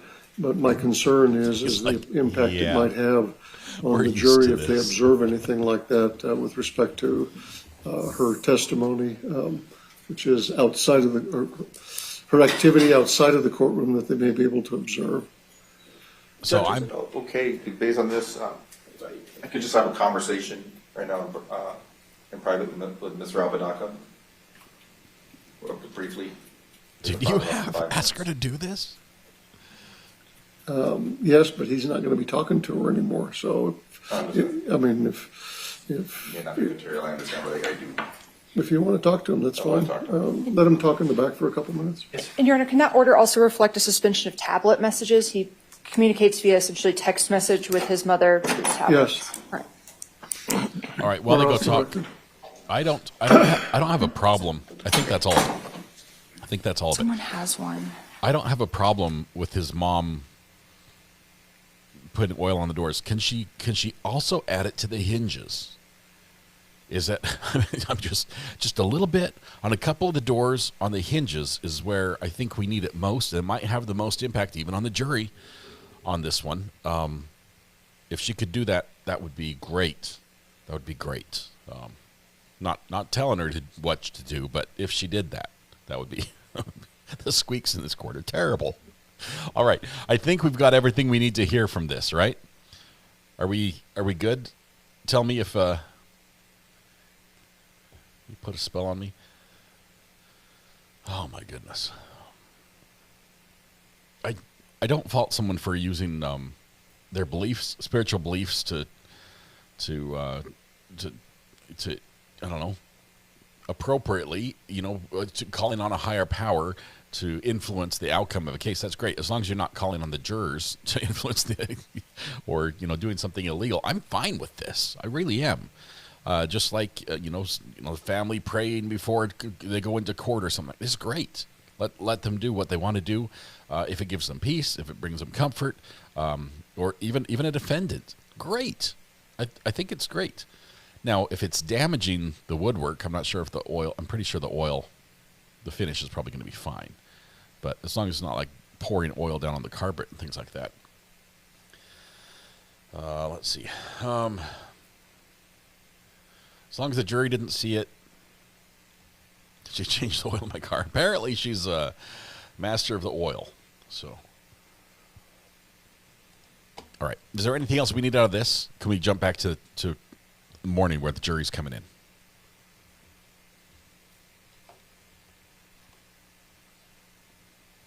I think we're going to jump back. Oops. I think we're going to. Why we're stuck in the middle. Okay, we're going to jump back to. I have to turn my light on. I need a light for this so you can see it better. Let's go.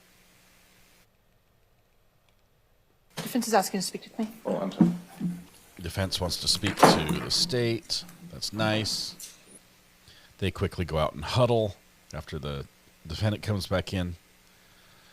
They walk through the doors, which the anointed doors come back in. He's like, we have people who do this. They burn sage. We've had corn. What's the cornmeal for? I didn't know that one. Sage, I think, is for bad spirits. What does cornmeal do? The devil went down to Georgia. Can he not cross cornmeal lines? Somebody fill me in. I'm not up to speed on all my my spiritual remedies of various types. It kills ants. Okay. Sage to get rid of evil. Never heard of the cornmeal. Can't cross it like brick dust. Is that the sage or is that the cornmeal? Cornmeal's just for fire ants, apparently. Okay, if it's fire ants, I'm with them as well. I'm all for that. We have fire ants here.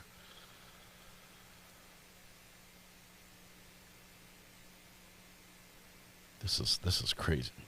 Somebody has to know, or somebody out there has to have Google. If anyone has Google, can you find out what cornmeal does, spiritually speaking?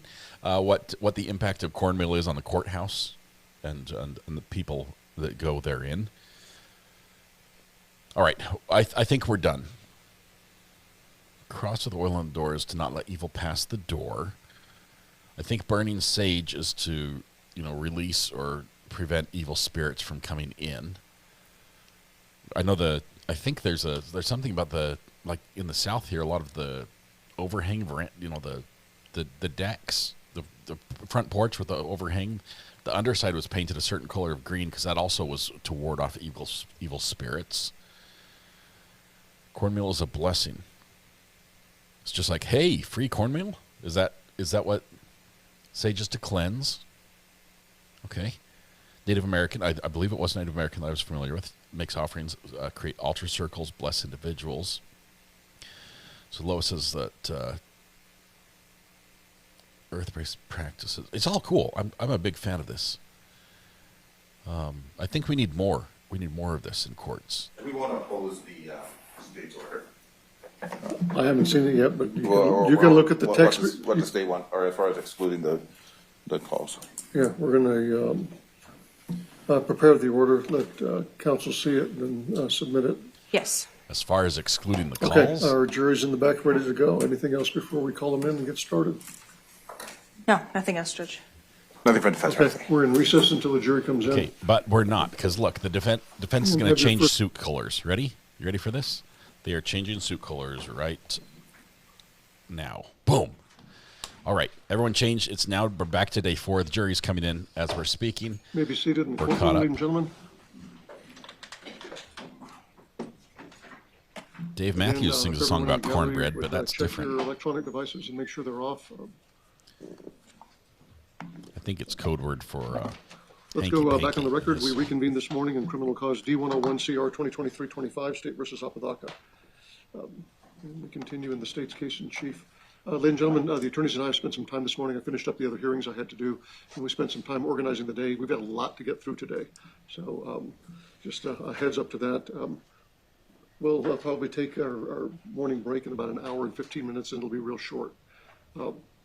Again, if there's anything that you need during the course of the day, please let the bailiff or myself know. Ms. Murphy, who's your first witness? Javier V. Hill, Your Honor. Sir, if you'd face me and raise your right hand, I'm going to place you under oath. Do you swear or affirm the testimony you're about to give is the truth, the whole truth, and nothing but the truth under penalty of perjury? Yes, Your Honor. Please have a seat. Good morning. If you'd start by stating your name for the record and spelling it for us, please. Yes, my name is Javier V. Hill, spelling of the first name Javier, last name Vigil. Ms. Murphy. Thank you, Your Honor. Good morning, sir. Good morning. What do you do for a living? I'm currently employed by the City of Santa Fe Police Department as a sergeant. Talk about your background and training and experience. I assume you graduated high school? I did, yes, locally from Apodaca Valley High School. After you graduated from high school, what did you do? I immediately went into the United States Marine Corps. I went in and enlisted. My enlistment started in 2011. During that enlistment, my primary occupation was a military police officer. So in 2011, I became a certified military police officer and attended their police academy. And then I concluded my enlistment with an honorable discharge in 2015. Did you deploy at all during your time in the United States Marine Corps? Yes, I did. In 2012, I deployed to Afghanistan. Thank you. What's your educational background after high school? After high school, after I was employed with the Santa Fe Police Department for a few years, I recently concluded my bachelor's degree in criminal justice in 2025. And then I carried on to recently complete my master's degree in management, and I was conferred in April of 2026. After leaving or being honorably discharged from the United States Marine Corps in 2015? 2015, yes, ma'am. What did you do? I sought employment and was able to secure employment with the Santa Fe Police Department, my current employer. Seeked and or I was sought? hired as a patrol officer in late 2015, early 2016. As part of becoming a Santa Fe Police Department patrol officer, did you undergo any sort of training or academy? Yes, I did. My pathway was a little bit unique as far as becoming certified as a New Mexico police officer. I attended what's called a Certify by Waiver training. And what that essentially means is that I did not have to attend a full police law enforcement academy because I already had law enforcement experience through the United States Marine Corps. So I attended, it was an approximately 3-week training that primarily consisted of learning how local state laws and statutes and city ordinances work, particular to the city of Santa Fe and the state of New Mexico. Thank you. How long were you on patrol once you joined the Santa Fe Police Department? I served as a patrol officer from approximately late 2015 to 2020. And after being on patrol for approximately 5 years, what did you do? I tested and was selected and promoted to the rank of detective. I served a short period of time, about 4 months, in the property crimes unit, and then I transferred into the violent crimes unit around the same period of time, around 2020. After testing and applying and being accepted as a detective, what, if any, training did you get in investigations? Investigations, like a lot of law enforcement, your training is constant. There's always something new to learn. Laws are always changing, and there's always self-improvement that could be had through training. So particular to a detective, virtually all detectives, at least in my experience in the Santa Fe Police Department, we will attend some sort of a basic investigator certification. I did that in 2021. And then moving into the violent crimes unit, because we do have the tendency to work cases such as this one, homicides, violent felonies. I had the privilege of attending a couple different homicide investigation courses. One was in Littleton, Colorado. It was a 36-hour course. That was more of a basic homicide investigation course. And then in early 2023, I attended an advanced homicide investigation course in Gatlinburg, Tennessee. Additional to that, and relevant to this case, I've attended an interview training as well as a mobile device investigations training. The jury has heard that your title is now sergeant. When did you promote from detective to sergeant? I tested and promoted to sergeant out of the violent crimes unit in April of 2024. When you promote to sergeant, at least in our agency, you go back to the patrol division. You'll serve as a patrol sergeant until you could stay there until you promote to lieutenant. What I recently completed, I tested and was moved back into the investigations division as a detective sergeant. That was about 3 months ago. So now I'm a supervisor in our criminal investigation section. And so it's your job to supervise detectives, is that correct? That's correct. Okay. And are you part of any other extracurricular aspects of your agency? Do you do anything outside of your role as sergeant? Yeah. Specialty-wise, I joined our department's Special Weapons and Tactics team, SWAT, in 2017 approximately. I've maintained that and continued as part of our SWAT team. I still currently am. I became the SWAT commander about 3 years ago. Thank you. What was your rank and what unit were you assigned to in October of 2022? On that date and time, I was assigned to the violent crimes unit. Sergeant Vigil, what is your role in this case? My role in this case, I am the case agent of the case. What does that mean to be the case agent? Well, the case agent has accountability for the full case. Basically, all the investigative decisions or the main investigative decisions funnel through the case agent. So this includes, but is not limited to, conducting interviews, completing various search warrants, ensuring that relevant evidence is maybe sent for DNA, latent prints, various examinations. In a number of words, it's to do your due diligence, to do everything reasonably possible to ensure that the case is investigated thoroughly. Do you do every single step of the investigation yourself, or do you work with your colleagues? No, I do not. So part of the violent crimes unit, there's a number of us assigned to the unit, and I'd like to think of us, or when I was part of that unit, we would be a team. As you can imagine, these cases can be quite complex, and some of the investigation is time sensitive.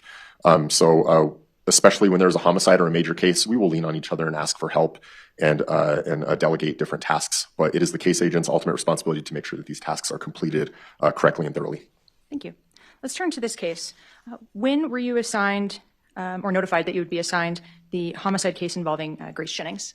Well, on that day, October 29, 2022, it was my day off, and I had been activated for a unrelated incident, a SWAT situation that had concluded just before this incident had occurred.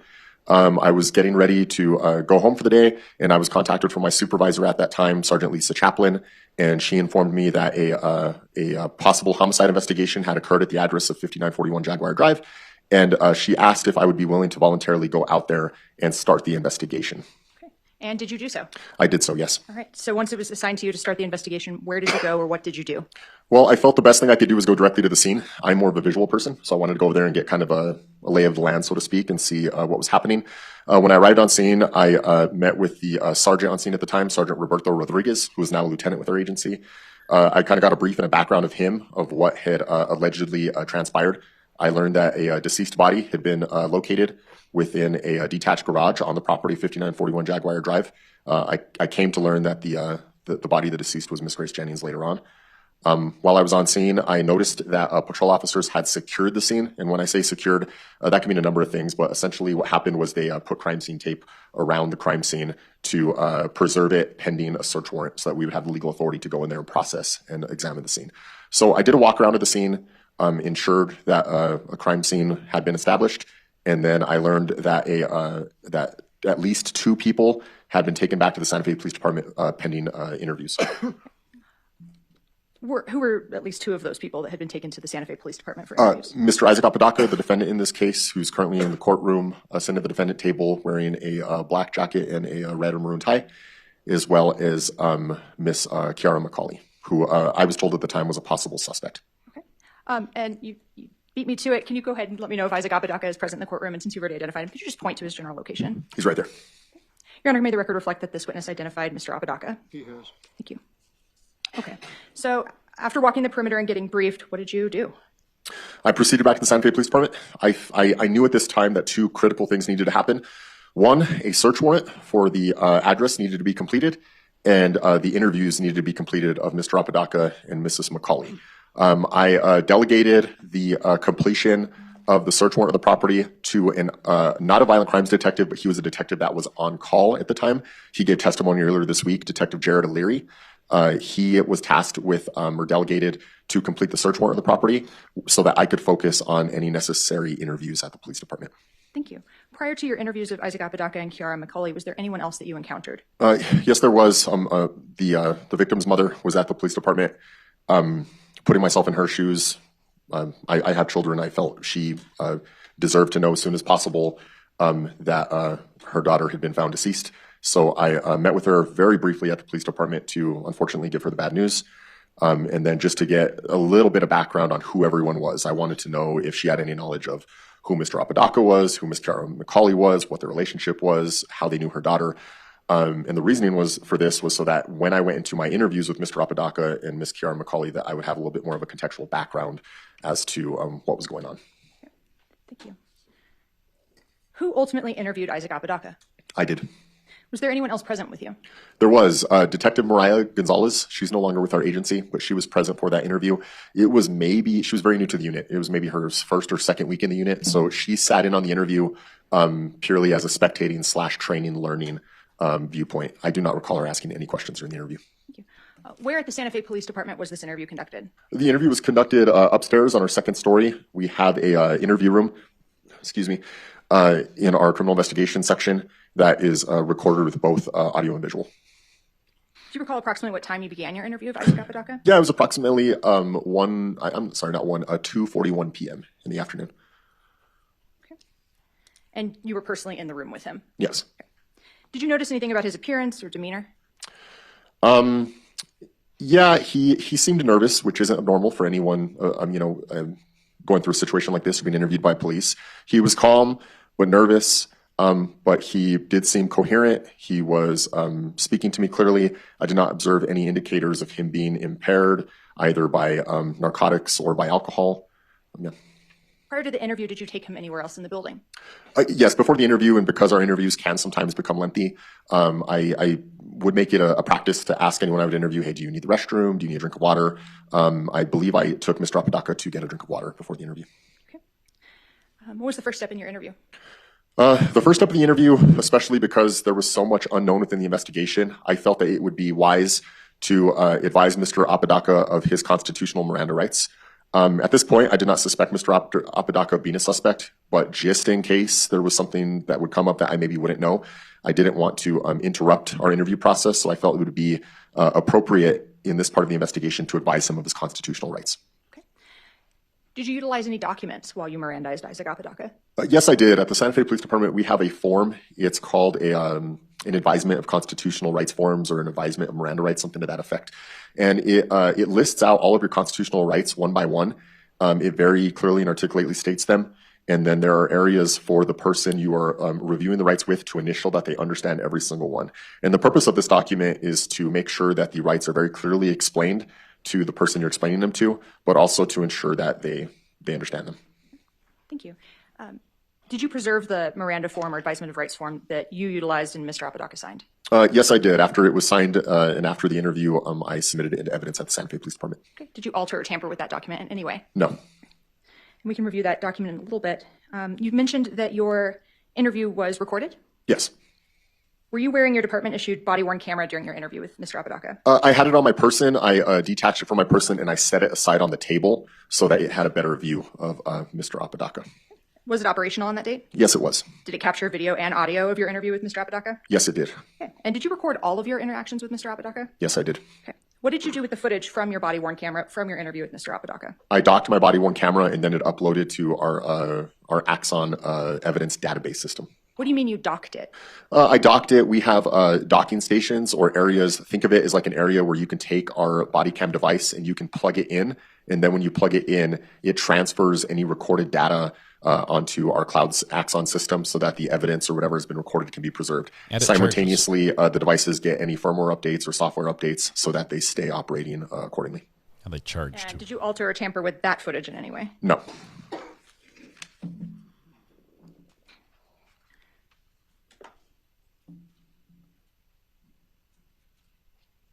Your Honor, may I approach the witness? Yes. I'm approaching you with what's been marked as State's Exhibit 86. Do you recognize State's Exhibit 86? Yes, I do. What is it? It is the body-worn camera footage that we were just speaking to of the interview with Mr. Isaac Apodaca. And how do you know that's what's contained on this disc? I just reviewed it earlier now before and signed and dated it with today's date. Other than some redactions that have been agreed upon between the parties, does this disc fairly and accurately represent the video and audio footage that you personally observed and heard in real life? Yes, it does. Your Honor, at this time, I'd move to admit State's Exhibit 86. Any objection to 86?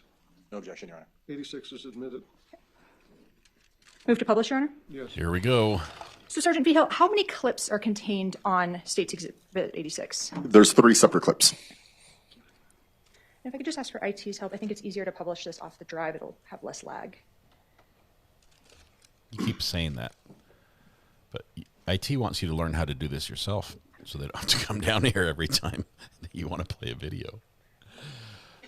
All right, guys, nice, good focus on the picture here. We are ready. Let's begin with clip number 1. Okay. I'll adjust the audio as needed. So kind of going back to last night, to yesterday, you guys are all hanging out. You, Kiara, Grace.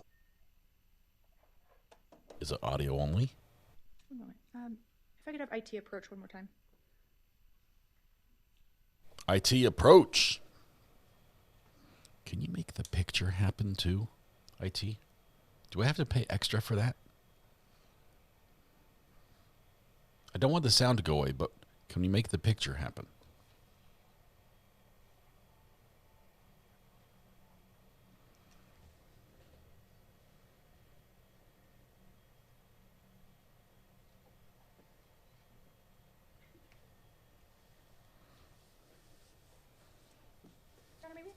Yes, come on. Sidebar.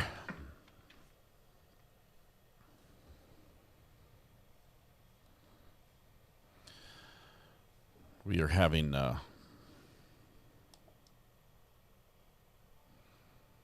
technical issues. I'm going to try to fast forward a little bit and see if we can find when they figure it out. Oh, it looks like right about here. There it is. Went dark. Now we're done. Okay. So, Sergeant Vigil, we're actually going to pivot for a moment. Move on past your Pivot. interview while we Put a pin in it. We'll revisit that one. We'll circle back edit a some little things. bit later. Let's talk about Lobster correct some more Crimes, footage. thank you. Let's talk about the Miranda waiver and some other items that you utilized during your interview. You mentioned that you did Mirandize Isaac Apodaca. Yes, I did. Okay. And did you, other than tagging the Miranda form, did you utilize any other forms during the course of your interview? Yes, I did. We completed a cell phone consent to search form. This is a form where you essentially take down the information from a mobile device to include the IMEI number, any serial numbers, the description of the phone, and then you get written consent, if willingly and voluntarily given, from the owner of the device to extract the device from the cell phone. And during the course of your interview with Mr. Apodaca, did you receive consent to go through his phone? Yes, I did. Who did you receive that phone from? I received that phone from Officer Caesar Ornelas. Okay. Your Honor, may I approach the evidence? Yes. Your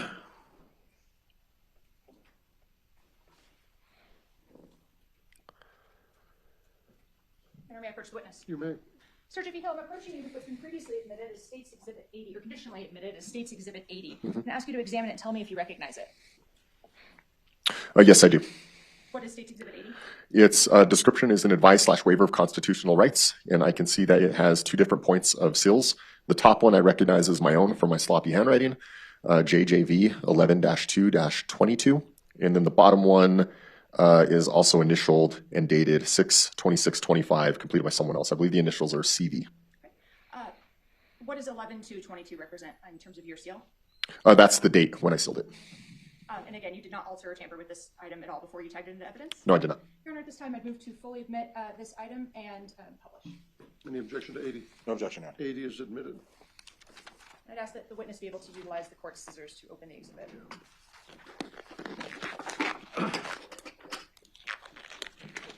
Does this have any biological material? It does not. Thank you.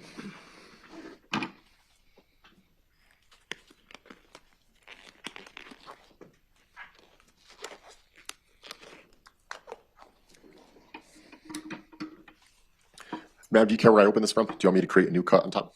If that's in accordance with your department's SOPs. Okay.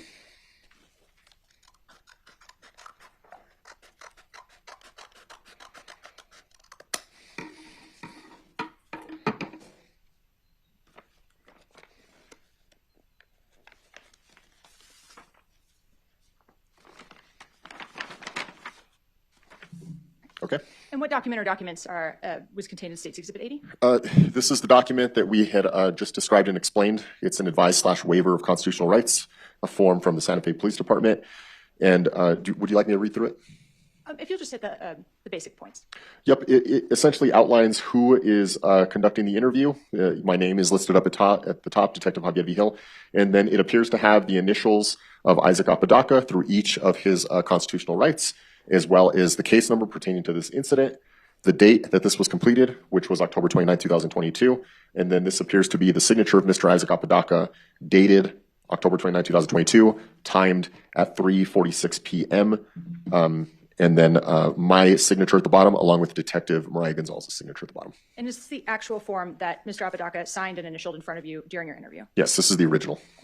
Your Honor, move to publish using the Elmo? Yes. May I first witness? Yes.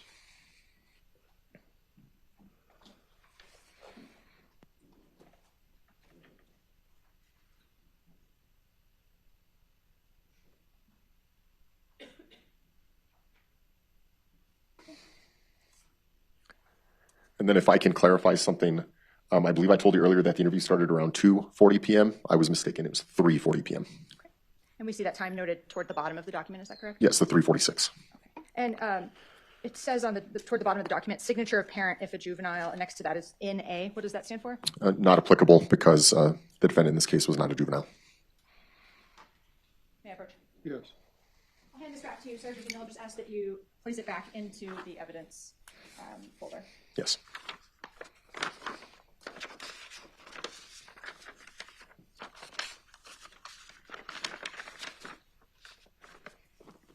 Thank you.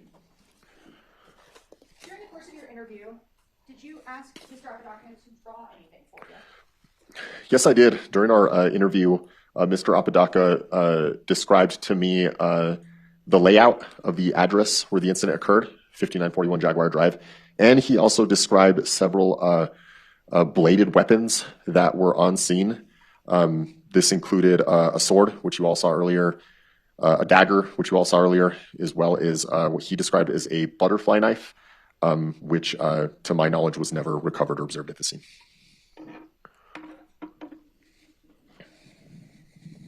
Did you preserve those drawings that Mr. Apodaca made during the course of your interview? Yes, I did. Just like the advisement of constitutional rights, it was submitted into evidence. Did you alter or tamper with those documents in any way? No, I did not. May I approach the witness? Yes. Sergeant Pickles, approaching you with what's been conditionally admitted as State's Exhibit 79. I'll have you examine it. Tell me if you recognize it.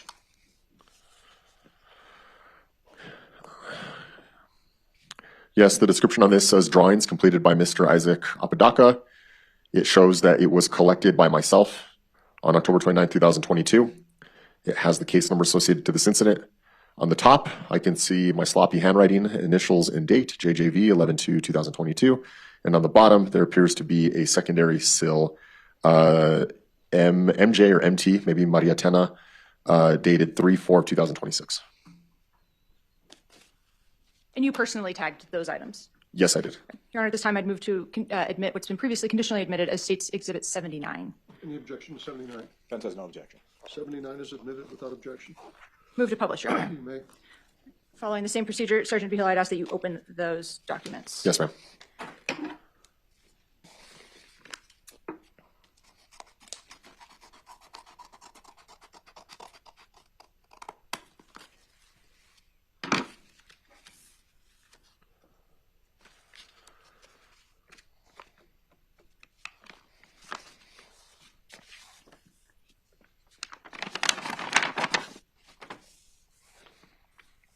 Okay. Can you please arrange those documents in the order that you would prefer to discuss them? I hated this question when I was in school. Place these things in the correct order. Okay, they're arranged. May I approach the witness? You may. So I'll take those from you, Sergeant Pickles, and I'll place them on the Elmo. Okay. How many sheets in the exhibit? 4. Sergeant, let's begin with this first page that you placed on top.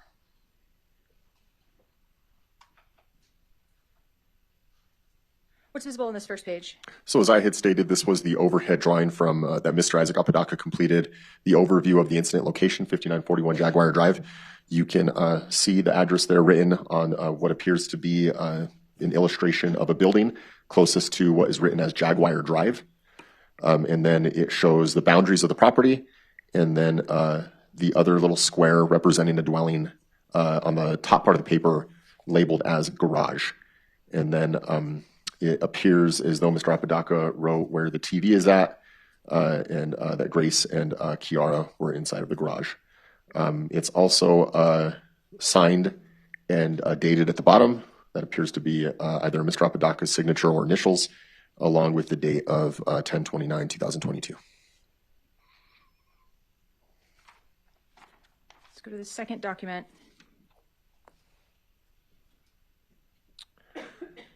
What was the second document contained within the exhibit? The second document was what Mr. Isaac Apodaca described as a sword that was there on scene and that was used during the incident. It was described as stainless steel with a black hilt and a black sheath, otherwise known as a scabbard.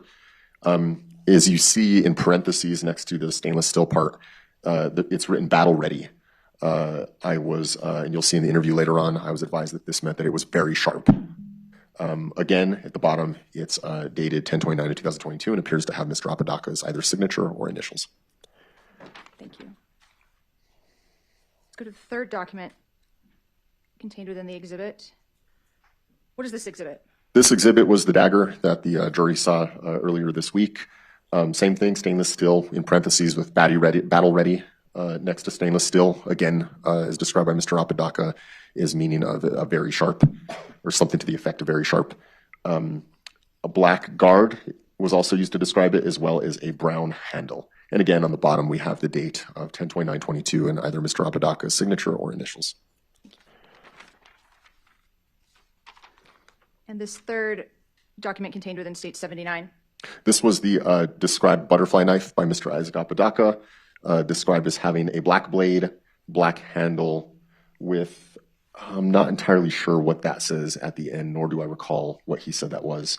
Again, it's dated at the bottom 10/29 of 22, and there is a signature and or initials from what appears to be from Mr. Isaac Apodaca. Again, this butterfly knife, I never came across it in my investigation physically when the scene was processed. Thank you. May I approach the witness, Your Honor? Yes. Sergeant Peel, I just ask that you place these back in the evidence folder for this item. Yes, ma'am.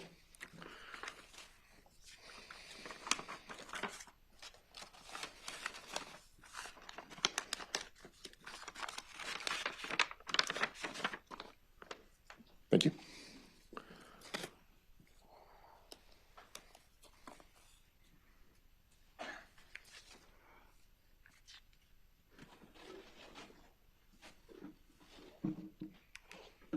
Let's talk for a minute about your interview with Kiara McCauley. After your interview with Isaac Apodaca, were you able to interview anyone else at the Santa Fe Police Department station? Yes, after I concluded my interview with Mr. Isaac Apodaca, I interviewed Ms. Kiara McCauley. Did you Mirandize her? Yes, I did. Okay. And did you speak with her? Yes, I did. Without relaying anything that Ms. McCauley stated or said during her interview, can you please inform the jury what you noticed about Ms. McCauley's demeanor during the interview? It was abnormal. She had little like twitches and unusual things that she would do while she would talk. Sometimes she would seem like she was talking to herself. Yeah, just a little bizarre and unusual. Again, without saying anything she may have said during her interview, at any point did she show you anything on her body? Yes, during the interview, she did show me some of the tattoos that she had on her arms and on her hands. The jury's already heard that after your interview of Kiara, we know that she and Isaac were both photographed. But was anyone else interviewed at the station that afternoon or evening? Yes, Miss Lanny McCauley was interviewed at the police department. I did not conduct that interview myself. That was delegated to Detective Jared O'Leary. Have you reviewed that interview or been briefed on it by Detective O'Leary? Yes. Okay. After your interview of Isaac and Kiara that on October 29th, 2022, what were the next initial steps in your investigation? A couple days after I interviewed or spoke with again to the victim's mother, Roma, and then I did my own formal interview with Miss Lanny McCauley, or I'm sorry, not Lanny McCauley, the defendant's mother. Her name is slipping my memory right now.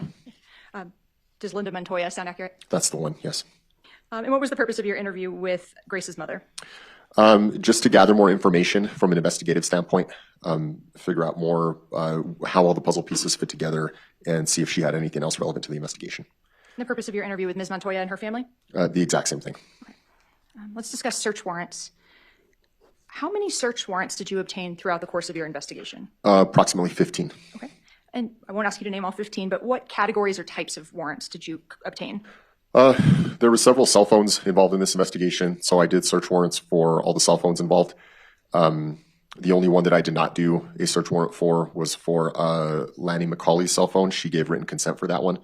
In regards to Mr. Apodaca and Mr. Kiara McCauley's cell phone, even though they had given consent to go through their phones, I went above and beyond and completed search warrants anyways, just to ensure there wouldn't be any issues with that from a legal standpoint moving forward. In addition to the cell phones, I completed search warrants for various social media accounts, namely the Facebook accounts, 2 for Kiara McCauley, 2 for Isaac Apodaca, and 1 for the victim, Ms. Grace Jennings. I completed search warrants for 2 devices that were found on the scene, a tablet device as well as a computer device. And then I completed search warrants for the DNA standards of both Mr. Isaac Apodaca and Ms. Kiara McCauley to be compared with any potential evidence that was maybe collected at the scene. Okay.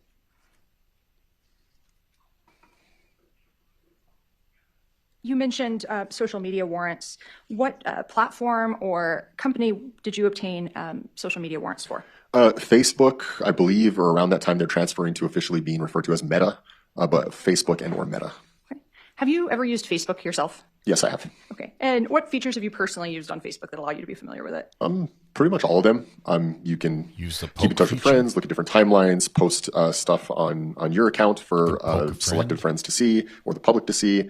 There is an associated communication application with Facebook, commonly referred to as Facebook Messenger.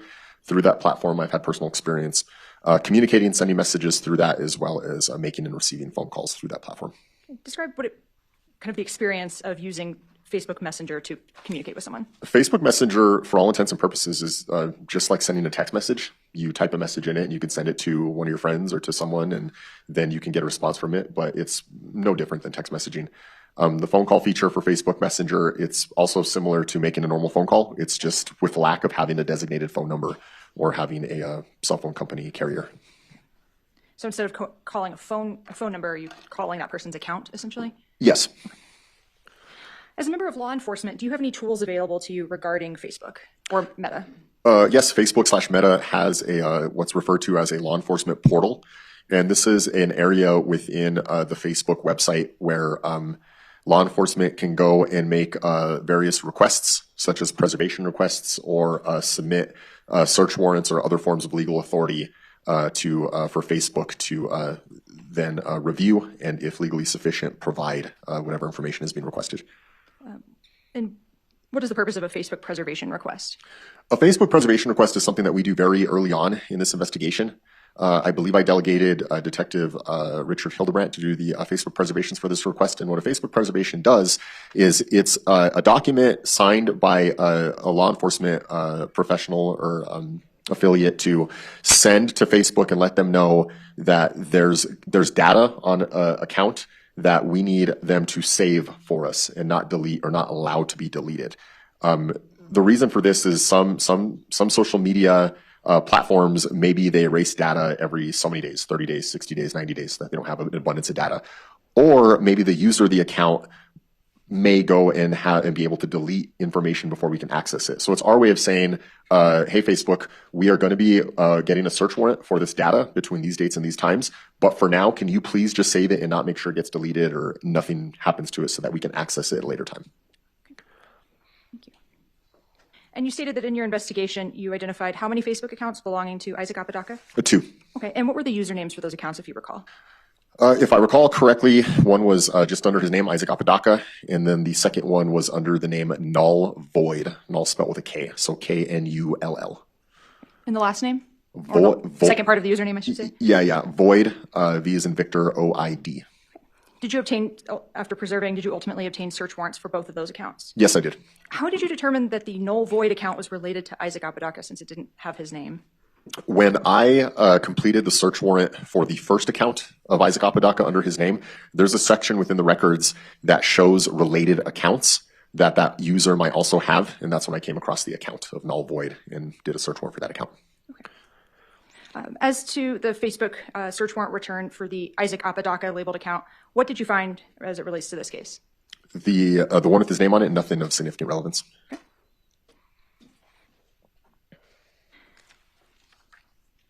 Let's go back and give a little bit of context. During the course of your interview with Isaac Apodaca, you mentioned that you accessed his phone with his permission. Is that correct? That's correct. Okay. And when you accessed his phone with his permission during your interview, what apps or accounts did you access on his phone? His text messaging, his standard text messages, as well as his Facebook Messenger. And our standard text messages sometimes called SMS text messages? That's correct, yes. So when you were in his Facebook Messenger, were you able to review messages? Yes, I was. Okay. And did you review those with Mr. Apodaca? Yes, I did during the interview. Okay. And once you obtained these were physically on his device that you were able to review them? Yes, they were. Okay. When you obtained the search warrant return for the Null Void account, what did you observe in that account as it relates to messages? The Null Void account messages were consistent with the messages that I observed on October 29, 2022 during the interview with Mr. Isaac Apodaca when we reviewed his phone together. Okay. When you say consistent, what do you mean? They were the same. Okay. Same time and date stamps, same messages, same everything. And who was that account communicating with in the Facebook returns? An account owned by Kiara McCauley. Okay. And do you remember her username? I believe it was Froggy. And did you obtain a search warrant return or a search warrant for that account? Yes, I did. Okay. And when you received that return, what did you observe? What, if anything, did you observe in the messages as it relates to the ones that you observed in the Null Void account? The same thing. They were all consistent. They were all the same messages. So to clarify, the messages that I looked at the day of the interview with Mr. Apodaca, with his consent when we were going through his phone, were the same ones, the same Facebook messages when I got back the search warrant returns for the accounts associated with Kiara McCauley and Mr. Isaac Apodaca. Also referred to with the usernames Null Void with Mr. Isaac Apodaca and Froggy for Miss Kiara McCauley. So everything was, as I said, consistent, the same. Ms. Murphy, I need to interrupt you. We need to take a quick break. Ladies and gentlemen, if you would go with the bailiff to the back, and we'll bring you back out in just about 5 minutes. All right. All right, it is 5 o'clock. We're going to keep going. What do you say? Keep going on this witness? I think the answer is yes. Let's see if there's anything going on here that we need to hear. You may be seated in the courtroom. Counsel, would you approach, please? Yeah. Judge called the break, then tells the counsel to approach. Let's see how long this approach is. Oh, they come back. Right here. It's not 5 o'clock. It's 5 o'clock somewhere. I'll tell you that. Judge leaves. So that happened. Maybe we'll wait a bit, see if he comes back.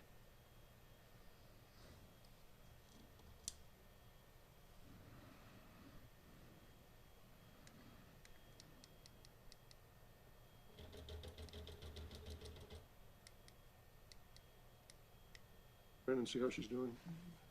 Oh, back up a bit. Concentrating on what was happening. So let's call her in and see how she's doing.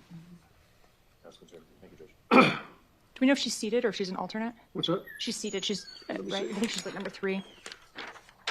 We have a juror issue. This is juror issue number 3. She's juror number 2. She probably got it from juror number 1 if she's sleeping. Off the record until she comes in. Cameraman doesn't know what that means. He's just off the record. Whatever. Here we go. Here she comes. We're back on the record. Hi. The reason I wanted to call you back in and talk to you was noticing that you seem to be having a hard time staying awake. I saw you nod off a couple of times and maybe even a third time. Yeah. How are you doing today? It's been stressful. I just got into a car accident, so I haven't slept. When did that happen? I'm sorry. At 12 o'clock last night, on my way home from work. So you haven't, on the way home from work, so you haven't slept. You haven't been asleep. Have you been able to pay attention to what's happening in the testimony or having Yeah, I'm paying attention. I'm just having a hard time keeping my eyes open. Okay. Those are the court's questions. Counsel, do you have any questions? Why is she working? No, Your Honor. On behalf of Mr. Apodaca, any questions? Were you able to pay attention to the testimony of the detective today? Yeah. Okay. Do you think the accident could affect your ability to process information? No, I'm just having issues like staying awake. Like I didn't hit my head or anything. I just haven't slept. You think you can stay awake? Haven't slept. Yeah, I'm trying.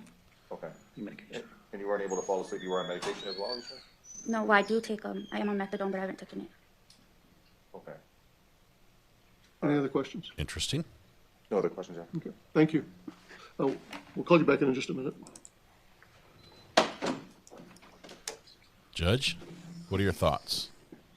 I'm on methadone, but I haven't taken it. Got in a car accident last night on the way home from work at midnight. She's clearly working and pulling juror duty at the same time. Number 3 on your list, so she's juror number 2 on this panel. Concerns, issues, requests from the state? Yes, Your Honor, I think it would be prudent to strike her at this time. She has not slept, which I think is very different than a prior juror who had like a temporary nod off. She said she did say she's having a hard time keeping her eyes open. We're very, very early on in the day. Obviously, she's not going to have the opportunity to sleep as the day goes on. So there's not a reasonable expectation that this would improve for her physically. So I think it would be appropriate to remove her. She also was in a car. She said she was in a car accident at midnight last night. So the lack of sleep, the difficulty keeping her eyes open. On behalf of Mr. Apodaca. Yeah, Judge, 1 second. Mr. Mayor.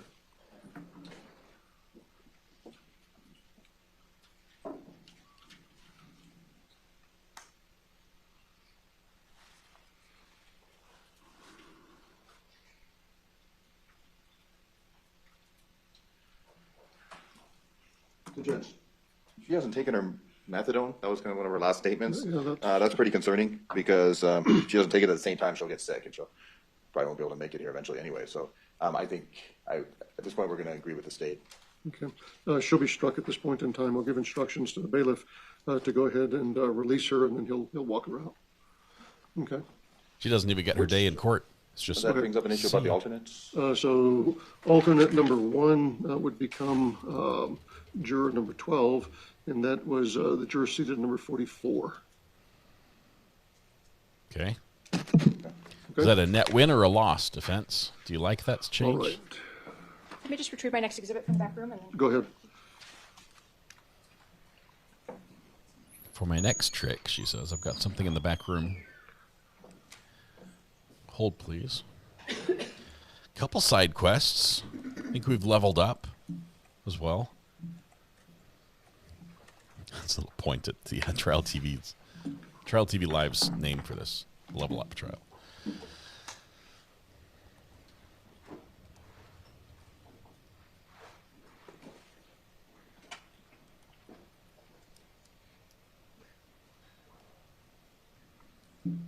What state are we in? This is New Mexico. I can't. It's not around the corner. It's like a 4-day drive for me. You can have a seat. Most of y'all are closer than I am.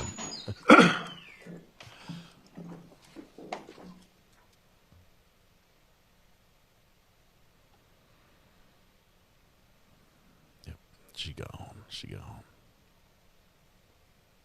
That's what happens when you get in a car accident. We don't want you anymore. On the jury, anyway.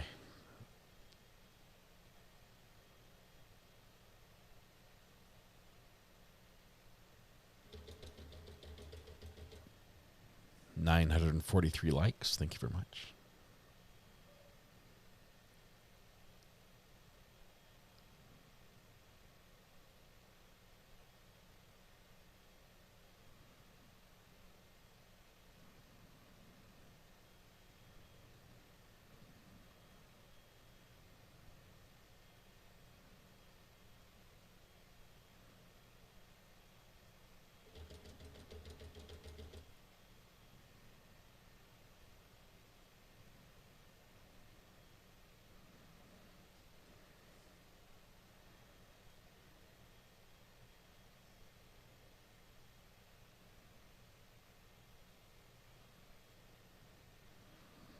We're comparing the notes right now, I guess.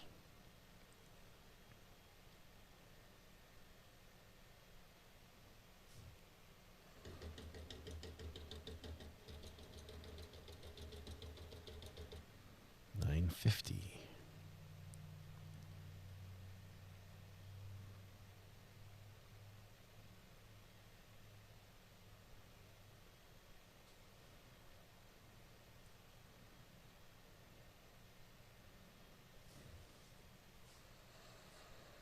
Two dislikes.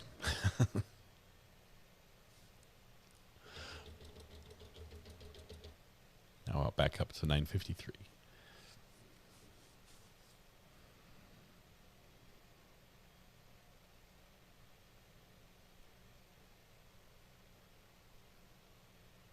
What are we waiting for? Why is she just not talking?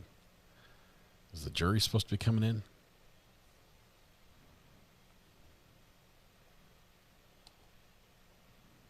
I think the jury's supposed to be coming in. Let's zoom a little bit, shall we? Okay. Everyone's standing.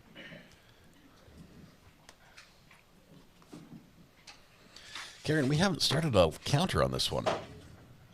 May be seated in the courtroom, ladies and gentlemen. We continue in the state's case in chief. Ms. Murphy. Thank you, Your Honor. Sergeant Vigil, we were talking about the Froggy Facebook account and the Null Void Facebook account. When you obtained the records for the Froggy account, Kiara McCauley's account, and the Null Void account that you determined to belong to Isaac Apodaca, did the messages in each of those accounts align with one another? Yes, the messages align with each other. The ones between the two accounts were the same. Thank you. And are those the same messages that you reviewed physically on Isaac Apodaca's phone during your interview with him? Yes. Okay. When you receive a search warrant return from Meta for Facebook account records, does that come with a certificate of authenticity of domestic records of regularly conducted activity? Yes, it does. Okay. And did you receive one of those certificates of authenticity for each of the accounts that you pulled? Yes, I did. Okay. And was it was it the Froggy McCullough account that, and the account identifier ended in 5266? Yes.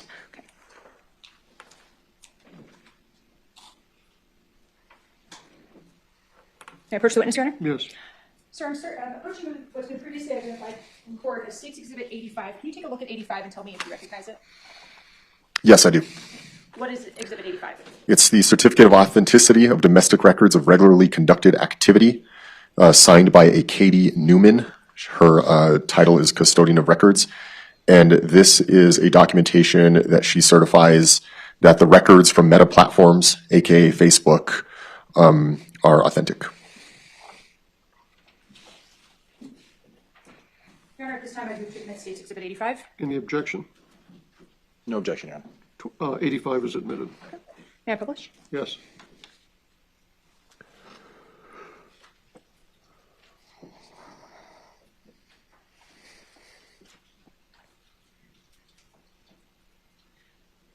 Does this Very contain bright in here. the language that accompanied your Facebook return for the Kiara McCauley, aka Froggy McCullough, Facebook account? Yes, it did. Okay, and I see a very lengthy number. I'm going to use my pen to identify it. Can you just read those first four, or the last four digits of that account identifier? Yeah, the last four numerics of that account identifier are 5266. Thank you.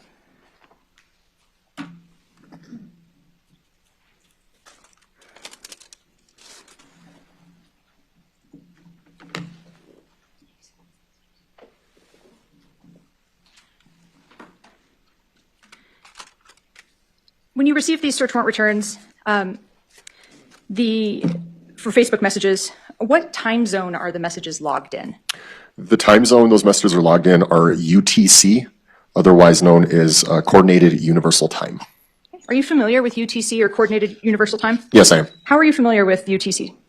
I had experience with UTC time through my time in the military, the United States Marine Corps, as well as explanation and exposure to it through a mobile device investigations class that I took. Okay, and what is it?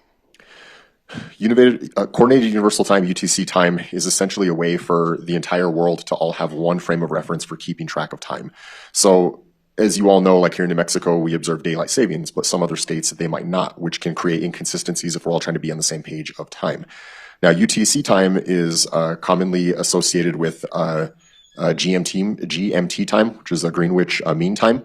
And all that basically means is that's where, at that location in Greenwich, England, is where the longitude is at 0. So they use that area, that rough area, as a point of reference for UTC time to be 0. Now, if you go laterally left or right of that area, you're either going positive UTC time or negative UTC time. Here in New Mexico, because of daylight savings, we are UTC time either -6 or -7, depending on the time of year. Okay. And in October, or on October 29th of 2022, would we have been -6 or -7? We were -6 on that date and time. Okay. And when we look at individuals' body cameras in the top right corner, we see a -6 next to the local time. Is that an indication of UTC time? Yes. Okay. When you receive messages from Facebook, those messages are in UTC time? Correct. So in order to kind of convert it to the local time, what do we have to do? Subtract 6. Okay. And are they in a 12-hour time format or a 24-hour or military time format? A 24-hour time or military time format. Okay. So going to make you do some math on the fly. If a record is noted at being sent or received at UTC or at 20 hours or 2000, what would that be in local time? This is the part I was most nervous about, the math. 2000 is the equivalent of 8 p.m. So -6 hours off of that would put us at 2 p.m. or 1400 hours. Okay. So subtract 6 and convert when necessary. Yes. All right. Thank you. May I approach the witness? Yes. Sir, to be held approaching you with what's been marked as State's Exhibit 87, I'll ask that you take a look at it and tell me if you recognize it. I do. What is State's Exhibit 87? It's records of the Facebook account messages from Miss Kiara McCauley's account. I reviewed them today. This is my signature and today's date on it, 7/13 of 2022. And does this exhibit fairly and accurately depict the messages that were exchanged between the Froggy McCullough account and the Null Void account in the October 28th to October 29th timeframe as it relates to this case? Yes, they do. Your Honor, at this time, I'd move to admit State's Exhibit 87. Any objection to 87? No objection from defense. 87 is admitted. Move to publish, Your Honor. Yes.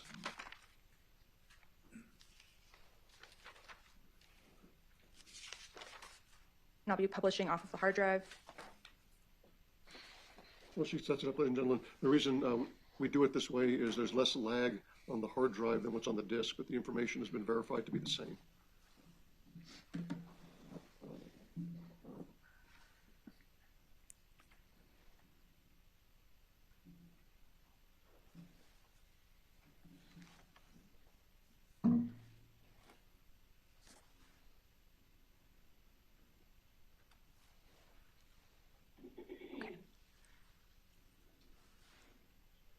Just zoom up a little bit.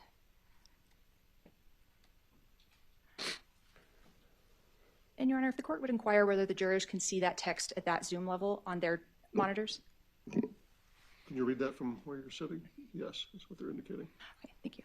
Okay, I so can. If you need to move at all to get a clearer view, you can do that. And it's also up on the large monitors in the courtroom. Go ahead, counsel. thank you. Let's just orient the jury to a few things before we begin reading the text themselves. At the top of the page in a blue box, what information do you see? It says Meta Platforms Business Record, page 32. Okay. And under the author section of the records, who's listed as the author? For the first message, it has Froggy McCullough, and the user ID is last 45266. So does that mean that these are messages that you've pulled from the Froggy McCullough account? I think shock Yes. is a typo. And down a little ways, we see a third message with an author listed as null void. Do you see that? I do. And can you just read for the jury the last 4 digits of that Facebook identifier? 8199. Did you receive those the messages as they were in the null void account, 8199? Yes. Okay. And were those messages the exact same as the ones in the Froggy McCullough account? Yes. So starting with these messages, we won't read every single one, understanding that the jury will have the opportunity to. What was the date and time that the first message was sent? I'll first have you read it in UTC, and then I'll make you do some math on the fly. Yeah, UTC time for this one was dated 2022, 10/29, 0548 and 12 seconds of UTC time. That's 5 a.m. in the morning. If we subtract 6 from that, don't quote my math on it, but I believe that would put us at 23:48 hours and 12 seconds, otherwise known as 11:48 p.m. Mountain I Standard think you Time. nailed the math. And what does that first message say? Have her drop off her shot and the cat, then go to the park. My mom is up. ATM. I need a quick escape. I'm going to go to the porch. Avoid the porch. In the next message? Did y'all just get to the garage? And I should clarify, is this conversation exclusively between the Froggy McCullough and the null void accounts? Yes, from what I can interpret, yes. And so after the Froggy McCullough account asks, did y'all just get to the garage, what does null void respond? Stay in the back room. And what do they say back? Froggy McCullough replies back, I'm already on the porch with the door locked. In the course of your investigation, in particular your interview with Isaac Apodaca, did Isaac tell you the time that Grace arrived at 5941 Jaguar? I'd probably have to refer to my my report to see more of a definite time on that. I know an approximation. What's the approximation? Between about around 2300 hours or 11 p.m. on October 28th, 2022. And when we do the UTC conversion from 5:48 a.m. on October 29th, and we subtract 6, does that change the date as well? Yes, it does. It brings it to the day before. Okay, so these messages would have started at approximately 11:48 p.m. on October 28th. Is that correct? That's correct. Okay. Let's see if it will let me.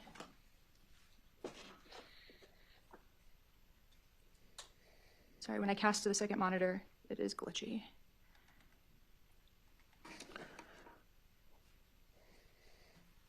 Okay. Going to this next message at 5:57 UTC, which would be just before midnight. Is that correct? That's correct. Okay. What does the Froggy McCullough account say? What's going on? I'm thinking to head to the park. Okay. And at 5:58, what does Froggy McCullough say? The one after null void, the 558 one says, I'll LYK, which I believe means let you know. When I get there, then you head there. Okay. What does null void respond? I'll head there shortly. And what does Froggy McCullough respond? She's with you, yes? And what does null void state? Yes. And then null void again at 6:04 UTC? We are talking, but we will head there shortly. And then Froggy's next response? In the body of it is some kind of like an image or something like that. So when we see those two little square type brackets, what does that mean in terms of what you were able to see in the messages on the phone? From my investigation, I learned to see that means it's like some kind of emoji or some kind of picture or something that was sent that isn't encapsulated on this particular record. Do you recall the type of emoji that the Froggy McCullough would most frequently use in this context? Yeah, it was like some kind of like dog or something like that. Or did she ever use a mushroom? Yeah, she'd use a mushroom as well, yeah.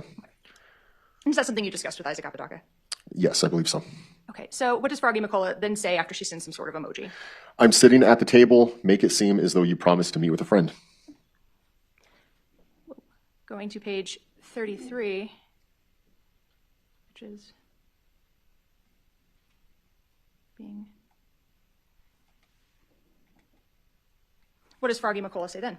I'm going to call you and act like you almost forgot. And then it appears there's another emoji. Correct. And what after that at 6:12? Maybe I should just come home and scare her. And then she says, I'm bored right now. And then she says, should I just come home and go into my room and freak her the fuck out? Can we approach? Yes. Yeah, can we approach? We didn't know that you were going to say the words.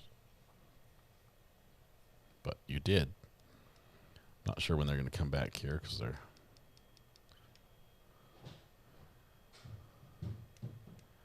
Hold, please. Okay, we're back. You may continue. Thank you. So after the message stating, should I just come home and go into my room and freak her the fuck out, what did the null void account respond? She said that so casually. Okay. And what was the next message? From Froggy, you're coming to me or I'm coming to you. And then should I keep reading them as you scroll through to for sake of time? Please. Okay. Froggy then says, why should I bother talking to her? Null void responds, you come to me. I told her you want to talk to her and no arguing. Froggy then replies, I'm angry, hun. Null void states, I know, but it's better to reach a common sense of direction. Froggy then says, is the door unlocked? Froggy sends another message, I look like a monster, dude. Null void says, yes. And I'll have you just slow down a little bit. Sure. So after Froggy McCullough says, I look like a monster, dude, what does the null void account respond? Yes. Going to page 34.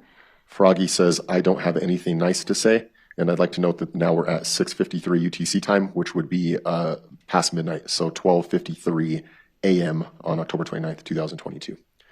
Null void states, I know, but be kind with your words. Like when me and you talk, instead of violence, show compassion. Froggy appears to send some kind of emoji or picture. Null void replies, you know what I mean, platypus. Null void then states, rar, rar. Froggy then says, get the conversation rolling, dude. I'm not feeling nice. Froggy then says, you're too nice to make me feel good, RN. Are you familiar with text lingo? Yes, I am. So RN, in my interpretation, is right now. Okay. Froggy then states, get her to talk. And about how much time has gone by between the message from the Froggy account saying, you're too nice to make me feel good right now, to get her to talk? It appears approximately 14 minutes. Froggy then states, not just fun stuff. Froggy sends another message stating, I have things I want to talk about, but she's not going to respond well. She's never been the one to listen. Froggy then says, get her to talk so I have somewhere I can butt in. Null void then responds, okay. Froggy then states, I want to play a couple songs, but I don't know how to talk. And then just to keep everyone on track with where we are on time, at 7:56 UTC time, backtracking that, we are now 1:56 in the morning. And what does Froggy state at 1:56 in the morning? I'm uncomfortable. And going to page 35, what does the null void account respond? Lay your head on me. Then Froggy replies, brat. Froggy sends another message that says, go in the house for a bit. Null void replies, what is going on, Puggy, Talkie? And let me stop you there. Puggy, was that a name or nickname that came up in the course of your interviews? Yes, in the course of my interviews, I learned that was a nickname that Mr. Isaac Apodaca would refer to Miss Kiara McCauley by. Would he also use Puggle? Yes. Froggy then states, trust me, just go inside for a bit, just say you need the bathroom. Null void in his next at least 3 messages appears to send some kind of emoji or picture. And then null void says, hey, can I come back? Froggy responds, I don't know, can you? LOL. LOL meaning laugh out loud. Froggy then appears to send some kind of emoji or a picture. Froggy says yes. Null void replies and says dagger because it's blunt. And what time is this dagger because it's blunt message sent? 09:29 UTC time on the 29th. Backtracking that 6 hours would put us, don't quote my math, but it's 03:29, so 3:29 a.m. on October 29th, 2022. And the null void account sent this to Froggy McCullough. Correct. Okay, let me just scroll before I have you keep reading.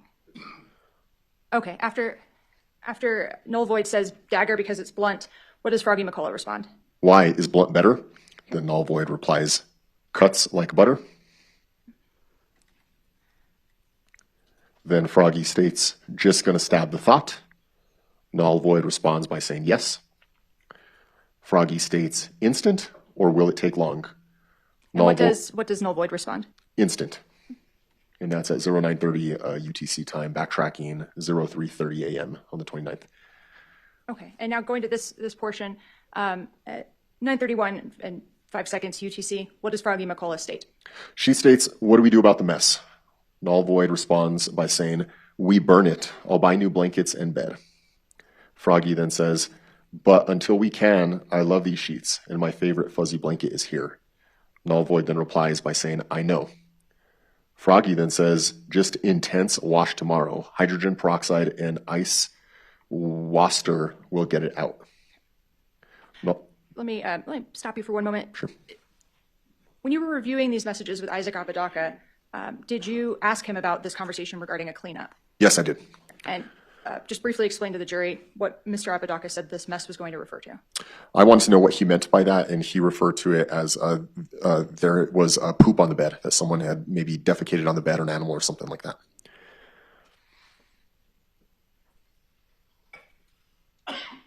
And in the course of the search warrants and the bedding that was collected in this case, to your knowledge, was there ever any feces documented in the bed? No, there never was. Okay.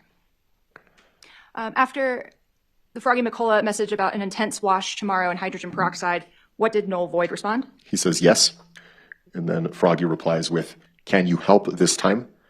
And null void responds? Yes, I am just waiting for you to make the first move. Then Froggy replies with, shall we wait till sleep? And then null void states, remember when you told me don't be a pussy when I kissed you? And what time are these messages being sent? That last one I just read was sent at 9:34 UTC time, converting to our local time on that date and time. That would have been 3:34 a.m. on October 29th, 2022. How many seconds are there between the shall we wait till sleep text and the response of remember when you told me don't be a pussy when I kissed you message? From this record here, there is 1 second that has transpired between those 2 messages that were sent. Going to page 37, what does Froggy McCullough respond to the null void message? She responds, yeah, yeah, yeah. And then she sends another message that says, brat. And then at 9:34:54? She says, Froggy account says, we will have to take care of the mess ASAP, ASAP, as soon as possible after we finish. Null void replies by saying, yes. And then Froggy replies and says, you're in charge of cleanup. Just let me... After the Froggy account says you're in charge of cleanup, what does null void respond? Null void says, okay. And then Froggy says, I can't tell if she's falling asleep. Okay. And what does null void say? Null void says, it feel like her feet are on my side. And then Froggy says, I wish you to make the first move for once. Null void then says, Puggle, remember, you'll move up the ranks plus you get perks in the black market since this is your first. Froggy says... just let me scroll 1 second. Sure. So after the null void account states Puggle, and mentions moving up the ranks and perks in the black market, what does the Froggy McCullough account respond with? How do I aim right? And what does null void respond? Just aim. What does Froggy say? Tell me when. And what does null void say? Okay, I'll give a count. So going to page 38 of the records, which is 7 of the exhibit, what does null void then do? Null void then sends a series of messages, 6 followed by 5. Froggy responds and says, I can't yet, dude. Then null void says 4. It appears to me as though there's a countdown happening. Froggy then says, I'm shaking, dude. Null void then says, I know, lose the nervous. Null void then says, Puggy. And then the Froggy account says, help me drive it through. And our current time at that last message is 0941 UTC time, which would convert over to 3:41 a.m. local time. Okay. And I'm going to scroll down before I have you keep reading anymore. Okay. What does Froggy McCullough respond with next at 9:42:02? Anger me. And what does Null Void respond? I invited Brittany. Okay. Then Froggy says, that's annoying. Froggy then says, not angering. Null void replies, oh. Then Froggy says, and if it goes wrong, then what?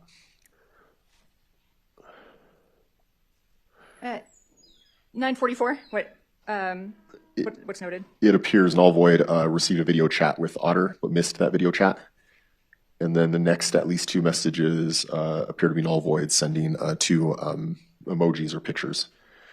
Actually, the next 4, 5, 6, 7, 8, 9, several messages are null void, sending some kind of picture or GIF or something to that effect. At one point, Froggy McCauley I think we need to at see 9:45 UTC time sends a question mark. Okay. And then what does the Null Void account do? Sends another series of the same unknown images. And I think you mentioned previously when you reviewed his cell phone with him as the messages appear on the phone, were you able to see the emojis? Yes, I was. Okay. And did you preserve those images? I did. Okay. Talk about that a little bit. All right. What did, and I can back up if I go a little too fast. Froggy said you are cute. Going from page 39 into page 40, at 9:45:48, what does the Froggy McCullough account state? You're cute.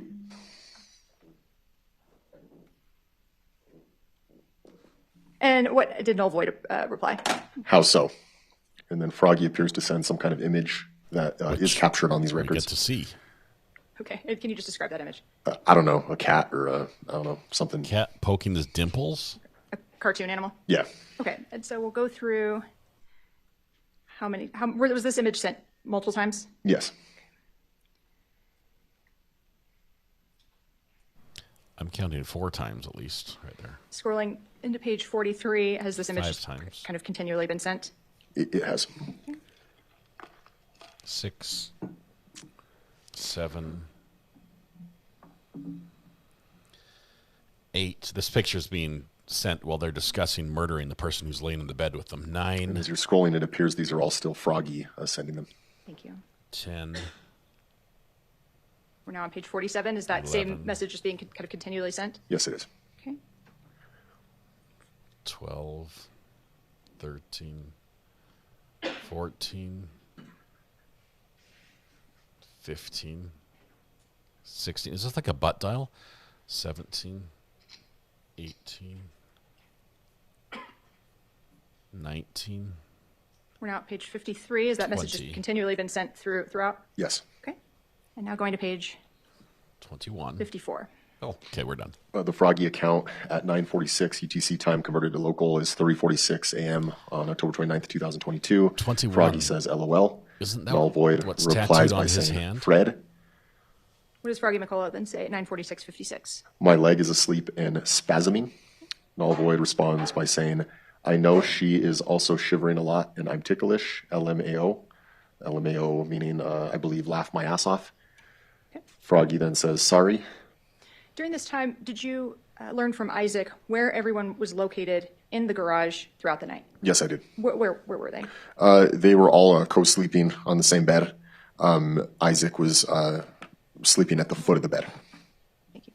And by sleeping, what do you mean? Do you mean sleeping or do you mean something different? Laying on the bed, at the foot of the bed. Okay. So after Froggy McCullough responds sorry at 9:48:04, what does she say at 9:49:49 UTC? Anger me. And what does Null Void respond? Well, for one, you can't look at your face. And then Froggy replies, remind me of everything she's done. This could have already if you had done the OG plan. Null Void then states at 9:52 UTC time, converted now to 3:52 a.m., October 29, 2022. She hurt you and had sold you into sex trade. Had you not flown out after the crash, she would have gone away with making you disappear. Froggy says, keep going. Null void replies by saying she is still lying. Looks like maybe some kind of image was sent there in that message. She is still lying about a lot, and she's not willing to admit that she is the biggest piece of shit. Froggy says, keep going. Null void says, she makes you feel horrible for your skin color and your beliefs. Null void then says, I'm going to pretend to sleep so it looks non-conspicuous. In your interviews with Isaac and your review of the records in the case, did you become aware of who they were discussing in this conversation? Yes, I did. Who were they discussing? The victim, Miss Grace Jennings. Thank you. So now at 9:58:35, what does Froggy McCullough say? Help me. And then Null void responds and says, just do it. Froggy replies and says, be ready to grab her or a trash bag. Null void says, she is your list. Null void then says, if you can't do it, I'll place a known image on her for you to watch. What does Null Void then say after saying they will place with an emoji on her for you to watch? He says, want me to do that? Then Froggy says, this ends now. And what time is this message sent of this ends now? Now we're at 10:02 UTC time. Converting to our local time, it would have been 4:02 a.m. in the morning on October 29, 2022. And after she sends the this ends now message, what is the next message that is sent? Froggy says, I getting sword. Then Null Void appears to reply and say, I can get Christian to help and Chris. What does Froggy say? Froggy says, this ends now. Null Void says, I know. Then at 10:04 UTC time, which translates to 4:04 a.m. Local time, Null Void says, dagger, because the sword will need to be hidden. Null Void sends another message that says she is awake. And then Froggy replies by saying IDK, which I believe means I don't know if I have the strength. I'll just have you pause while I scroll. Starting at 10:06:09 UTC, what does Null Void say? Her phone screen is dim. And then Null Void sends another message that says, also, if you can't do it, I'll have them do it, and it will still count as your first. I'll just rewrite the report and submit it to the black market heads. Okay. Froggy then says, I don't think the dagger will go through both hoodies. Null Void then says, I'm willing to falsify your first. Okay. And there is an image that comes through on this one after first. Can you tell what that image is? That image appears to be a skull and a crossbones image. Okay. Then Froggy then says, let me do this. And then what's the next message? I'm using Zira. And then what does Null Void say at 10:09:03? And deposit your Bitcoin in your crypto wallet. Okay. So what is the amount of time that transpires between Froggy McCullough saying that she's using Zira or Shira at 10:09:02 and Null Void responding and stating, and deposit your Bitcoin in your crypto wallet? 1 second. Okay. What does Froggy McCullough then say? Grab a knife now. And then going from page 56 to 57, it appears the Froggy account says, you're helping me end this. Null Void then says, then end it. The Froggy account then says, I'm done waiting and playing nice. Help me now. Show me the ropes. Then the Null Void account replies, I am saying just swing and don't regret the aim. Null Void sends another message that says, what is holding you back? Another message from Null Void says, type it. Let me just scroll, get that at the top. What does Froggy McCullough respond at 10:19, 10 seconds? Hope, period, love, period, bullshit, period. And what does Null Void respond? Well, at what percentage are they? And Froggy? IDK, which I believe means I don't know. Then Null Void replies by saying, you still love her? Null Void then says, you have hope in her? Null Void sends another message that says, and you're tired of the bullshit she put you through? Scroll.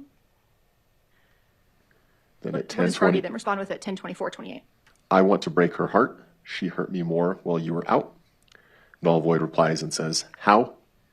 And then Null Void sends another message between page 57 and 58, which says, then target Jackson. In the course of your investigation, did you learn of somebody named Jackson? Yes, I did. And what was the relationship or prior relationship between Grace and Jackson prior to this night? I can't recall at this time.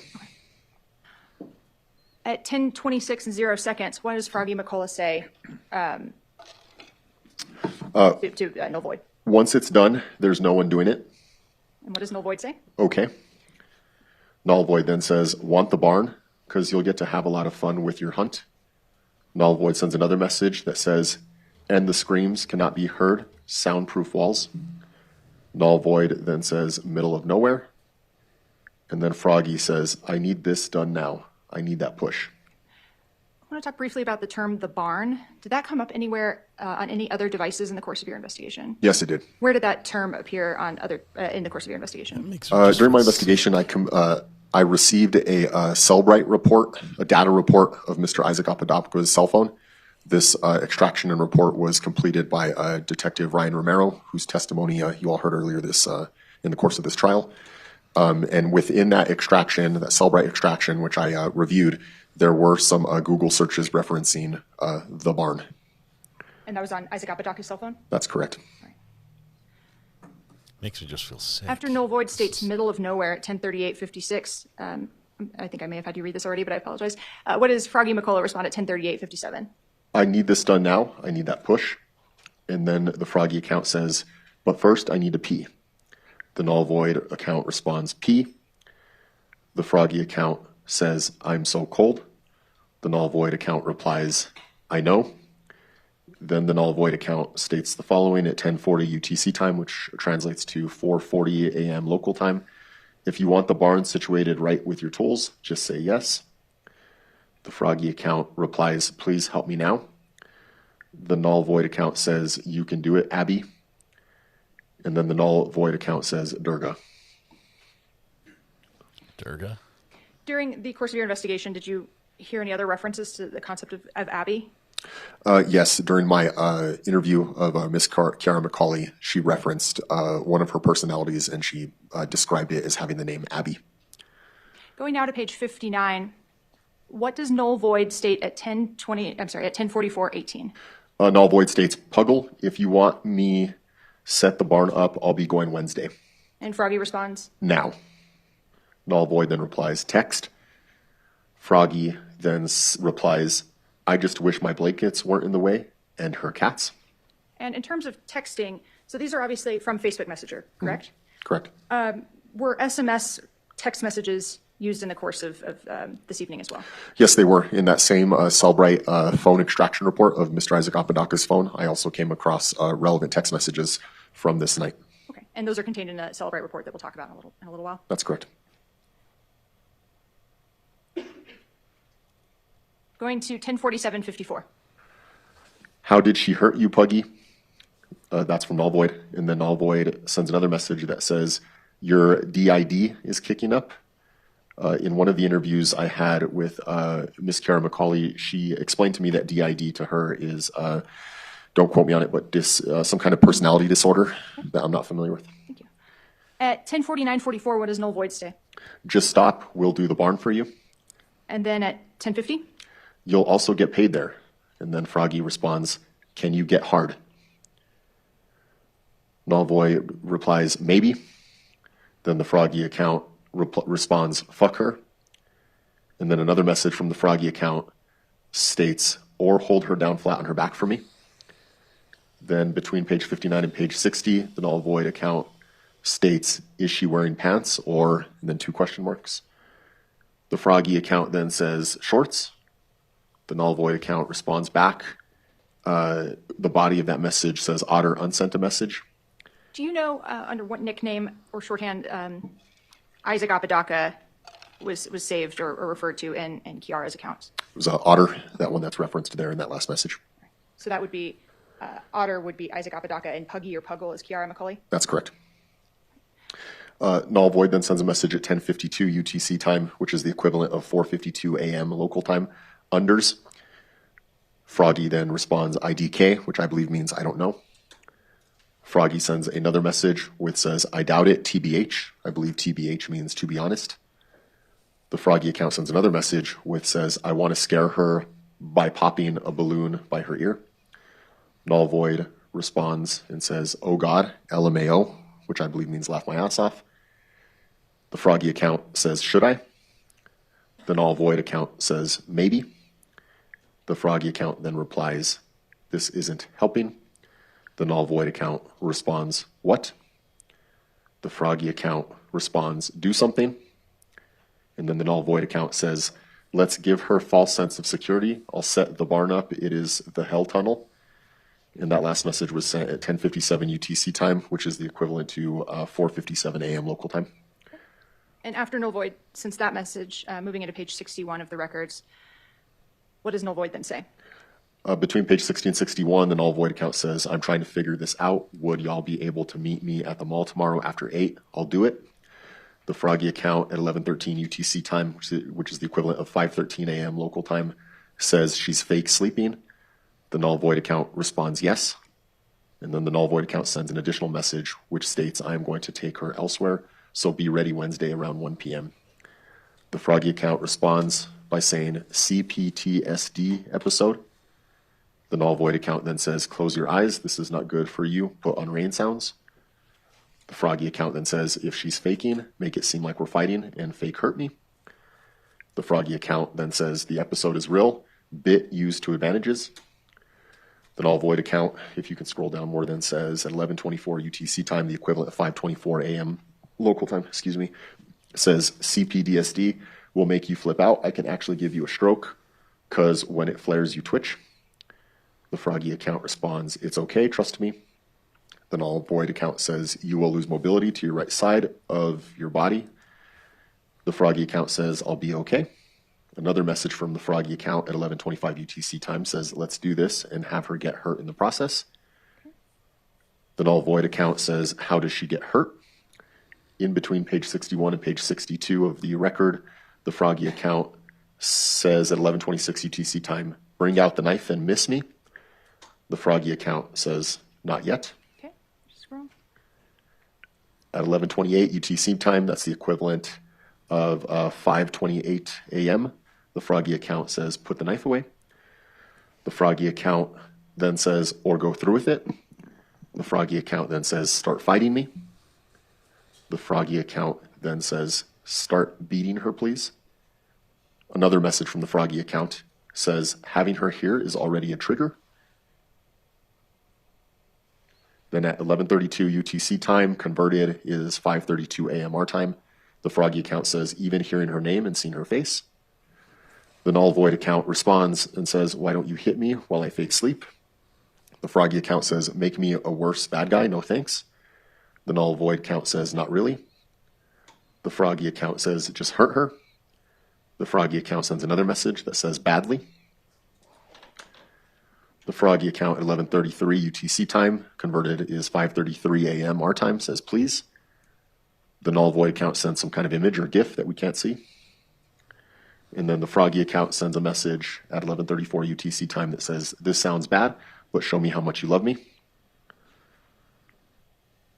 The Froggy account then sends a message that says, this is when your Hulk side can come out.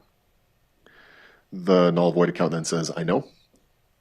The Froggy account replies, please. The null void account responds, I'm trying to figure out how to bring him out. At 11:35 UTC time, converted 5:35 a.m. our time, the Froggy account says, this is pointless, you won't do it, no matter how many opportunities you have. The null void account says, puggy. The Froggy account replies back, you don't love me, I get it. The Froggy account sends another message that says, no one does. The null void account says, hit me. At 11:36 UTC time, the Froggy account says, my right leg is out of commission. Another message from the Froggy account states, there goes the spasm again. The null void account then says, why is it a vibrator? The Froggy account says, LOL. And then between page 6. Let me stop you because there's a reference to a vibrator. There were no sex toys collected in this case. Not that I ever was made aware of. As far as I know, in the processing of the scene, there was never a vibrator collected or any sex toys. The mention of a vibrator in your review and discussions with Isaac, does that relate to the spasm that's purportedly going on here? I'm not sure. Going into page 64, what does Froggy McCullough say at 11:37:23 UTC? Do something. Okay. And then the Froggy account says, ow. And then the Froggy account says, not to me, shithead. And then the null void account says, shithead, we fake fighting. The Froggy account says, it actually hurts though. The Froggy account at 11:38 UTC time, converted our time is 5:38 a.m., says, ow. Then the Froggy account says, my foot is literally up your ass. The null void account says, meep. The Froggy account replies and says, get out of the blanket and go full Hulk on her. Oh, too far. Yep, sorry about that.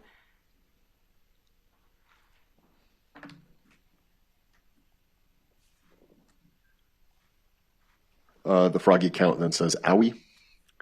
Another message from the Froggy account says, come over me, sit on me like when we fight.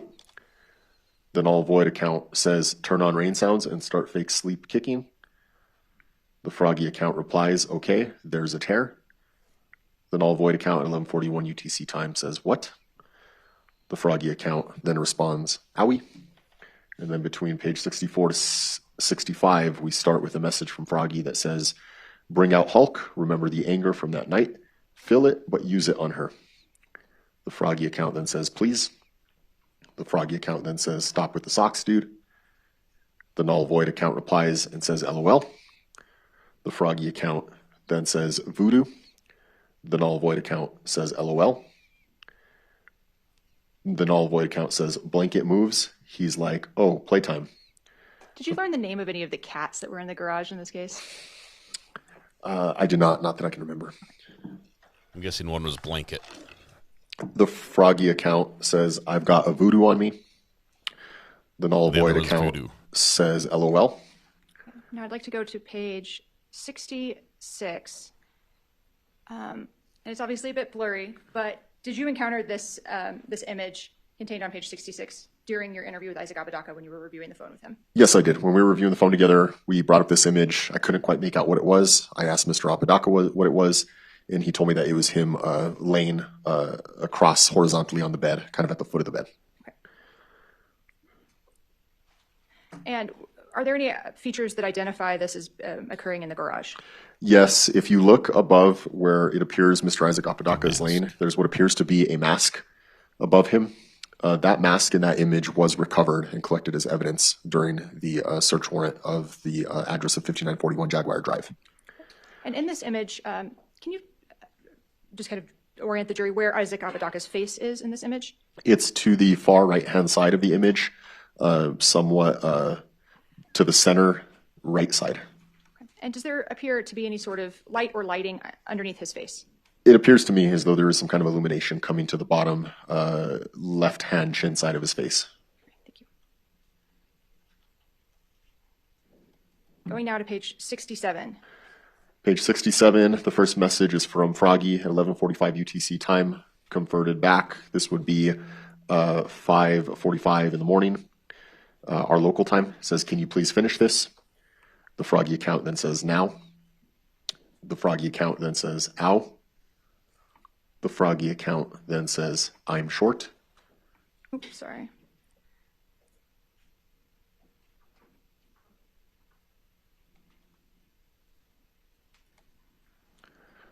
The null void account at 11:46 UTC time says, LOL Munchkin. LOL, I believe, meaning laugh out loud. The Froggy account then says, I want a smoky. The Froggy account then says, fucking clawbro. The Froggy account then says, stop.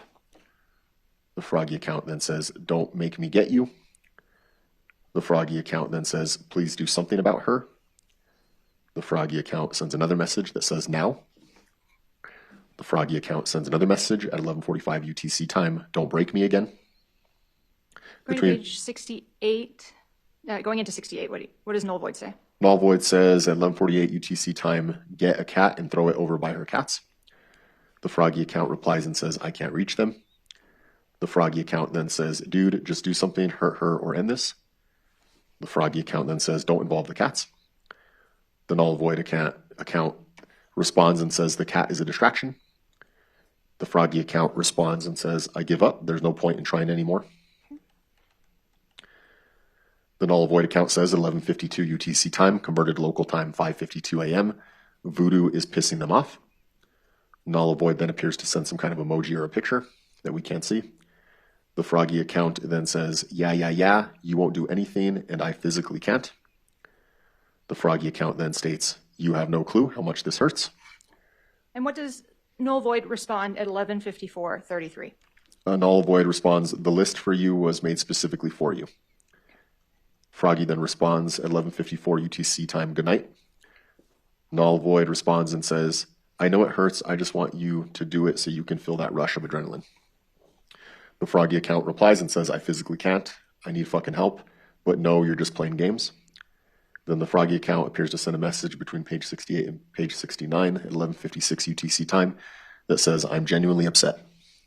At 11:58:06 UTC, after the Froggy McCullough account says, I'm genuinely upset, what does the null void account respond with? I'm not playing games. I'm wanting to see you do this. She hurt you the most, caused trauma. You're being asked to finish this. The null void account then sends an unknown GIF or image or emoji that we can't see. The Froggy account then says, I just need help. The Froggy account then says, you are doing nothing again. The null void account responds back and says, yes, I want to help, but I cannot aid you. I can coach you what to do. The null void account says, text me. All right, and this time that we're null void states text me, what time is this sent? 11:59 UTC time. If we convert that to local time, we're looking at 5:59 a.m. on October 29, 2022. So right before 6 a.m.? Right before 6 a.m. Do you recall if there are text messages exchanged via SMS between the phones at around the 6 a.m. time frame? Yes, there are. Okay. At 11:59:58, what does Froggy McCullough respond with? Stand up for me for once. Okay. And then now we're at 6 in the morning local time. Froggy says, I feel like I'm going to vomit. And then Froggy sends another message that appears to be some kind of sticker. And does this sticker continue on Sick getting cat, sent 1, repeatedly 2, for 3, many, many pages? 4, It sure does. 5, 6, Just scroll through 7, those. 8, 9, 10, 11, 12, 13, 14, 15, 21, 16, 17, 18, 19, 20, 21, 22, 23, 24, 25, 26, 27, 28, 29, 30, 31, 32, 33, 34, 35, 36, 37. And as you're scrolling, I noticed that these are all being sent from the Froggy account. 40, 41, 42, 43, 44, 45. So we're now 46, scrolling past page 100. Has it still been the same sticker just being sent 49, continuously? 50, It has same sticker, 51, same sender, the Froggy 52, account. 53, 54, 55, 56, 57, 58, 59, 60, 61, 62, 63, 64, 65, 66, 67. We're still going, page 114, 68, same sticker, 69, same Froggy account. 70, Stop here at 71, 118, page 118. 72. Holy smokes. So on page 118, as they're notated in the Facebook records, which is page 87 of the document itself, what is the next, after the long series of those stickers being sent, what is the next message that's actually sent? It's sent from the Froggy account. An important thing to note before we get into this next series of messages is that the time has changed, or it's gone up a bit. We're on October 29, 2022, 15:45 UTC time. Converting that back, that is 11:45 a.m. Because that'll be 3:45 p.m. No, wait. Backwards. 10:45 a.m. in the morning. Is my math correct? You're asking a lawyer to do math, which is even more dangerous. I think could it be at 9:45? I believe 9:45, 10:45 a.m. in the morning. Okay, thank you. Wake up, and then the Froggy account says what? The Froggy account says this one. It appears a couple hours later at 17:56 UTC time. We do more math here. That'd be the equivalent of 5:56 p.m. on the 29th. So going back to about 12:56. 11:56 or 12:56 on the 29th would be local conversion. Null void says, hey, I have a plan with what I said. All I have to do is be over there at my fam's place and call the cops. Null void says, for a breaking and entering. Froggy then says, hold up. Froggy then says, listen. Null void says, okay. Null void says, plan B. Froggy then says, just tell her she needs to leave. Null void says, follow my lead, my lady. That one, we're now at 18:06 UTC time. Converted backwards, that'd be 6 p.m. back, so we're now at 12:06 p.m. Standard time. Okay. And what does Froggy McCullough say at 18:06:54 UTC? Just tell her to leave, dude. And then Froggy says, I'm in a mood. The null void account says I did. And then the null void account between page 118 and 119 at 1807 UTC time, which would be 1207 p.m. Local time, it says through Insta. Let me, before we go on, do you know what Insta is short for? I would believe it means Instagram. And do you know how Isaac Apodaca and Grace Jennings communicated in the course of this case, what social media platform they used? Through Instagram.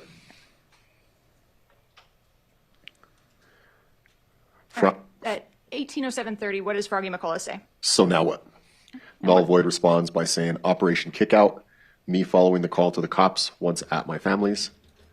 Froggy then says, how about I just explain why I'm angry and why she's not wanted? Null void responds, okay. Froggy states, show me what you sent her. Null void says, my plan. And at this point, does the null void account transmit any screenshots from other conversations? Yes, at this point, and I discovered this during the interview and physically going through the phone, at this point, a screenshot was shared showing messages between... Between what?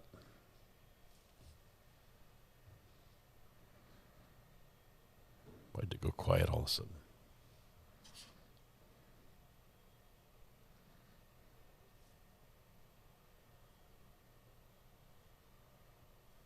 Why are we in silence?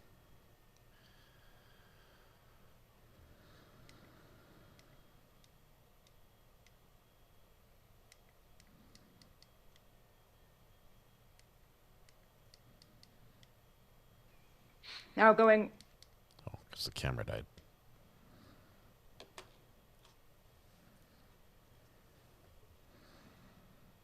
Wait for it.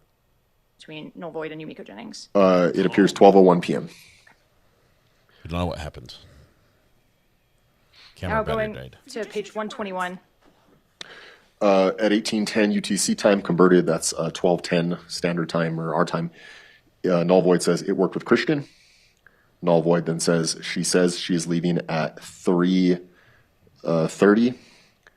The Froggy account then sends some kind of image or GIF or some kind of image or something that we can't see. The null void account then says 3:30. The null void account then sends some kind of image or GIF or sticker that we can't see. The Froggy account then sends some kind of image or GIF with the word still. The null void account at 1812 UTC time, converted, that'd be 12:12 p.m. our time, says, yeah, why don't you pop off my little firecracker? The null void account then says, what would you like me to do? The Froggy account at 1814 UTC time, which is 12:14 p.m. our time, converted, says, stab her. The Froggy account sends another message that says IDFK, which I believe means I don't give a fuck. I don't have the energy to do shit. IDFK? I don't effing know. Or I don't fucking care. I'm sorry, correction. No. I don't fucking care. The null void account then says, oops. Can we approach, Your Honor? Yes. Defense is like, that's not what it means. That's not what it means. Oh man, this is some rough testimony. Like, how did it get to this point? Defense doesn't want this to go all the way through to the time frame at hand. On page, going from page 121 into 122, at 1815, what is sent from the null void account? It says Otter sent a photo. Just scroll down to the image. Where's the picture? All right, on page 123, what is that actual image? It appears to be an image of a screenshot taken from a phone that has a notification from what appears to be the Instagram logo from a sender of Yumiko Jennings that states, why is she kicking you out and does she know I'm here? There are also some other miscellaneous notifications that don't seem to have relevance. Going to 124, page 124, 1815, after null void sends that screenshot containing the message from the Yumiko Jennings account. What does null void state? Read what she sent. Okay, and what does Froggy McCullough respond with? Is she stupid? And what does null void respond with? Yes. And then what does the null void account do next? It says, Otter sent a photo. Now, this appears to be a screenshot of the communications between the null void account and Yumiko Jennings. The conversation, the first two messages appear to be sent from the Yumiko Jennings account. The first one states, first of all, who second my mom can only come get me at 3:30. The next message says, why is she kicking you out and does she know I'm here?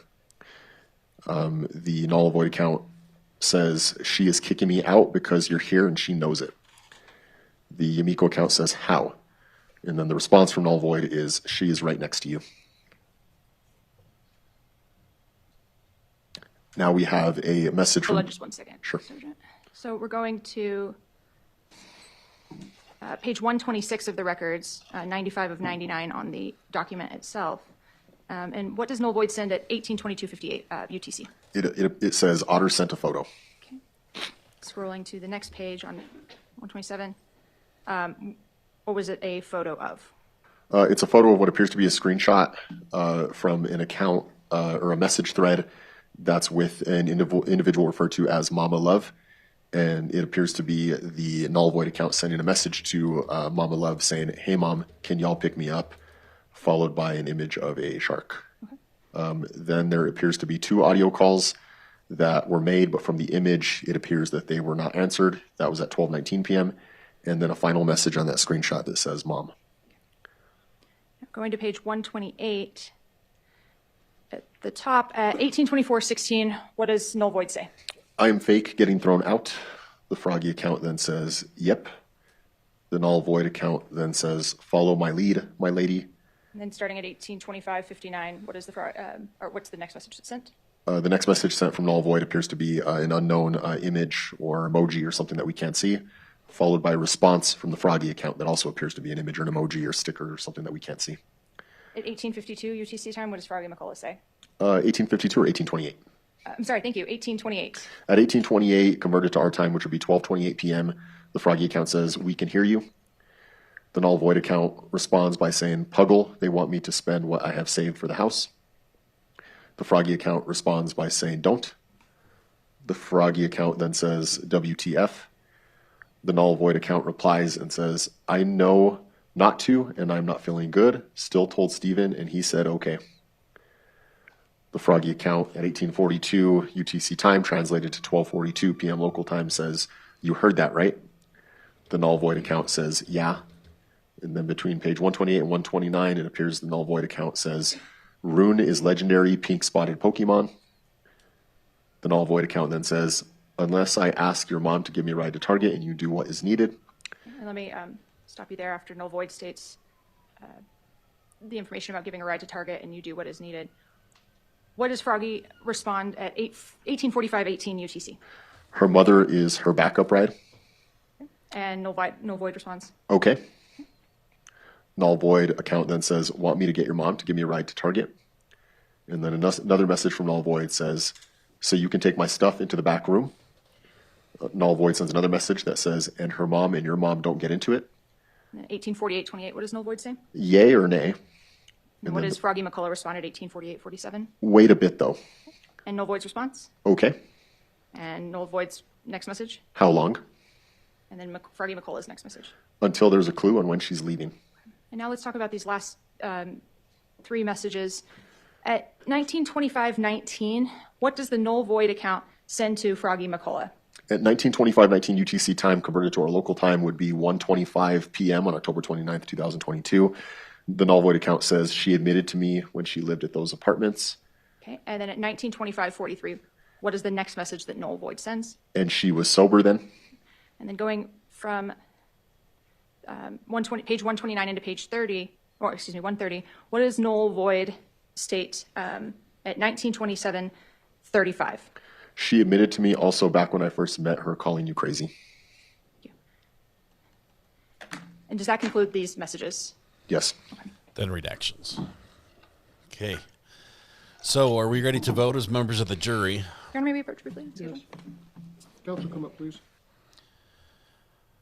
That's pretty bad. Going through those extractions. There we go. You stated that you reviewed the Celebrite extractions in this case. Is that correct? That's correct. Okay. And in going through those extractions, can you see the information that relates to the use of applications?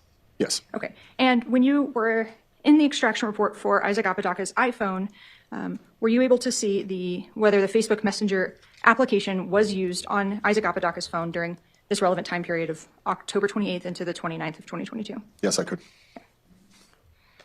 And are you able to generate a extraction or report that shows just the use of the Facebook Messenger application as it relates to that relevant time period? Yes, I am.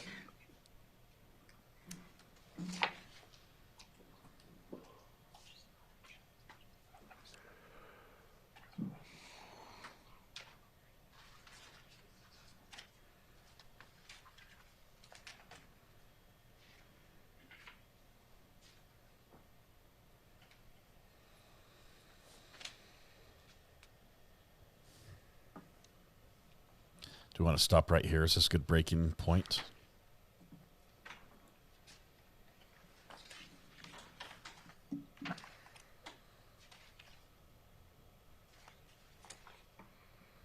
Sure, on the stop. Your Honor, may I approach the witness? You may.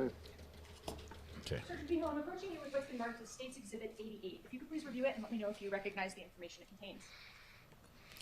Okay, let's pause. Let's pause. I think, yeah, my flabbers are absolutely gasted.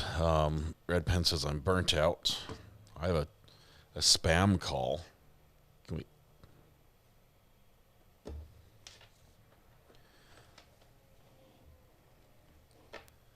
Hello? Hello, are you there? No, nope. I'm not, sorry. Yeah, I could use a break. I think we're all gonna take a little break, and then tomorrow we're gonna plow through the rest of this. We might have to skip parts. I don't know. I'm getting just. I'm getting some. I'm getting the lay of the land for how things go tomorrow, because this might be a warm up for what's left. But what a day! I could use a break. Yeah.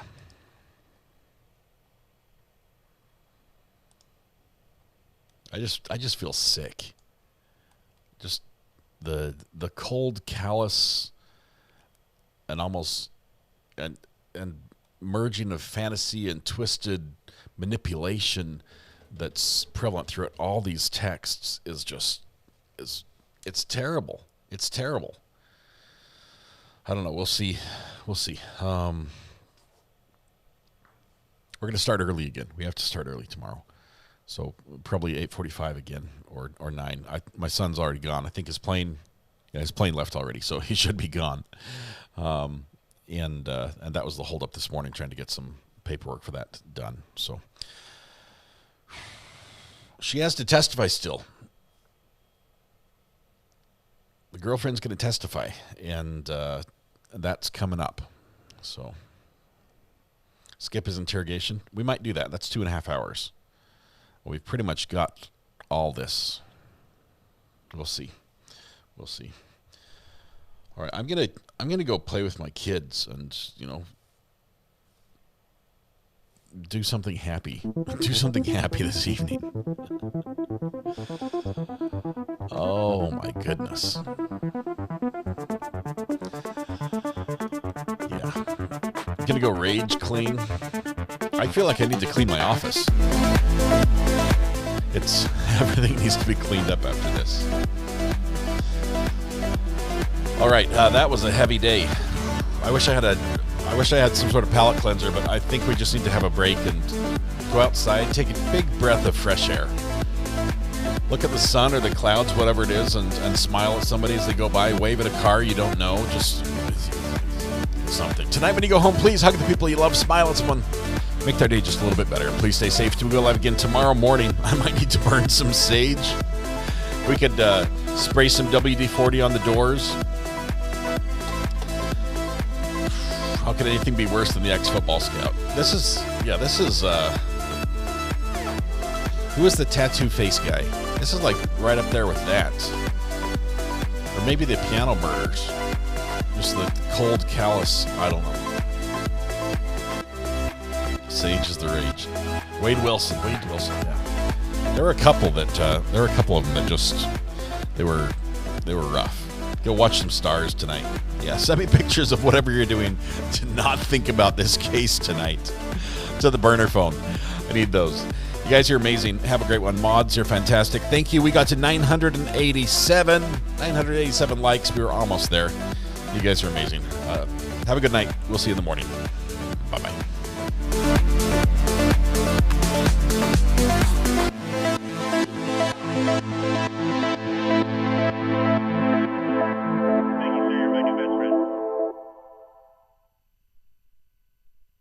You want me to keep it going so you can we get 13 more? Can we get 13 more? It's bigger than you. There's one more. It's bigger than I don't think we have 13 people that haven't liked. You guys have a good night. Bye-bye.